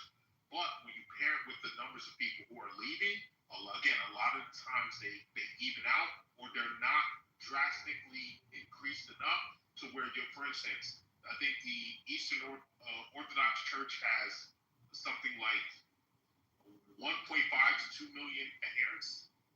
Like that's ridiculously small. If you were to get an increase of 10 to 20% a year, it's going to take. Look how many years it would take to even get to 5 million adherents, right? So I think that's important to mention when we're having that conversation. But when we're talking about the type of Christianity you're talking about, which I'm very familiar with, the megachurch type Protestant Christianity, that is, how do I say it?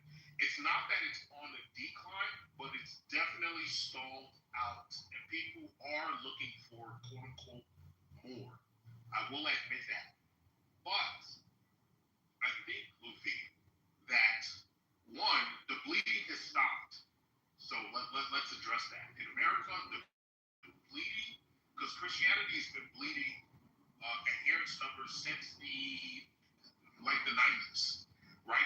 Christianity used to have a 78% adherence, and we got all the way down to 60% a couple of years ago. But going back up, we're around 61 to 62, 63-ish at the higher end. So clearly there's been a reverse in the trend, and it's primarily being led by younger people. Zoomers, alphas, but mostly Zoomers and younger millennials. They're the ones leading the charge when it comes to returning to the church.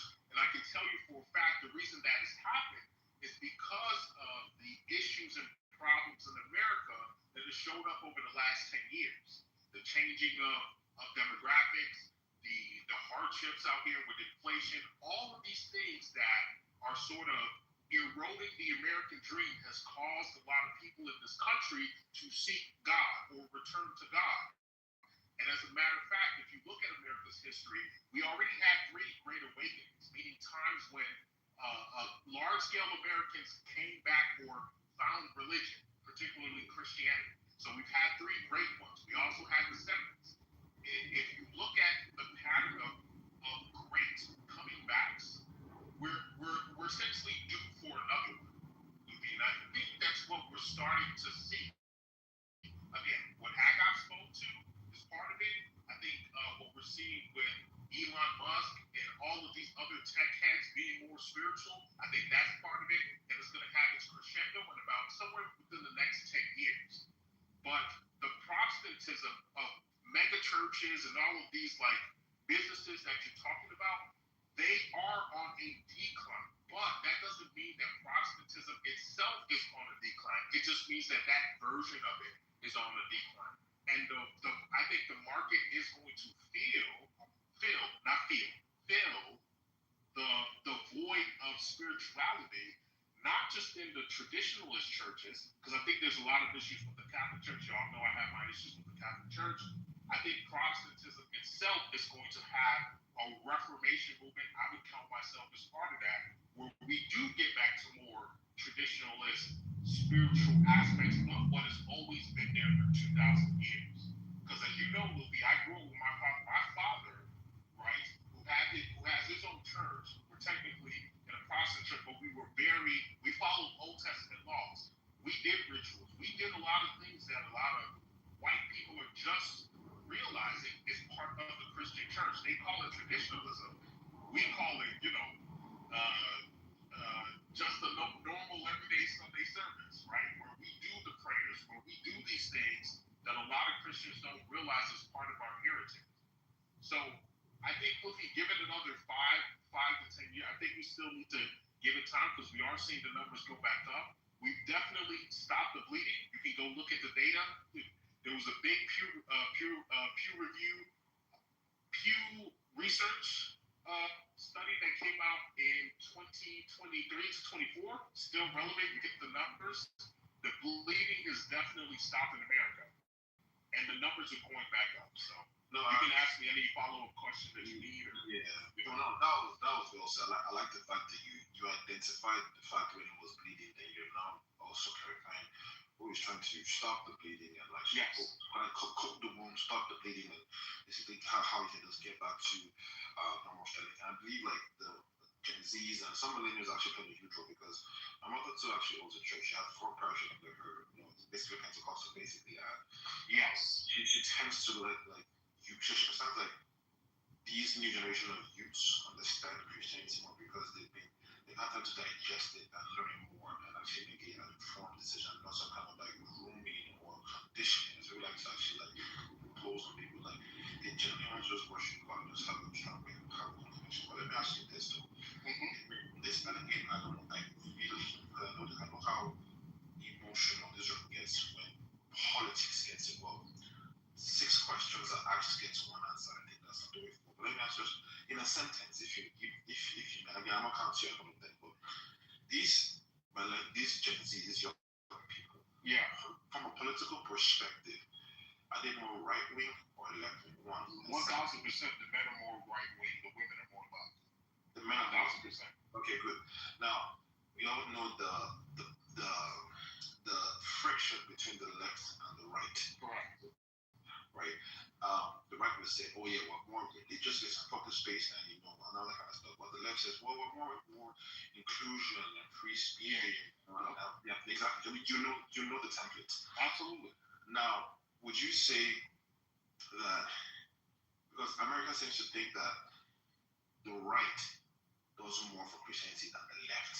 Would you agree? I would agree with that. Although there are obviously exceptions, but the general rule, yes, I would agree with that. And the data plays that out too. It's not just there was an entire book written about it. But go ahead. Okay. Now, do you think? Now, I know this may sound like a very weird question. I don't end it there, so we don't have like an ISO. You know me, I like weird. It's all good. I don't have an ISO, but I feel like people go into also chime in. Now, who do you think has a better perspective in view of Christianity, and who is doing a better job, the right or the left? In terms of Christianity itself, in America. No, in America. In America. Oh, 1,000% right. The right. So you believe that it's not. So not that there aren't left. I know plenty. I'm here in Chicago. I know plenty of people who are on the left that are God-fearing, and So I'm just saying in general, though. You're asking in general, right? Yeah, in America. Okay, so that's fine. Okay, all right. So it seems America's values Christianity. So let me just break that down for you real quick. If you're gonna ask me to stand beside people who want to allow men into women's bathrooms versus people who wanna fucking just hate me because of my skin complexion or my religion, I'm gonna protect the woman first. So I would rather stand beside the Republicans and have them hate me while protecting women. Yeah. And it's funny you put it that way, Chill, because that's sort of the thing that's now been forced, Chill, because we've ignored some of the social problems and their consequences for so long in America that now we are in a situation, Chill, where you have to you know how we always come up with these crazy questions like, would you rather, suck a dick or that type of thing? No, Luffy, that's what we've gotten to that point in America. Like the listen to what Childa said. Would you rather vote for a bunch of racists who are going to protect women, or would you rather have a bunch of men pretending to be women have the opportunity to abuse or, and most people are going to say, hey, I know I have a bunch of people who hate me, but women are protected. Well, let me throw you down. So the right way now, the first rule of all men should be able to protect you. Yeah, I agree. I think you have to converse with me about that, but let me throw a controversial question in there now. It's been a hashtag release the Epstein files, and we're seeing a mixture of Republicans and Democrats in that. Yeah. So yes, they protect women. They don't want trans men, trans women to all these bathrooms, but it doesn't mean they don't have their own skeletons in their own closet besides just protecting women, right? Would you still? Because I feel like the Democrats may have counsel attackers. Okay, you say this about going to the bathrooms, and I believe within the Democratic Party, people are still against that about the whole bathroom thing. I don't know, maybe in America, you guys, I don't know if it's a unanimous decision saying that you guys allow that, but how would you react when Democrats have their own counter attacks as to what the Republicans do, what the right does outside the LGBTQ or whatever, like protection of women and everything? Again, I'm trying to pull out some, but I know there's been like controversies, right? Kids, robbery, fraud, extortion. Yeah. Wait, what was the question again? Because Yeah, so the question is, like, you said, would you rather let Democrats to support, men in women's bathrooms to respect Christianity, or the right to actually protect, and the whole actually against? So Democrats is for that, the right is against that, right? But let's make the right doesn't have their own skeletons in their own closets. Like, what would be your reaction? Like, what would be your response when the left says, "Oh, y'all to do some fucked up shit. You guys have the Epstein files. You guys have done bullshit to young girls, and blah blah blah blah." That's like So that's it, and that's one of the drawbacks of Trump is creating unnecessary talking points that are retarded that should never be associated with the right or people who are adjacent to the right, meaning not necessarily on the right, but because, for instance, we're Christians, we share values and views that make us, strange bedfellows, right, Luffy? So he's creating, and they're creating these weird situations that should never be associated with us because he's not doing what we put him in office to do. Yes, release the Epstein files. Why don't we have them? We said we were going to get them. That is the justice, right? Why are you protecting these weirdos, these people who are clearly elite and have the money or have the influence to buy off, right? The consequences. Also, I do think those two things are One is about normalizing, like making a societal norm that there are no places for women to go. And the other one is, hey, there are some specific bad actors that you need to call out. Those two are like very different accusations. Right? What did you say? One, the idea. One is the fear that they're going to basically take away safe spaces for women bathrooms, right? Like we're going to normalize, and that's a societal normalization, right? There will be no place for any woman to go, and so that sort of is an affront to all women. Right? The other one is, hey, there are some bad actors here that need to be called out, and you can say, hey, they might be protecting some specific bad actors, but that is not like normalizing the societal normalization. Are you with protecting all women, no matter what? Yeah, sure, of course. But those are two. Those, like the idea that's the trade-off. I think those are you can't get a better one. I will trade that off day of fucking time. I will trade anybody off in order to protect. But sure. No. But listen, the accusation is that neither side is protecting women because. Yeah, and protect them from murder. We could do both. I mean, I think the bare minimum that we can do is allow women to have their own sanctuary in terms. Right. That's why I'm saying it's a bad. That's why I'm saying it's a bad comparison. Too crazy with it because now you're going overboard. The reality is we cannot ignore that women have been instrumental in allowing these policies that are detrimental to themselves.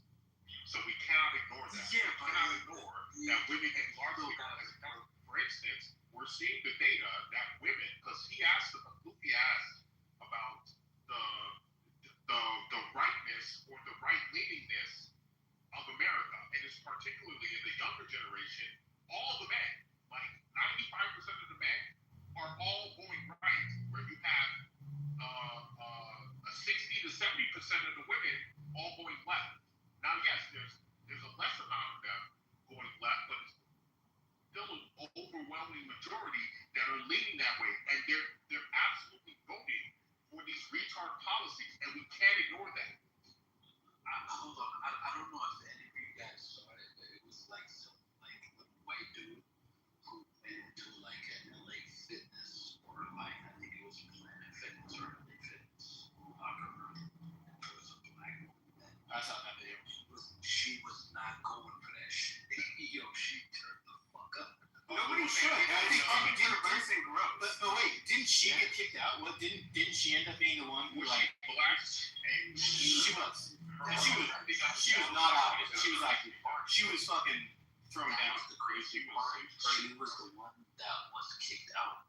Now wait. I don't remember.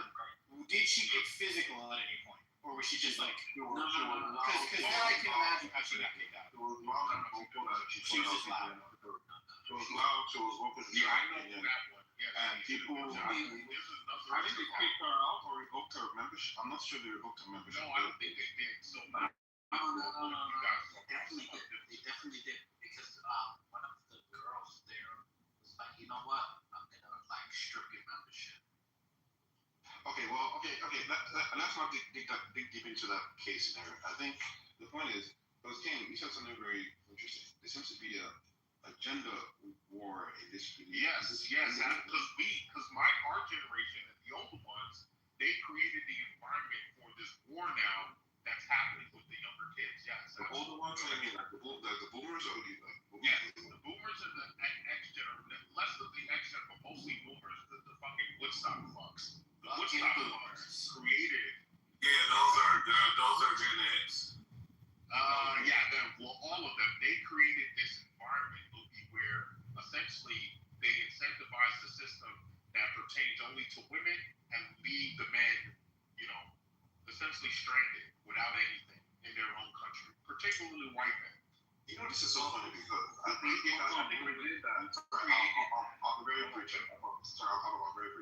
think it's very interesting because now when I'm here, and just correct me if I'm wrong, women are saying protect us. Women are also saying, oh no, not them men, right? Yeah, correct. Okay, well, I'll get into is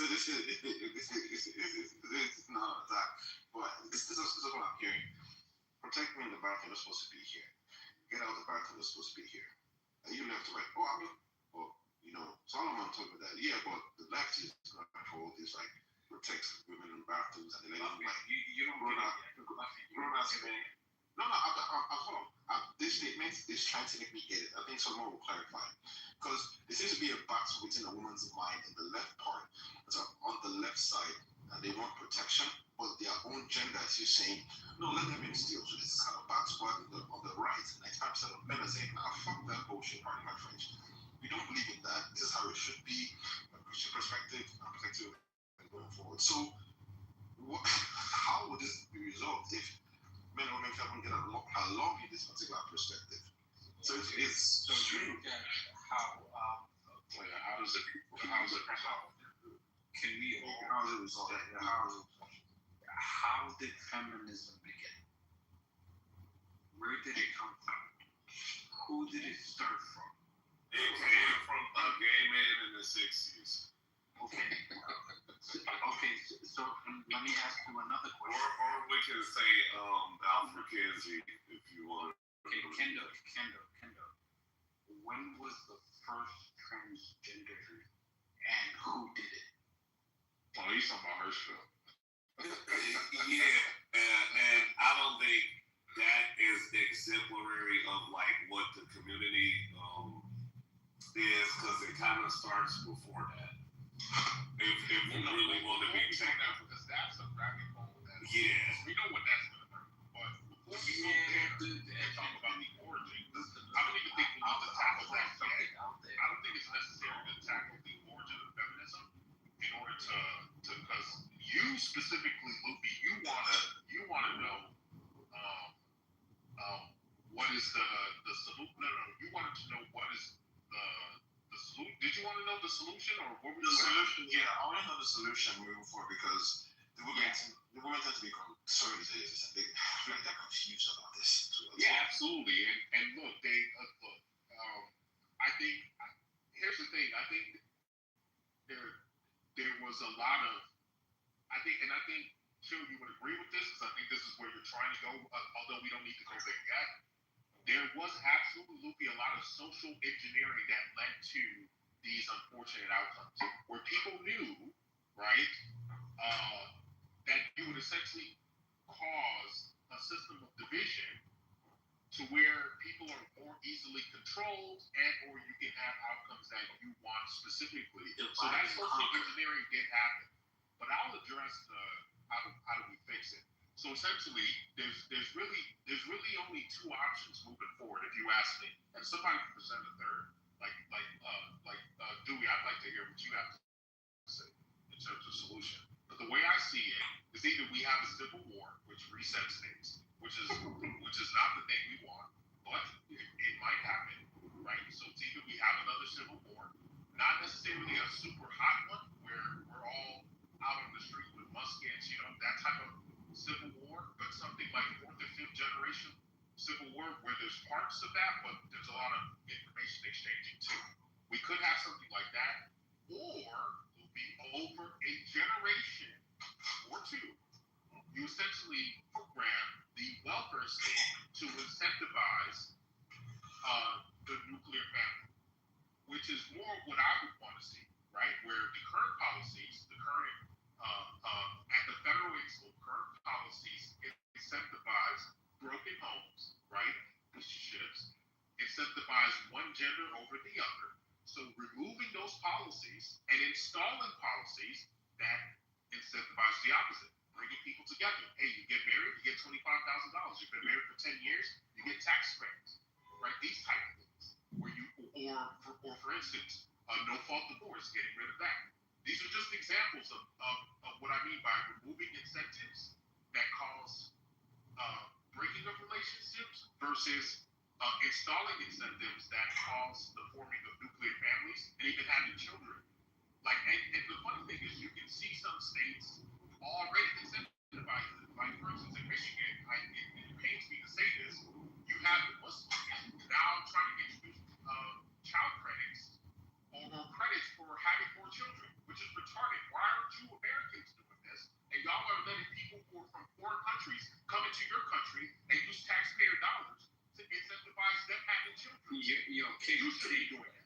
So hold on, Lupe. Can I add some sounds of those? But So to me, Lupe, those are essentially the two big umbrella solutions. We either have a civil war that resets all of this, or we, over a generation, we defund the current welfare state in favor of a different type of welfare state that incentivizes more healthier relationships. Okay, let me hear more points.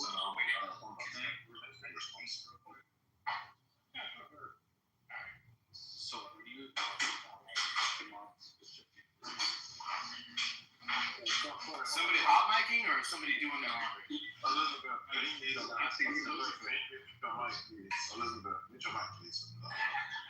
I don't think she knows. Is there a remote that can help us out with this? You get anything or knowledge? Can you read her up? Alright, we'll power through until someone comes back. Let's go ahead. Let's power through. Okay, good. I go ahead and proceed. Chill, go ahead. Yeah, chill would do it. Either one. Well, chill said it first, and I think Dewey has to so we can just hear some more perspectives. Go on. If he doesn't go soon, I'm gonna go. 5. All right. My bad. I have to give you a second. All right, I'll just go. So I fundamentally agree with King. The only thing I would add, where he got really specific, I'm going to talk about it in a more abstract sense. So he was getting really specific, like policies of like, reinstitute, or take away no fault marriages, or think about how welfare could be navigate. Those are specific policy decisions. I think in an abstract sense, what he's talking about, he can tell me if this is not a correct interpretation, is society has to, in the next generation, renegotiate and also kind of reestablish the position of certain demographics in society, specifically men, and maybe even more specifically, which is to say, like, there was a big jostling and a renegotiation that happened.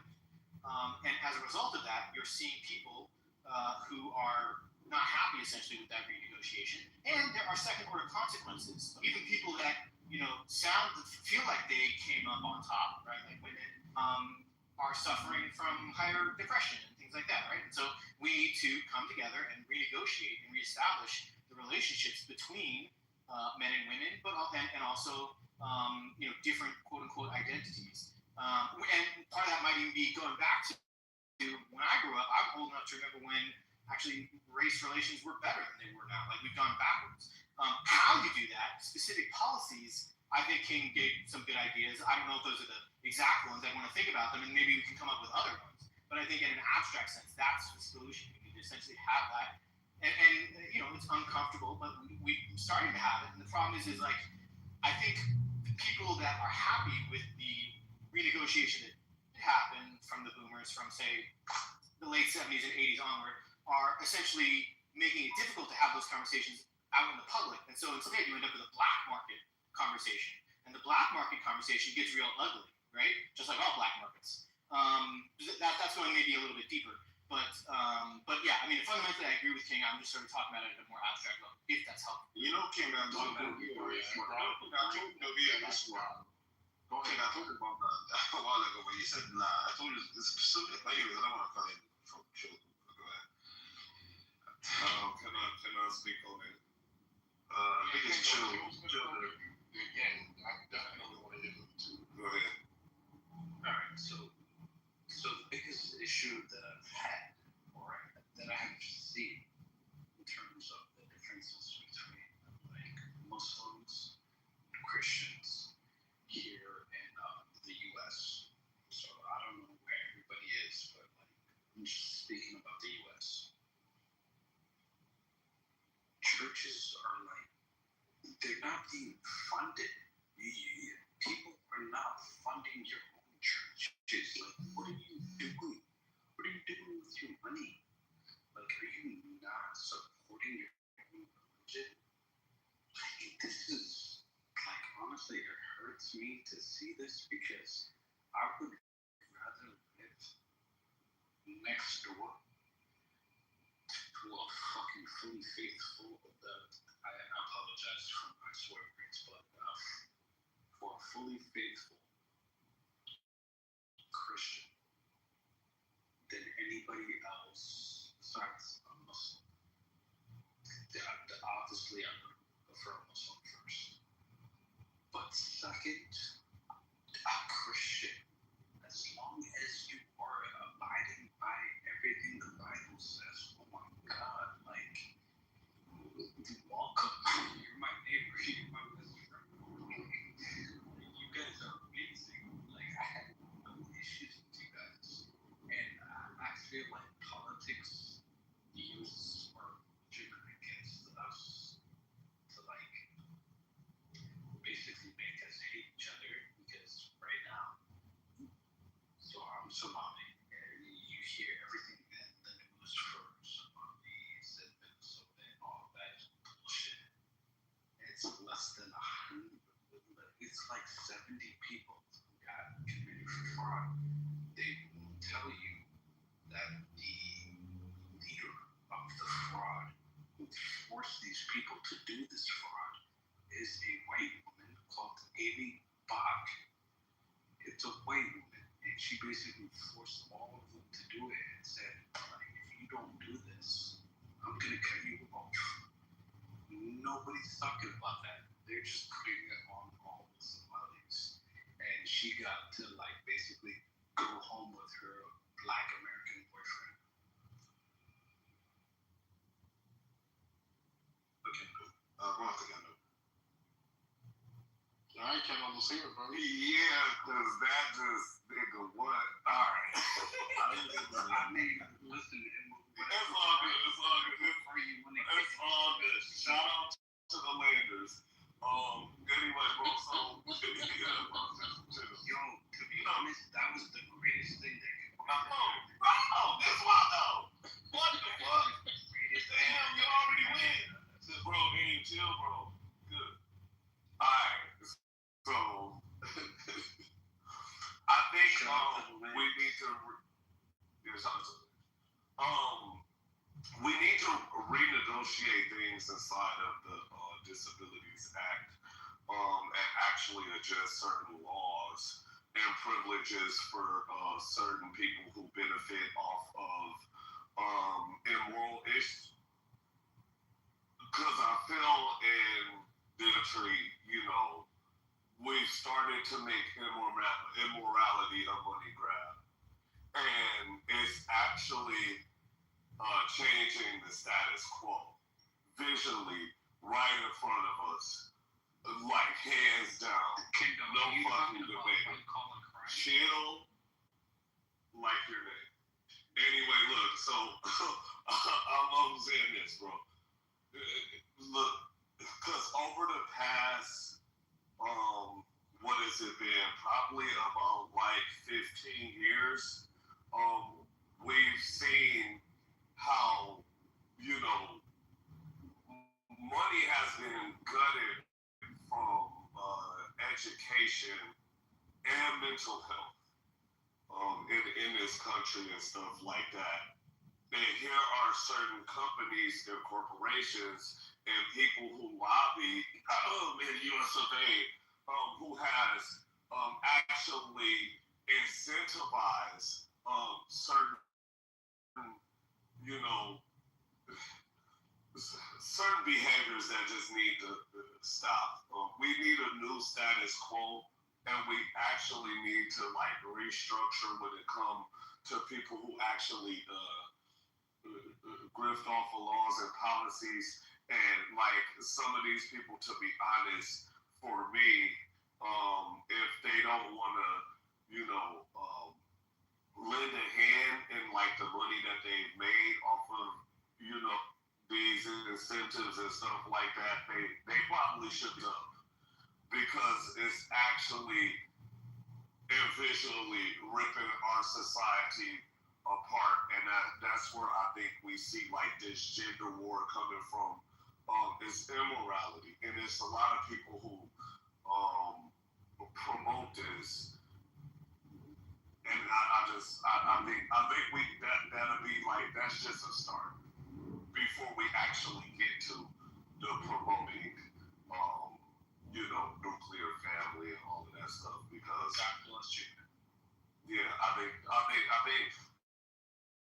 there are certain things that's been set up for people, who's like trying to isolate and like actually, go away, go more towards and away from like, that kind of lifestyle. Because I don't think the structure of society that we're under right now, especially how our working behaviors are, which we probably should address that, too.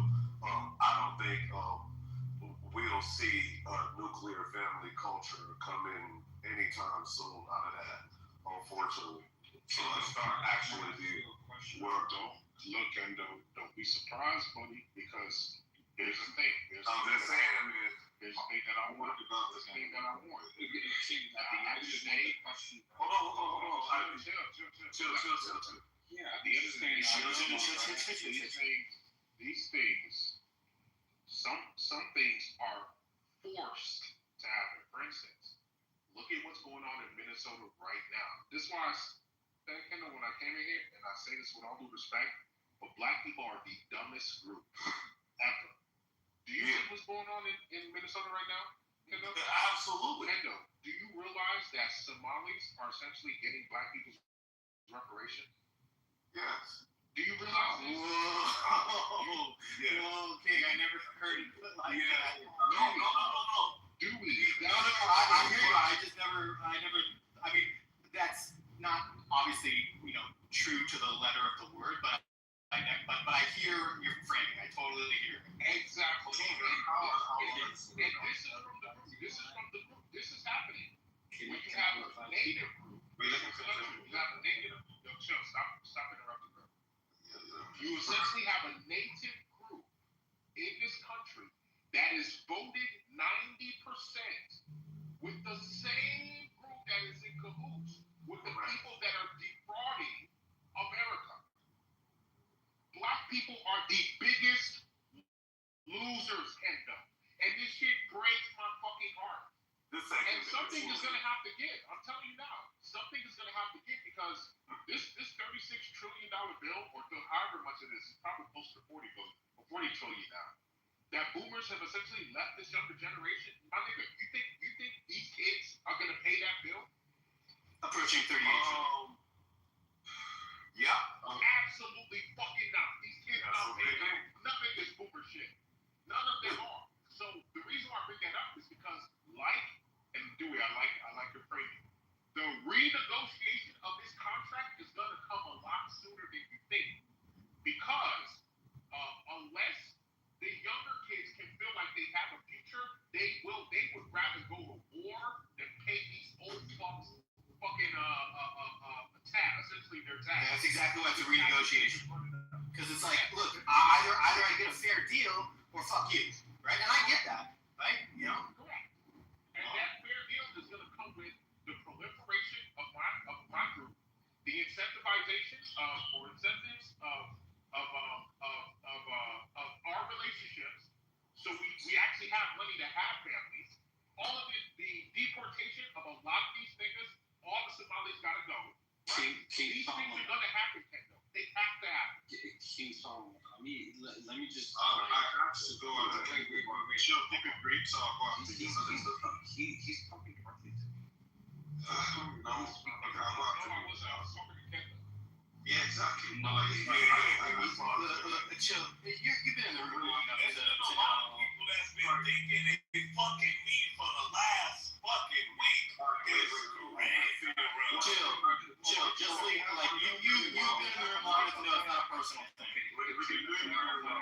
We've been doing very well. Chill. You go after that. Go after me. But let's just go like that. Like, it's fine. We're doing good. No Q needed. We're flowing. I actually have to Kendall, but you can go ahead since you're Yeah, I don't want to talk about you. No, it's fine. Just, no, go ahead. I'll go after you. I appreciate it. All right. So, okay. What I'm asking you is, what is going on right now? What is going on right now? You literally had Donald Trump say, hey, you know what? I'm pulling my ambassadorship out of Somalia. For what? Why did he do that? But 1 week later, Israel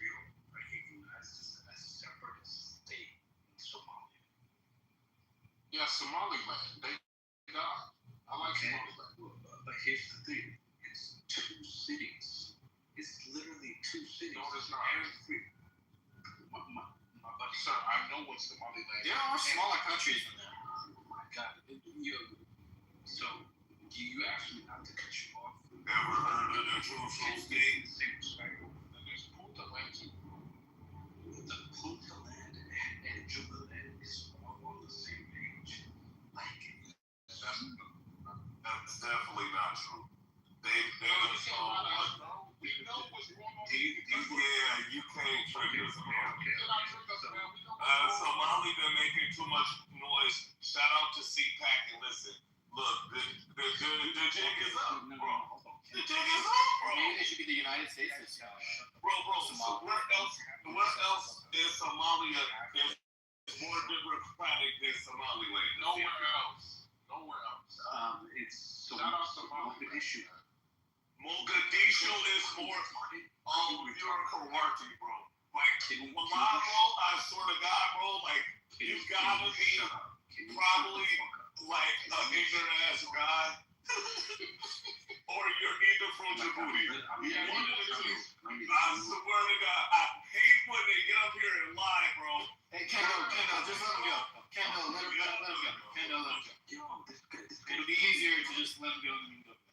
Okay, so December 25th, Christmas, we held for the first time a 1-person, 1-vote election across all of Mogadishu for the first time in 56 years. And none of you guys know that because on the next day, guess what Israel did? Oh, so now you just pay attention to what Israel did. Exactly. They're fucking controlling you. You don't even fucking know it. You don't want to even know what Somalia did and how Somalia is growing. Go ahead and go to Chat GPT, go to Grok, go anywhere and say, just go ahead and type in, is Mogadishu one of the fastest growing cities in Africa? Just type that in and it'll tell you the truth. Like, if you literally just go on YouTube and just go see it, you guys have never been there, never seen it.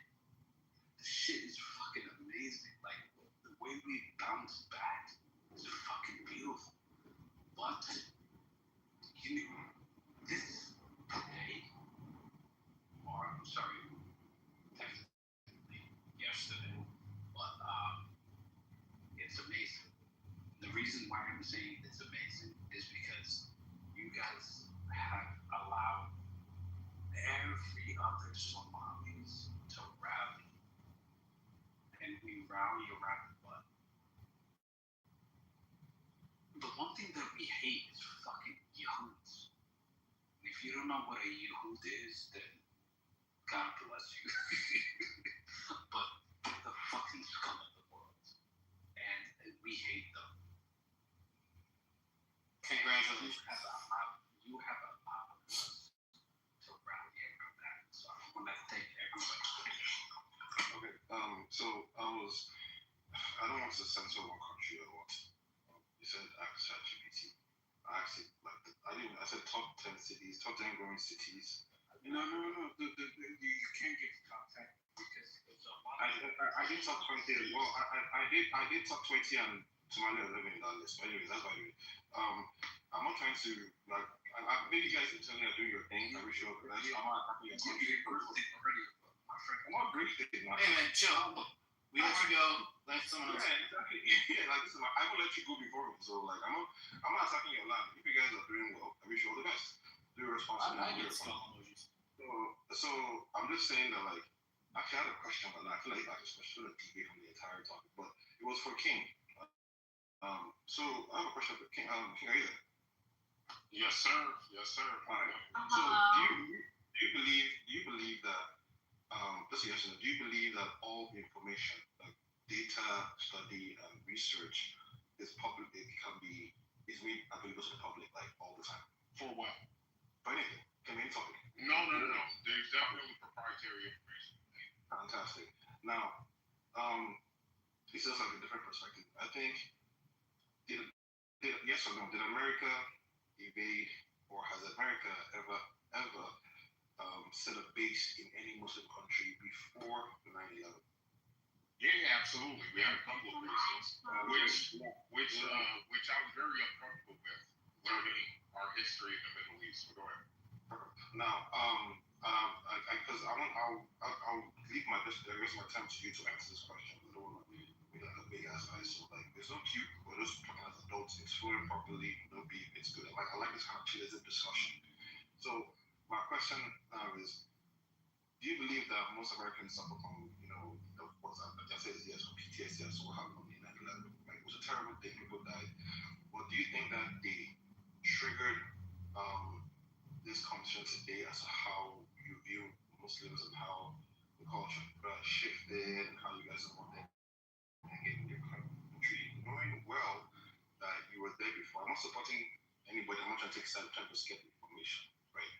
Do you believe that if America was never there before, the attack would never have happened, and now the attack happened, has it changed it? As Americans have this different perspective as to how they view Muslims and how, like, you know, sort of like, fuck them, move out of the country, they're terrible, do you believe that?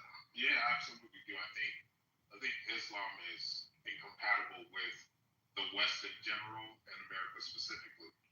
But when it comes to the Middle East, 9/11 is tricky because there are a lot of players and a lot of things that happen. Because I still remember I was a kid. I think I was in either 7th or 8th grade. I was in the U.S. when it happened. It was crazy. Yeah, it was insane. Yeah. I remember the day. It was traumatizing, all of that stuff. It was everything. And I do think that it played a role in how America does view Islam. I do think that it played a big role. Now, as you know, Luffy, I came out of a Muslim woman. Thank God she's not Muslim anymore. But half my family is Muslim. So it's not like, and my cousins grew up, they were like 8 blocks down in the suburb that I grew up in. They're all Muslim. So I'm not speaking as somebody who's, because there'll be a lot of people, and a lot of people like to level this charge and, oh, you've never been around them. You don't know them. They're all good people. That type of shit, right? Where they'll say you've never experienced or you don't know. That's not something anybody can tell me.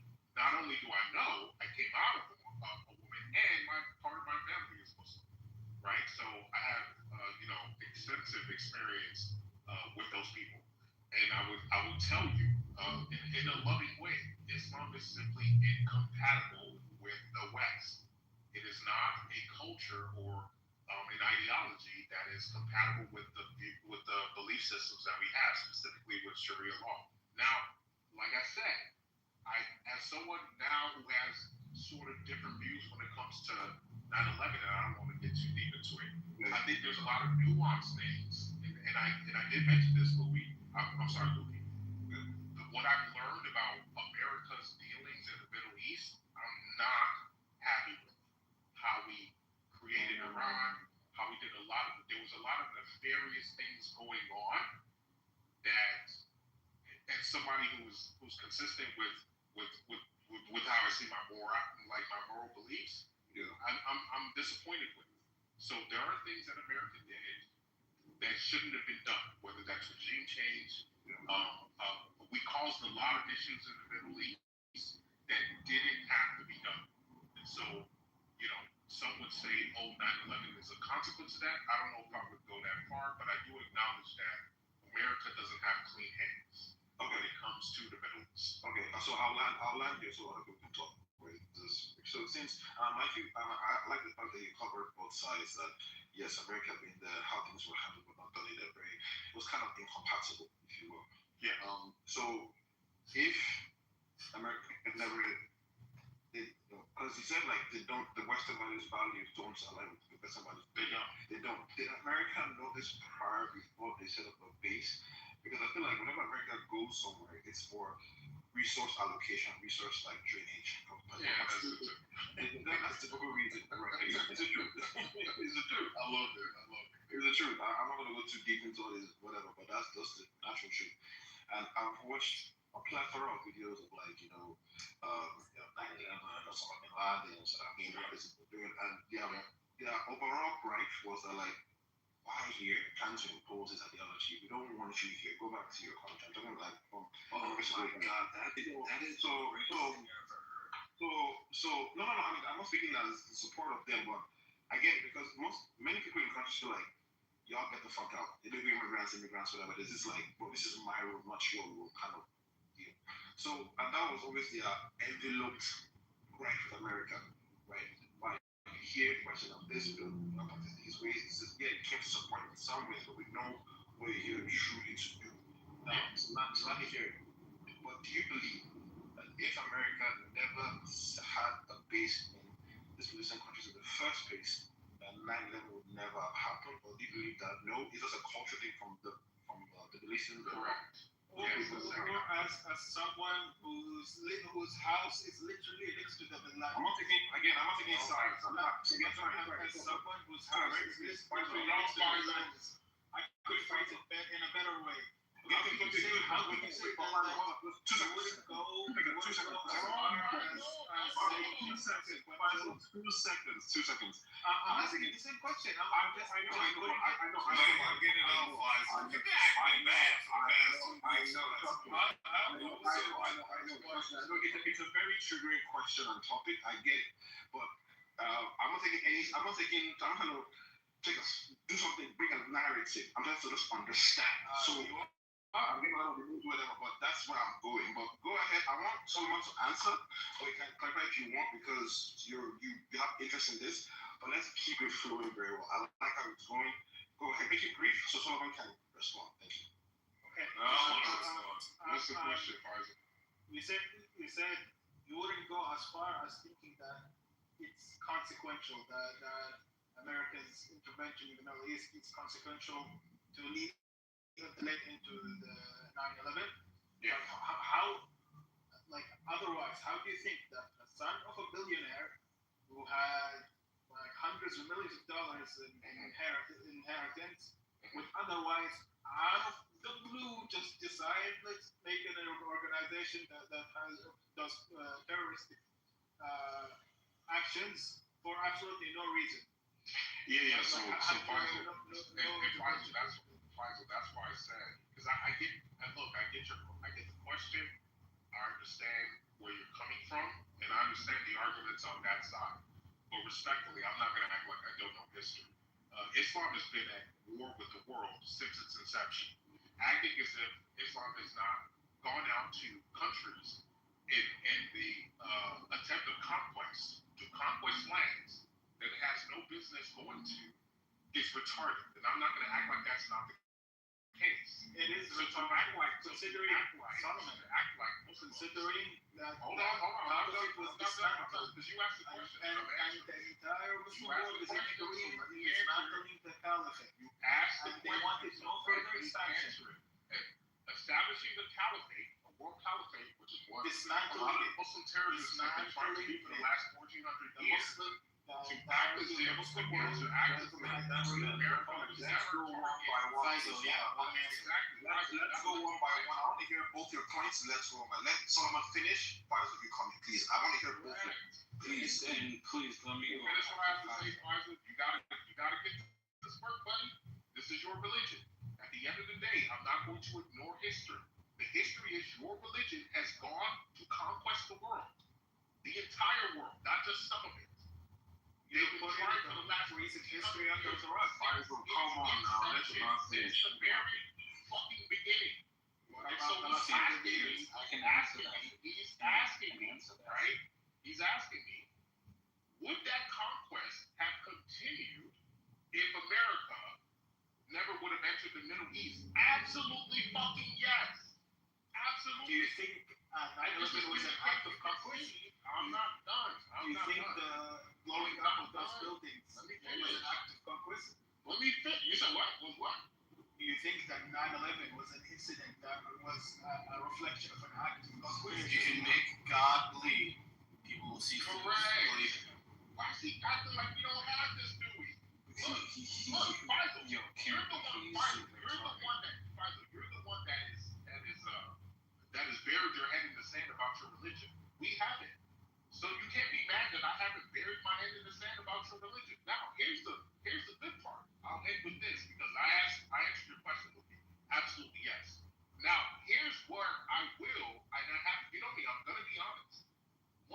that has blown my mind about what is happening, and it was theory before, and you and I talked about this. But what is actually happening is that there is a force that we kind of partly talked about this. There is a forced Reformation movement happening in Islam. And it was quiet before, but now it's out in the open. When you have places like Dubai, with the UAE and others openly celebrating Christmas, which they did, which was baffling to so many people, that these countries that, again, are in the historic lands of Islam are openly celebrating Christmas and allowing Christians to celebrate openly and even participating. When you have Muslims doing it, clearly there's a Reformation movement happening. And it's unfortunate because it seems like the Middle East is exporting their... I was just going to say that, King. I was going to say, it's because they've exported it. Correct. That's what's happening. They have transgender surgery. The West, so that they can have their fucking Reformation movement. But you know what though? Long term, that could still be good, right? Because like another generation, well, it depends on our ability to reform.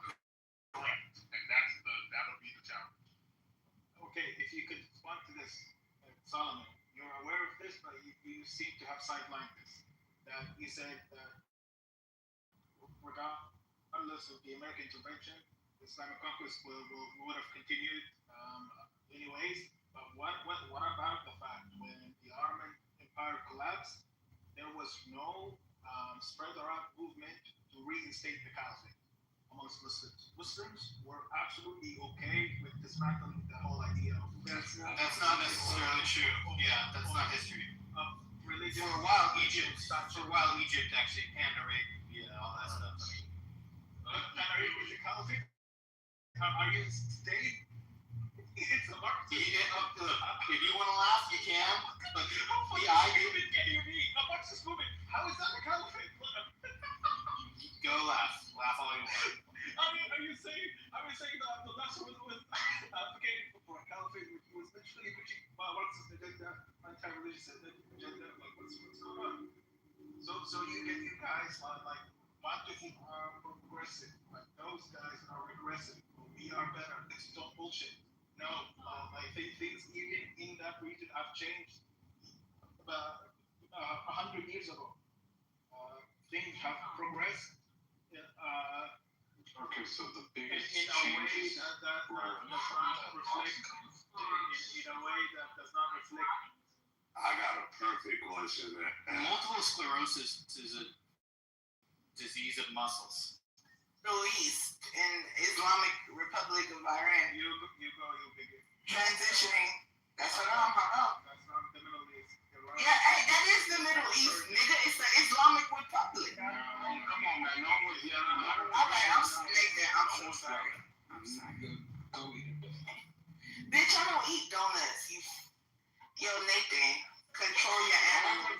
Don't take the bait. Look, don't throw the bait at no fish. I'm a fish. No, you're not. You're a woman. Nah, I like one. Yeah, you should. I think Ken and Children. Yeah, well, swear properly. That's stupid. But I think Ken and Children. But you guys can second one.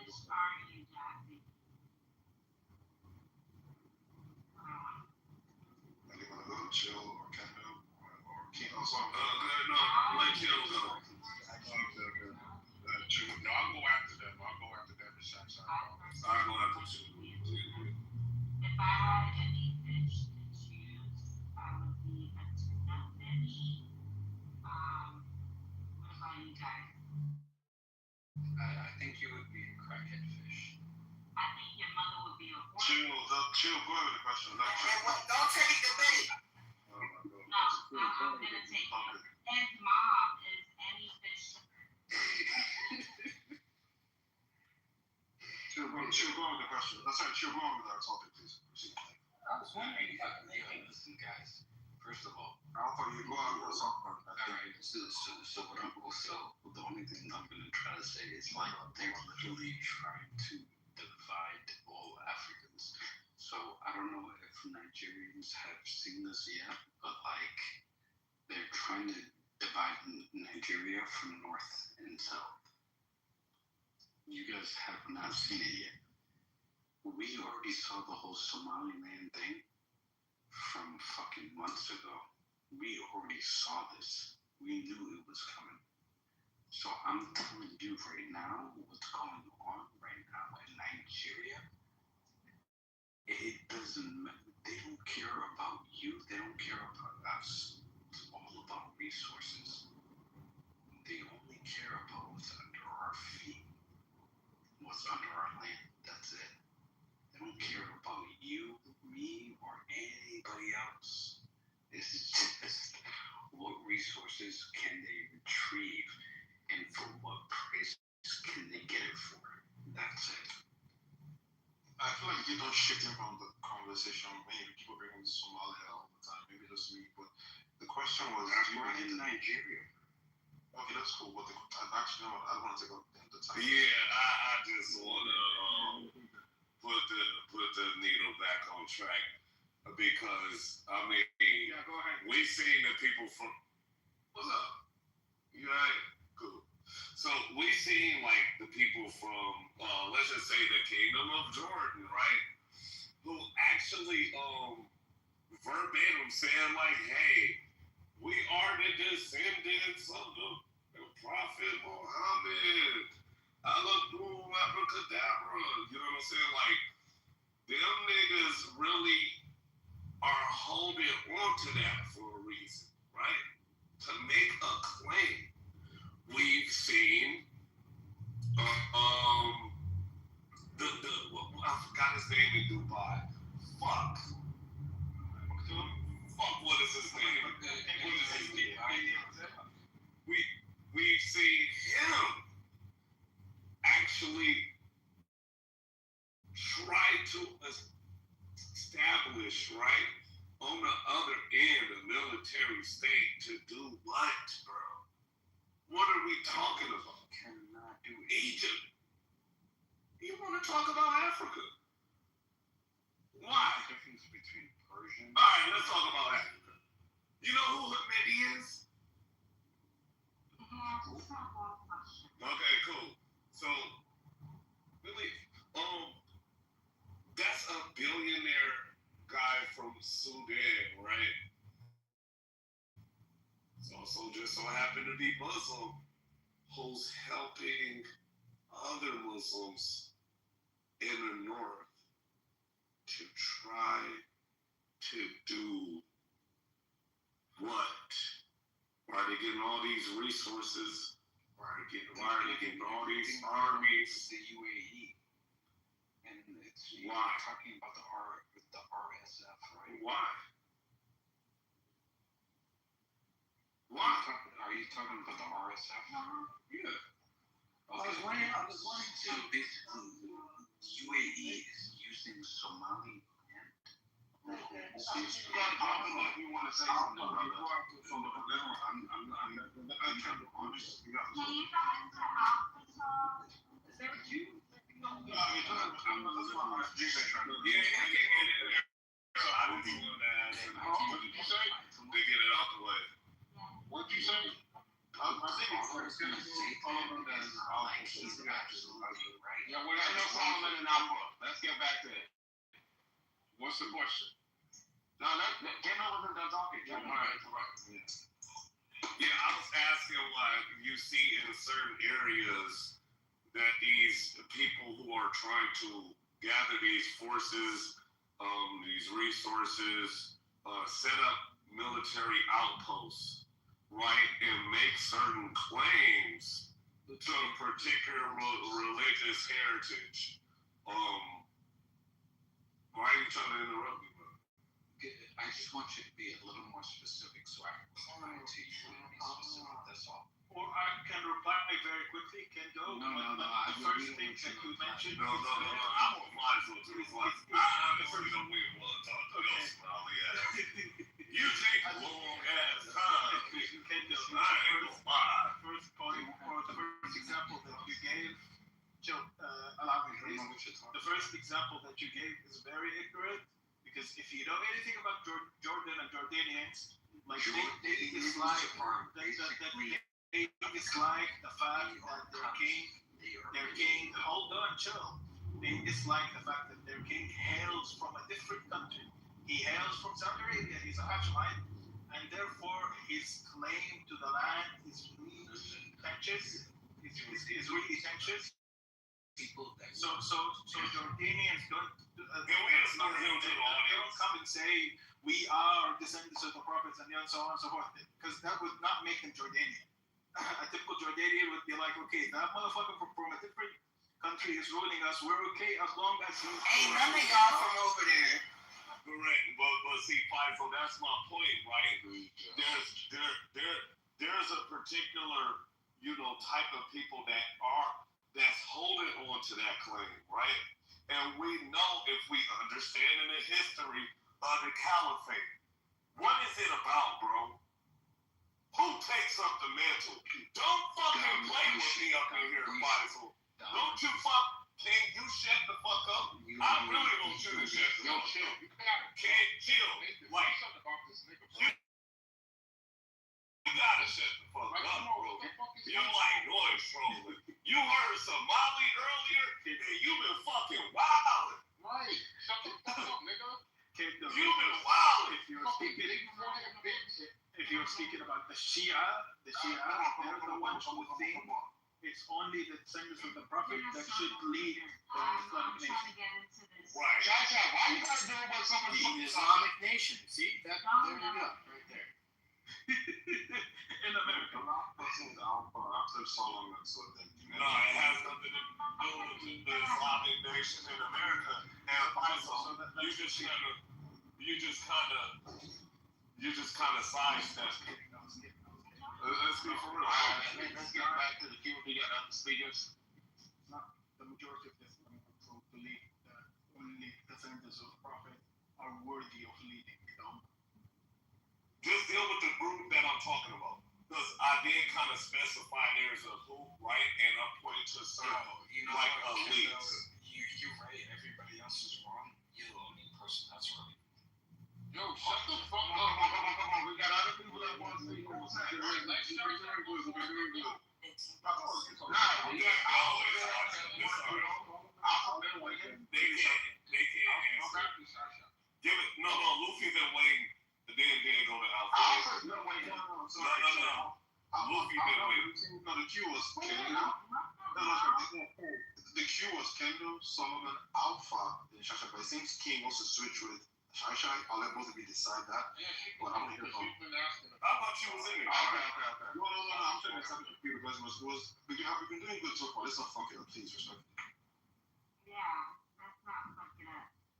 So the only thing that I have to say is something that I've noticed. It's a pattern. And this pattern that I've recognized is that there's like a lot, there's this there's this certain facial structure that the Somali has that's very similar to like the Down syndrome facial structure. Like if you notice, take a look at like Joe's PTR. I'm sure he's got Downs. People claim he was in the audience, but he doesn't sound like to me something. I'm just gonna move you down. I'm serious. I'm just gonna move you down. I don't want that conflict. You're doing rich. Let's go on and kill. Who's next? Let's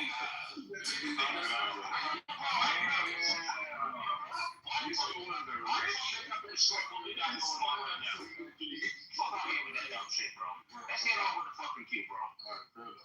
So, Coach, I want to make sure I address what you pointed out, because when I was responding to Faisal and I was speaking to Kendo and even with Chill, I think we covered most of the ground, and I do want to make one thing clear. So when I speak to the incompatibility of Islam with the West, there is one exception, or really three. So the three exceptions would be to that rule. So essentially that rule would be one, American black-born Muslims that are either Nation of Islam, which is a majority of them, versus Orthodox Sunni Muslims. So I'm not counting them. American blacks are American. So their form of Islam is very different to the Islam Islam that is native to the Middle East. We see this also with American Catholics. American Catholicism, which is very heavily Protestantized, is very different from the Catholicism you see in Latin America or the Catholicism in Europe. So I think it's important to make sure that people understand that they are not, when I say the incompatibility, I'm not referring to them. I'm also not referring to American whites, which is a very small group, but American whites who choose Islam, I'm not referring to them. I know it's weird, but there are people. I think Liz is even in here. Those people are not. Those people like. Can I reply to you for Hold on, Kill. Shut the fuck up, bro. What the fuck? Okay, you're not done. Shut up. Fuck. We have You got that big ass with all those words stored up. Shut the fuck up, nigga. Tired of this nigga. So I'm not referring to. I'm not referring to them. So I'm not referring to that second group, and then the third group, which is an even smaller group, would be those. Hold on. The third group, which is an even smaller group, would be Muslims who are descendants of those who come from the Middle East who choose to adopt American framing ahead of their Islam. And one prominent example that a lot of you would probably know would be Myron. If you know Myron Gaines.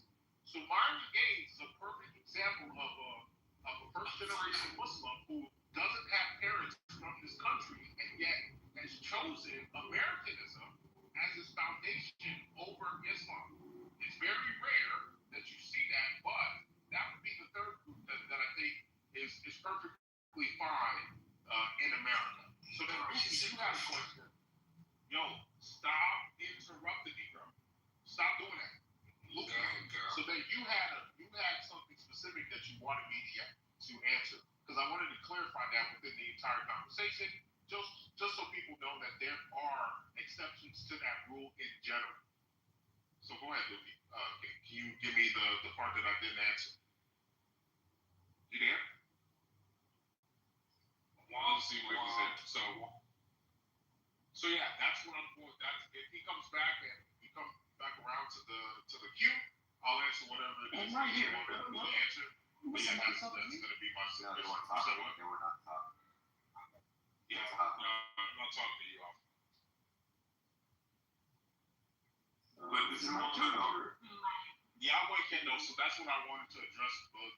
Luffy's not here, so I'll just wait till I'll get in the back of the line of the queue, and then I'll just go there when he comes. Who's in the queue now? You said.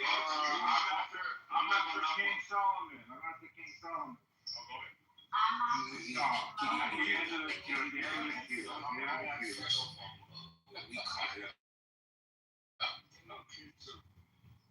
What's up, Syke? Go ahead,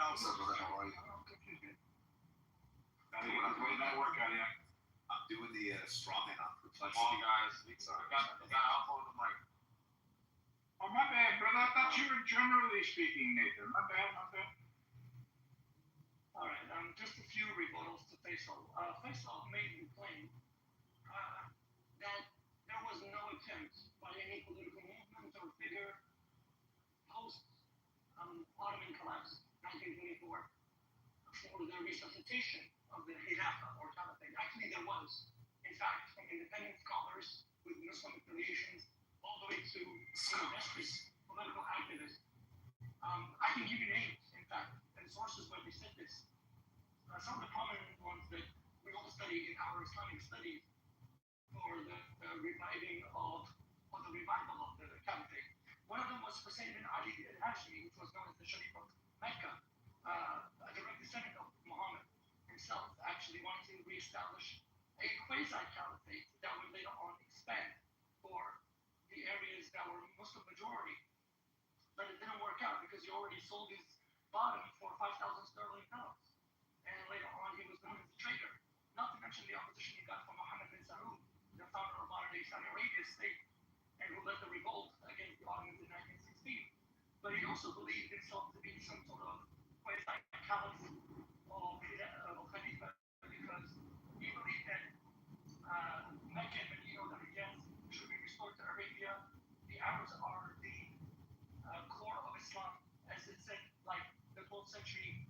sorry, the 13th century scholar, not the 12th century scholar, Al-Ghazali said, Al-A'rab أصل الإسلام, that the people of the Bedouin origin, Islam has the Bedouin origin, and the Bedouins are the origin of Islam. Clearly, this is the principle he was following, but they wanted it within a more marked boundary, which is today called the Saudi Arabia. And another one was a co-writer of the Indian Constitution, in fact, and founder of the Indian independence movement was Mahatma Gandhi and Baba Chapai, with things